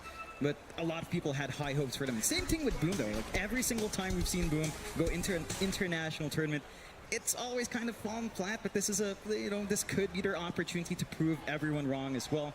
And again, a lot of hopes hanging on that last Southeast Asian team here. Absolutely. We'll see how it does go. Of course, we'll start with the mid lane. Nothing to say going to be there against the Aro Yopash. The Mars versus Kunka. What are you thinking about this one? Who has the advantage? Who should win out this lane? I mean, it feels a lot easier for the Kunka, right? You've always got Tidebringer coming out. The Mars has some play, though. By level 2, level 3, you can threaten, you can get some good spear backs, but it's just a lot more consistent for the Kunka to kind of work that lane, as long as he kind of dodges out from Yopaj's aggression when he does get in. What about that bottom lane, John? I mean, you've got Jackie and Skem, of course, against Faith Beyond there on that slide. I mean, it seems like a bit of a tough lane for Jackie as it does go on, right? When you get the levels up on Faith Beyond it, with that added bash, it's always hard for the Lifestealer. Do you think maybe the Crystal Maiden can kind of relieve that pressure as the game goes on? And somewhat, it's really aggressive lane. We heard what the panel was saying about that bot lane. It's just Slaughter plus Snapfire, all the stuns in the world. You can just easily eat through the Lifestealer if he's not careful, especially in those early levels. Yeah. And it's just chain stun after chain stun. I mean, CM can only do so much in this lane. You do have enough mangoes out from Skem to kind of sustain the harassment, but when it comes to commitment, I don't see LGD really being shoved away just from Skem's presence. Yeah, and you've got that deadly combination as well, right, with the cookie into the crush. It's just so hard to escape, and I'll see how they do try to abuse it. Of course, we did have a look at that top lane as well as Yopaj. He does end up missing that speed, but top lane, FBZ and Tim's going to be against Arme, and of course, why? Seems like a bit of another rough lane for both sides here, at least for Boom Esports. The Phoenix off lane coming out as well against the Snapfire kind of surprised us, John, but what are you thinking about this top lane? I mean, it makes sense in some ways. You know, attack speed slow onto the Monkey King does make that lane really annoying. At the same time, Ame can just kind of dance around a lot more with his added attack range. Right. So he's not directly in front of creeps. He has some leeway to walk away when he does see the fire spirits coming out. And with Y around, you just take a really annoying creep. You can always trade fairly well up against Tim's. You can't really fully commit for the combinations here on Boom early on with attacking, but you do see the shards coming out from Tim's here as well. It does feel like for Boom, this is maybe a level 3, heck, even level 4 or 5, where you can really start to get aggressive. And that might be more than enough room for Ame to just farm up and get what you can. Yeah, I mean, you saw why. He went for that early Divine Favor. I was about to say Divine Rapier. John's still thinking about yesterday's game, but, you know, just wanting to play a passive lane, I think, here for Ame is, of course, why. Just going to do his best to make sure he does remain alive. You do see the headdress as well, of course. Plenty of regen available there on Y. Just making sure his Monkey King can stay there forever. We'll see what Tim's NFBZ can try to do about it. Back into the mid lane. Nothing to say. Like you mentioned, John, should have a very good time and is having a very good time. 17-3 on the Kunkka. Well, we've seen this man play the Kunkka many, many times as an expert at this hero, and obviously showing us a bit of a masterclass here against Yopaj. Yeah, the same goes for Yopaj, though. He plays a lot of Kunkka, so he should understand the ins and outs of almost every matchup. It is just tougher. Again, Kunkka's just much more consistent with the harassment there. Bit of a fight up the top lane, just trying to make sure these pulls don't get away. Bot lane. In a bit of activity, Faith Beyond and Sync-Q have been getting rather low on the Snapfire and the Slider, but they will regen up with that Salve available on Faith Beyond. Though a nice cancel there from Skem. It's against that Crystal Maiden, as long as you've got the regen. FBZ top lane, he got rather close to dying, but he's going to be just fine. Question is, does he have the regen to remain in the lane now? He's going to need a little bit more to fly out. Does have the courier coming in with at least the tangos and the Ring of Regen, so a little bit more to play with. That's just a lot of space coming out from Ami. He's had a little bit of a slower lane, not too far behind from anyone else, but it's not like a free lane so far, and the big difference is really just nothing to Say's lane. A lot is coming out from this Kunkka. A faster level 6 lines up with so much aggression that you can get out with these early timings that a lot of your heroes do have. Like, heck, even a good Chen rotation at some point towards mid might ruin that tempo for Yopaj, which he really wants in this lineup. It feels like the Mars is going to be setting it for Boom. Very close in the boundless strike there for Arme, just barely off and connecting with FBZ. Still bullying out the Phoenix very, very effectively, and FBZ just going to go back to the fountain for a reset. Because going back to the mid lane, you saw Skem and Tim's rotate. They secure both water runes, they secure both bounty runes, so just really enabling Yopaj, not allowing nothing to say that the kind of bottle refill he may be looking for, or just the region in general. There's no runes available whatsoever for PSG LGD, and I suppose that's one good way of just slowing down the mid lane of LGD, is just take all the runes away. Yeah, it can kind of cause nothing to say to play a bit safer, but he's always got the XTP back for a top-up. He really does feel the pressure, and they're not quite committing on Boom to apply that pressure. Still focusing on the side lanes. You see Tim's here just being chased away, but creep army of Y. He's got the most annoying creeps, Chain Lightning creep and the Purge creep up. So you really can't do much about that if you're the Tusk right now. We're trying on to the Tusk. Oh, great boundless strike out from Arme from a mile away, and Y able to secure first blood here for PSG LGD. That was right on the edge there with Arme. My goodness. Yeah, it's just when you have access to that small camp and you get unlucky with some of these creeps, it just gets really hard. There's just not much the Tusk can do. And again, Ame's just getting a lot of space out. 23 to 13 in the CS, slightly above Jackie. But the Monkey King can kind of just get active a little bit faster, it does feel like. He's going to have a rotation up towards the north, maybe just scouting out that Diet Triangle. Of course, power runes are coming up very, very soon. We'll see if Boom want to try and secure both sides as well here. This game actually just going to go for the block on the Ancient, Sin-Q. Well, he not have caught him doing that. I believe he was within the fog at the time. Well, nothing to say. Mid lane, he's going to get sharded up here. And they are just trying to contest power runes right now, as you will see Y and Sin-Q also join the fray.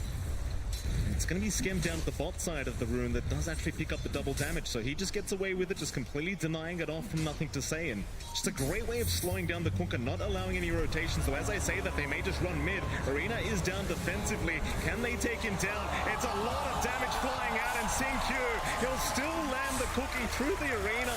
Just on the outer edge, they just hold him down, but now nothing to say. He could be in danger. Tims and Skem getting to work. The double damage, actually doing a hell of a lot of work, but Sin-Q, he shows up again. They find another. Is Tims? Can he run now? Sin-Q really chasing far. Very nice cookie and a triple kill after Sin-Q.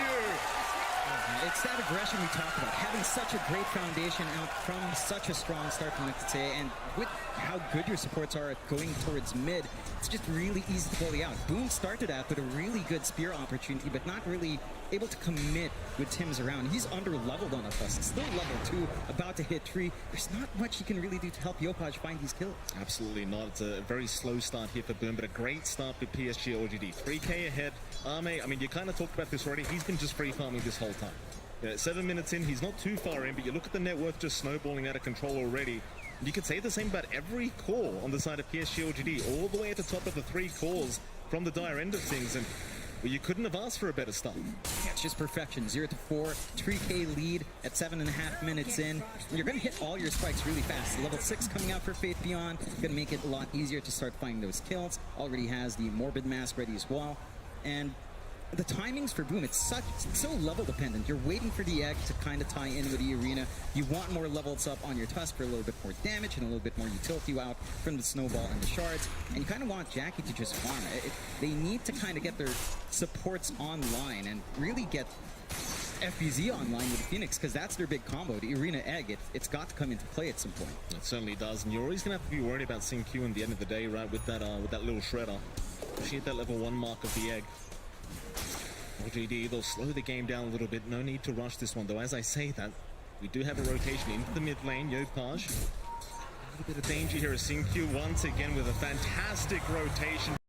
Nothing to say, but do they have the damage this time around? Yopaj gonna try to run, but they've got it. The Tidebringer was there, and now the cookie back out from Sin-Q. They won't care for the Tusk kill. No need to overextend for that. They've got the big one already. Yeah, they're just tempoing themselves so well on LGD. They saw that movement down from the sports down bot. They knew they had enough space to go for Yopaj. They scouted out for the Chen creep at bot lane. And Yopaj just can't do much. Like, the moment he gets X stuff, you do have enough magical damage on LGD. And Boom are just trying to get something on the sides. They're committing so much time to try to find those pickoffs. But LGD just punish. Slowly. Very, very tough start. I mean, you've just got to try and slow the pace down now if you are Boom.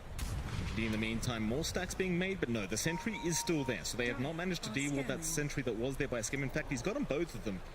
Really trying to slow down the pacing of Nothing to Say. They've done absolutely everything to slow this man down, but he's still top of the net worth board. In fact, he's going to find Jackie on the lifestealer. X is there, but Rage will be there in time to juke out the cookie. Still Faith Beyond is going to show out. They do have the X back. Jackie, he's in huge trouble, and Xinkyu, he's going to find a fourth kill. This Snapfire, he's just doing too much work. He's all over the map, and Jackie popping that Rage a bit early. The moment he saw the cookie come out, while the X was on, he had to Rage, and he couldn't outlast that X mark, so he just gets punished. There was a smoke rotation out from Boom, trying to head up top, but they're still not finding anything for their trouble. They dragged Yopaj around for that. It's LGD really working this map out really well, just using the vision they have from the Chen creeps. Starting to get activity in Ame. Yeah, he's got an arcane room, but in comes Nothing to Say along with Ame. Arena is down, but here come the kisses. Tims, he'll buy them a bit of time, allow them to get away from those kisses, but it's still a lot of damage. Now the egg will be dropped down. Ame, he might be in trouble, but no Tims. He's the one in danger as he does go down to Y. PSG or DD, they'll just keep running. They might just want to reset and just back out of this team fight, as it seems like Boom have brought Jackie over, but it's going to be a bit of wasted time for the lifestealer. Nothing going to come out for Boom. LGD still 0-7 in their favor. Boom to pick up one kill. I mean, you see how confident they are. They just drag in Ame. They start to use that Monkey King, get a little bit more vision out, get some good jumps in to follow up, and Boom expend the arena and the egg. The combination was there, but they didn't lock anyone in. LGD, they're just sidestepping everything. They are not even giving Boom any leeway. Like, not a crack has been opened yet. Still 0 kills on the board. His Faith Beyond will take care of the bot T1 tower, has the Mask of Madness up, gonna make very, very quick work of it. This is what I was kind of mentioning earlier, John. Like, against the lifestealer, you're gonna have such a good time perma-bashing Jackie up if he does get caught out with the initial stun, and see if they can capitalize on it later on. For now, I mean, with the 6k net worth lead, they can basically do whatever the hell they want, LGD. Yeah, they've got free reign of the map. They've got some pretty good wards by the ramp sides on the river, so they're always going to be able to check if Boom is trying to sneak around without the smoke. Boom, for their part, just constrained on their side of the map. They're not able to cross that river. They're not able to really scout out, use that deep ward they have on the top jungle to stop any of this farm game. Like, it's just a very static game right now for Boom and LGD. And they could play it static now as well. They're going back to farming with Ame, just getting that build up into the Desolator coming out here for the Monkey King. They've even got the early mech up and running for Y. So much more sustainable over these fights. Considering how durable you are with Chen, with Kunkka and the both buff, even if Boom somehow managed to get that initiation, it doesn't feel like they have enough damage to eat through that. Absolutely not, mate. We're talking about damage, LGD, they've got all the damage. Like, you're pointing out the Deso on Ame coming out with the Corrosive Haze on top of that. Armlet's just going to do nothing with all that bonus armor you get there on Jackie, and just such a painful experience to have to try and deal with as LGD. They are starting to move in, but Boom are waiting. In there goes Jackie. They find Y. They do have the help around, though. Nothing to say. Trying to save the day of the Chen, but the Y is still going to drop. That's one. Just a pause 5 kill hit for Boom, but it is the first kill of the game for them to pick up, and that's a start. Yeah, it's a start, and not the biggest, but a little cheeky. Oh, Faith Beyond almost finds Tims, but the snowball is going to buy a little bit of time as Tims is still going to drop, and now Yopaj, he's been caught out. Boundless is there as well. They take him down. No chance survival, just perma-stuns out from LGD. Into the T1 mid tower they go. And it doesn't take too long to push with just how much damage is coming out. Not even a full Deso out from Ame yet. Just with the numbers they have, with a low Shredder to provide some minus armor, it just melts. And Boom, again, they just keep coming in one by one. They find that one kill in the Chen, and then they just don't manage to get anything else. They don't manage to play with their combinations, and LGD just recognize that. When they're split up, when the egg's not a threat, they've got a huge open. Here we go. Right. Caught out, but the Cookie is going to be there. Y will be just fine. Snowball, they're going to follow up. They really want something for their trouble. The Hand of God was there. Y still running. Tornado away. It's just not going to be enough. They even commit the arena for this. But it's heavy commitment from Boom, but considering the state of the game right now, they need everything they can get. Yeah, I mean, it's just the same kill back to back. It's just not swinging that much net worth. You have to commit so many heroes in. It's a lot of space for LGD. They're just able to go elsewhere, able to get that build up they want on Ame, on Nothing to Say, and on Fate Beyond. And there's just no stopping those cores. I mean, Boom are lagging behind by a pretty big margin 14 minutes in, 8k net worth deficit. And the timings for LGD are just ramping up. You know, more damage coming out from Kunkka. BKBs will come out soon. On top of that, Detso timing coming out from Ame. And you have very little to deal with any of that spell immunity here. Yeah, you certainly don't have much. Ame just continuing with that farm. Third in net worth right now. Only third to both his two calls on LGD. Nothing to say, still at the top somehow, considering how much they tried to shut the man down. And was Faith Beyond right behind him. Almost has his BKB up now, and that's going to be very problematic. Don't worry about anything here from Boom once you have that up, apart from Jackie, but he's just nowhere near the stage where he's ready to fight. Again, they can just happily slow the game down, understanding their own strategy, their own draft, and just wait till perhaps the mid-game to get going once again. Boom, all they can do, I mean, this is the draft where they want to try and move in and start fighting early on, but they just can't make it happen right now. They've got to sit back and relax. They need to wait for their own BKBs, maybe a blink coming out from Yopaj down the line to kind of help them set up with a better arena, catch some better heroes out, ensure the spear lands on target, and have that follow through from the egg. Because you are playing against a snap. As long as the snap fires outside arena, you're pretty okay in protecting that egg. So your combinations can still kick off. It's just, it's a lot harder than what LGD have, and all they need to do is throw out an X, get a blink up on your Slardar down the line, maybe after the BKB, and you just have low commitment initiation. It's not going to cost you much from LGD to just keep that aggression, whereas Boom, they can't risk it. They just have to keep playing the slower game, take what space they can, and LGD are just thriving in that environment. Well, they've got a scan out on Sin-Q. Skem, he's really the only one around right now. As PSG, LGD, they'll be the ones to move in and try to find the Maiden. It's underneath vision, but does manage to back out of range. Nupaj gonna stick around. Sin-Q and Ame, very confident with their own positioning, understanding it's going to be quite hard for Boom to actually pick them off. Instead, Boom will just back their way out, understanding again, they're not ready for a big team fight right now. Not even these smaller pickoffs. Jackie now, double damage is going to be picked up, but he does try to rage away from it. Rather the X, that is. There's nothing to say. Not going to be able to stop him this time.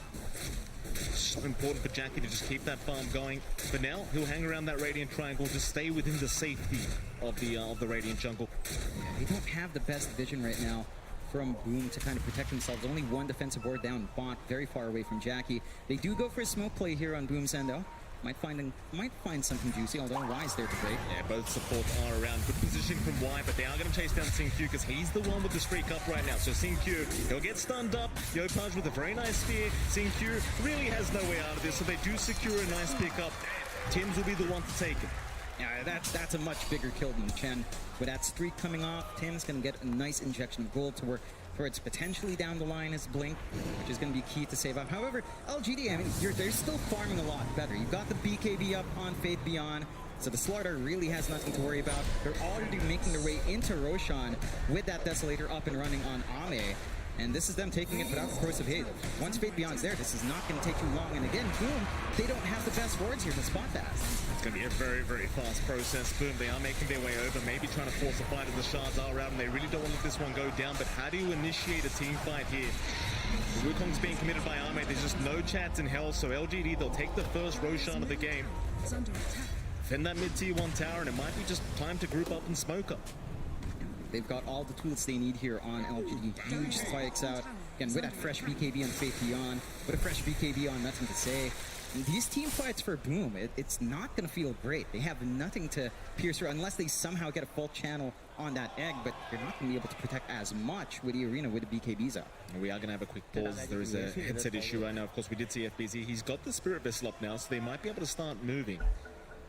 Very, very quick pause, in fact. Very unusual, as we are going to get the unpause underway. LGD. They find anyone here for their trouble. Middle tower is under attack. Doesn't seem like it. The Yopaj is within vision, and Arme is going to try and slow him down. The Mars, how do you get out of this one? Arme, boundless, no, it's off the mark. A very nice sidestep from Yopaj, and he's out. Has his own BKB up now as well. Yeah, that would have been massive if they managed to kill him off. He barely had the gold to buy out the recipe. So that would have stalled the BKB just a little bit longer, give them an opportunity for a bigger fight. Scam is going to get caught. Nothing to say, should have no problems taking down the +5 CM and does not. Meanwhile, Jackie, he's a much bigger target, but a nice rage away, avoiding the boundless strike for now as Tims is going to TP out of there with the infest. He's just going to make it. That's a 5-star review right there for Tims. Perfect timing. Oh, yeah. Perfect escape vehicle coming out there right in the nick of time for Jackie to just infest away. They are dodging out from these bigger kills for LGD to find, but you're still not gaining too much ground. You are at least getting that build-up you want onto Jackie here. And he's working onto his own death, so they might run into each other again. They may, nothing to say. He's a big target, but the spear is not going to land. Nothing to say. Going to try and go onto Jackie with the X-Bat, but it's not going to work out either. Shards won't be on the mark. LGD just trying to control that Radiant jungle for now, at least the triangle. Just such a valuable position for them to be in. Just bully out the side of Boom Esports and don't allow Jackie that safer farm. Right into the top tier 1 tower they go. This will really open up the map now, and this is when LGD starts really choking you out of the map and not allowing you to farm in any safe position. Very strong play here from LGD, and you kind of wonder what Boom does about it. They're just trying to retake control down bot. You do have really good forward vision here from LGD with their observer marks here. They're going to be able to see who's farming in the bot jungle, and they're really still safe. Age is still up for 2 minutes 40. They just melt these objectives with the Chen army and all the minus arm they have with a low shredder and the Desolator up and running. It doesn't take long to just wipe this map out from Boom. Yeah, absolutely not. LGD, they'll even find the top tier 2 tower, no problem. Calm play from LGD. And towards the bot lane, Arme. Take care of the defense of the T1. Again, Boom Esports currently just playing the avoiding game, not wanting to deal with LGD whatsoever, as they are still 11k behind. Just gonna stick as a group right now, but the problem is you are still kind of being choked out. You're not getting any farm, and you're letting Arme get all the farm in the world right now. That's going to be a huge problem. It's going to be a massive issue, and one thing that Boom does have to play with now is a fresh blink up on Tim. So they've got some saving plays with a snowball. They can try to be a little bit more aggressive. I think you'd ideally just want Yopaj's blink at this point. Again, have that arena at the ready. Try to get some control out. Try to kill some of these key heroes. LGD just don't provide any openings. They're sticking loosely together in the same side of the map. Again, they've got better control, really good wards to watch that top lane and just control the jungle area. And once they commit to a push, Boom just don't even bother trying to defend, so they might be able to get away with maybe all the tier 2s very soon. It does seem that way. The bottom tier 2 tower just going to go down for absolutely nothing. Boom Esports just no interest in trying to defend. They will let it go down. LGD acting like they might go high ground here. I'm not quite sure about that one, but with the Deso up on Arme, still a minute and 15 to go on the Aegis, he might try for this. And he will. It's not going to be a long process. Not with Faith Beyond and Arme just hitting away at that tier 3 tower. FBZ and Tims, they'll hang around the tree line. In goes Tims with the Walrus Punch. Arme, he'll get 4-staffed away and he'll be just fine. They don't want to take the fight anyway. With the Aegis up, they'd rather force LGD back. It's a substantial amount of damage being dealt by LGD. I think Boom will just be satisfied with the fact that their base is still intact for now. That's cost them at least one fortify and a lot of TPs out. Jackie is just hanging around trying to farm top. They will try to smoke off the back of that, though. Might be able to snipe someone out while Nothing to Say did head up top, but LGD, very synchronized retreat coming out.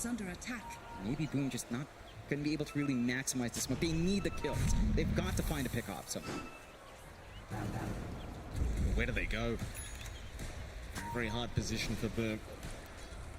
They've got to try and find a way to get towards that Roshan pit, but it's just not that easy crossing that mid lane. It's nothing to say. He is going to show himself on that Kunkka. He has the X-Pack, so he knows he's safe. No way to lock him down. Esports again, taking their time. Giving more time over to Jackie, who's not too far behind. He's about 2.3k behind Arme right now, but considering the state of the map, it's just so hard to find that farm. It's not the only Arme you have to worry about, because again, Faith Beyond, he's pretty much transitioned to his own style of carry now, going into the Blink Dagger. Doesn't really need it, but just with that massive initiation now on the Slaughter, it's just for Jackie, it's just so hard to get away. Yeah, it's an extremely difficult time for him, and you're so armored up now on the Kunkka. Again, with all the saves you also have on LGD, you don't really have the highest burst damage on Boom. Jackie's going to need to twack away at one fella for a very long time, and it just doesn't feel like he'll be able to sustain that. LGD going out for the smoke play now. Aegis is gone, so they don't have the safety of that, but it doesn't feel like they even need it. Certainly does not. Try to be aggressive here. Boom, very patiently waiting the tree line. They seem to have an idea. LGD are looking for a fight. Radiant are scanning. Control the triangle for now, LGD. Scan is there from Boom. Know exactly where LGD are at the moment. Get 14k deficit. They don't want the fight right now, and it does seem like they're going to successfully be able to get away from LGD.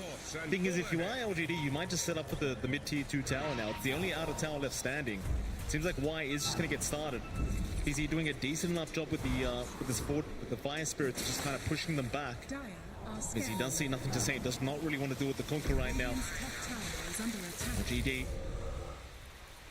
can find a double damage rune now for nothing to say. This could be prime opportunity for them to try and force another fight. Thing is, they've got to find Boom East. Yeah, I don't mind LGD actually just playing this safe. They've got control of the triangle. They've got the superior precision to push into that tier 2, whereas Boom have to play in the low ground on the defense. Doesn't feel great. You've got the blink up on Yopaj. At the least, you've got a way to initiate, but again, it's so difficult to find the right target here to combine with FBZ's egg. They will go for a smoke play, though. Be very awkward timing, though, with that rune available. Boom. They're going to try for this. They've got a bit of vision in that mid lane, but they don't know where LGD are right now. Maybe they've got a brief idea, but the smoke is there. Faith Beyond. He's going to have his smoke broken. Yopaj not reacting quick enough to catch him out. So now both teams understand exactly where each other are. Looks like they are going to try and bait them forward, but Boom, they're being very, very careful with their own position. They understand they've kind of missed their opportunity to surprise LGD. They are just going to back their way out once again. You really do need that perfect initiation in this kind of game. And it's just so difficult to find it. Like, you have so many things to worry about. Can you really try to kill off the Kunkka in the first burst salvo? Can you try to take care of the Monkey King? Maybe you have to take care of Faith Beyond, just in case Jackie gets focused on down the line. The threat of the snap bar is always there for SinQ if he is inside the arena and the egg's in the right or the same spot as he is. So it's very conditional for Boom. And for LGD, it's just such a clean game. 3-10, 15k lead, 25.5 minutes in. They've choked out Boom to pretty much just stay at the bot jungle area for their own farm in Jackie. He's going to get jumped on here down at bot lane. Does have the rage available, so we'll try to run as now Faith Beyond is going to make his way over, but a nice infest blink away. So they should be just fine, though. Faith is still trying. Meanwhile, they have ended up getting Skim out of there as well, so he's fine. So it seems like they are not going to be able to catch up once again. Boom doing a fantastic job of avoiding the side of LGD. LGD just kind of running across the map, trying desperately to find a pickoff, but finding absolutely nothing. It's really turning into a game of hide and seek this game one. Yeah, they're just poking and prodding, waiting for those items up on Boom and LGD. Again, they would want to get some kills. They need a kill to kind of secure the tier 2 here. Boom might get aggressive. Do see the rune though, nothing to say. Ready, but they're still gonna jump in. Walrus Punch is there, Arena down, but the spear was not there in time. The BKB was out, nothing to say. Now gonna turn with the boat for the egg. It's still going. Can it last? It cannot. FBZ is down. Tim's will try to TP away and barely makes it out, but they've left Yopaj all by himself, and he is gonna drop. 2 down for the side of Boom, and LGD very comfortably taking that team fight. It didn't seem like they were worried whatsoever. And again, you just see how difficult it is to actually initiate. Tim's manages to blink and instantly get the Walrus Punch off, but one small delay with the spear and BKB's turn on, Arena does nothing, and off the back those kills into the Roche once more. LGD go. They've got the security now for a tier 2 into the high ground. You see just the quick BKB up, nothing to say, just unable to get the spear off in time, and that's really just what turns it, right? Like, you get the boat off, you're just you're so much stronger, and of course FBZ with the egg as well, just a bit out of position, I would argue. Way too far forward, making it way too easy for LGD to just take him out, and now they're onto the tier 3 tower. It's a clinic so far from LGD. The tier 3, not going to last too long with all this minus armor available from Arme. He's confident, just stay on the front lines is the Monkey King as the BKB has been forced out once again. Cookie will not land. They do find a tier 3 though, and LGD they might not continue. If BKB's down for Arme, they don't want to risk it. Even with the Aegis up, you may as well wait till the BKB's back up and available and just go high ground again. In the meantime, though, we do have a 5-man smoker. See if Boom can kind of try to find a little bit more. Jump in, Arena is there. They'll find Q on that Snapfire. It's not the biggest kill, but it is something. Yeah, so you take what you can get now when you're this far behind. 19k lead still standing for LGD. Much needed kill coming out for Yopaj to find. And, you know, you're not under too much pressure. You're going to have Egg off cooldown in a few seconds. Arena not the longest in the world, so you can kind of just take your time here as LGD. I mean, they've got a lot of security on hand, right? Like, Aegis still up and running for 3 minutes and a half. Scotty being built up by Ame, so durable on this Monkey King, and just taking away the healing that Jackie will want to do when he's right-clicking away. It's not getting any easier for the Lifesteal. This is just not a game where it feels like Jackie can just simply farm and carry the team. Everyone's going to have to work as a unit here up against LGD, and they're just looking way more coordinated. Their movement's just been perfect. But they are down at bot lane. Faith beyond, going to see Tims, but the blink away is going to be there. Still Faith. We'll get a Corrosive Haze off, but that's about it. LGD might be in a position now where they just push high ground again. The BKB is back up on Arme. Very, very good timing here from LG, just waiting that item out, and in they go. To the bottom tier 3 tower, boom. They will try to set up for this team fight. It's just so rough to see how you get the initiation up before the BKBs, but there it is. They've got the Kunkka, nothing to say. He's a big target, but he's gonna get out. He's got the BKB in time as Jackie's the one to drop, and now Yopaj is gone. Oh, it was such a great start, but they find nothing. They call it. Egg is down, they've had enough. Very rough game one here for Boom, and for LGD, it was just an absolute clinic. Yeah, they just played perfectly. Start to finish, from the laning, all the choices they made. They read the draft really well. We this is within expectations. We've drafted to what we know we can handle up against LGD, and LGD shows us their prep work was probably a bit better. Yeah. They just come out on top. We saw that combination at the end, that blink in from Tims, the instant stuns onto one, but you left the Chen alone. The healing was there, and they had a raid pack up and running towards the end. Absolutely. This is more like the LGD we're used to seeing. I think we're going to have to give Boom a call that we're going to need to shave some more heads here, Jonathan, because things are looking rather tough here for game one. We'll see how they change it up for game number 2, though, very, very soon as Boom. I'm sure they'll go for a reset, try to talk about what happened. What do you think actually went wrong here for Boom? Like, was it a drafting issue? I mean, you talked about the coordination already, but was there something else you'd like to see them change up in game 2 to maybe force us to a game 3? Maybe it did go back a little bit to the draft. Like, we didn't see as much activity out from Skem and Tims. That's where it feels like it really fell flat. Like, towards the mid, you saw how much Q did with Y. Yeah. Q was an absolute monster. Look, we are going to head off back to the panel and see what they had to think about this game number 1. my panel are laughing about, I think the Observer got a crimson. Congratulations, baby Scriff, maybe Web has, and I know there's other observers there. Patrick, yes. So yeah, first crimson we've seen, but thank you MLP Dota and John X Fire. Welcome back to the panel, and this looks like the team PSG LGD. They've been runner-up twice at TI, and people we said like, oh, a little bit shaky, but that wasn't a shaky game. That was just dominant, and a lot of teams have come out the laning phase and held it quite nicely, but they held it tight, right, Sheep? Yeah, the way that they accelerated their lead was fantastic. They had these really nice, at first, defensive wards down, where they just had them on the cliff so they could farm and just keep farming safely while they were crushing their lanes. Like, coming out with these crush lanes is so good. And then on top of that, they get this Roche because Boom have to use like 3 to 4 heroes just to kill one single hero on bot, and they take that advantage to go to Roche, get that, and then use the Roche and Aegis to go deeper into the side of Boom's map, and then place like these deep lane wards down, like mid and top, and that way they're able to just keep hunting them. And Lizard, you pretty much, from the draft, you said I would much rather be, PSG LGD here. Yeah, like if you look at the 2 drafts, one last pick made sense, the other didn't at all, in my opinion. Like, on one side you have the Slardar, he's dominating the Lifestealer. It's a good pick, like, I want to be that guy, but Phoenix last pick, I don't get it. Like, it's good with Yopaj as Mars. It gives you a lot. It gives you that teamfight potential, right? But on the offlane, the hero isn't nearly as good as he used to be. Plus, you're playing into a Snapfire. Like, that Snapfire is always going to be a problem. Like, literally at every single point in the game, your egg can just be destroyed by one single hero. Yeah, and we saw some highlights here. And FEZ, unfortunately, 0-2-2 and, caught slightly out of position. But when you get, in one of his last eggs, but of course, when you get the, BKBs as well on your cores, PSG LGD, Mars Arena, you can still get to the egg, even though, it could have been maybe a little bit further back. So I wouldn't say, a rocky start for Boom Esports, but what I did like what they did, and this is going to sound a little bit rude, they GG'd early to keep some, I hope, kind of energy, because a lot of teams, fight to the death, but it's game one. It's like, look, this is not working out. We've had that opportunity. I won't say GG early, sorry, but some teams are like, okay, let's try and swing it around. Let's use our buybacks. They were like, okay, we failed on the Conquer. We're done. Let's just, reset and go into game two. But I think they've, still got something to show here on the main stage. Some games are obvious, right? Like, you just see from minute 15 that it's unsalvageable.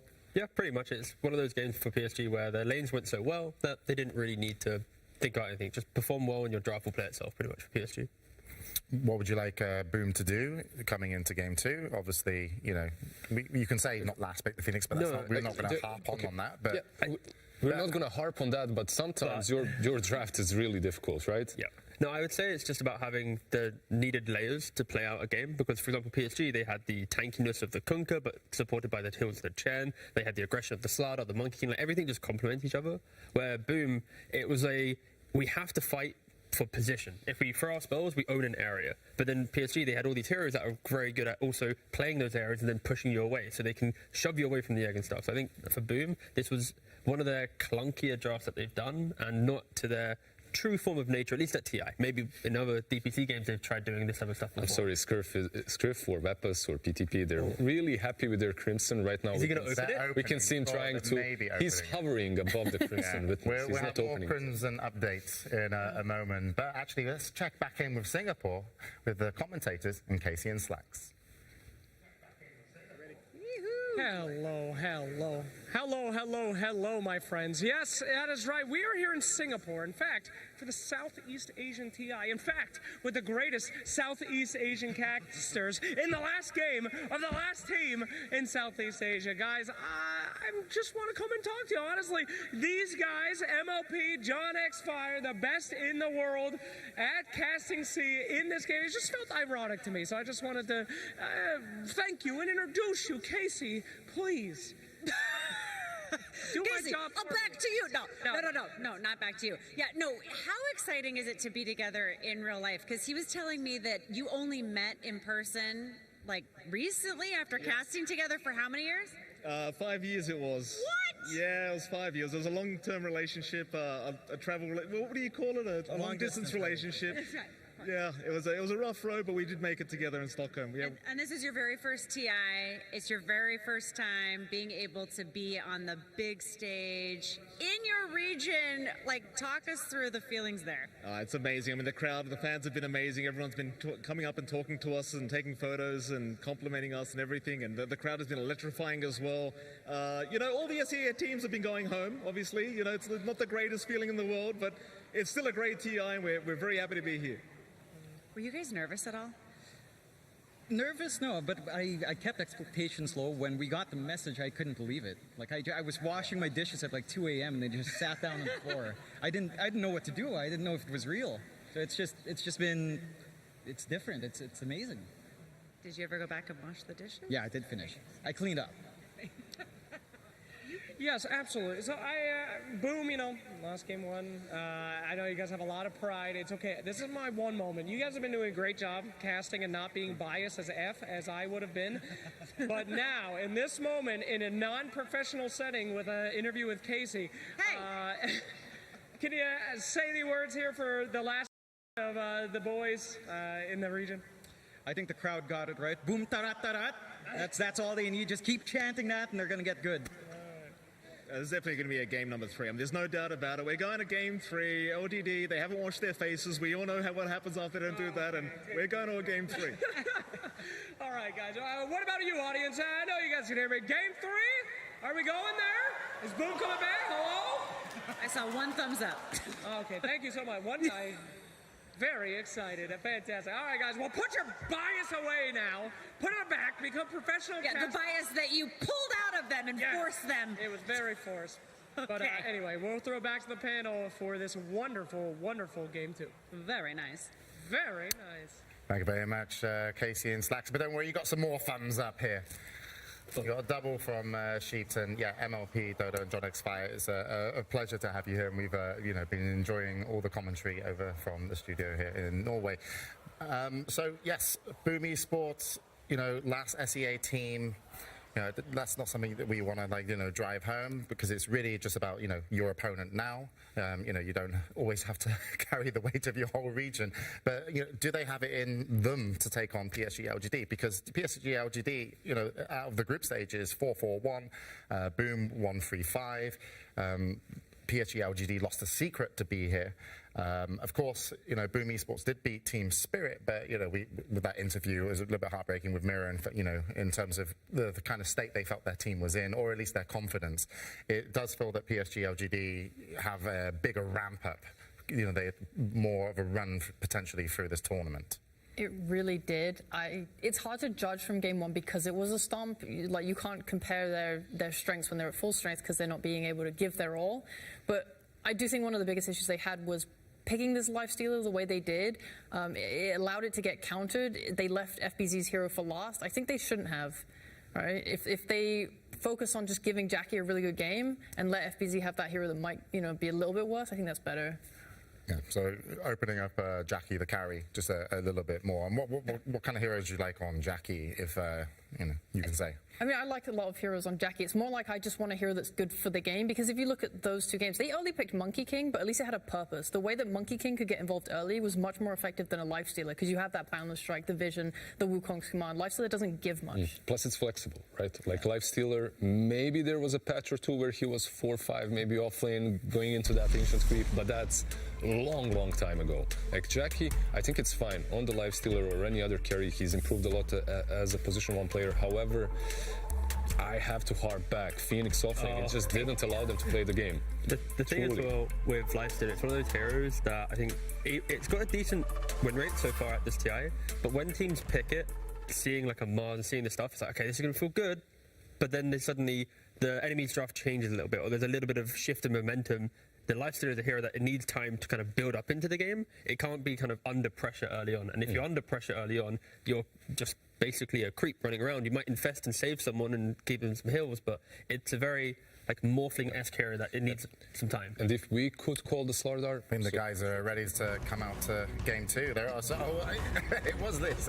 We're keeping a track with Lizard, but yes, they are back. PSG, LGD, apologise once again, Lizard. Ame, nothing to say. Faith Bian, Jinkyu, and White really dominating on game 1. And the crowd cheering up Boom Esports there after, unfortunately, not really getting to play the Dota that they wanted to play in game 1. Jackie, Yopad, FBZ, Tims, and Skem. So hopefully they've reset. I mean, thank you. There's an extra thumbs up in the studio here. That one was for me, but we can pass it over to Boom Esports. But there's hopefully the reset's good. But also drafting against Zhao 8. It's not easy, right? I mean, we all saw the miniseries of Zhao 8 drafting. True Sight. Yeah. That's one. That took me a little bit. It took me a while. But yeah, they were just so good at predicting each other. And do Boom have that kind of experience in the draft? For sure. I mean, they have Mushi. And Ohio. He came back and for Ohio this, as an analyst, yeah. They have so much experience in regards to their draft. It's also, I think, even if you have the experience, sometimes when you get to a TI, your players, they have like a certain hero pool that you utilize, so you might not have the depth that other teams have, and I think that's where maybe PSG often has advantage at these international tournaments. But that can also be a good thing, right? Like, look at Entity. Their hero pools aren't that wide, but they still make these heroes and adapt to their playstyle, and it works. I believe it's the same for Boom. They have a lot of young blood. Yopash, give him his heroes. Like, he can contribute. He can contribute more than just this arena that's a setup for an offlane Phoenix. Like, he can dominate the games. And mid-Mars, I can see you, Sheepo. I can see you. You want to say something. I know you want to say something. It is good, but in certain matchups, with a certain other offlaner that you have that can transition into a true core. Phoenix with the Yules and the Vessel, he doesn't contribute as much. But like, counterpoint, I feel like the biggest problem was the lifestealer pick. The Phoenix, I do not like the Phoenix at all. However, you have second pick, which means that your advantage is being able to counter in the draft and give yourselves winning lanes. But because they picked that lifestealer where they did, it meant that LGD just got to pick a Slardar and completely counter it and destroy their lane. Yeah. And on top of that, the ideas are a little bit, sus because you want to leave your offlane for last so you can shut down Ame, right? That's probably the idea behind it. But Ame is someone who thrives even when he loses his lane. He is the best farmer in the world. So shutting him down, I don't think is the right idea. I just wanted to see Jackie have the best game possible and just work on that.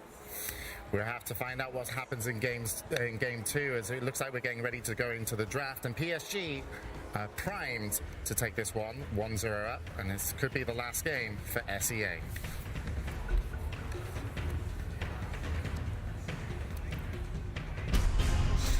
Boom Esports versus PSG LGD. PSG LGD turn to ban. Boom versus PSG LGD. Game 2, 1-0 to PSG LGD. We will be starting the draft, but of course, to continue any of the thoughts that you guys want to bring up just before they start drafting. Who has first pick? So, all right. PSG has the first pick, and we'll be seeing that shortly, which will be the same as the last game. You think it'll be the exact same draft? Do you think the bans will get shaken up? The bans already changed. Very good. But that automatically means that Boom is now allowing the Marcy or the Primal Beast through. And that could be an option where Boom, they themselves love playing these heroes. So if you start banning out some of the PSG's other heroes and you flood the pool, it gets them through. But actually PSG, they respond by banning the Marcy themselves. So Boom, it's like, do we now have to ban the Primal Beast so PSG don't get it? Do we maybe ban a different hero? They take Primal Beast and we can then go for a Clockwork Strike instead. Many options. There are so many options. There's Clockwork, there's Primal Beast that you mentioned, Undying as well. That's not really in the fondest memories of all PSG LGD's fans when it comes to crucial games. But definitely for PSG LGD they are. Okay, they still go for it. I hope I don't see Magnus now on Boom Esports side. Different era, different tournament. But the speed in which they draft it, it's very fun. Because like PSG at this point, when you're first pick, the bans and the pick, that's the best thing that you can prepare. When you're a second pick team, your preparation only really goes as far as your bans until you see what they first pick. So you have you kind of guesstimate it kind of, but just PSG. See the bans, boom, Undying. So in SCA, I've seen it in different regions. I've seen the Silencer on offlane. I've seen it work amazing against an Undying. Is that perhaps an option that they can go for as well? I was going to bring up a completely different hero, but on the exact same thought. I was going to say, in C, I've seen a lot of Death Prophet offlane. Okay. We're thinking the same, like a ranged offlaner. Either of these heroes could potentially be good against this Undying, because you can't pick these typical strength offlaners unless you have a 4 that's going to be able to buy boots and drag waves for you.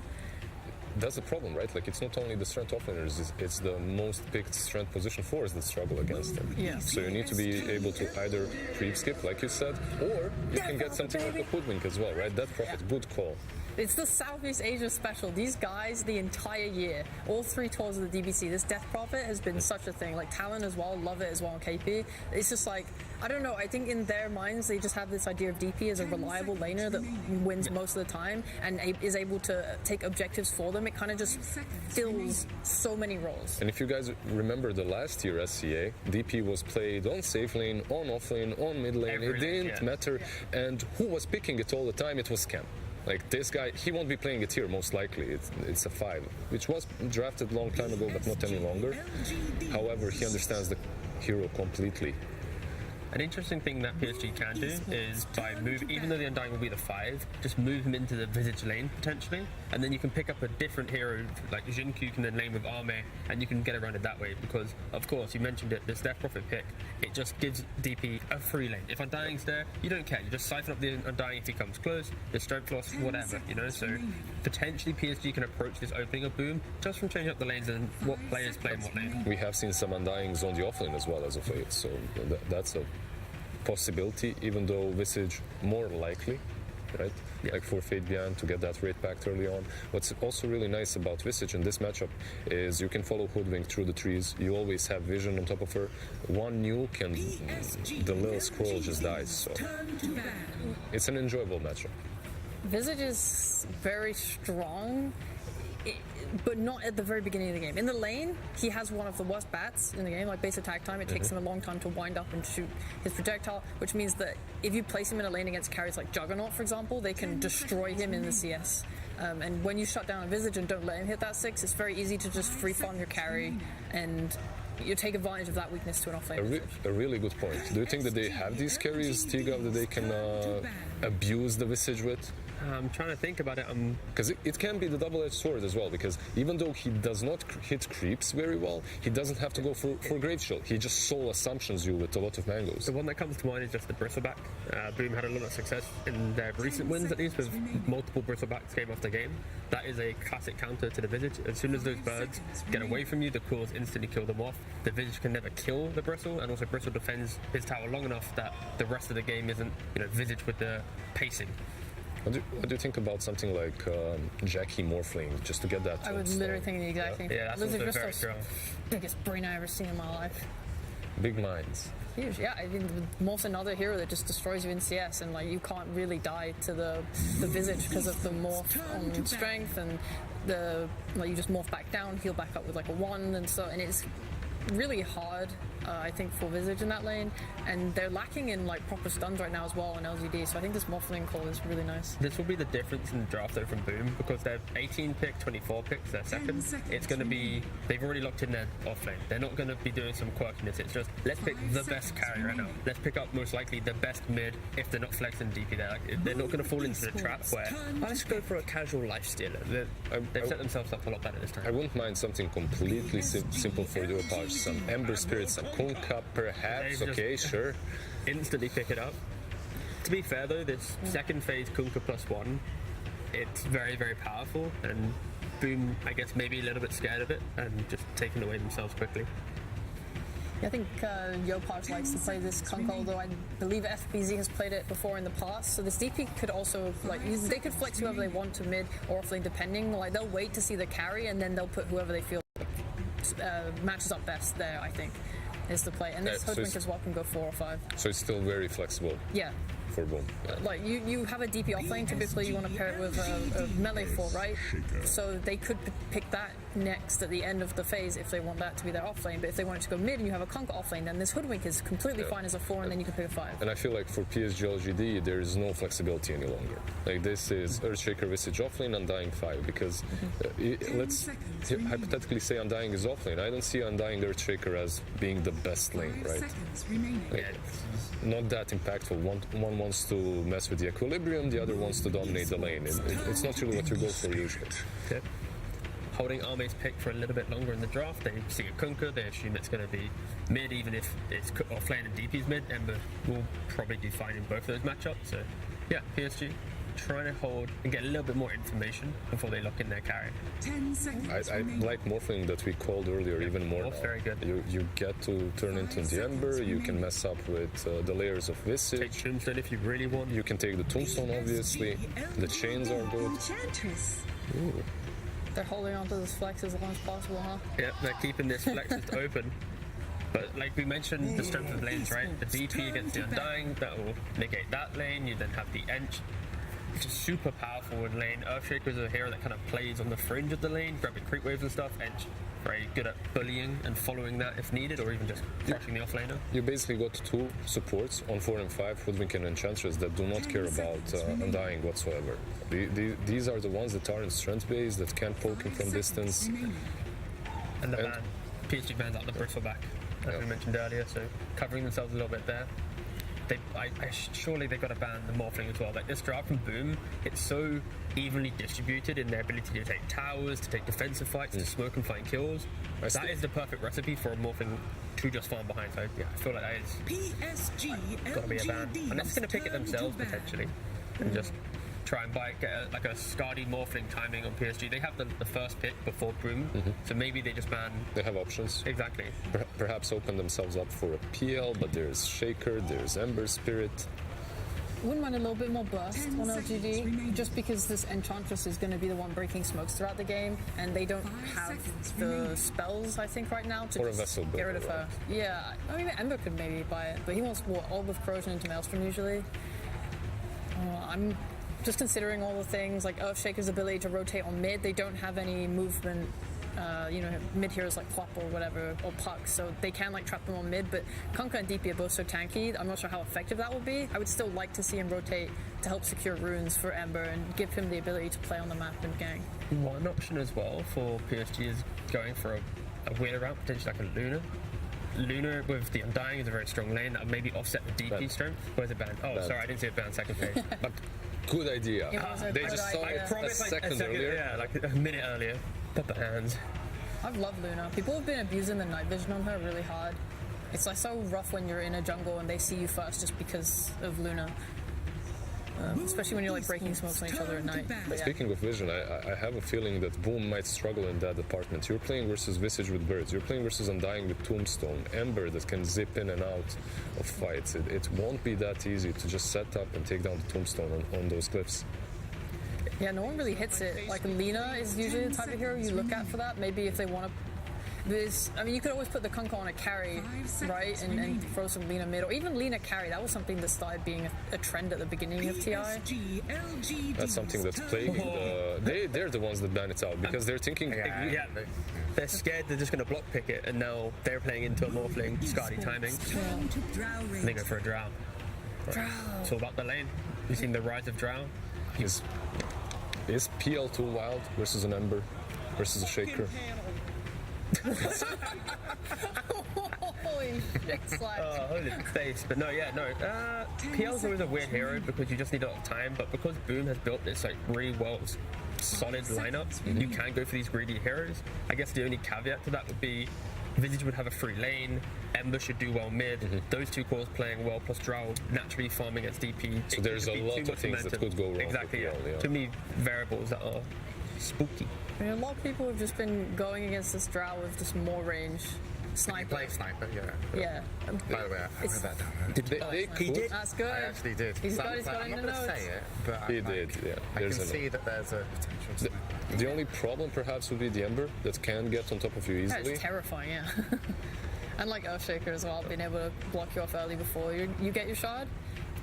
They have a lot of ways to collapse on him really quickly. I mean, there's... One thing that Boom is really lacking is stuns. Like, look at them. There's if you're hoping that Bushwhack is going to be the best thing that you've got. What do you think about Faceless Void then? If we look at carries with stuns, usually it's like him and Wraith King. My concern is just what damage are you providing? In the early game, some fissures will disconnect your ability to do damage. If you get Visage, he's going to be too tanky. There's Soul Rips. I mean, it's just a lack of damage, but it's an insurance policy. But okay, so that's something. They want to go for the fight. They go for the Bloodseeker. No, I see it. You rotate sniper. No. I was going to say sniper. Yeah, I see it. Actually run at them instead. Oh, sorry, there's invisible ink. Yeah. There's more ink here. Interesting.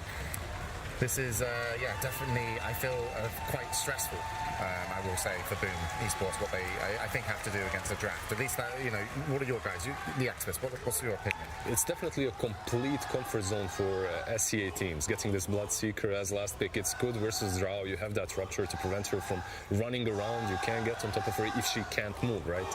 But overall, I feel that PSG LGD's draft, once again, is just much simpler to execute. Gotta agree again with Blizzard. I think just the fact that Drow now deals with the Death Prophet lane, you've got Visage who should just have a decent time top, and I think the main thing in this game, we spoke about off lanes in game one, it's now the mid lanes. Kunkka v Ember. Can Ember get the runes to get those rotations to unlock the pace of the game? Is Kunkka in position to counterplay? Yeah. A lot of pressure. Well, thank you for bringing us the draft here at the panel. And yes, this could be the last match for Boom Esports. PSG looking primed to go through. And let's have a post-draft interview with Slacks, who's going to be talking to Zhao Wei. Thank you so much. I am here with Zhao Wei, the brightest mind in Dota and Dota's best hygienist, and of course Helen to translate here. Okay. Drow Visage. Even I am smart enough to know that's a good combo. Nothing crazier than that? I thought you were a Dota 2 genius. You're just going back to basics? 你报道作为 Dota 的最强大脑之一，死灵龙和小黑这个绝配，连他都能想到，你觉得很厉害吗？我就是在后台听说他聊到了，就想到了。Well, I heard in backstage that you talked about it. That's why I picked it. My bad. Okay, and the other question, are you ready for the terrifying Boom Bloodseeker? I mean, this guy has taken a lot of lives here. Were you expecting this? 你做好准备了对战 Boom 的绝活之一，他们的血魔了吗？他们很恐怖。我们有想过他们选血魔，所以我相信我们应该会赢。We already thought about it, so I believe that we will win. That's what I like to hear. All right, a lot of confidence, a lot of power coming out. Thank you so much, and we will throw it over to our wonderful casters. Let's get ready, boys. Thank you so much, Slacks. We do get into a game number 2 here between Boom Esports and PSG LGD. John, I've got to admit, PSG LGD game 1, they made it look way too easy. You look at these drafts, do you think it might be a bit of a closer matchup here in game 2?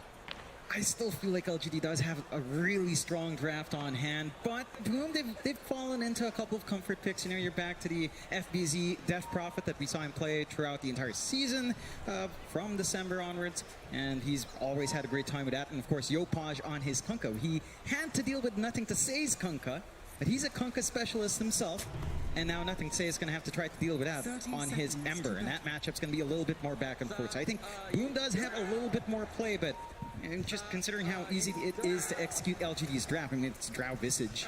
If they manage to get a running start, I wouldn't be surprised if they just dominate this game once more, if things go the same way as game 1. Yeah, it's certainly a very scary draft here from LGD to try and go up against, and it's like you mentioned, John, like the tempo that you can apply here from LGD, the pace you can get going is a bit too much to keep up with if Boom fall behind in this laning stage in this game number 2. We'll see if they can keep up, at least in the second game. Of course, everyone wants a third game to happen, John. We'll see if they can make it happen. So LGD, we'll start with the mid lane. Of course, you're going to have Nothing to Say there against Yopaj. On the Kunkka vs Ember, you kind of talked about the fact that these heroes are both specialties of the enemy hero on the mid lane, but who should have the inherent advantage between these two? This does feel a little bit better for the Kunkka. I mean, you always have the Tidebringer to play with. You're not really mana constrained, whereas the Ember's going to have to juggle around with the bottle down the line, try to secure the water runes to keep that harassment up. Yopaj can just kind of dance back, toss around with the Tidebringer, get some good rotations out this time with the supports they have on hand, especially if Skem gets room to kind of swing out with a really nice creep here. Bishop block there top lane. Faith Beyond trying to get that creepy clear room going his way. Off the back of Sync-Q. Of course, Skem and Jack are going to be right against them. And should be a decent enough lane here for Jackie, but levels do get up. You have to be a little bit worried about the amount of damage Faith Beyond can pump out, especially once he does have that Soul Assumption up. If he does go for it in the end, as you can see Skem harassing him quite a bit here on the edge as well. And they just end up going for the Gravekeeper's cloak instead, just to remain safe against all this harassment. We'll see what he does end up doing. I like this little move out from Skem. He recognizes that there's no Soul Assumption. He can comp some damage without being traded back favorably from the side of LGD, and just try to give some space out to Jackie. This lane is still pretty annoying for the Bloodseeker, and just getting slowed up, losing a lot of attack speed on the Bloodseeker does make it a little bit more manageable for Faith Beyond to kind of just work that lane. What about that bot lane? Tim's and FBZ going to be against Arme and Y once again. This seems like a very potent lane here from PSG LGD. Especially once you have a couple levels up in the Frost Arrows in conjunction with the Tombstone from Y. It's just so much damage and so much slow that can be dealt out. Just like if you get caught out of position, there's just no escaping it. Yeah, it's going to be tough for Boom to try to be aggressive here. If you can gap close onto Ame, Bushwhack along the Spirit Siphon, you can kind of melt her down, but with Y blocking off the path on the Undying, you don't have too many access points to reach into that back line without copying a lot of decays, without maybe having the Tombstone come out if you overextend. So I think this is just, again, another safe lane coming out for Ame to just build up, and you shouldn't expect too much from FBZ. Maybe by the time he hits, I don't know, 5 threatening into 6 with the Exorcism ready, that's where action can pick up for Boom. Before that, unless Ame really missteps, it's going to be hard to punish that Drow. Absolutely. No first blood being drawn quite yet. We are seeing a bit of shenanigans here from Skim and Faith BR. Bit of a pull here for Faith to be able to farm securely underneath, or rather behind that tier 1 tower. Though Skim going to be a little bit annoying just hanging around, but actually will pull his own creep wave away as we do see Sin-Q. Again, Fisher blocking here, just trying to set the creep equilibrium in the favor of LGD. Just wanting to give Faith BR a very easy lane stage to get started with Skim. Maybe chase down a little bit, but they have nothing to really lock him down, and eventually, this creep wave will push into the tier 1 tower. That'll mean it'll push back the other way. Faith Beyond, he might need to be a little bit patient, but eventually the creep wave is going to be his way. Sin-Q does actually find the courier of Jackie. Yeah, nice little snipe. Jackie knew it was coming. He tried to micro it back, but he didn't manage to get far away enough. Sin-Q managed to just snipe it away. Nice little take, but Jackie did manage to get his items out, so it's not the worst thing in the world. Trying to top up in this lane is just going to be a little bit tougher. Sin-Q is out of mana.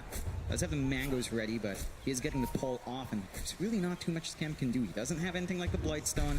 Level 1 enchant, not going to really slow down Sin-Q, and Faith Beyond just, again, being allowed to get that EXP, along with a fairly greedy support in the Shaker, right? He does want his own experience flowing in as well. Scam can't really stop him. Certainly cannot. Going to that Radiant Triangle, just take some creeps away, put a ward down as well. Sin-Q will see him out of there. Is now nothing to say. Mid lane, going to get X'd up here by Yopaj, but no Torrent to come out. Nice Fisher from Sin-Q, not going to allow the water in to go back the way of Yopaj. And eventually, well, Thames, he will secure the bottom water rune at the very least. Nothing to say, he is going to try and show up for that, but Tim's will snipe it away from it. So neither mid laner able to find a rune here. So it seems like LGD did adjust, because this is one thing that Boom Esports were doing very effectively in the early stage of last game, is just securing all the runes and making sure Nothing to Say couldn't get one. This time around, LGD, they're going to make sure at least Yopaj can't find his own. Yeah, and speaking of that mid lane matchup, we talked about how the Kunkka Ember shapes up. Nothing to Say is actually working the lane a lot better. 25-7 now on CS, compared to Yopaj, just stuck at 20-4.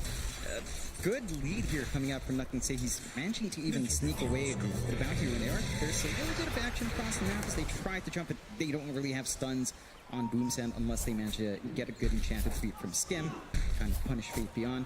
And so far, this kind of static game, it does feel favorable for LGD. I mean, once they build the levels up, you get the marksmanship up, you get the familiars up, and you have this Ember dancing around you, it's very easy for them to jump in and take these fights and go for objectives if Boom isn't careful. Absolutely.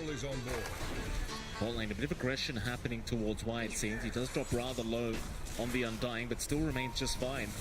He has not stood up too or Soul Rip yet. He's waiting to get that skill point. The right moment to see exactly what he needs, but for now, he's being very, very patient. Doesn't seem like Boom's been too aggressive down to the bot lane either, so it seems like both sides are just very satisfied farming up for now throughout this laning stage. We are yet to see a kill to come out. Not really many rotations happening either, though mid lane, Nothing to Say, going to get X back into a torrent.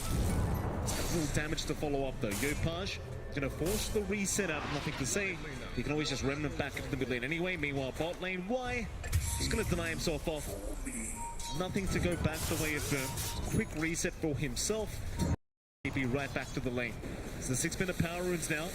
A spawn up. He's going to be down bottom as Yopaj able to take with the DD. However, for the Hoodwink, that's a nice bushwhack out. Nothing to Say, dropping rather low. Will run it back the other way. However, you've got the enchant there from Scam. Controlling up Nothing to Say. They might have the damage, but Sin-Q is going to show up with the Fisher. Make sure they can't keep chasing, so instead they've got to go after the Shaker. But it might be first one to go the way of Yopaj. That Y is still around. He did drop the tombstone here. Is now Yopaj does get chained up by Nothing to Say, but there's not going to be much out of this. Just not enough damage. Boom, it seems like they're happy with what they've got. And forcing attention onto Yopaj. He's been playing around really aggressively with that potential on the 6. Of course, it's hard to lock something in like the Ember. Maybe a bit of a small mistake. Didn't manage to really get the X off when he got that initial control on Nothing to Say before he zipped away. But you still find the big kills, you find that first blood, you're buying space out for Jackie, who has had a very free top lane now. So your Bloodseeker is going to meet that initial item timings you're looking for The Maelstrom coming out, BKB down the line, the Shard once the time is ready. And it's going to be pretty tough to shove Jackie away. You still have concerns about Ami, though. He's not too shabby down bot either, and FBZ's not able to do as much. But the power spikes are lining up for both sides. Familiar's going to be up for Fate Beyond soon enough. He can just camp that lane up top and keep it shoved out. And FBZ can always threaten with the Exorcism once it's ready. And a slot, Jackie, but not leading too much. Meanwhile, mid lane, however, they've got the Ember stunned up, but nothing to say. Got the Remnant out in time. They can't really follow up. Off the Ember Spirit for now. Bushwhack, though, is going to land from Tim. Yopaj going to show up once again, forcing the Remnants forward. However, they've even got the Inch there. A nice little juke away from nothing to say, but they've got the X back with the bow, and they will find the Ember. Now, that's a much bigger kill coming up from Boom, and a much better start from Boom Esports. The aggression's lining up. We saw it in game one. Tims and Scam were rotating in, but they weren't finding kills. This time around, they're able to play off the setup Yopaj had and dance around it. Sinkyu trying to block off this push. Not the fastest coming out from Boom, especially without FBZ around to kind of speed that up with the EXO. But they are chipping away slowly, forcing out responses here. There's still a fair bit of damage thanks to the enchant of Scam, but they are going to try and please chase down the Hoodwink. Tim still finds the Bushwhack back onto nothing to say as he does run towards the south. Might actually make it up, but no. He does go down. Scam, he's in danger himself, but the heals are out as FBZ's going to rotate on the DP. Make sure they can't go for too much more. It seems like they are looking for the Tombstone, but it may just be too late in the end. Just eventually expire. So 1-3 now, 2k advantage the way of Boom. Still anyone's game really at this early stage. Seems like a very nice start compared to the last game, though, at least for this Dire side. We're finding a little bit more. These small wins are starting to rack up a little bit. Jackie's had all the space in the world to keep farming. Does have a rupture up, but he's being surrounded here. Fish is there. Jackie, can he find his way out of this one? They've got the familiars to back him up. Jackie's still running. Doesn't seem like he's taking too much damage. In fact, now the rupture is there. Xinkyu going to try and get his way out, but it's not going to work. The torrent is there. Familiars, they will stun a little bit, but Xinkyu understands he cannot get away. So Yopaj, he'll take his third kill of the game on the Kunkka. Just so much activity coming out from Yopaj, and instantly an EXO coming out here as well from FFZ. Trying to take that bot tier 1 tower. The push threat is online for Boom. And LGD, we haven't really seen them group up yet with the threat of the familiars. Again, you kind of want to just camp a lane, keep that farm up, slow down core. You're not able to threaten in the same way Boom is right now. Certainly not. BZ able to secure that bottom T1. All three cores of Boom now topped in their worth for it. This is basically a mirror switch of what happened in game one, at least for now. LGD, they might still be confident in their own timing with this Visage kind of draft. Might just take it easy, get their farm going, just trying to avoid the side of Boom. But Boom for now, they want to fight. You can see it as Yopaj trying for a bit of a chase onto nothing to say. Won't end up going for the X up yet. In fact, now he's the one on the run. There might be somebody to cut him off soon, but no, it's only Y on the Undying. No way for him to really lock down the Kunkka. They'll just try and take these stacks away before they are forced to leave this Dire jungle. Yeah, they take a creep off from Yopaj. Not the biggest loss in the world here for Boom. They did manage to find a tier 1 tower trade eventually from LGD's end, clearing out top. That does give them some good forward control here. There are defensive wards out from Boom to check if anyone is sneaking around the top jungle. They've switched Jackie around anyway to play into the triangle. So the build-up is still there. Still a rather even game, 1-4, 3k lead for Boom, slight advantage for them. On LGD, it feels like we haven't seen them play with their own strengths yet. You know, they're just taking their time, they're building up, they're not losing too much off the map. So things don't feel too bad for LGD at the moment, despite being a little bit behind. Yeah, still plenty of map control available on their own things. Using Q, bit of de-warding out. Very nice, just securing that Radiant jungle. There's nothing to say. He had a bit of a slower start, working towards the Yule Scepter now, so a bit more of a defensive build for himself. Be able to purge off all these spells that are flying out from Burmers. You are going to have the fish around onto FBZ, but it's not going to lead to too much. They will spread out Jackie on the Bloodseeker. He's just going to be very confident to stick around here, though. There's Boom. Bit of a smoke up, but there's a counter smoke coming from LGD. See which one finds which first. Yopaj. Can he make his way down south? Why? Sinkyu trying to hide right now, just don't give the opening away. Sinkyu having a very tough time already, always getting caught out here by Yopaj. Nothing to say, he's a much bigger target. They are going to land the X onto the Ember. This could be a fantastic start if they can find him, but they won't. The turret will be off the mark and the Fisher will be there, so nothing to say. A very nice juke out. We'll be able to TP back towards the base. Yeah, really great juke. Dodges out with the sleight of fist. The silence would have been on point, and that could have set up for the side of Boom to find that kill. Nothing to say, Quick Fingers, though, does bail out in the nick of time. Boom, not going to find too much further trouble. They do invade the bot jungle, and they're buying space out for Jackie to keep his farm game up. Maelstrom already on the way out. Same could be said for LGD. Full Vlad's already up in Fate Beyond. Not too far away from the raid pack from this point. And once that's up, all that damage mitigation, all that durability of the Visage up front, it's going to make these fights feel pretty awkward for Boom if they're not careful. If they can't manage to maybe isolate the Visage or just take it out of the equation early on. That's very rough against this hero, right? Like, just so tanky with the Gravekeeper's Cloak, and like you mentioned, the Wraith Pack to come out makes it even tougher here to deal with Fate Beyond.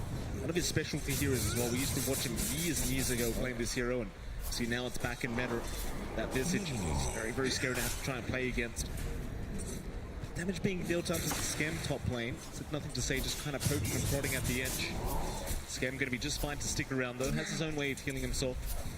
The Seeds of Serenity, I believe it is, and just fine to stick around. Nothing to say, still trying to poke and prod, but it seems like the Ench just going to keep kind of sticking around that top lane. Both sides just very comfortable with farming at the moment. Nobody's rushing for a fight. They're both trying to hit their own timings throughout this mid game. They'll just sit back, relax. You kind of wonder who this favors, right? Because you did have a pretty decent lead for Boom, and they still hold on to that lead, but is there a timing they're looking to kind of hit? Because you can kind of tell LGD are trying to hit their own timing throughout that mid game with this Visage. I think you're okay on Boom. You're just working towards those initial BKBs. Yopaj, very close to his. It's still lacking the recipe gold, but it's going to come out eventually. FBZ only lacking the recipe. So once you have at least 2 of these BKBs ready to go, you're going to be able to group up, try to look for those fights, try to find those objectives, and then you really start to hurt LGD's farm. For now, if this drags on, say, past the 20-minute mark in the staticness, LGD starts to feel really good. They're going to have their own BKBs. They're going to have their own level spikes. Maybe even down the line, the blink out from Sin Q starts to pop up. And you just have issues in these team fights. It's already really hard to lock in, nothing to say. You're going to have to clump up for it. And once you're clumped up, Sin Q and Fate Beyond are going to get to town. See another smoke out. Boom, they'll head down towards the south, through the mid lane. Who are they going to find? Fate Beyond on that Visage, showing up with those familiars. There'll be an X out. This could be a big pickoff, but the familiar stuns are going to be there. Still, the X is going to make it in time for the boat to land. They'll find Fate Beyond. The familiars may not be so lucky either, as they would at least find one of them. And now they are into that mid-tier 1 tower with the exorcism. Not going to be too hard for them to take them down. In fact, they're bouncing Q now on the Earthshaker. They'll find a second. Tim's just sniping from a mile away with that sharpshooter, slowing him down. And, well, that'll be the mid-tier 1 tower gone. And that's the time you were talking about. Not quite the BKBs coming out, but why? Why more? Trying to protect that Radiant Triangle. It's a lot of damage coming out from Arme, but not quite enough to finish off the job as Yopaj able to find his 4th kill of the game. Trains will not land on any. FBZ going to try for the TP up, but the familiars will be there just in the nick of time. They will find at least something for their trouble. They get the big target out from LGD's end. It comes at heavy cost. And those kills, the tower take from Boom still feel a lot better for them to play off. And now the map shrinks a little bit more for LGD. They still have time to build up. And you are still getting some decent build up here on Ana. He's allowed to just play in that triangle. No contention coming out from Boom in that area outside of that one invasion. And they're just praying and hoping that eventually the Drow and the Ember are just going to be really hard to handle. For Boom, though, again, the BKBs are still on their way. That spell immunity is going to be a really big factor in the middle of these fights. The full raid pack is up on Fate Beyond. So again, if he does manage to use that item in time, Boom might have to spend more time trying to find that kill and give enough leeway for LGD to respond. Sin Q gets spotted out here. Scam will move in. Yopaj, she'll be there with the backup. X into the torrent will connect, and seems like Sin Q just has no way out of this one. They will lock him down with the pushback and take him out once again. That'll be the 5th kill for the Kunkka. Yopaj off to a fantastic start, 16 minutes in. They top lane, they might have a look at nothing to say. Can they land the silence though with the pushback? It seems like they will be able to find the pushback as FBZ, the sharpshooter, is going to be up at the Ember. Has the Yule Scepter, will go for the run towards the left side, and it looks like he's going to be just fine. He does have the stick charges. They don't have the burst damage for nothing to say. He needed the +1 to try to find that kill. Valiant effort, not quite what they want, but it does shove Nothing to Say away, giving him more space again elsewhere to keep that farm game up. And Jackie is still getting his own build up. His own BKB is almost done. So it possibly could be just a triple BKB timing for Boom, where LGD, they're not going to have that same level of protection. Outside of the Ewelts coming out here on Nothing to Say, they're going to be very vulnerable to the damage here. Oh, nice chains out from Nothing to Say. Fisher will be there to follow up. The Tombstone has been dropped as well. This is going to be a fair bit of damage as the cast will land on both. Yopaj, he does have BKB up. He'll pop it immediately, but it seems like they just want to at least take this Tombstone down to get this team fight started. It will get denied off. Multi-shot there from Arme. It's a lot of damage, but Yopaj, he'll keep forward, keep moving forward at least the Sing Q does go for a Fisher, but he's trapped in the tree line right now. The bow will fly in. The sharpshooter's there. They'll find at least one as Tim's will look for a bit more now, but Nothing to Say is just fine. He's going to be able to back his way out. They'll only find the Shaker. Still 2-9, 6k advantage. This whole time, Jackie is free time. Mid lane, and they go again. They found Yopaj another time. This time Arme, he's got so much damage, and they will be able to find that mid-conker. He's going to say he wants a little bit more. He'll move in, but the silence is up from FBZ. Yules is out there to lock down FBZ. They should have the slows as well, but FBZ, he'll BKB up. He'll be just fine to back his own way away. They cannot lock him down through the BKB. They do find a decent kill in the Kunkka, but that's going to be about it for LGD. I think you're pretty happy for LGD though. You force out those initial BKB uses, you only really lose your support, and you're starting to get some activity out from Ami. He's more than willing to join into these fights. So Boom have to be really cautious about going in like that. You can't afford to just fully commit onto supports. You need bigger targets to kill off. Once those BKBs fade, LGD can just kind of dance around, and once they shrink in duration, these fights become a lot harder for Boom to kind of find their openings for. The shot is there. FTC does get locked down. Looks like LGD are ready to try and push forward here against Boom, but unable to really find the lockdown they're looking for. LGD, they will retreat, look for a better moment for themselves. Yopaj hanging around, but he might be a bit too much of a tanky target to try and go on. LGD still hanging around on the low ground, but doesn't seem like they're going to try and make their way up to the high ground for now. Meanwhile, again, I think the main kind of focus you have to have on here is Jackie on that Bloodseeker. He's 10k net worth right now. He's just absolutely huge. And Arme, he's not too far behind, but Jackie just seems like he's getting away with it a little bit too much. They will see Nothing to Say. No way to lock down the Ember, so we'll just kind of ignore him and go for the creep wave. And letting Jackie farm like this, always a scary affair. Yeah, he just knows how to work the map really well. Very efficient as a carry. Has been for a long time, since his time on Motivate Trust. Speaking of Motivate Trust, I believe his former teammates here, Mr. Fearless, all the way from Thailand. Lots of people watching, of course. Working onto the Basher here for Jackie. So, gonna try to get some control going his way. Again, with all the room he has, that Basher time is gonna be pretty good. Yopaj, Beyond, he'll lose it to Million. X is there on Nothing to Say, but he's going to run it out a little bit too early, so the X-Back is there. It won't matter though, the follow-up is not going to be out from Boom. Be a smoke out though, Boom. They can find with this. Wrap around through that dire jungle. It's like LGD, they have smoked themselves as well. Both sides, looking for that opportunity. It's a bit harder for Boom to try and make the way through the Radiant Triangle, just not having the vision, but LGD might be waiting. Arme, he's a huge target. The X is there. They have a way to drag him back, but the torrent's not going to land in time. Oh, they mistime it. Why? He moved in to try and defend Arme and has done so. Meanwhile, Jackie gets caught out. He does pop his BKB in the stick charges. He'll barely survive. Meanwhile, FBZ in the middle of nowhere is forced to pop his own BKB and make his own retreat. Fisher, though, gonna lock a couple down into the follow-up. Tim's trying to run. More stick charges. Yopaj, he'll finally throw the boat out, but the chains are there to lock him down with the familiars. Yopaj, which way is he going? He wants a Roshan tonight, but he's not gonna find it. Faith Beyond will be able to take the killers. Now Nothing to Say. He'll find another. It's going to be Scam on the edge. The Fisher will be enough to just keep him down and take him out. That's 2 down for the side of Boom Esports. LGD really finding a great way of pushing back here against the Dire. Boiled down to just small mistakes, not being able to kill off Ami. He did have the Force Staff to save, so that did complicate that in that fight, having that way of just dodging out from control from Boom. And those are massive losses. Like, even Skem dying there, he had a gem. Free gem coming out for LGD. They just melt the Roshan. You're starting to see that power of the Drow and the Visage. They just do so much work when they're grouped up together. And boom, they've got to be a little bit more careful. They miss out on the torrent, as we see in the replay, and it just kind of falls apart from there. It certainly does. They just retreat in time, like Jackie getting caught out, barely surviving through that. The Echo Slam proving not to be enough damage here from Q, and even FBZ forced to pop his own BKB. LGD doing a fantastic job of just kiting this team fight out perfectly, and of course the reinitiation there from Q. Exactly what kind of allowed them to punish Yopaj, who had no choice but to try and go for the deny with the Roshan, but just doesn't end up working out in his favor. Just unable to get the attack animation off with the slows from Faith Beyond.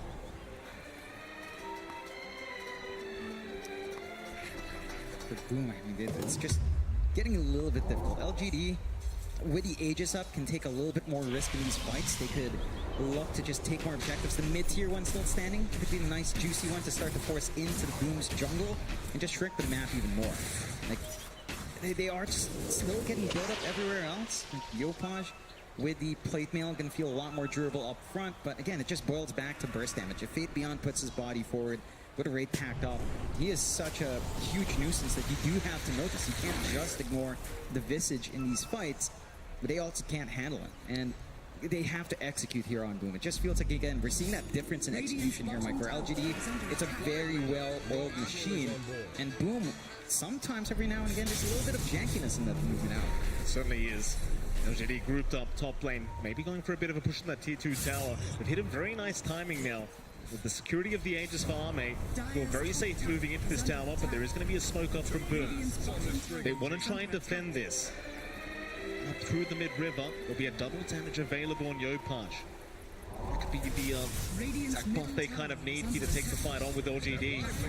Your admiral is on board. See if they can find Q on the back first. Because Fate's Beyond going to be there as well, but they're all in the tree line. Q pings around, but a nice fish. Q locking down a couple again into the Echo. FBZ, he will get the BKB off in time. They're still trying to force the fight, but is this the one they really wanted? The boat is out. Yopaj, he's already retreating. He can't find the target he really needed to go after. And now FBZ, another nice fish, and lock them down, take him out. Scam, he'll get used up. He's not making it either. For LGD, it just seems like they knew they were coming. They had just the superior vision, stayed in the tree line, and just surprised them and just don't show anyone.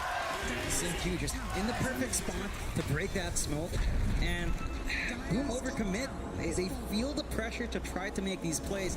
They don't manage to land on targets they want, and Sinkyu's just been a nuisance with these fishers throughout all these fights, just finding the perfect angles to cut off Boom. He has Sinky a real nuisance. Yopaj, you saw he trying to find Arme this whole time, but just unable to get him. It's the ward placement here from LGD, just fully prepped for that fight. Actually, at least Scam will be the second pick up here. So GD really looking quite strong now. Still a 2k net worth lead available for Boom, but it's really nothing to write home about. We're 25 minutes into the game. It's a very even one between these two teams. Still could go either way, but it's all about these team fights. It's all about the next Roshans. Speaking of Roshans, Aegis is still available for Arme, so you just never really had the risk of losing it this whole time. You kind of wonder, what does Boom do now? Like, do you want to slow down the game? Do you keep trying to find LGD? Like, what's the idea? Step lively now. You need to at least maintain equilibrium here. Don't lose ground up against LGD. They've lost their gold lead entirely. You've got some protection coming out now for Ame. Lincoln Sphere up. So you can't just try to X her back. And that just makes things so much more difficult. Feels like this game is starting to boil down to Tim's getting a good bushwhack off. Easier said than done. And the Drow sitting so far away. They could try to mount defense for the tier 1, but it's pretty late in the game to kind of keep that alive. Pains around, that's a big target. Yopaj once again forced the BKB early just to run his way up, but they'll still lose the mid-tier 1 tower. A double damage rune also being spotted out there. Scam might be able to deny it off and does. He'll get away with it, not allowing nothing to say to pick that one up for himself. At least bottle it up. That LGD, they'll take over that dire triangle. Very strong position, deny more farm away from Jackie. They might just try and head over to the other side of the map. It just doesn't feel like they're ready to actually fight yet. They've got so much to play with now on LGD. It just feels like when you've got these heroes that can constantly run in and slowly poke and prod, Witty Ember, you've got the mobility coming out now on Sinfu. He's got the full blink up with a slam ready to go, and he's been a menace without that blink. Without that blink up, it's just going to be so much more difficult for Boom to get anything done. But LGD in a really good spot right now. 7 to 10, looks like behind in kills, not fully back in net worth, but they've evened that deficit out. And they're the ones with the initiative. They're the ones working the map well. They're the ones forcing these issues onto Boom. It's been spotted. Why? He'll move in with the Glimmer Cape. Jackie seems to know they're right behind him. A nice fish wrap from ZQ, and Jackie's been locked down. Oh, it's a massive kill out for LGD. Tims also being chased down. They won't mind losing the Hoodwink. They got the POS1 Bloodseeker. Massive win for LGD. Jackie just trying to farm where he can.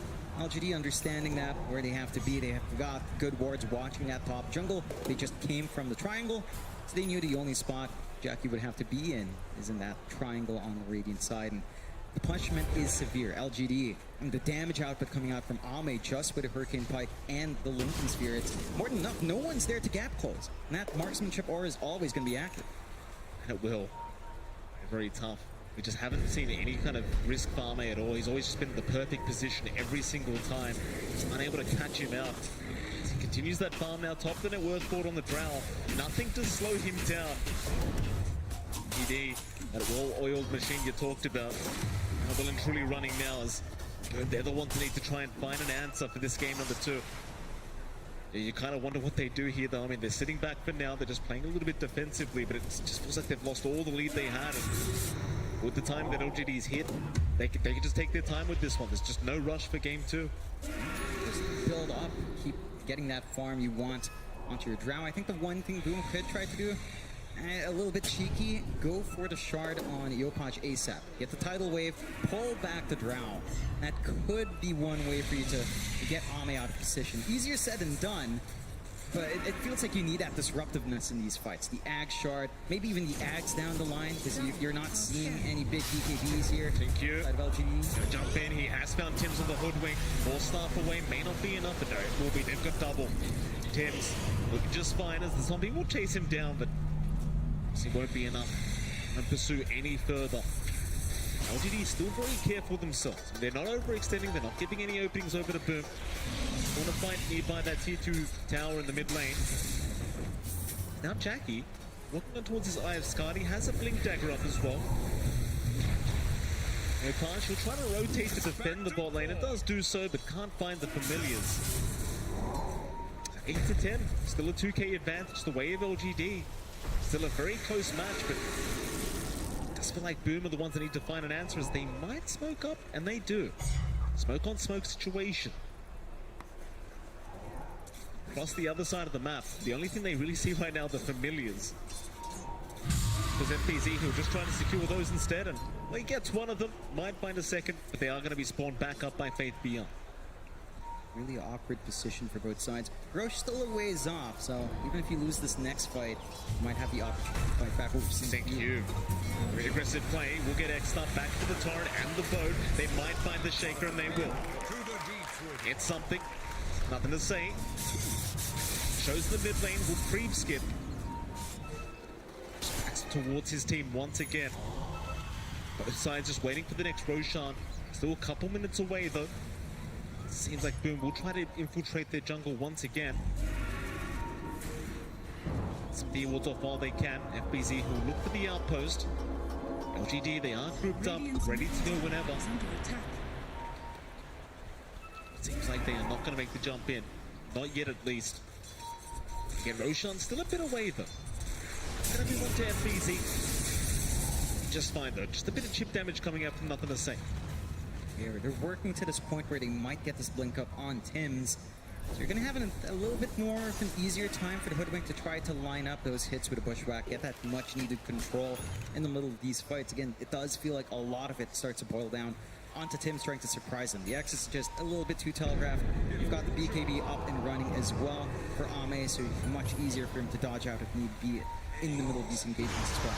Chains around the edge. Again, just fine to back his way out. No problems here. Rapture now 1 minute away. LGD, they're the ones that are really keeping tabs with these familiars, but do at least have the skeletons coming in from Schem as well. They're going to go for a smoke. We've got a 5-on-5 situation here in the mid lane. Who gets up in the initiation first? The Fisher is there, but the BKBs are out in time. The Tombstone is being focused. Both sides not really sure if they want the fight. Schem, he's going to get jumped on. They found Yopaj, but the boat is out in time. 4 staff away. They need to save the Kunkka. Schem, he's the one in trouble, but no, they look back towards Yopaj. They should have him. Faith Beyond takes him down. Onto FBZ, they'll find the death problem. They'll just burst him down. So much damage coming up from Faith Beyond. Name just standing right behind him. It's like, how do you actually get to this drow or the Visage? They have no reach. It just boils down to the fact that they don't have a high mobility initiator that can dance in, something like the Ember of Nothing to Say, to try to catch the backline, to try to stop Ame from dishing 1 million damage in one engage. And off the back of that, with a double damage rune, of course, for Ame, Roche doesn't last too long here. Boom. They have a great start. It just gets harder from here, it feels like. Even with all the durability in Yopaj with the AC, if no one can touch Ame, all the armor in the world doesn't matter. Yeah. GD once again now a 6k advantage. You'll see the replay, and there was a nice initiation, at least from Q, forcing out 3 BKBs with that one Fisher. And they just retreat immediately after seeing those BKBs. Just no hesitation from LGD. They understand they just need to wait those out, move back in, and then just get right to work. Like, you can try to run, but there's just so much slow available here as they are even going for tier 3 towers now. LGD, they understand the lead they have. Boom, again, they just haven't found the opening throughout this game. They will try to slow it down, but the tier 3 tower's already gone. Shot there from Ame, just scouting out Yopaj, will hold down the Conquerors. There's your pushback out, they find nothing to save, but he's got the Yule Scepter. Torrent is going to connect with the Tidal Wave and the Rupture, but it's not going to be it. The Sharpshooter, he jukes it out. Oh, what a juke from Nothing to Save. Fisher is there, Q locking them down once again, just not letting them get out. Oh boy, 3 down for the side of Boom. This is looking real bad now. LGD, they will go for the tier 4 towers. How do you stop them? It's difficult. Maybe you get a good tidal wave back. We saw Yopaj trying to make that play, but man, it's so much easier to do what LGD's doing. Just keep pushing in, play with the damage you have on hand. Fortify Forest out. Tier 4 about to fall, 16 HP left. LGD so confident. They still have Aegis. There's nothing to be scared of. Absolutely not. The T4 towers once again, Schem trying to set up. He did buy back, but it's just waiting for a few more respawns. The tier 4s are dropping so darn low. They're onto the Ancient now, Boom. Still waiting for the respawns, but they're not coming in time. They've got to try and rush through this, but the Ancient is just completely going down. Q is holding everyone back. They finally make it, but it's too late. It is just too late. LGD. I can't sugarcoat it, John. They made this series look easy. 2-0 the way of LGD. What can I say? Boom Esports, they tried their best, but just weren't the better team today. It was such the journey out from Boom, of course. A 1.4% chance to even come in to that lower bracket that they beat Team Spirit in, and now having to face LGD a big favorite for a lot of people to win TI itself, or at least make it to the grand finals. They put up a fight, LGD, they come back so strong here. We're seeing that strength that might have been a little bit more up and down in groups that might not have shown in the early days of the playoffs. Yeah. LGD, they look to be back in fine form. Just such a calm team, just such a coordinated team. Is very composed, no emotions here from LGD. It's just another day for them, another 2-0 victory, and just look towards the next day is, of course, for Boom. A pretty tough loss, John. A lot of these players on Boom, first TI for them, and they do have to leave through the lower bracket round of 2, but it happens. It happens. And again, just their journey to TI was a bit of a rocky one. Everyone had high expectations coming into the majors, coming into all the other tournaments. They do pretty good here, I think. They've improved a lot, just a lot more to work on. Well, with that, let's see what our panel has to say about this game too, as we are going to throw back to them. Thank you very much, MLP Dota and John X-Fire, and congratulations to PSG LGD. They really got some wind in their sails in the series and will continue their run in the lower bracket. But of course, that means that Boom Esports, the last SEA team, are out. And another 0-2. What do you guys make of the match? It was clinical, I would say. right? Like the way PSG LGD, I believe MLP said it the best as well. Cool, collected, calm the whole game. The way they played against Boom was just on point, just showing their class. Literally every single part of the game, even though they were losing a little bit at the beginning, it never felt like it's out of their hands, out of their control. The way they fight, they force you to fight where they want to, and they have an Undying with the Tombstone. They force you next to a cliff, they pop that Tombstone on the cliff, they win every single fight off of that. Yeah, Sheep, you mentioned the way the LGD fight is, something else. Could you really kind of sum it up and how they kind of forced the Boom Esports? Yeah, I love the execution of their fights as a team because they are a ball. They want to be a ball. They have a team that when they get split apart, that's how they get picked off and die to this rupture and being, just pulled apart. And they don't let that happen because they have really non-committal ways of engaging them. This long-range Fisher from Earthshaker, this slight interchange by Ember. They don't ever have to have someone blink ahead. In that way, they're all able to just keep together on top of this Drow, keep her sustained with the Undying heals, these auras from Visage. Basically, everything just was very synergized. And T, it really seemed that Boom Esports, they needed their BKBs, but they almost had to be perfectly timed because as soon as they were out, the Fissure Suns came in and all that control, and then the Drow was just super safe. So sometimes they even felt like they kind of, were just a little bit, not nervous, but a little bit, trigger happy on the BKBs. A little bit. It's because they had a 6-7k gold lead, and they're going to fill that in the game. It's like, guys, we beat PSG in the lanes. We have the advantage. One fight's going to be Roshan. That's going to be everything. The game should be in our favor. But they never found that moment because they had these I think Jinkyu on his Earthshaker, just incredibly disciplined with his ability to find the fissures, to find this way to disconnect the team. So even if you're BKB, guess what? You can't run through the fissure. And the amount of times that he'd find the Death Prophet on the left, everyone else on the right, and then the Drow's free game, just going to shoot him from a distance. It's also the problem of biting a little bit more than they can chew. They win 3 fights in a row, but they go for that 4th fight when they're 50% mana, 70% HP. They go uphill, they go to the high ground, into the triangle.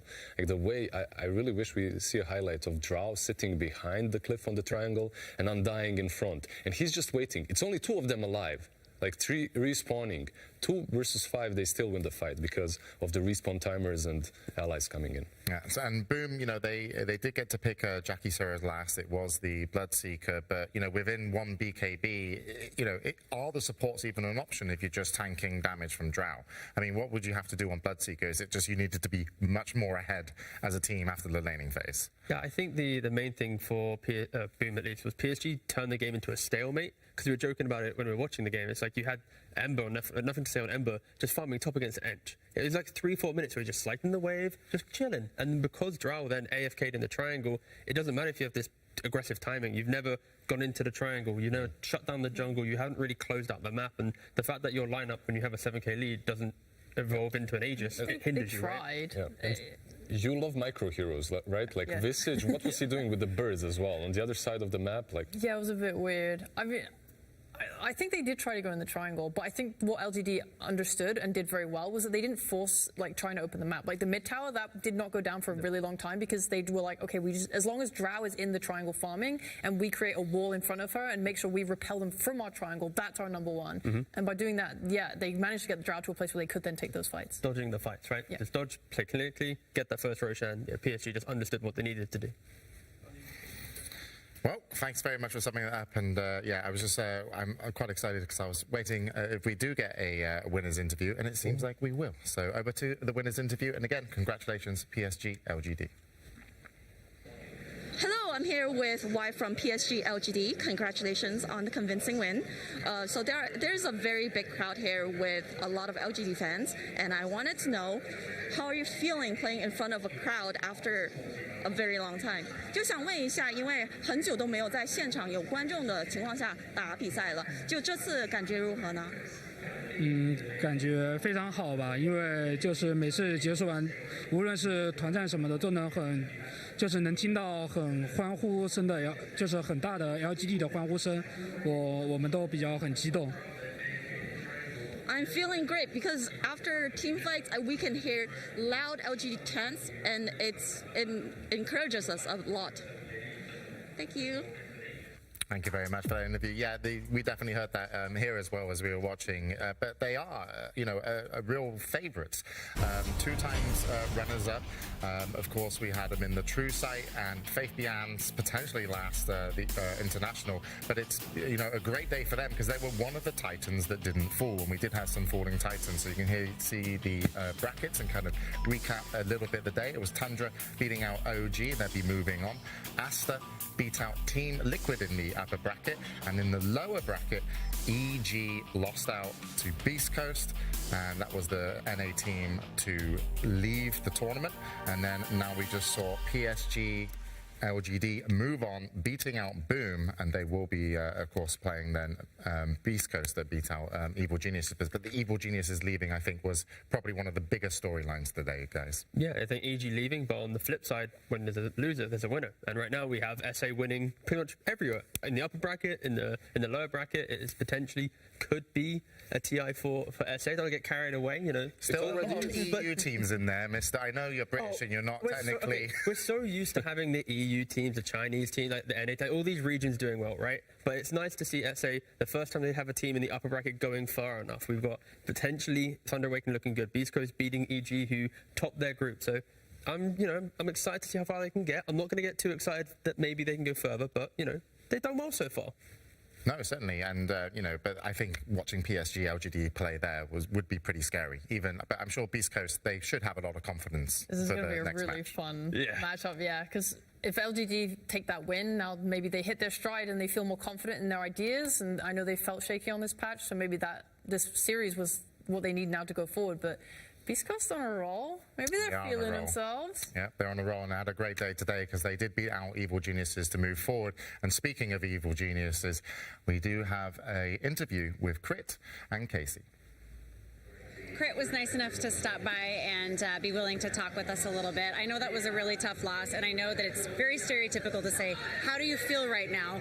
But you guys are such a strong team. You came out of group stage. Everybody expected you to go super, super far, and it just wasn't your day or your week, I should say. What do you think the change was?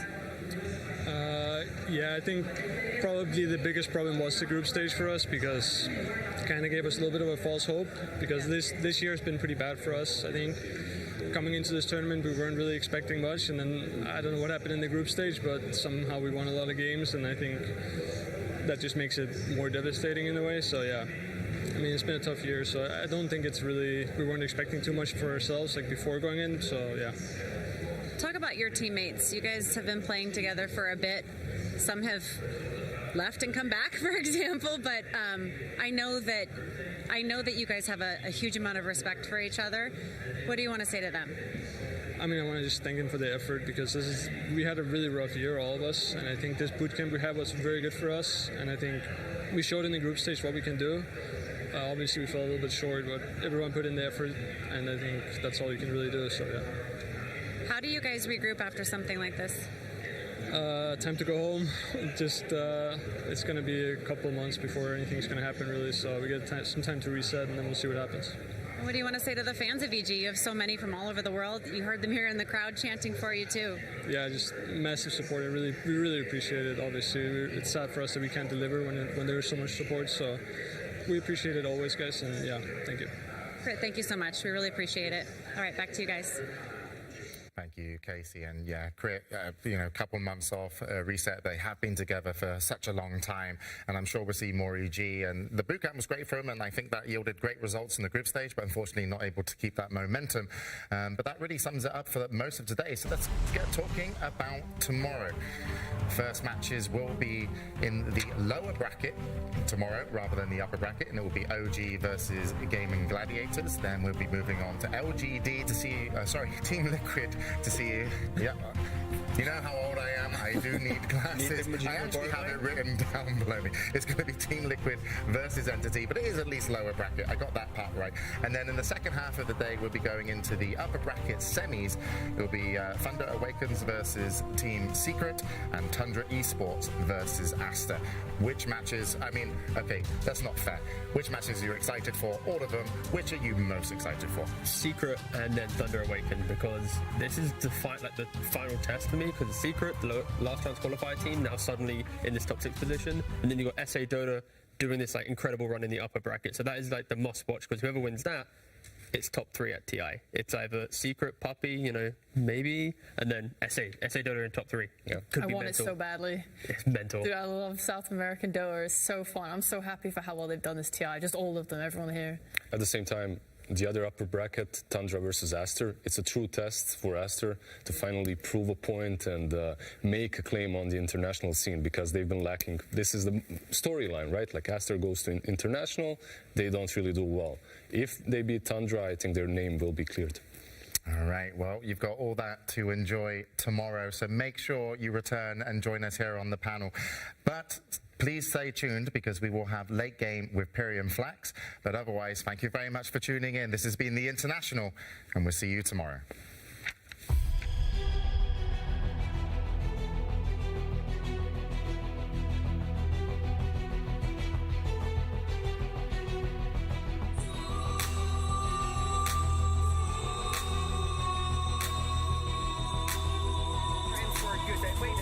Wait a second, that's not right, that's not right.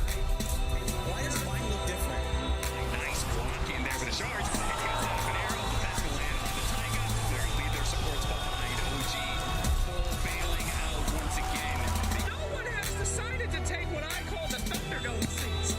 These mother suckers, you can almost touch a pro player. It's a great job. Start beating away at it. Eyes on the prize. The chain falls back and forth between the two of them. And with that, Michael DG is called. Nice DG. He'll double click. Just trying to get out. He's going to destroy it.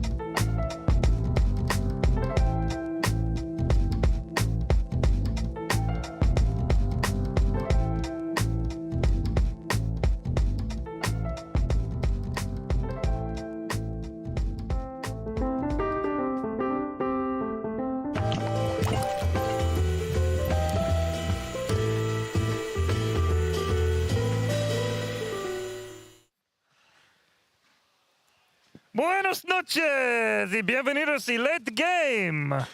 Soy Pyrium Flax y mis invitados, Avo Plus, Panda Boo, and Sir Action Slacks. How was that? That's very good. Oh, muchas gracias. Yeah, very good. Hola! Humans? No. Obviously, you know, I'm doing this because Dota has now been taken over by South America. They run the show. Yep. They're in charge. We've got Panda here. talk us through the last couple of days, because it feels like South America going to the moon, baby. O sea, simplemente pasó lo que debía pasar. Se venía predestinado. ¿Qué dices? Sorry, he said it happened. What happened it had to happen. It was predestined. It was predestined. What does that mean? That it was. It means meant it to was happen. bound to be. It was bound to Oh. be. It was bound by fate. That makes a lot of sense. Yeah, yeah. Now that you rule Americas, will you have pity on our region, please? How cruelly will you rule? ¿Tendrás misericordia? Yo haré lo que hacía PPD. Les diré por qué se demoran Oh, tanto. no, I heard PPD. I heard Oh, my PPD. God, no. What did he say about He PPD? said, I'll do what PPD did. I'll ask, why are you guys being so late? You know, why should we even start the game if you know you're going to lose anyway? Oh, my goodness. I couldn't imagine a worse fate as someone saying, I will rule you as PPD would. That is the most terrifying That's fate. like someone taking over from Darth Vader. Don't worry, I'm going to rule just like Darth Vader. You was chill. I mean, I thought PPD had an iron fist, you know. He taught the South American teams how to live, right? Sí, sí, nos enseñó bastante bien. Yeah, Ahora he learned- estamos acá. Yeah, look, that's why they're here. That's what he just said. Everybody needs an enemy. Yeah, exactly. Absolutely. Yeah. Sí, He united them. Un poco de poder, el odio. He said hate fuels them. It gives you power. It does. wow. Yeah. As an any Dota player. It He's does. very hateful, this man. What's with the shaved head? ¿Por qué es un pelado? O sea, yo lo... Simplemente es una promesa que me hice. He made a promise to himself. Sí. Vale, pero explica más. ¿Qué es O sea, me hice una promesa de que la primera... Yo antes solía tener el pelo muy largo. I used to have really long hair. Y dije, la primera vez que viaje a un evento grande, voy a cortarme el cabello, voy a ser pelado. Oh, first time I go to an event, Yep. he is going to cut his hair. He's going to become a pelao, as we call it in Spanish. A palau. Yeah. Oh. Yeah, Would so I be a palau? No. So in Spanish, like the proper term for bald would be like calvo, right? Pelao is like the informal term. It's truly like when you've embraced baldness, you've become a pelao. I'm happy to be a palau. Palaurian flax. Tres pelados acá. There's three pelados here. Well, you're not actually bald. That's the thing. Tell him he's No eres not calvo. actually in the club. No eres un pelao. No. Eres falso. Es No falso, es perteneces aquí. falso. You're not an actual bald boy, all right? Why not? Because he's actually bald. I'm actually bald. What makes you bald? There's no hair. But the lack of hair, dude. Look at Panda's head. Can we get a shot of the top of Panda's head, Oh, please? yeah. There is clearly hair there. He has shaved. Hay cabello. Te afeitaste mal. It's not trabajo de pelao. Edson. It's not ¿Qué? Es el pelao. trabajo de Edson, no es mi culpa. It was just shaved. Edson's job. He didn't do a good job, apparently. It was his manager's fault. Oh, his manager did a terrible job. I said, who did this? I thought he did it with a pair of scissors or Sí, ya no something. estaré con él por la próxima temporada. Se acaba. He's no longer part of the team next season. Okay. It's over. All right. The free Fantastic. ride is over. Oh, man. Well, I'm going to drink my tequila. We all had tequila here. I'm going to take off my mask and drink my tequila. Oh, my God. Nice. El primero borracho. He said the first drunk man. Wow. Oh, that's bad tequila. You didn't even put a lime in it. That's how you're supposed to drink. What are you doing? Oh, is this bad? Yeah, you're supposed to eat the lime. You don't put it in the tequila. Shit. My bad. Like that. Oh no. Why? ¿Así lo hacen en América? Yeah, this is how they do it in America. Panda just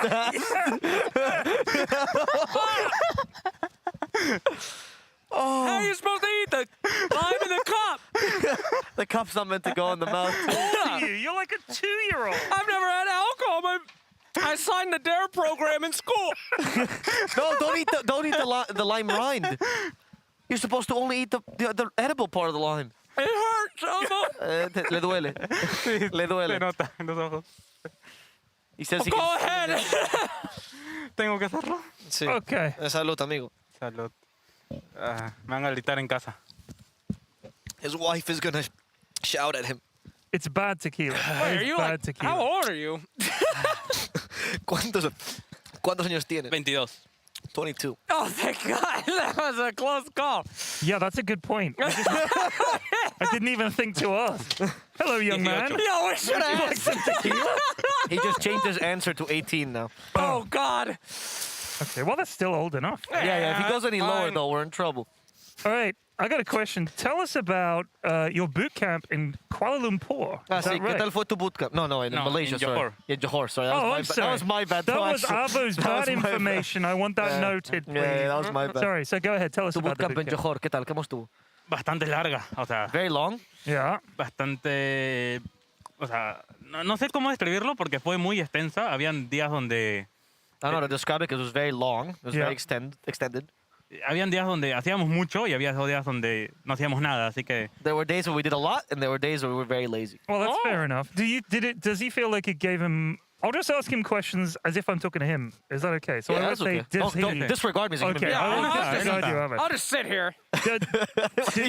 Do you feel like having that long a boot camp, do you think it's a good thing, or do you think sometimes you get a bit sick of each other? ¿Es bueno o os cansaste de vosotros? Siempre estoy cansado de mi equipo. He always pero ya hates his estoy team. He's always acostumbrado. tired of his team. Sorry. Always sick of his team. Fair enough. Always sick Okay. of his team. Pero ya estoy acostumbrado a eso y pienso que la bootcamp fue muy buena porque... He's used to it, so that's why the boot camp was good. Oh, okay. Oh, fair enough. So it's just more of the same, basically. Sí, simplemente lo que hacemos en Perú. It's just what we do in Peru. Oh, okay, fair enough. So, was it partly about like getting acclimatized to the region and getting over jet lag and stuff like that? Fue que vinimos a la ISL de Kuala Lumpur, la ISL One, y... They came to the ESL from the ESL in Malaysia, which was in Kuala Lumpur. Yeah. Y no queríamos volver a Perú, así que simplemente dijimos, ok, hay que tomarnos la bootcamp de 2 meses, no importa. Yeah. Porque tomar el vuelo de ida y vuelta de 30 horas no lo vamos a hacer. And they didn't want to go back to Peru because the flight's 30 hours. Oh, so he's God. like, we got to stay in Malaysia for the next 2 months. There's no other Yeah, option. no, that's fair. Because they didn't want to do 30-hour hours. flights. 30 hours. Don't lick that off the table. That table is filthy. You are ¿Qué opinas de disgusting. eso? I have a taste for it now, Mama. I'm O sea, different now. We're gonna go no me drinking. sorprende por quién es. Oh, Panda's not surprised about you doing this. Hey, actually. thanks, Panda. I don't- Ah, you know me. Why would you touch this man? Ya no me voy a lavar la mano. He's not going to clean his hand anymore. There you go. He's got See? flax on it now. Alcohol is a disinfectant. Oh, you are just the vilest creature. So, tell me about your birthday in Stockholm. Had Explica a de tu crazy birthday. cumpleaños. La torta, por favor, explícalo. O sea, la torta se veía muy buena, dijimos, vamos a pasarla bien. Okay. Y... Pero a ver, explícalo. Vale. Ok, simplemente estábamos todos juntos con los de Viscos y dijeron, vamos a cantarle a Panda. They were all together with Biscos, and the Biscos guys had to celebrate his birthday. It's not exactly what he's telling, but he's telling the story poorly, so I'm just going to... Okay, you fill it in. Fix it for him. I'm fixing it for him. Thanks. So the Biscos guys had to buy him a cake. Y It was Chris Luck specifically. Actually. Okay, Y okay. mientras que me estaban cantando y me dicen, ya sopla la vela, me la tiraron. Wow. Y yo todo el tiempo pensé que fue Chris Luck. Y yo siempre estaba molesto con él, pero hace poco cuando salió el video me di cuenta que fue Satred. So while they were singing the song, right, they asked him blow on the candles, and as he was about to do it, they pied him. They caked his face. Kicked him in the face. Yeah, exactly. I heard the word molesto. Yeah, so he... Molesto? Yeah, so he... That's a great superhero, I think. Molesto means annoyed. I read that comic. Molesto means annoyed. I just want to... Molesto is annoyed. He said... Oh, okay. He said this whole time he thought it was Chris Luck who pied him in the face, but actually it was his own the evil teammate. molesto. From the back. Careful out there. It was sacred. It was sacred. And sacred is also of age. It was all good. Okay. Okay. And then he got pied, and then he kept thinking the whole time how much he regretted not being able to eat it. So he ate it off his face. Sí, y Yeah, estaba he ate muy, it off his face, and he estaba muy liked it. rico. My boy, you see? Did he eat it off the floor or the table like this man is? Yeah, kind of similar. Just Actually. lapping it up? No, tampoco Yeah, fue tan- he said yes, yes, No, yes. no. He said, yes. I can tell. Great translation. Buena, buena. Yes, exactly. So Abba's given me one question here. I assume there's a story behind it. Your favorite player? Oh, yeah. ¿Cuál es tu jugador preferido? No, como contesté en la entrevista. ¿Te acuerdas? Quedó muy bonito. Ah, Pacas, sí, mi jugador favorito, Pacas. Yeah. Your favorite player is Pacas. Oh. His own okay. carry. You know, it's the story was that we asked both Pacas and Panda who their favorite player was. Pacas said himself. Okay. And then oh, Panda said Pacas. And then that's why Thunder Awaken works as a team. Oh, that's great. I think carry players need that bit of ego. They about do, them, right? right? They do. Pero de vez en cuando hay que bajarlo. Sometimes you have to bring down the ego. What do you do to bring down the ego? Putearlo en una stream, algo así. He comes to his streams and he screws with them. No. Oh, okay. Yeah. Okay, fair enough. I've been there. Yeah. So No, you screw yourself on stream. I've seen you. I've seen you lose a ranked match. Shut the hell up, Amo. you've seen him lose a rank. Have you seen his rants on Craven Crawl? Why does Cavern Crawl exist? Is my question. I have the floor. I hope you're listening to me. Remove Cavern Crawl from ranked. I don't care if you fire me. It's too late. Do it. Do it. Thank you. It's exactly like the streamer. Would you like to add anything else to that rant? No. Any logical or reasonable points? You know, I will do this here. I don't care if they. I don't care. I don't care. He's tidying up. He's tidying up. Don't touch the glass. Here we go. You should have stopped me before you asked. Cavern crawl in ranked. It's like going to Target and you got the shopping cart. Do I return it? Am I a human being? I choose to be a human being. I put it in. And then you see a dude who's like, maybe I'll last pick Earth Spirit first time. I'll last pick it as my carry. He doesn't put his cart away. Now, in real life, you'd be like, what an asshole. You drive away. But no. Cavern Crawl ranked is like, that guy's in the car now. And you're like, yo, bro, that was kind of a dick move. And he says, take me to Safeway. And then you're helping him. Yeah, you're stealing carts from other people. You see? Do you see the madness? I agree. I mean, I agree with you. I don't play solo ranked. I play with mainly party queue with like mates of mine.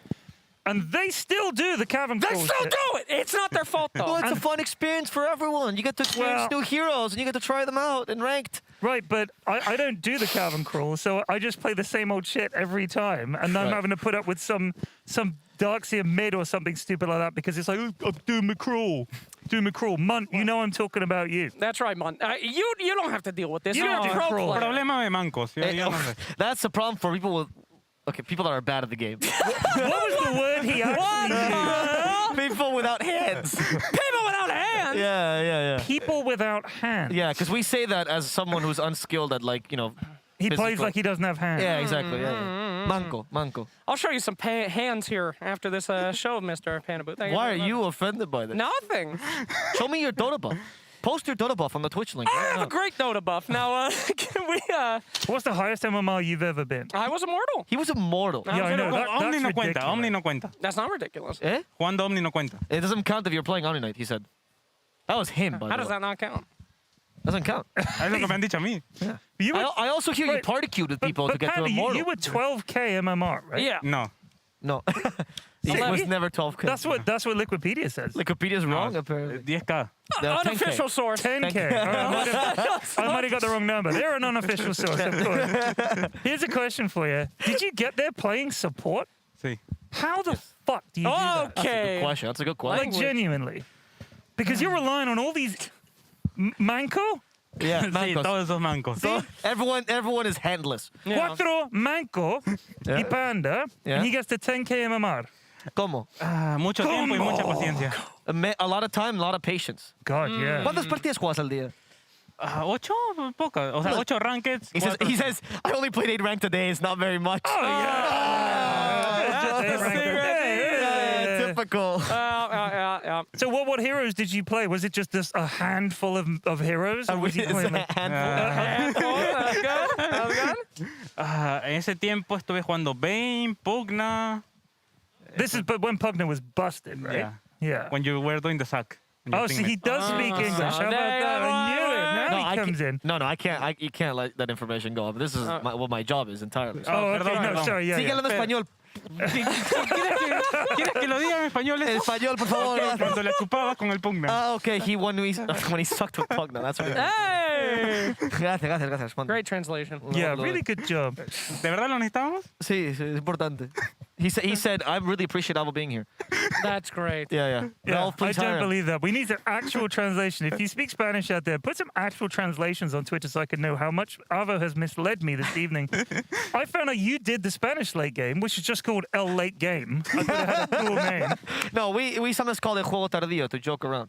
Okay, Like what that's you got what to I Google tried. Translate. Yeah, Yes, yeah. exactly. Because Yeah. that's the Google Translate Yeah, it version. sounds terrible though. But it doesn't mean anything. No, I didn't. Yeah. So just late game. Don't zoom in. But on it was that. just you and a guy who didn't say anything. Yeah, Blue, because he just casted the 1 hour game for. So he RNG. was like just lying there, and Well, you just what did you talk about? I told Ghost's story. A ghost story. Okay. No, Ghost like the player. Oh, okay. Yeah, I thought I you told a ghost story because No, it's no. nearly Halloween. So Yeah, no, that would be terrible. I would've told been Ghost story. I told Fishman's story. Okay. I told us a bunch of stories from players, and then Blue was like nodding. He's like, yeah, I like those people. Yeah, man, that's crazy. That was kind of what it was. Yeah, do it with a more like. Imagine you just lost your voice. Oh, man. Okay, yeah, and now do it in Spanish. El Dopo. Yeah, there you go. That's it. You Thank should you. do late game tomorrow with me. I won't. Yeah. you should. Creo que mañana estará Matthew. But no, he can't. Mañana He's estará doing it with me. Matthew. Right. Oh. Yeah. Anyway, talking late game tomorrow. Panda, thank you so much for coming on Gracias, the show. Panda. I realized you had muchas gracias, Panda. Y bueno fortuna tarde. That's correct. Perfecto. See? That means perfect. How about that? That's and great. Alvo, thank you for coming on and translating for us as well. Really appreciate that. You guys have had busy days. Jake's had a busy day. I haven't, which is why I'm here. I am delighted to be here. I'm happy to be here with you boys. Thank you so much. And we'll see you guys tomorrow evening. Bye! Está bien, ¿no? Muevo la mano. Sí, muevo la mano. Sí, sí.